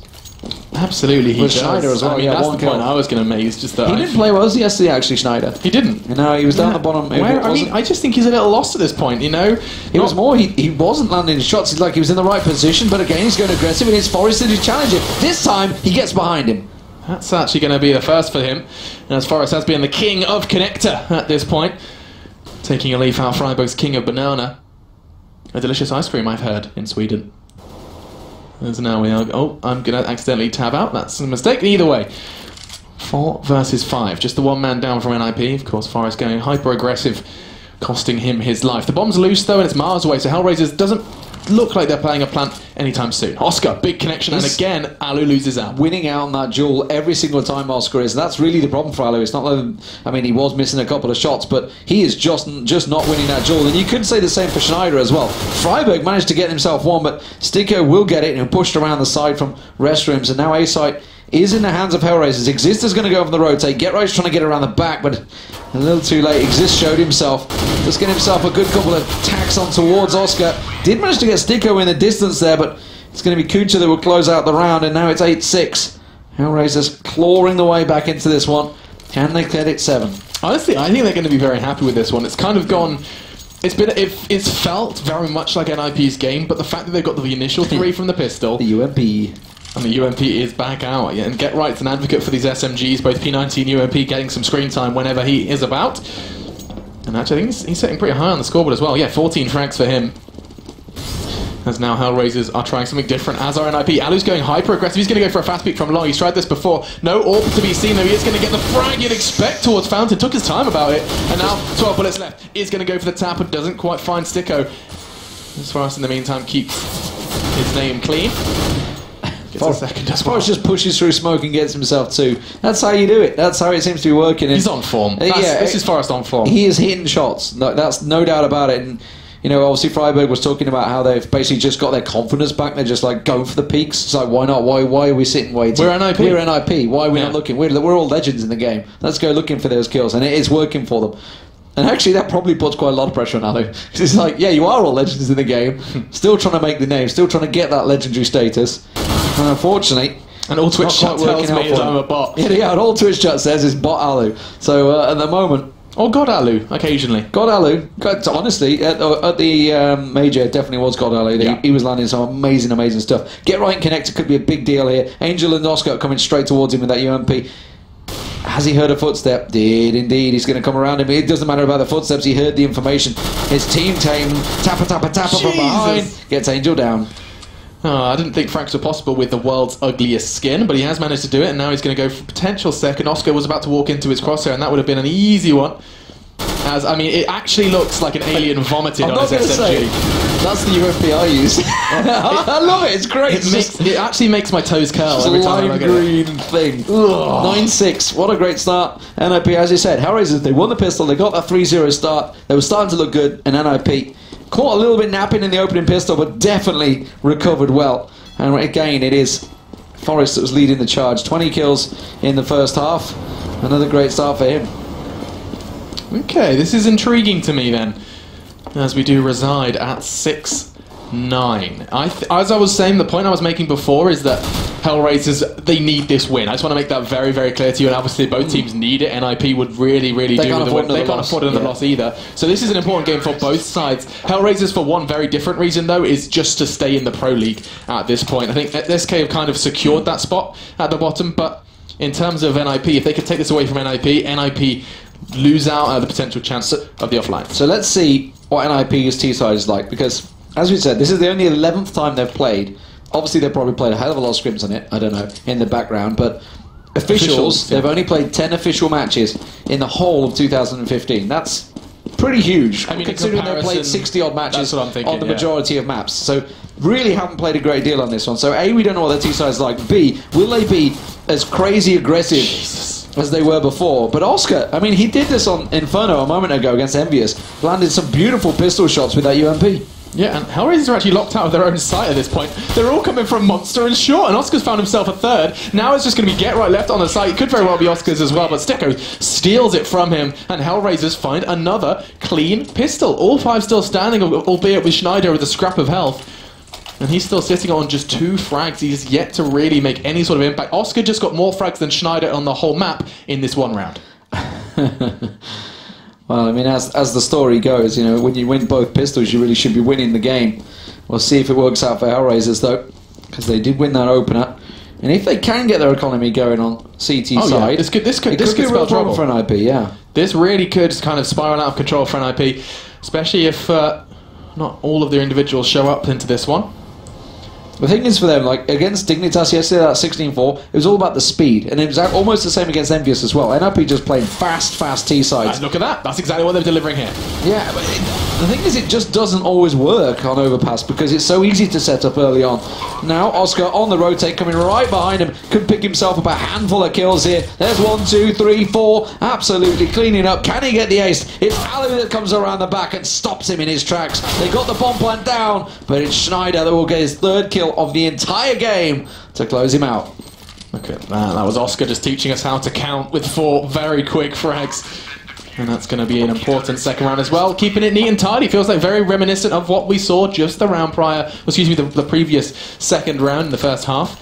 If that does make sense, but you can see this fast 4 frags. Exist was the first to fall, and the final was Forrest as the flurry of frags go his way. Now we're going to be seeing NIP on a very shambolic buy, just a couple of nades and a Deagle and P250s scattered across. And they're going to be running into a very full, armoured to the teeth Hellraisers. And actually, Oscar's going for a fast peek here. He is going straight in. He hasn't even got the AWP. He's just looking to do some damage. And the damage will be done, but not what he asked for. 8 points of health left as he does dart for cover. And Sticko is the bodyguard. Gets 2 very important frags. He could very well find a 3rd here.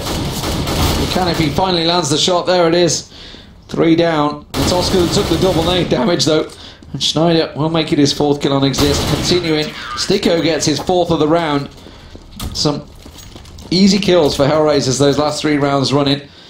Finally, somebody other than Oscar's getting the kills. So, 9-9 all square. That's the pistol deficit that happens from, honestly, a perfect Hellraiser's round. But the problem is for NIP, they haven't really made too many kills across those rounds. They can't afford to buy everything up here. Real big test of strength here for NIP's T side. What have they got?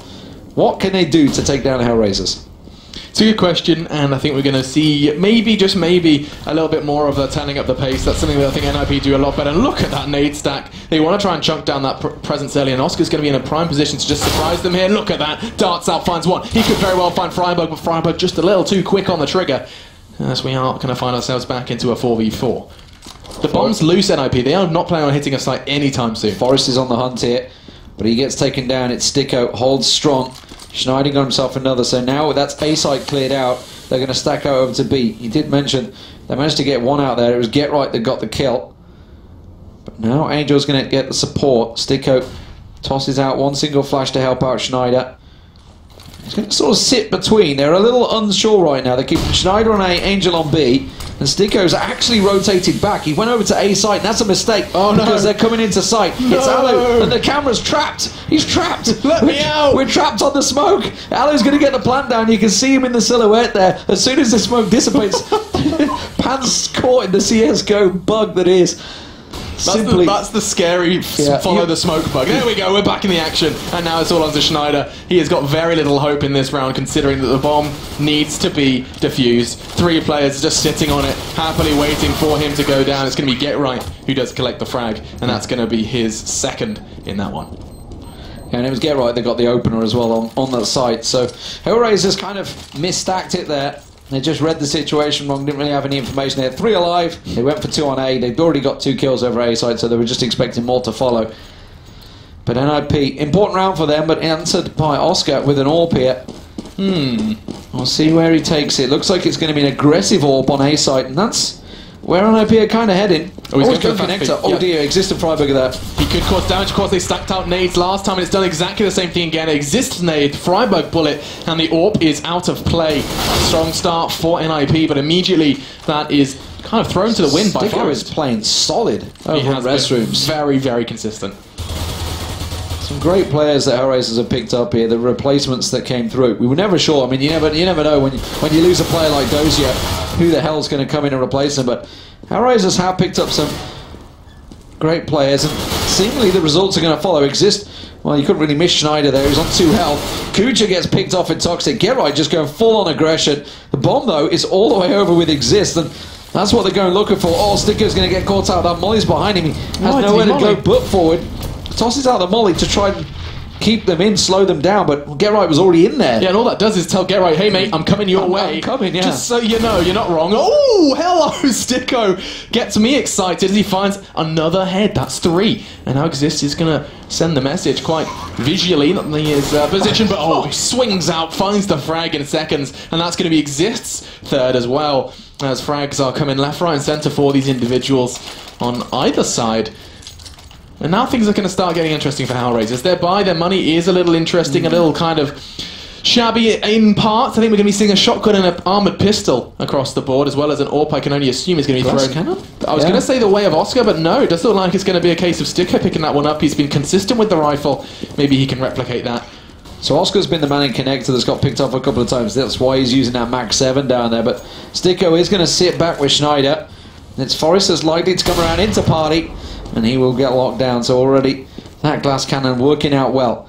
But I think that gives the information to Alu and Exist. Are they going to keep pushing this site? Are they just going to back away? It's NAP that are probing and prodding. Get Right's taking a look, but Oscar's, you can see, ready and waiting for them. Get Right's not fancying it. They're all going to back away. They're heading towards B. There's a very big difference already between the CT side of Hellraisers and the CT side of NIP. Oh, Oscar's going aggressive. I like what Oscar's doing here. He's going to catch one down the ladder. Exist feeds him an AK-47 and the frag. Of course, pocketing that kill bonus from the Mag 7 as well. Give them all the information they needed. Look at this. Hellraiser's going to stack 4, 5 heading onto B side. It's going to be impossible for NIP to take. And Schneider going to get himself a hat full of kills. Freiburg just hovering in fear there as he was just doing a little bit of surfing. Surfing USA, and now Get Right is in trouble. 5 players hunting him down. Sticko's the one to collect it as well, as that's his second. And Hellraisers are keeping it interesting. NIP are going to be starting to feel a little hot under the collar as these rounds aren't coming as easy as they did in the first half. Yeah, they're broke. They're going to have to go for a bit of a force or a save here. What's the choice going to be? It will just be a couple of P250s and a couple of nades. That is all they're going to go for. See if they can risk it for a biscuit. Oscar got himself that AWP. Where's he going to take that? Is he going to go long A with it? It looks like it. It is going to be an A train this time around for NIP. They've not been too successful over on that B site, but this time with Oscar over on long A, it opens up connector. Forrest and Get Right have already got through. Sticko's about to get pushed down. 3 players towards toilets, 2 towards long. It looks like Sticko's just going to be collecting heads. This could be the third it is. Get Right had the advantage, but didn't have the armor. And now we are going to be seeing Oscar try and do the same on long. Sticko looking for his 4th. This could very well be what was going to be an ace, but no, Oscar steals it away. And Sticko, so damn consistent. He has played toilets almost every single round. He's racking up the kills there. And he is collecting heads on the CT side. He's just gone from middle of the pack to top of the scoreboard. Yeah, he's an immovable object, no doubt about it there. And this is just P250s coming his way with no armor, but he's been doing this against rifles as well, that's the thing. Sticko has not been falling on A site at all. Solid play from him. 11-11 all square. NIP up against the wall a little bit here. They've gone for a bit of a force. You can see a couple of AKs, Khalil and Tech9. Now they're going to try and train it. They're pushing through the smoke. They're going in towards Kucha. They've flashed him out, but Kucha, he's clear. He's got vision. He's going to get the taps down. But is he going to find the heads? No! He gets pinned out, but Angel, with the support, will catch them out. He gets himself a string of kills. 4 in the end. And Get Right suddenly all alone. Get Right's wondering where his teammates have evaporated. 2.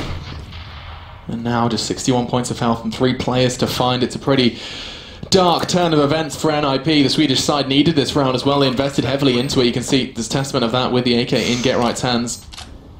They try to get the little peaky boost. That flash is going to cause problems, but not enough because there wasn't a follow-up, and now he's trained down the perfect angle. Oh, he looks away the wrong second, and Schneider does manage to find it. Timing is a witch, is what they say. And that's going to be an easy defuse for Hellraisers. Good catch, Alex. Thank you very much. Yeah. Ooh, that word was so close. That was at the tip of my tongue. We can say it's fine, that one. Well, NIP, that's a problem. That's a big problem for them now. So what do? Do they force? Do they go for a Tech 9 train here? They're kind of in that awkward stage, the 3.5k. It is going to be a Tech 9 head armor. They are going to go for it. So NIP sort of throwing caution to the wind here. They know they have to try and get something because Hellraiser are starting to build the bank up. Look at it, 8.6k across Oscar and Schneider. Sticko on 7.8k. Lot of money for these players. NIP are going to fan out once again across the map, but 3 members down long A. That's risky stuff from Hellraisers.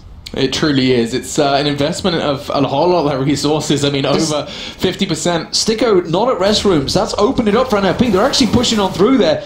And that information, Ali would have said, there's multiple people here. They're going to race in towards A side. Yeah, the floodgates are open, and Forrest knows that the battle for long control is going to be important. They need to try and stop the entrance with a re-entrance back into the site. Fortunately, Angel is there just in the nick of time to shut down the Tech 9s. And look at NIP, they are getting shredded. I say that Get Right's going to do some shredding of his own, as he has managed to eliminate 2. Gets the AWP and finds a 3rd. This is starting to get crazy now. He does have 14 points of health and 2 more to find. And oh, just a second longer, he could have found another head there. Kucha and Angel are trying to keep their team in it, and they do. 13, and now NIP are starting to look a little worried. This is going to be terrible for them if they pick up this loss here, up against Hellraisers no less. Just fell for a moment. The offlines. That could have been it. If that could have been maybe, instead of an AWP dropping, if that would have been an M4 on the floor there. Something could have happened. I think something special could have happened there from Get Right. That would have been a 1v5 and it almost worked out. Of course, we saw Rain doing incredible stuff on Cash in the major.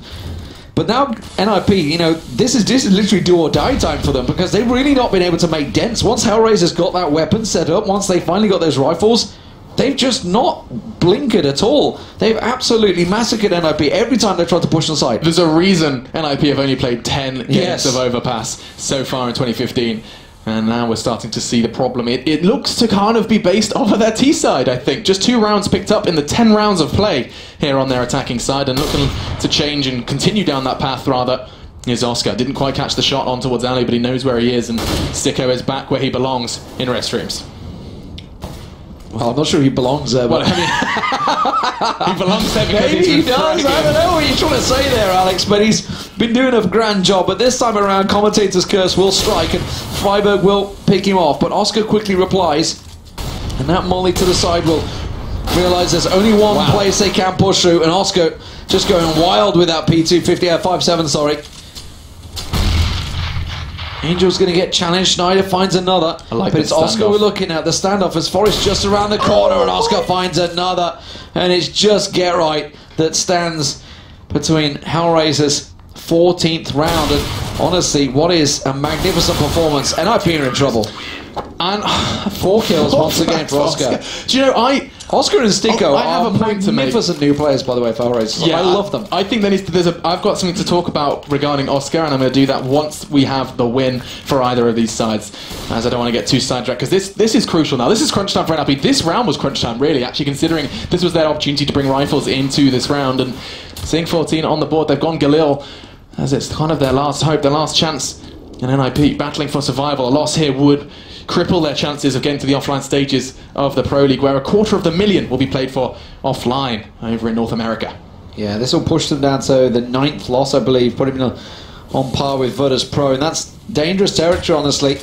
It's especially when you've got the likes of Envy there that's still only got 7 losses, still looking very good, but Geralt somehow comes out on top in that duel against Schneider. Kucha is still alive though, just dodging, dancing around the pillar, and Angel with forever the support. They've been pretty solid across these sites, but finally they do clear them out. Sticko's pushing through though, look at it, back around the back, gets himself one. Oscar gets the second, and Oscar and Sticko, what a pairing, what great new players they've discovered in these two guys. And as far as I'm aware, they come from the Face It Pro League. FPL, yeah, more so for Oscar. Sticko is actually a player that a lot of people recognised. In fact, at one point, Navi had their eyes set on him as well. I think there was a discussion that was leaked between Guardian and Sticko, where they were saying, you know, you're going to join us, and there was this whole kind of drama surrounding that one. And so, you know, definitely a player that's been regarded in the CIS team, in the CS scene, excuse me. Now he's bringing his opportunity. It's his chance to shine here in the Pro League, and already he has done just that. Him and Oscar sitting at the top of the scoreboard, the two newest additions, really demonstrating what they're capable of. I say newest additions, of course, Schneider being great timing by Sticko there, by the way. He was in a position where he could have got a 3-pronged attack on him. He backed away at perfect time. Oh my lord! To get in position. Alu getting picked off by a magnificent shot from Oscar. Get Right though, did get himself a double, and that's caused problems on B side. Now Freiburg gets another one. NIP, this was quite literally their last chance. We're on 15 for Hellraisers, but Sticko doesn't look like he's out of this one yet. Throws out the monitor to try and waylay this attack. A second as well. The 4 is most definitely getting flamey. And Exist is trying to do something quite sneaky here. He's trying to find that one frag to enable the rotate from Forest. Instead... Oh, they're backed away. I think Exist's footsteps has drawn them towards it, yeah. This is gorgeous. He's going to find frags as well. NIP are going to walk into the site wondering where on earth the defense went. And now Oscar... just clutching on towards his AWP. He is going to be towards Bank and Exist. Just doing the dance, doing the boogie. He's just going to try and keep this AWP How does the out boogie of play. go? Well, this is it. This is the boogie right now. These are the dance moves. This is Oscar doing the boogie. So you throw out a smoke. It's not like the flash dance. Then you do a little wiggle. Cloud9 does. The flash dance. There's 2 very different types of flash dance. There is 2 very different types of flash dance, but in CS there's only one. He's just going to try and keep that AWP safe. Can't believe how close Exist is to him. You can just cut to him in a second. You think he's just sitting on the staircase. Yeah, waiting, just directly below him. Biding his time. There he is. You can see him passing by his X-ray now. And he's going to be coming back up through Bank. So this is just going to be a saved AWP then from Oscar. We were already singing his praises. And we're going to be... I mean, something that's interesting, the criticism that Oscar received recently, I saw Simple actually discussing the addition to Hellraisers, saying that Oscar... he just kind of gets let off the leash, you know. He's got 16,000 right now, so they can let him off the leash all they like.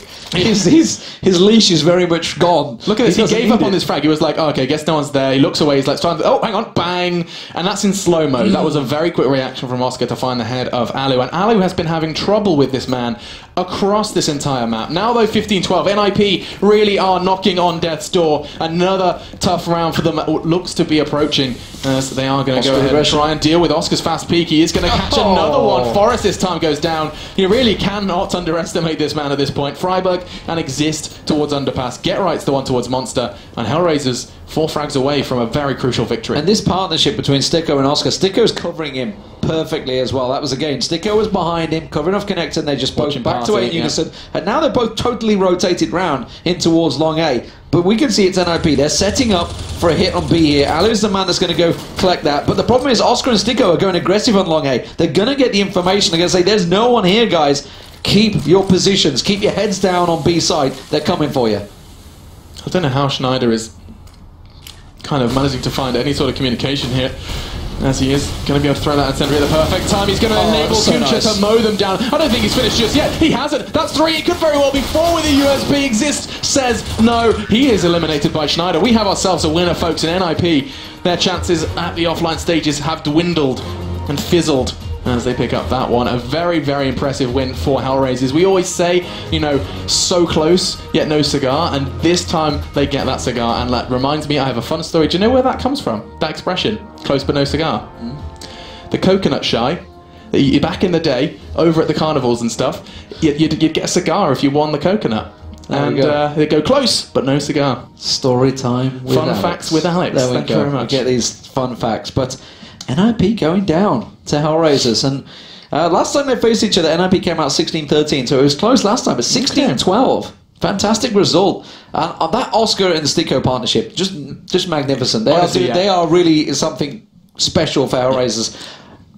I worry whether they're going to stick there long enough. I don't know. We'll see. That does remind me, you know, I just want to make a point about Oscar, is that I feel like Hellraisers have found themselves another form of simple. Like, that player just, to me, strikes me as another one of those, okay, he's kind of doing his own thing, but he's good. He's really good at it. And it just feels like they've found a player that isn't ESL banned and is still one of those capable of just these crazy plays. Possibly not a Rage Kitty, if rumours were to be Yeah, I think he caused a lot of problems on Flipside. Yeah, there's a lot of people that basically said, we're glad he's gone. We're glad he's gone now. But who knows? Who knows what happens in these teams? Obviously, all sorts of stories do leak out, but you never know what is true. Yeah, exactly. Anyway, guys, coming up next, it's going to be NIP in action once again. They're up against Penta this time, and it's going to be on Cash. Tricky match for them, because Penta are good on Cash. So that's another tough old task for NIP. They need to get some of that magic going. And don't forget to check out the Score Esports app as well. You can get it on Android and iOS. And that gives you all the information on all the matches that happen all around the world, not only in Counter-Strike, but every esport that happens. I thought you wanted to say something. You were like waving at me. I was just oh, moving my okay. mouse. You were just getting yourself ready. I thought he's cutting in. He's got something to say. Is it another coconut story? I wasn't sure. I can come up with one really quickly. Is there another beautiful story? This one time, I got a coconut. Bandcamp? And this one time at Bandcamp, my mum got me a coconut from the supermarket, and she was like, "Yo, try and drink this." And I was like, "Okay, cool, let's try it." And so I put my straw in without looking, and just started like slurping. And it turned out it was a rotten coconut, and it was like manky old coconut milk, and I vomited everywhere. There you go. Thank you. Story time with Alex. Story, bro. Absolutely fantastic stuff. We're going to go into a break, ladies and gentlemen. When we come back, it is going to be NIP versus Penta. We'll see you in a few.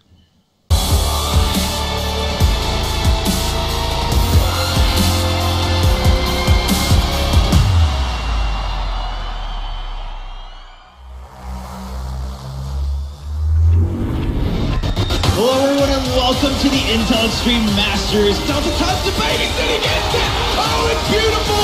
Exists! 2 kills could never be so important. Gonna go for it behind the fountain. Kerrigan's gonna charge him down. He's gonna miss quite a few pistol shots. Kenny F with a kill! And then he gets the second! Kenny F punches the round!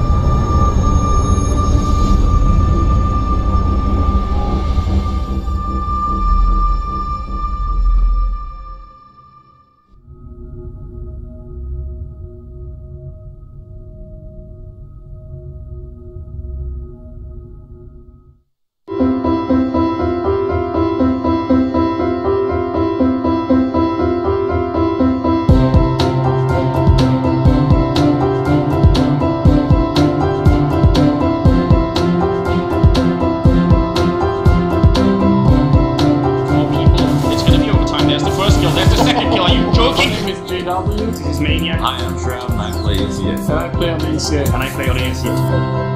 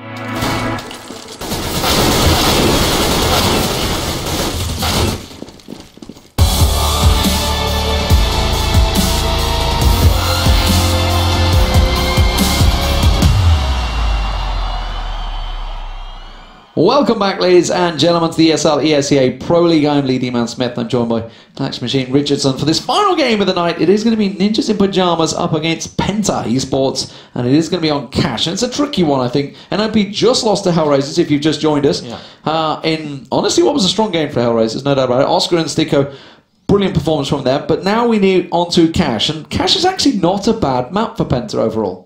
No, we've seen some good performances from Penta recently on Cash. The Titan game does kind of spring to mind where they beat Titan. They beat Virtus Pro, 68. Exactly. They beat Navi. So, beat Navi on Cash. That's blah. Yeah. But it's Navi, whatever. But I mean, you're right. They have definitely got some performances on Cash, notable performances on Cash, and it feels like when I cast Penta on Cash, it feels like they're a team that can compete, and then my heart gets broken when I see them on anything else. This is quite the opposite of the Navi Cash, where it's literally the only trick up Penta's sleeve at this point. Fortunate for them that they're having it up against NIP. I don't know if that's going to be their saving grace, though. It's going to be interesting, as NIP have already, of course, demonstrated their perhaps wavering form. I don't think that we can do anything off of that game, considering just how amazing. I think that's all it is. I think we could read off it just saying the fact that that's their 11th game on Overpass and they lost. Yeah, exactly. This time the problem is that their last 3 results on Cash, they beat Titan 16-14, they beat Gamers 2 16-10, they beat TSM 16-12. That's very good pedigree of wins for NIP. So definitely the stronger Cash team, I think it's safe to say. But this is a newly formed sort of like growing Penta with obviously Tarsin going in there. Speedy obviously returning to the fold. Crystal has been playing brilliantly, so we've got to see how this one works out for them. Pistol, of course, going to NIP. They're going to Knife going to NIP. They're going to choose to start on the CT side, and we'll see how it works out for them. 9 losses though for NIP. Cannot afford any more. They're sort of tied on losses with Virtus Pro. There's cusp, but they need Envious basically to lose a couple of games now. Yeah, that's kind of what they're demanding, and now let's see what NIP can do. I mean, if you wanted to lose if they lost one more game, they really would be confirming it. And this looks like a very interesting play from Ali. He's managed to position himself quite aggressively in the smoke in middle, just literally sitting there, residing there, biding his time. And he is actually going to be maybe going to be hearing enough of footsteps to kind of gauge where the T's are positioning themselves. 2 in A main, 2 just watching that boost. In fact, I think there is a man. He's got Forest looking. That's been boosted up. In fact, 2 of them have. Just waiting, and it looks like it's going to be one big wave. What's going to be the linchpin into this? But there it is. The smoke and flash come out, and Alu's still yet to see anything. And finally he sees one. He catches a glimpse of the shadow of another. It could very well be 2. It is. Exist has done exactly the same over on towards the site. This could be a 3rd. No, Freiburg finds his first. And NIP just laugh as Penta hit their wall. Well, that was a different story, wasn't it? I mean, you can look at the Hellraisers game. They did lose both pistols in that matchup, NIP, which is why that 16-12 result was close, and also obviously those 6-round differential that they got from those pistols is a big difference, and we'll see if NIP can convert it. We have seen a lot of force buys go in the opposite way, and Penta, could they be no different? They've gone with their Tech 9s, they've got a Deagle in there, they're going to try something. This time it's Spiddy. He's got to be careful because Forrest and Gerai are on the hunt. I like this from Forrest. He's gone so aggressive and so much intel has been gathered. He's not going to check his corners though. That's one. It's finally. He's like, he's around here somewhere. I know there's someone somewhere. Finds 2. Getrai's rocking the P90. No surprises there as he has collected 1, and now it's all onto Strux. As he has seen his team fall by the wayside. Forrest pockets another one as that's 1,800 now. Cash. As that's a whole lot of extra cash in his pockets. And I don't think they're going to show any signs of stopping now. They know there's going to be 0 Kevlar on the Penta side into this one unless they go for some sort of unusual, unheard of 3rd round force. And we can see, look at this panic in the second frag. You ready for this? He's like, I swear there's one around here. There it is. Okay, fine. In fairness, his first reaction was right in the corner. He's like, he must be tucked in the corner. Spin around. Wait, he's not there. Where is he gone? Too quick with that flick, who knows.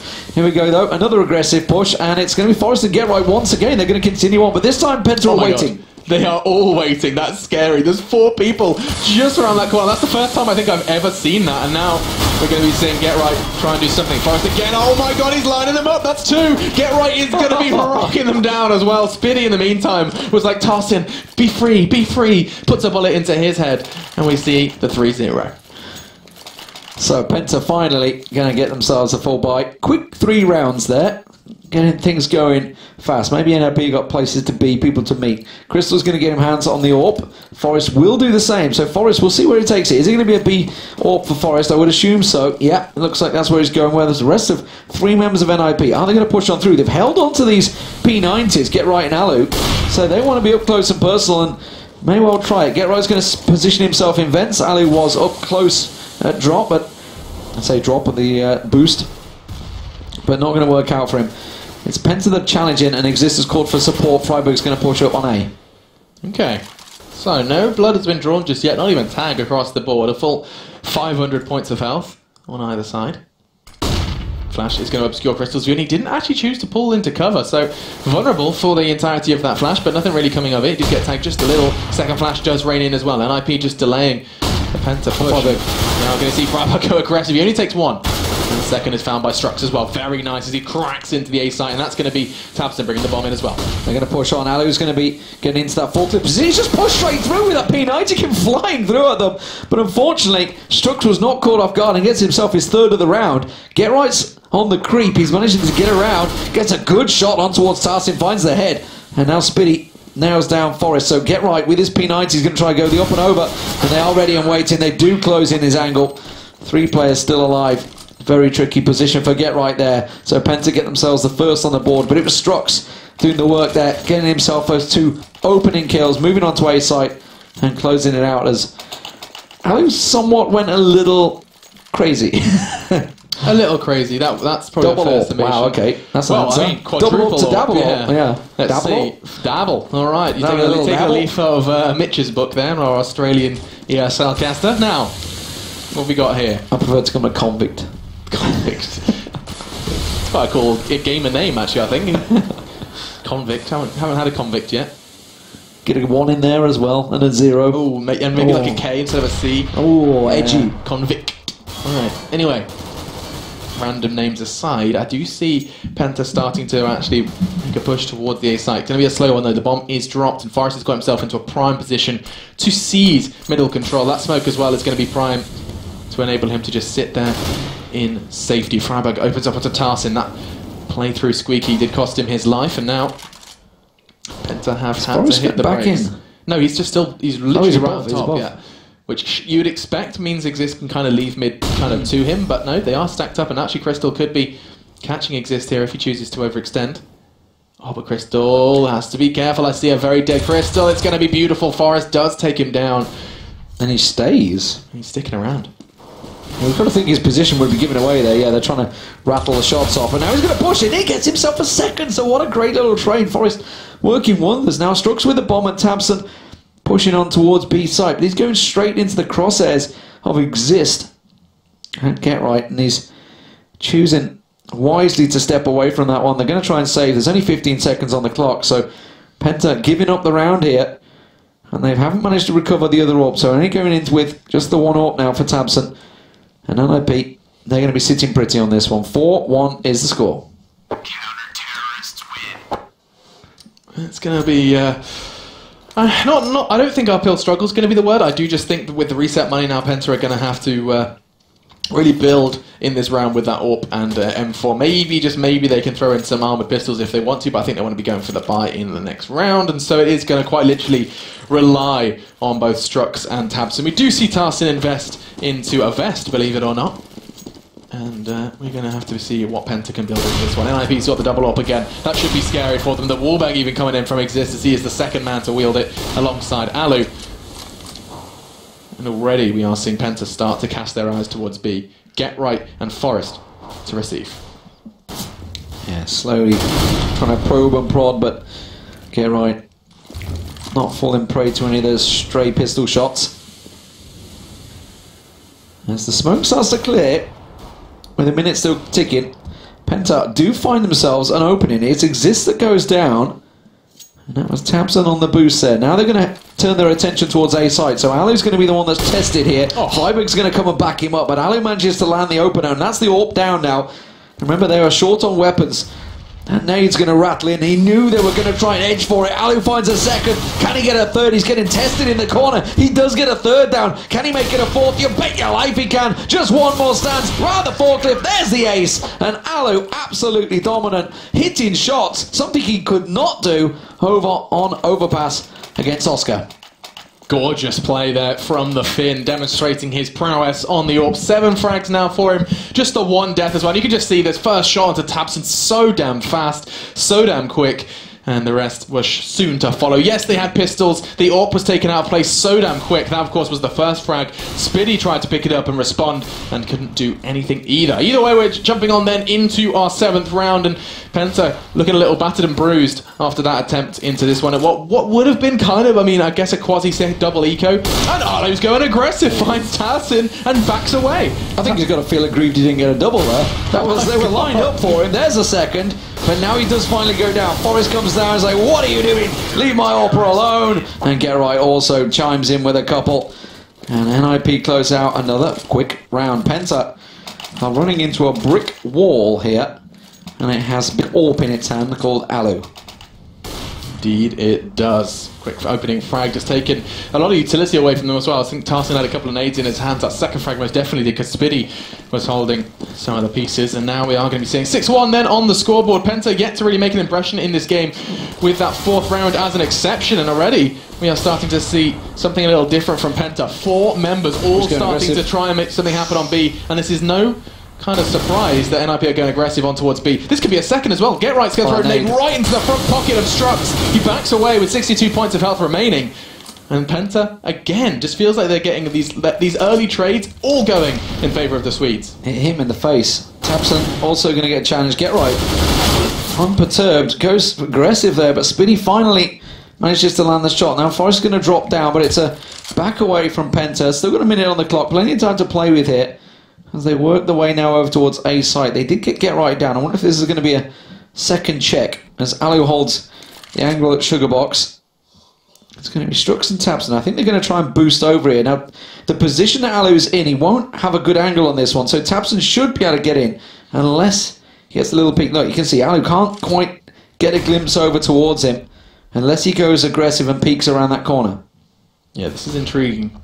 I don't know whether or not Exist is going to kind of be enough. Actually, Freiburg's there as well. Yeah. Spiddy is the one towards Squeaky, and time's becoming a problem for the team. That's going to be an easy pickup. Tapson just walks into Alu's crosshair as Alu collects his 10th frag. Double digits, just 8 rounds in. Strux is going to full foul to Exist's P90. A second one comes from Freiburg as he lights up the barbecue. And this is starting to get out of hand now, as NIP are showing absolutely no signs of stopping. And Penta's economy, it feels like it's just been like half-assed the entire time. Yeah, and they're going to have to either force it or save. So what are you going to do? You're 7-1 down. You know, you're just going to pick a couple of deagles up. That's what they're going to do. They're not going to go for armor. A deagle and a pistol. I mean, a P250, excuse me. That's, I mean, this is really a matter of bomb plants, and I don't know how they're going to plan to get the bomb down, considering how strong NIP have been so far. It's rinse and repeat for NIP at this point. Alu goes for an opening pick anywhere. Middle, A, B. He's been everywhere. He's a well-travelled AWP here on Cash. He's peeking as well. Oh. He's peeking to Strux. He might get himself another. Goes in with a 5-7. And that nade, oh, it's going to land as well. It's going to go straight behind him. Goes aggressive. Now he's pushing in. Where are you going? Alu, please, calm it down. Doesn't matter. Lands the shot. Gets himself another triple.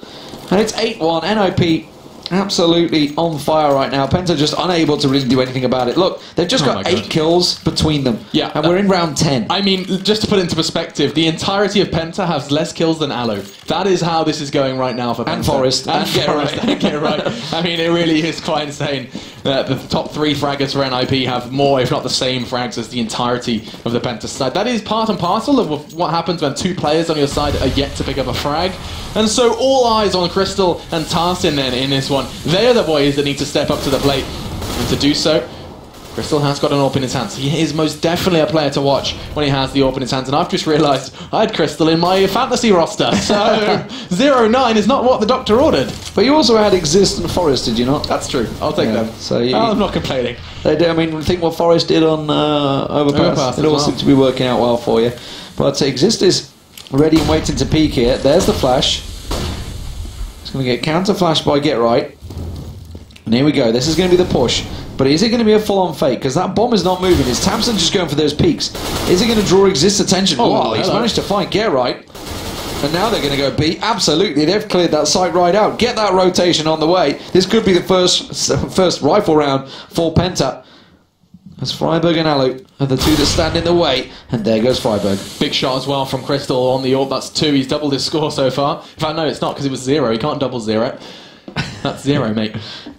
You can stack them on top of each other and get 8. Yeah, I'll take that. 8-2 the score. Penta finally stopped the rot. But the problem is that just going to reset their economy like the last one did. I have a horrible feeling. Yeah. Oh no, it's auto the sniper. Dak is coming out. Exist has picked himself up an auto sniper. He's going to be looking to equip that somewhere across the map. Crystal still has his up, and he's been kind of a big fan, especially when he has the spawn to go for that fast opening pick on towards middle. That could be the death of at least one CT. Doesn't look like it's going to be the case this time though, as instead he is going to go for a main. Fast nades. Look at that double nade. They're expecting Ali to go for it again, and Ali is there. Exist is in the place where they're going to push. Like you say, that Get Right's actually the one that's pushed in box. Meanwhile, Exist is holding with that auto sniper. It's Crystal and Strux that are getting the little peeks off. Oh, Get Right's found himself one. That's Tabson. There's the Dak taking off over on towards A site. So wherever they probe and prod, Forrester's actually pushed through the smoke here, and it's Spiddy that's gone behind him. Spiddy's in sight, and he's thinking there's no one here. But Ali's found himself a double. That's in mid, and this map is just wide open right now. Ali's even pushing on Strux. They're in the smoke together. Oh, finally, Strux does see him. But Forrest has finally caught a glimpse. He's actually stuck between a real awkward spot here. He's got 2 people around him. And now, yeah, Wisely's going to back away. But Spiddy finds Freiburg as he pushes from CT spawn. Exists with the auto sniper coming round. But this is down to a really tricky 2v2. Now, remember, if Penta loses round, their economy could well be broken again. Oh, no. Exist has found Spiddy. Strux the one man. He's got the bomb. He's got 30 seconds. He can make a run for A side, but he's got to deal with Exist. He's going on the cross. Yeah, and he knows he's got to kind of either make a choice. He's either going to meet him at truck where Exist has the peeker's advantage, or he can come behind him. This is the smarter move. He knows auto sniper v AK at this range should favour him. It is going to. Now we find ourselves in a 1v1. It's Forrest that has to step up for NIP. This would be a real kick in the groin to Penta. It would reset their money and bring them back down to the Stone Age. Bomb going down. Is he going to coming from A main? Is he going to back to quad? He's going to go straight into Forrest angle if he does. He's going to stay at box. He's got to realise that there's a chance that he's over there. No. There he is. Forrest had his chance. He missed the shot. Strux is going to peek again and will land the shots. And that was a very important round for Penta. And now, speaking of economies, that was a big investment from NIP. They have got enough to just reinvest because they just had such a clean start to this game. But this is about all they can go with. They can buy everything up in this round. Strux saves the day afterwards. Yeah, Strux absolutely saving the day. Probably a bit too aggressive for NIP there, I think, but that's really what played into their hands. Okay, let's see where you build from here. Just Tarston then on the open. Oh my god, a whole big mid push from NIP. 3 players pushing up, 2 rifles are going in. Get Right's going aggressive on B. Looks like NIP, they're kind of living up to this kind of hyper-aggressive nature that they've tried Crystal's to adopt. Crystal is going to be boosted up on red container. Tell a lie. Who's that in the background? Strux. It's Strux that's peeking. He's waiting for... Oh, he's lost out on the duel, though. And let's give Freiburg the chance. But this is very aggressive stuff. Look, there's nobody on A site from NIP. They've got 2 members, Exist and Freiburg, here, and they're going to go for the counter boost again. It's going to be straight in towards Tarsin's face, but Tarsin not falling for it this time, and they know Freiburg's going to be down there. He just rushes straight through, straight into Tabson's face. Very, very smart. He knew that his kind of location had been discovered off the back of that boost kill, and now... Oh, we saw him. We see Forrest. He knows that Spiddy's there. I don't think they're anticipating this one. This is going to be 2 potential quick frags. He did catch the tip of the barrel. Now Spiddy is potentially going to be going down, throws down a molly, but it could be all in vain unless he can hit the bullets. He can't. And NIP bite back and bite back hard. That's going to be 9-3. And once again, Penta are looking impoverished. Yeah, that's caused problems. Because they lost out so many in that previous round, they had to buy fully back into that one, and that's broke their economy down. And it is just going to be pistols. 9-3. NIP already picking up a very good CT side here. Bearing in mind, this is really a pretty evenly balanced map in terms of scores generally. We'll see though. NIP didn't have the greatest T side on overpass. We'll see what they have up their bag of tricks. But Exist is going for that peak. There is 2 members around there. It's Strux and Spiddy. They're about to challenge. Oh, that nade's going to be right on top of them. Gets himself one down. But Spiddy with an eagle does get a second. Quick response there, but Freiburg, oh, he knows he's got 2 to the left of that doorway. He's got them pinned in, and they're just going to try and... Oh, no, they just ran straight into the grinder. Beautiful, M4A4 holds down mouse 1, collects 2, and now we are just going to be seeing the final frag go the way of Alu. NIP hit double digits, and this is not a pretty sight for Penta by no stretch of the imagination. Their rounds they're so disconnected from each other that they really are struggling to build up any sort of momentum. Momentum is a thing of the past now as well, considering we are sitting, into the 14th round. They just want to try and make it respectful. 10-5. I could see Penta doing it. I've seen Penta's CT side. It is quite inspiring sometimes. They have got very solid defensive holds, but so far we've seen very little of note on their T side. Well, Alu going full on aggression. He's going straight into Speedy there and got flashed out. So Speedy will come out on top. That gives him that one-man advantage. Crystal's got the drop through very early here. And Get Right, who's in there, is not really aware of it and will get picked off by Crystal. And now Freiberg left in the open with 3 members staring straight at him. And that means mid control is totally in the hands of Penta and they can go where they damn please. And it is looking to be a B-site push for them. Just 1 health for Tarsin. Doesn't matter. Still a man alive. Oh, Exist is going to find the back of Crystal as he pushes through mid. Now that's actually giving NIP a bit of a chance. Yeah, I like this. This could actually shape up for NIP. Because, of course, a little bit of a lack of hesitation, or excuse me, a lot of hesitation is the word I'm looking for, because Tabson has not committed towards a site yet. If him and Spiddy had worked something up towards B, heavy vote. Could have seen he's made a whole lot of noise. Tarson the Elephant is what they should be calling him. And now we see Exist, maybe, just maybe, starting his rotate. He does. I think he's starting to catch on, especially as the nades are released. 2 smokes. That's all the info he needs. But now Spiddy has put a bullet to the brain of Forest, and Exist needs to ace in order to pick up this round. Well, both smokes are going to clear in a moment, so he's got the time.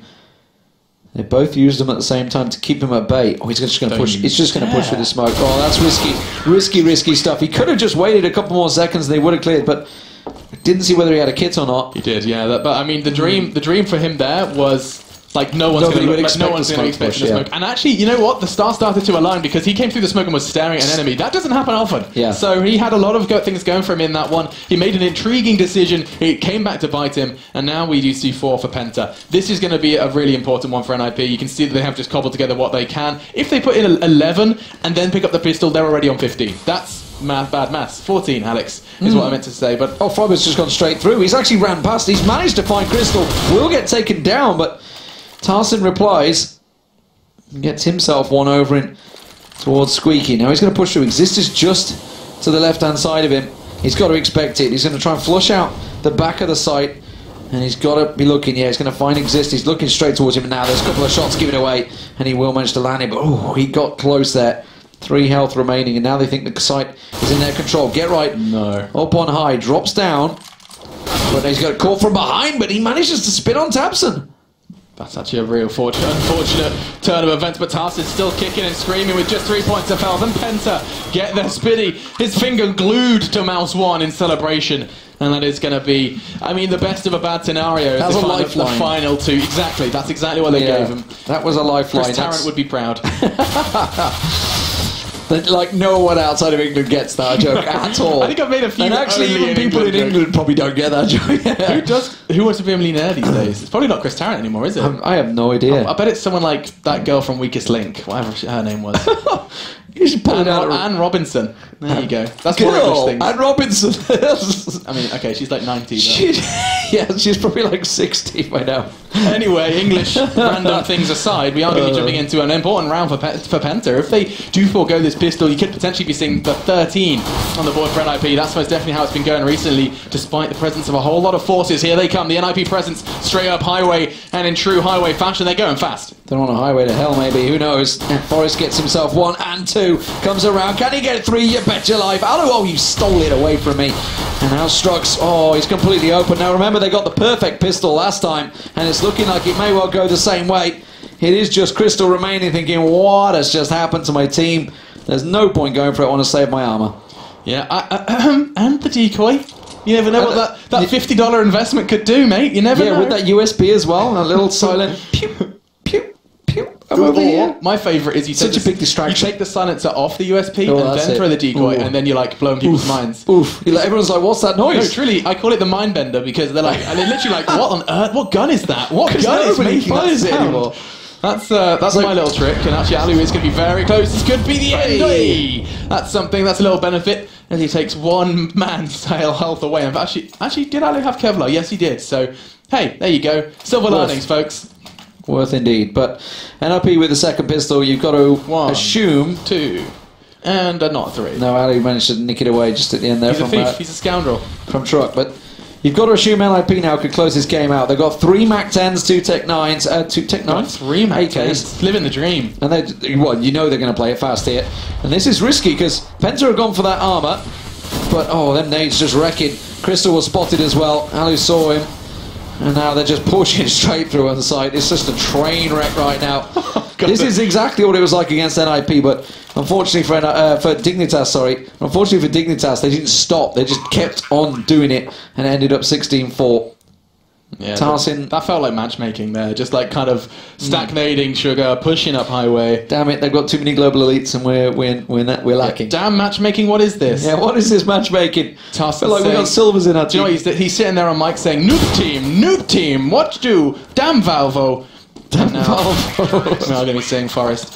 Get that frag. So that's going to be the 12th then for NIP. One more away from the expected 3 off the back of the pistol. Still yet to see a single member of Penta breach the 10 frag mark. And every single member of NIP has done so.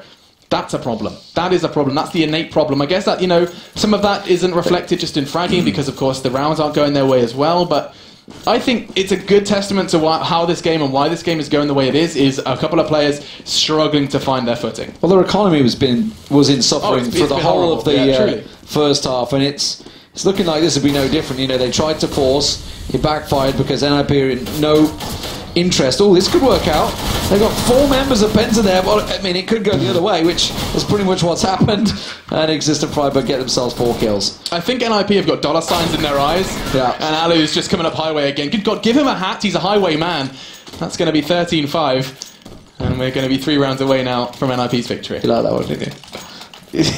Just a little bit. Just a little bit. That was cheeky. That was cheeky. 13-5 is definitely a cheeky score. Here we go, though. Penta will finally get an economy enough to buy. It's not the greatest. They are lacking a lot of utility, but pretty much have all the smokes they need to keep them at bay for now. And Exist is sticking with the Mac 10. Okay. I mean, there is no head armor on Crystal and Tabson, or Tarsin and Strux, so it could work out. It could work out. Aggressive stuff from Spitty. Goes looking, finds Alu's head, finally switches it with a couple of taps. So Forrest is going to try and catch him on the back here as he tries to exit the doorway. Spitty's trying to give the cover he needs, and Forrest will come on top. Now, this is it. This is crunch time. 4 versus 4. They put everything into this round. Penta's chances of this win are going to dwindle with every frag from NIP, but fortunately Tarsin's turned up today, and Freiburg does go down. Now just 3 remain, and it could have been changed. That was a pretty close shot from Crystal, rattling out towards Forest's location. A second whistles past his shoulder as Tabson goes aggressive, taking risks and netting reward. Well, Exist finally switching up to that AK and actually getting himself a kill. He's actually taking the bomb. Oh, this is a great distraction. But Strux is on the rotate. Strux is coming around the back. He could be the man that goes face to face with Exist. As soon as he comes jumping around the corner, the one tap does not work. He gives his position away, but he still manages to come out on top. And then Forrest in a 1v3. He's staring straight at the bomb, though. Oh, Forrest will tag it down, but he was taken very low in the spray. Nicely done from Tarsin through the wall there. Forrest was already down to 34 health before that and got tagged down just that little bit more. What an important round for Penta. They're going to have to go guns here. All guns blazing to try and pick up these next 10 rounds. Yeah, now NIP are bringing everything in. We saw a couple of Mac 10s coming into that one from NIP. Now they're going to take their silly hats off for a second and try and put that 14th on the board for themselves. As we stated before, guys, here for the ESL ESEA Pro League, the top 4 teams of the ladder do manage to secure their place at the offline stages, of course, for $250,000. And so far, NIP need this win, and Alu's trying to try and get his team there, pulling them with the frag onto Tabson. He's going for a fast pick again. I told you he's the Highway man, and now Clint Eastwood style closes his eyes as he tries to set his sights on Spitty. Does so, but shuts him down as now just 2 remain for Penta, and their hopes and dreams are starting to look a little too distant. What a difference a map makes. A map that you're comfortable on, a map that you've played a lot. Alu couldn't hit a barn door on overpass. Couldn't hit a damn thing. He had 5 peaks on. Look at this guy. He had 5 peaks on Oscar. and he couldn't hit him at all. And now he just goes and gets an easy 4K, literally running around the map with ease, almost like he's JW or Kenny S. He's got playing with ease. He did that push with a Mac 10, yeah. and now he's just done the same thing. He's just done the exact same thing, whereas when he was on Overpass, he couldn't hit anything. No. He just couldn't win out those shots. He looked uncomfortable. He did, and it shows, like, you know, they'd only played that map 11 times in officials, 11 times throughout the year, whereas you look towards this map, they've played this, what, 40, no? Yeah, 47 times. No, I can't count. I can't count. 43 times. There you go. Can't add up while I'm watching. But as it is, I mean, obviously you expect NIP to run through this round and make it match point. You would expect, and it looks like there's going to be very little exceptions to that statement, as it's going to be just Strux, who has got the drop, or had the drop, on towards Alu. He's getting hunted down by Get Right, though, and Get Frag he will, as that's going to be 15-6, and Penta are given a whole massive mountain. It's a slippery mountain. It's a mountain covered in lava. It's It could be snowy. It could be snowy if It's not happening. I mean, I'm not sure how slippy lava is. It's a volcano. It's like, you're not going to get over What's it. bigger than a mountain? A fiery mountain is what it is. And we're going to be seeing if they can mount Mount Doom. Oh. As we do go into what could be the very last round. Just a couple of FAMAS, 3 to be precise. And They're in each other's flashes. way. They're in each other's way. They're literally backed up from the smoke and like, They've tried to boost up and over it now, and have they got an angle? No, because it's just, in fact, they're just giving themselves a position. Freiberg coming through like a bunny rabbit, trying to get himself in there. Realised he's not playing 1.6 anymore. It's not going to work out quite as it did. And the second frag this time for Strux. This could start to go Penta's way. Of course, this is potentially going to be the... Potential is high right now, I would say. I agree. A high potential has now exist. Could go going down. Looks like Forrest is going to be the first to meet his face. Exist could be soon to follow. He is. Spitty connects that one, and now just Get Right remains. Doesn't look like he's going to be clutching that one anytime soon, as Crystal finds his third, and now Penta continuing to take just one step. They get to base camp of this mountain. I see what you did there. Dankeschön. Bitteschön. So, 15-7. NIP. They honestly did the work before, obviously, on the CT side. But overall, they played, you know, fast and loose, just like they did before. Again, it's Alu actually really playing crazily in this game. God Alu turns up as opposed to Bot Alu in the previous matchup. Exist again, 16 kills. Good pick for you. Forest with 20 kills. Things are working out well for your Vulcan team. But here in this matchup, NIP, they needed a kill. They needed a round. Needed a game because they got those 9 losses. Ooh, that didn't work out, and that actually, that would have flushed Alu out. That would have flushed Alu out. He was the man that's holding this angle, and could have very well have killed that him. actually may have just cost them this round in the game. Yeah, I mean it's a bit harsh to say it's cost them the game, but it's definitely cost them the round potentially, because of course that would have killed Alu, and he would have been able to get out of that position a little sooner. Now though, 3v3 made 3v2 by Exist, as he causes Tassin to cease to exist, and now Crystal and Strux have to do everything for Penta. It's not looking likely, that's for certain, especially considering Crystal's location coming up Highway. Alu, of course, the real king of Highway, and he's going to get Strux looking for the final one. He's going to get that as well. A stylish way to end it as he collects a double alongside his compadre Exist. We have ourselves a winner. 28 for Alu there. I think you got 8 on Overpass. That's such a huge difference between the two maps. But yeah, 16-7 the final score there. NIP dominant, no doubt about it, on cash there over Penta. Penta just didn't really get going. It was all sort of over by the first half. Yeah, I think that was, I mean, we saw NIP on Overpass, bearing in mind NIP lost on Overpass to Hellraisers, and you said already, it felt like not only Alu, but the team themselves were a little bit kind of everywhere. Felt a couple of players were comfortable. Forrest, I think in my books, was one of them. Forrest was loving it. He was a very comfortable player. But he was just in player connector, wasn't he? They were just running into him. Yeah, it's true. but for the rest of NIP, they find themselves in a comfort map lane. They just pick Penta apart. Very, very nice to watch NIP performing, as NIP have been recently. So, fantastic matches tonight. NIP getting themselves 1 win, 1 loss. And of course, we also saw Envious pretty much strolling to victory over Hellraisers on Inferno. Was that, what, 13-2 first half, 12-3 first half, something like that. It was pretty big either way. Coming up, obviously later on tonight, in what, 3 hours time it will be, Liquid will be starting off against Coast. That's going to be over in North America. There's Liquid Luminosity. It's some big games tonight. Luminosity CLG. You definitely want to tune in to the American side of things because there's a lot of big games over there. That's all going to be happening tonight. And of course, tomorrow it's just the single match. It's going to be Penta versus Envious. That's going to be on Mirage, and it will be at 7 o'clock. That's the only game tomorrow. So just a quickie for me and Mitch. Yeah, Penta versus Envy as well. That should be... I mean, if NRP's performance is anything Well, to you've go got to by- worry for Penta. I've got to be honest. Yeah, I mean, I think there's no doubt about it. They're a team very newly formed up against... I think it's going to be a quick night. I think It could be a it's quick going to be night, a yeah. very quick night for myself and all the production team involved. Anyway, that is it for us. Thank you very much for watching, ladies and gentlemen. This is the ESL ESEA Pro League. We'll be back tomorrow.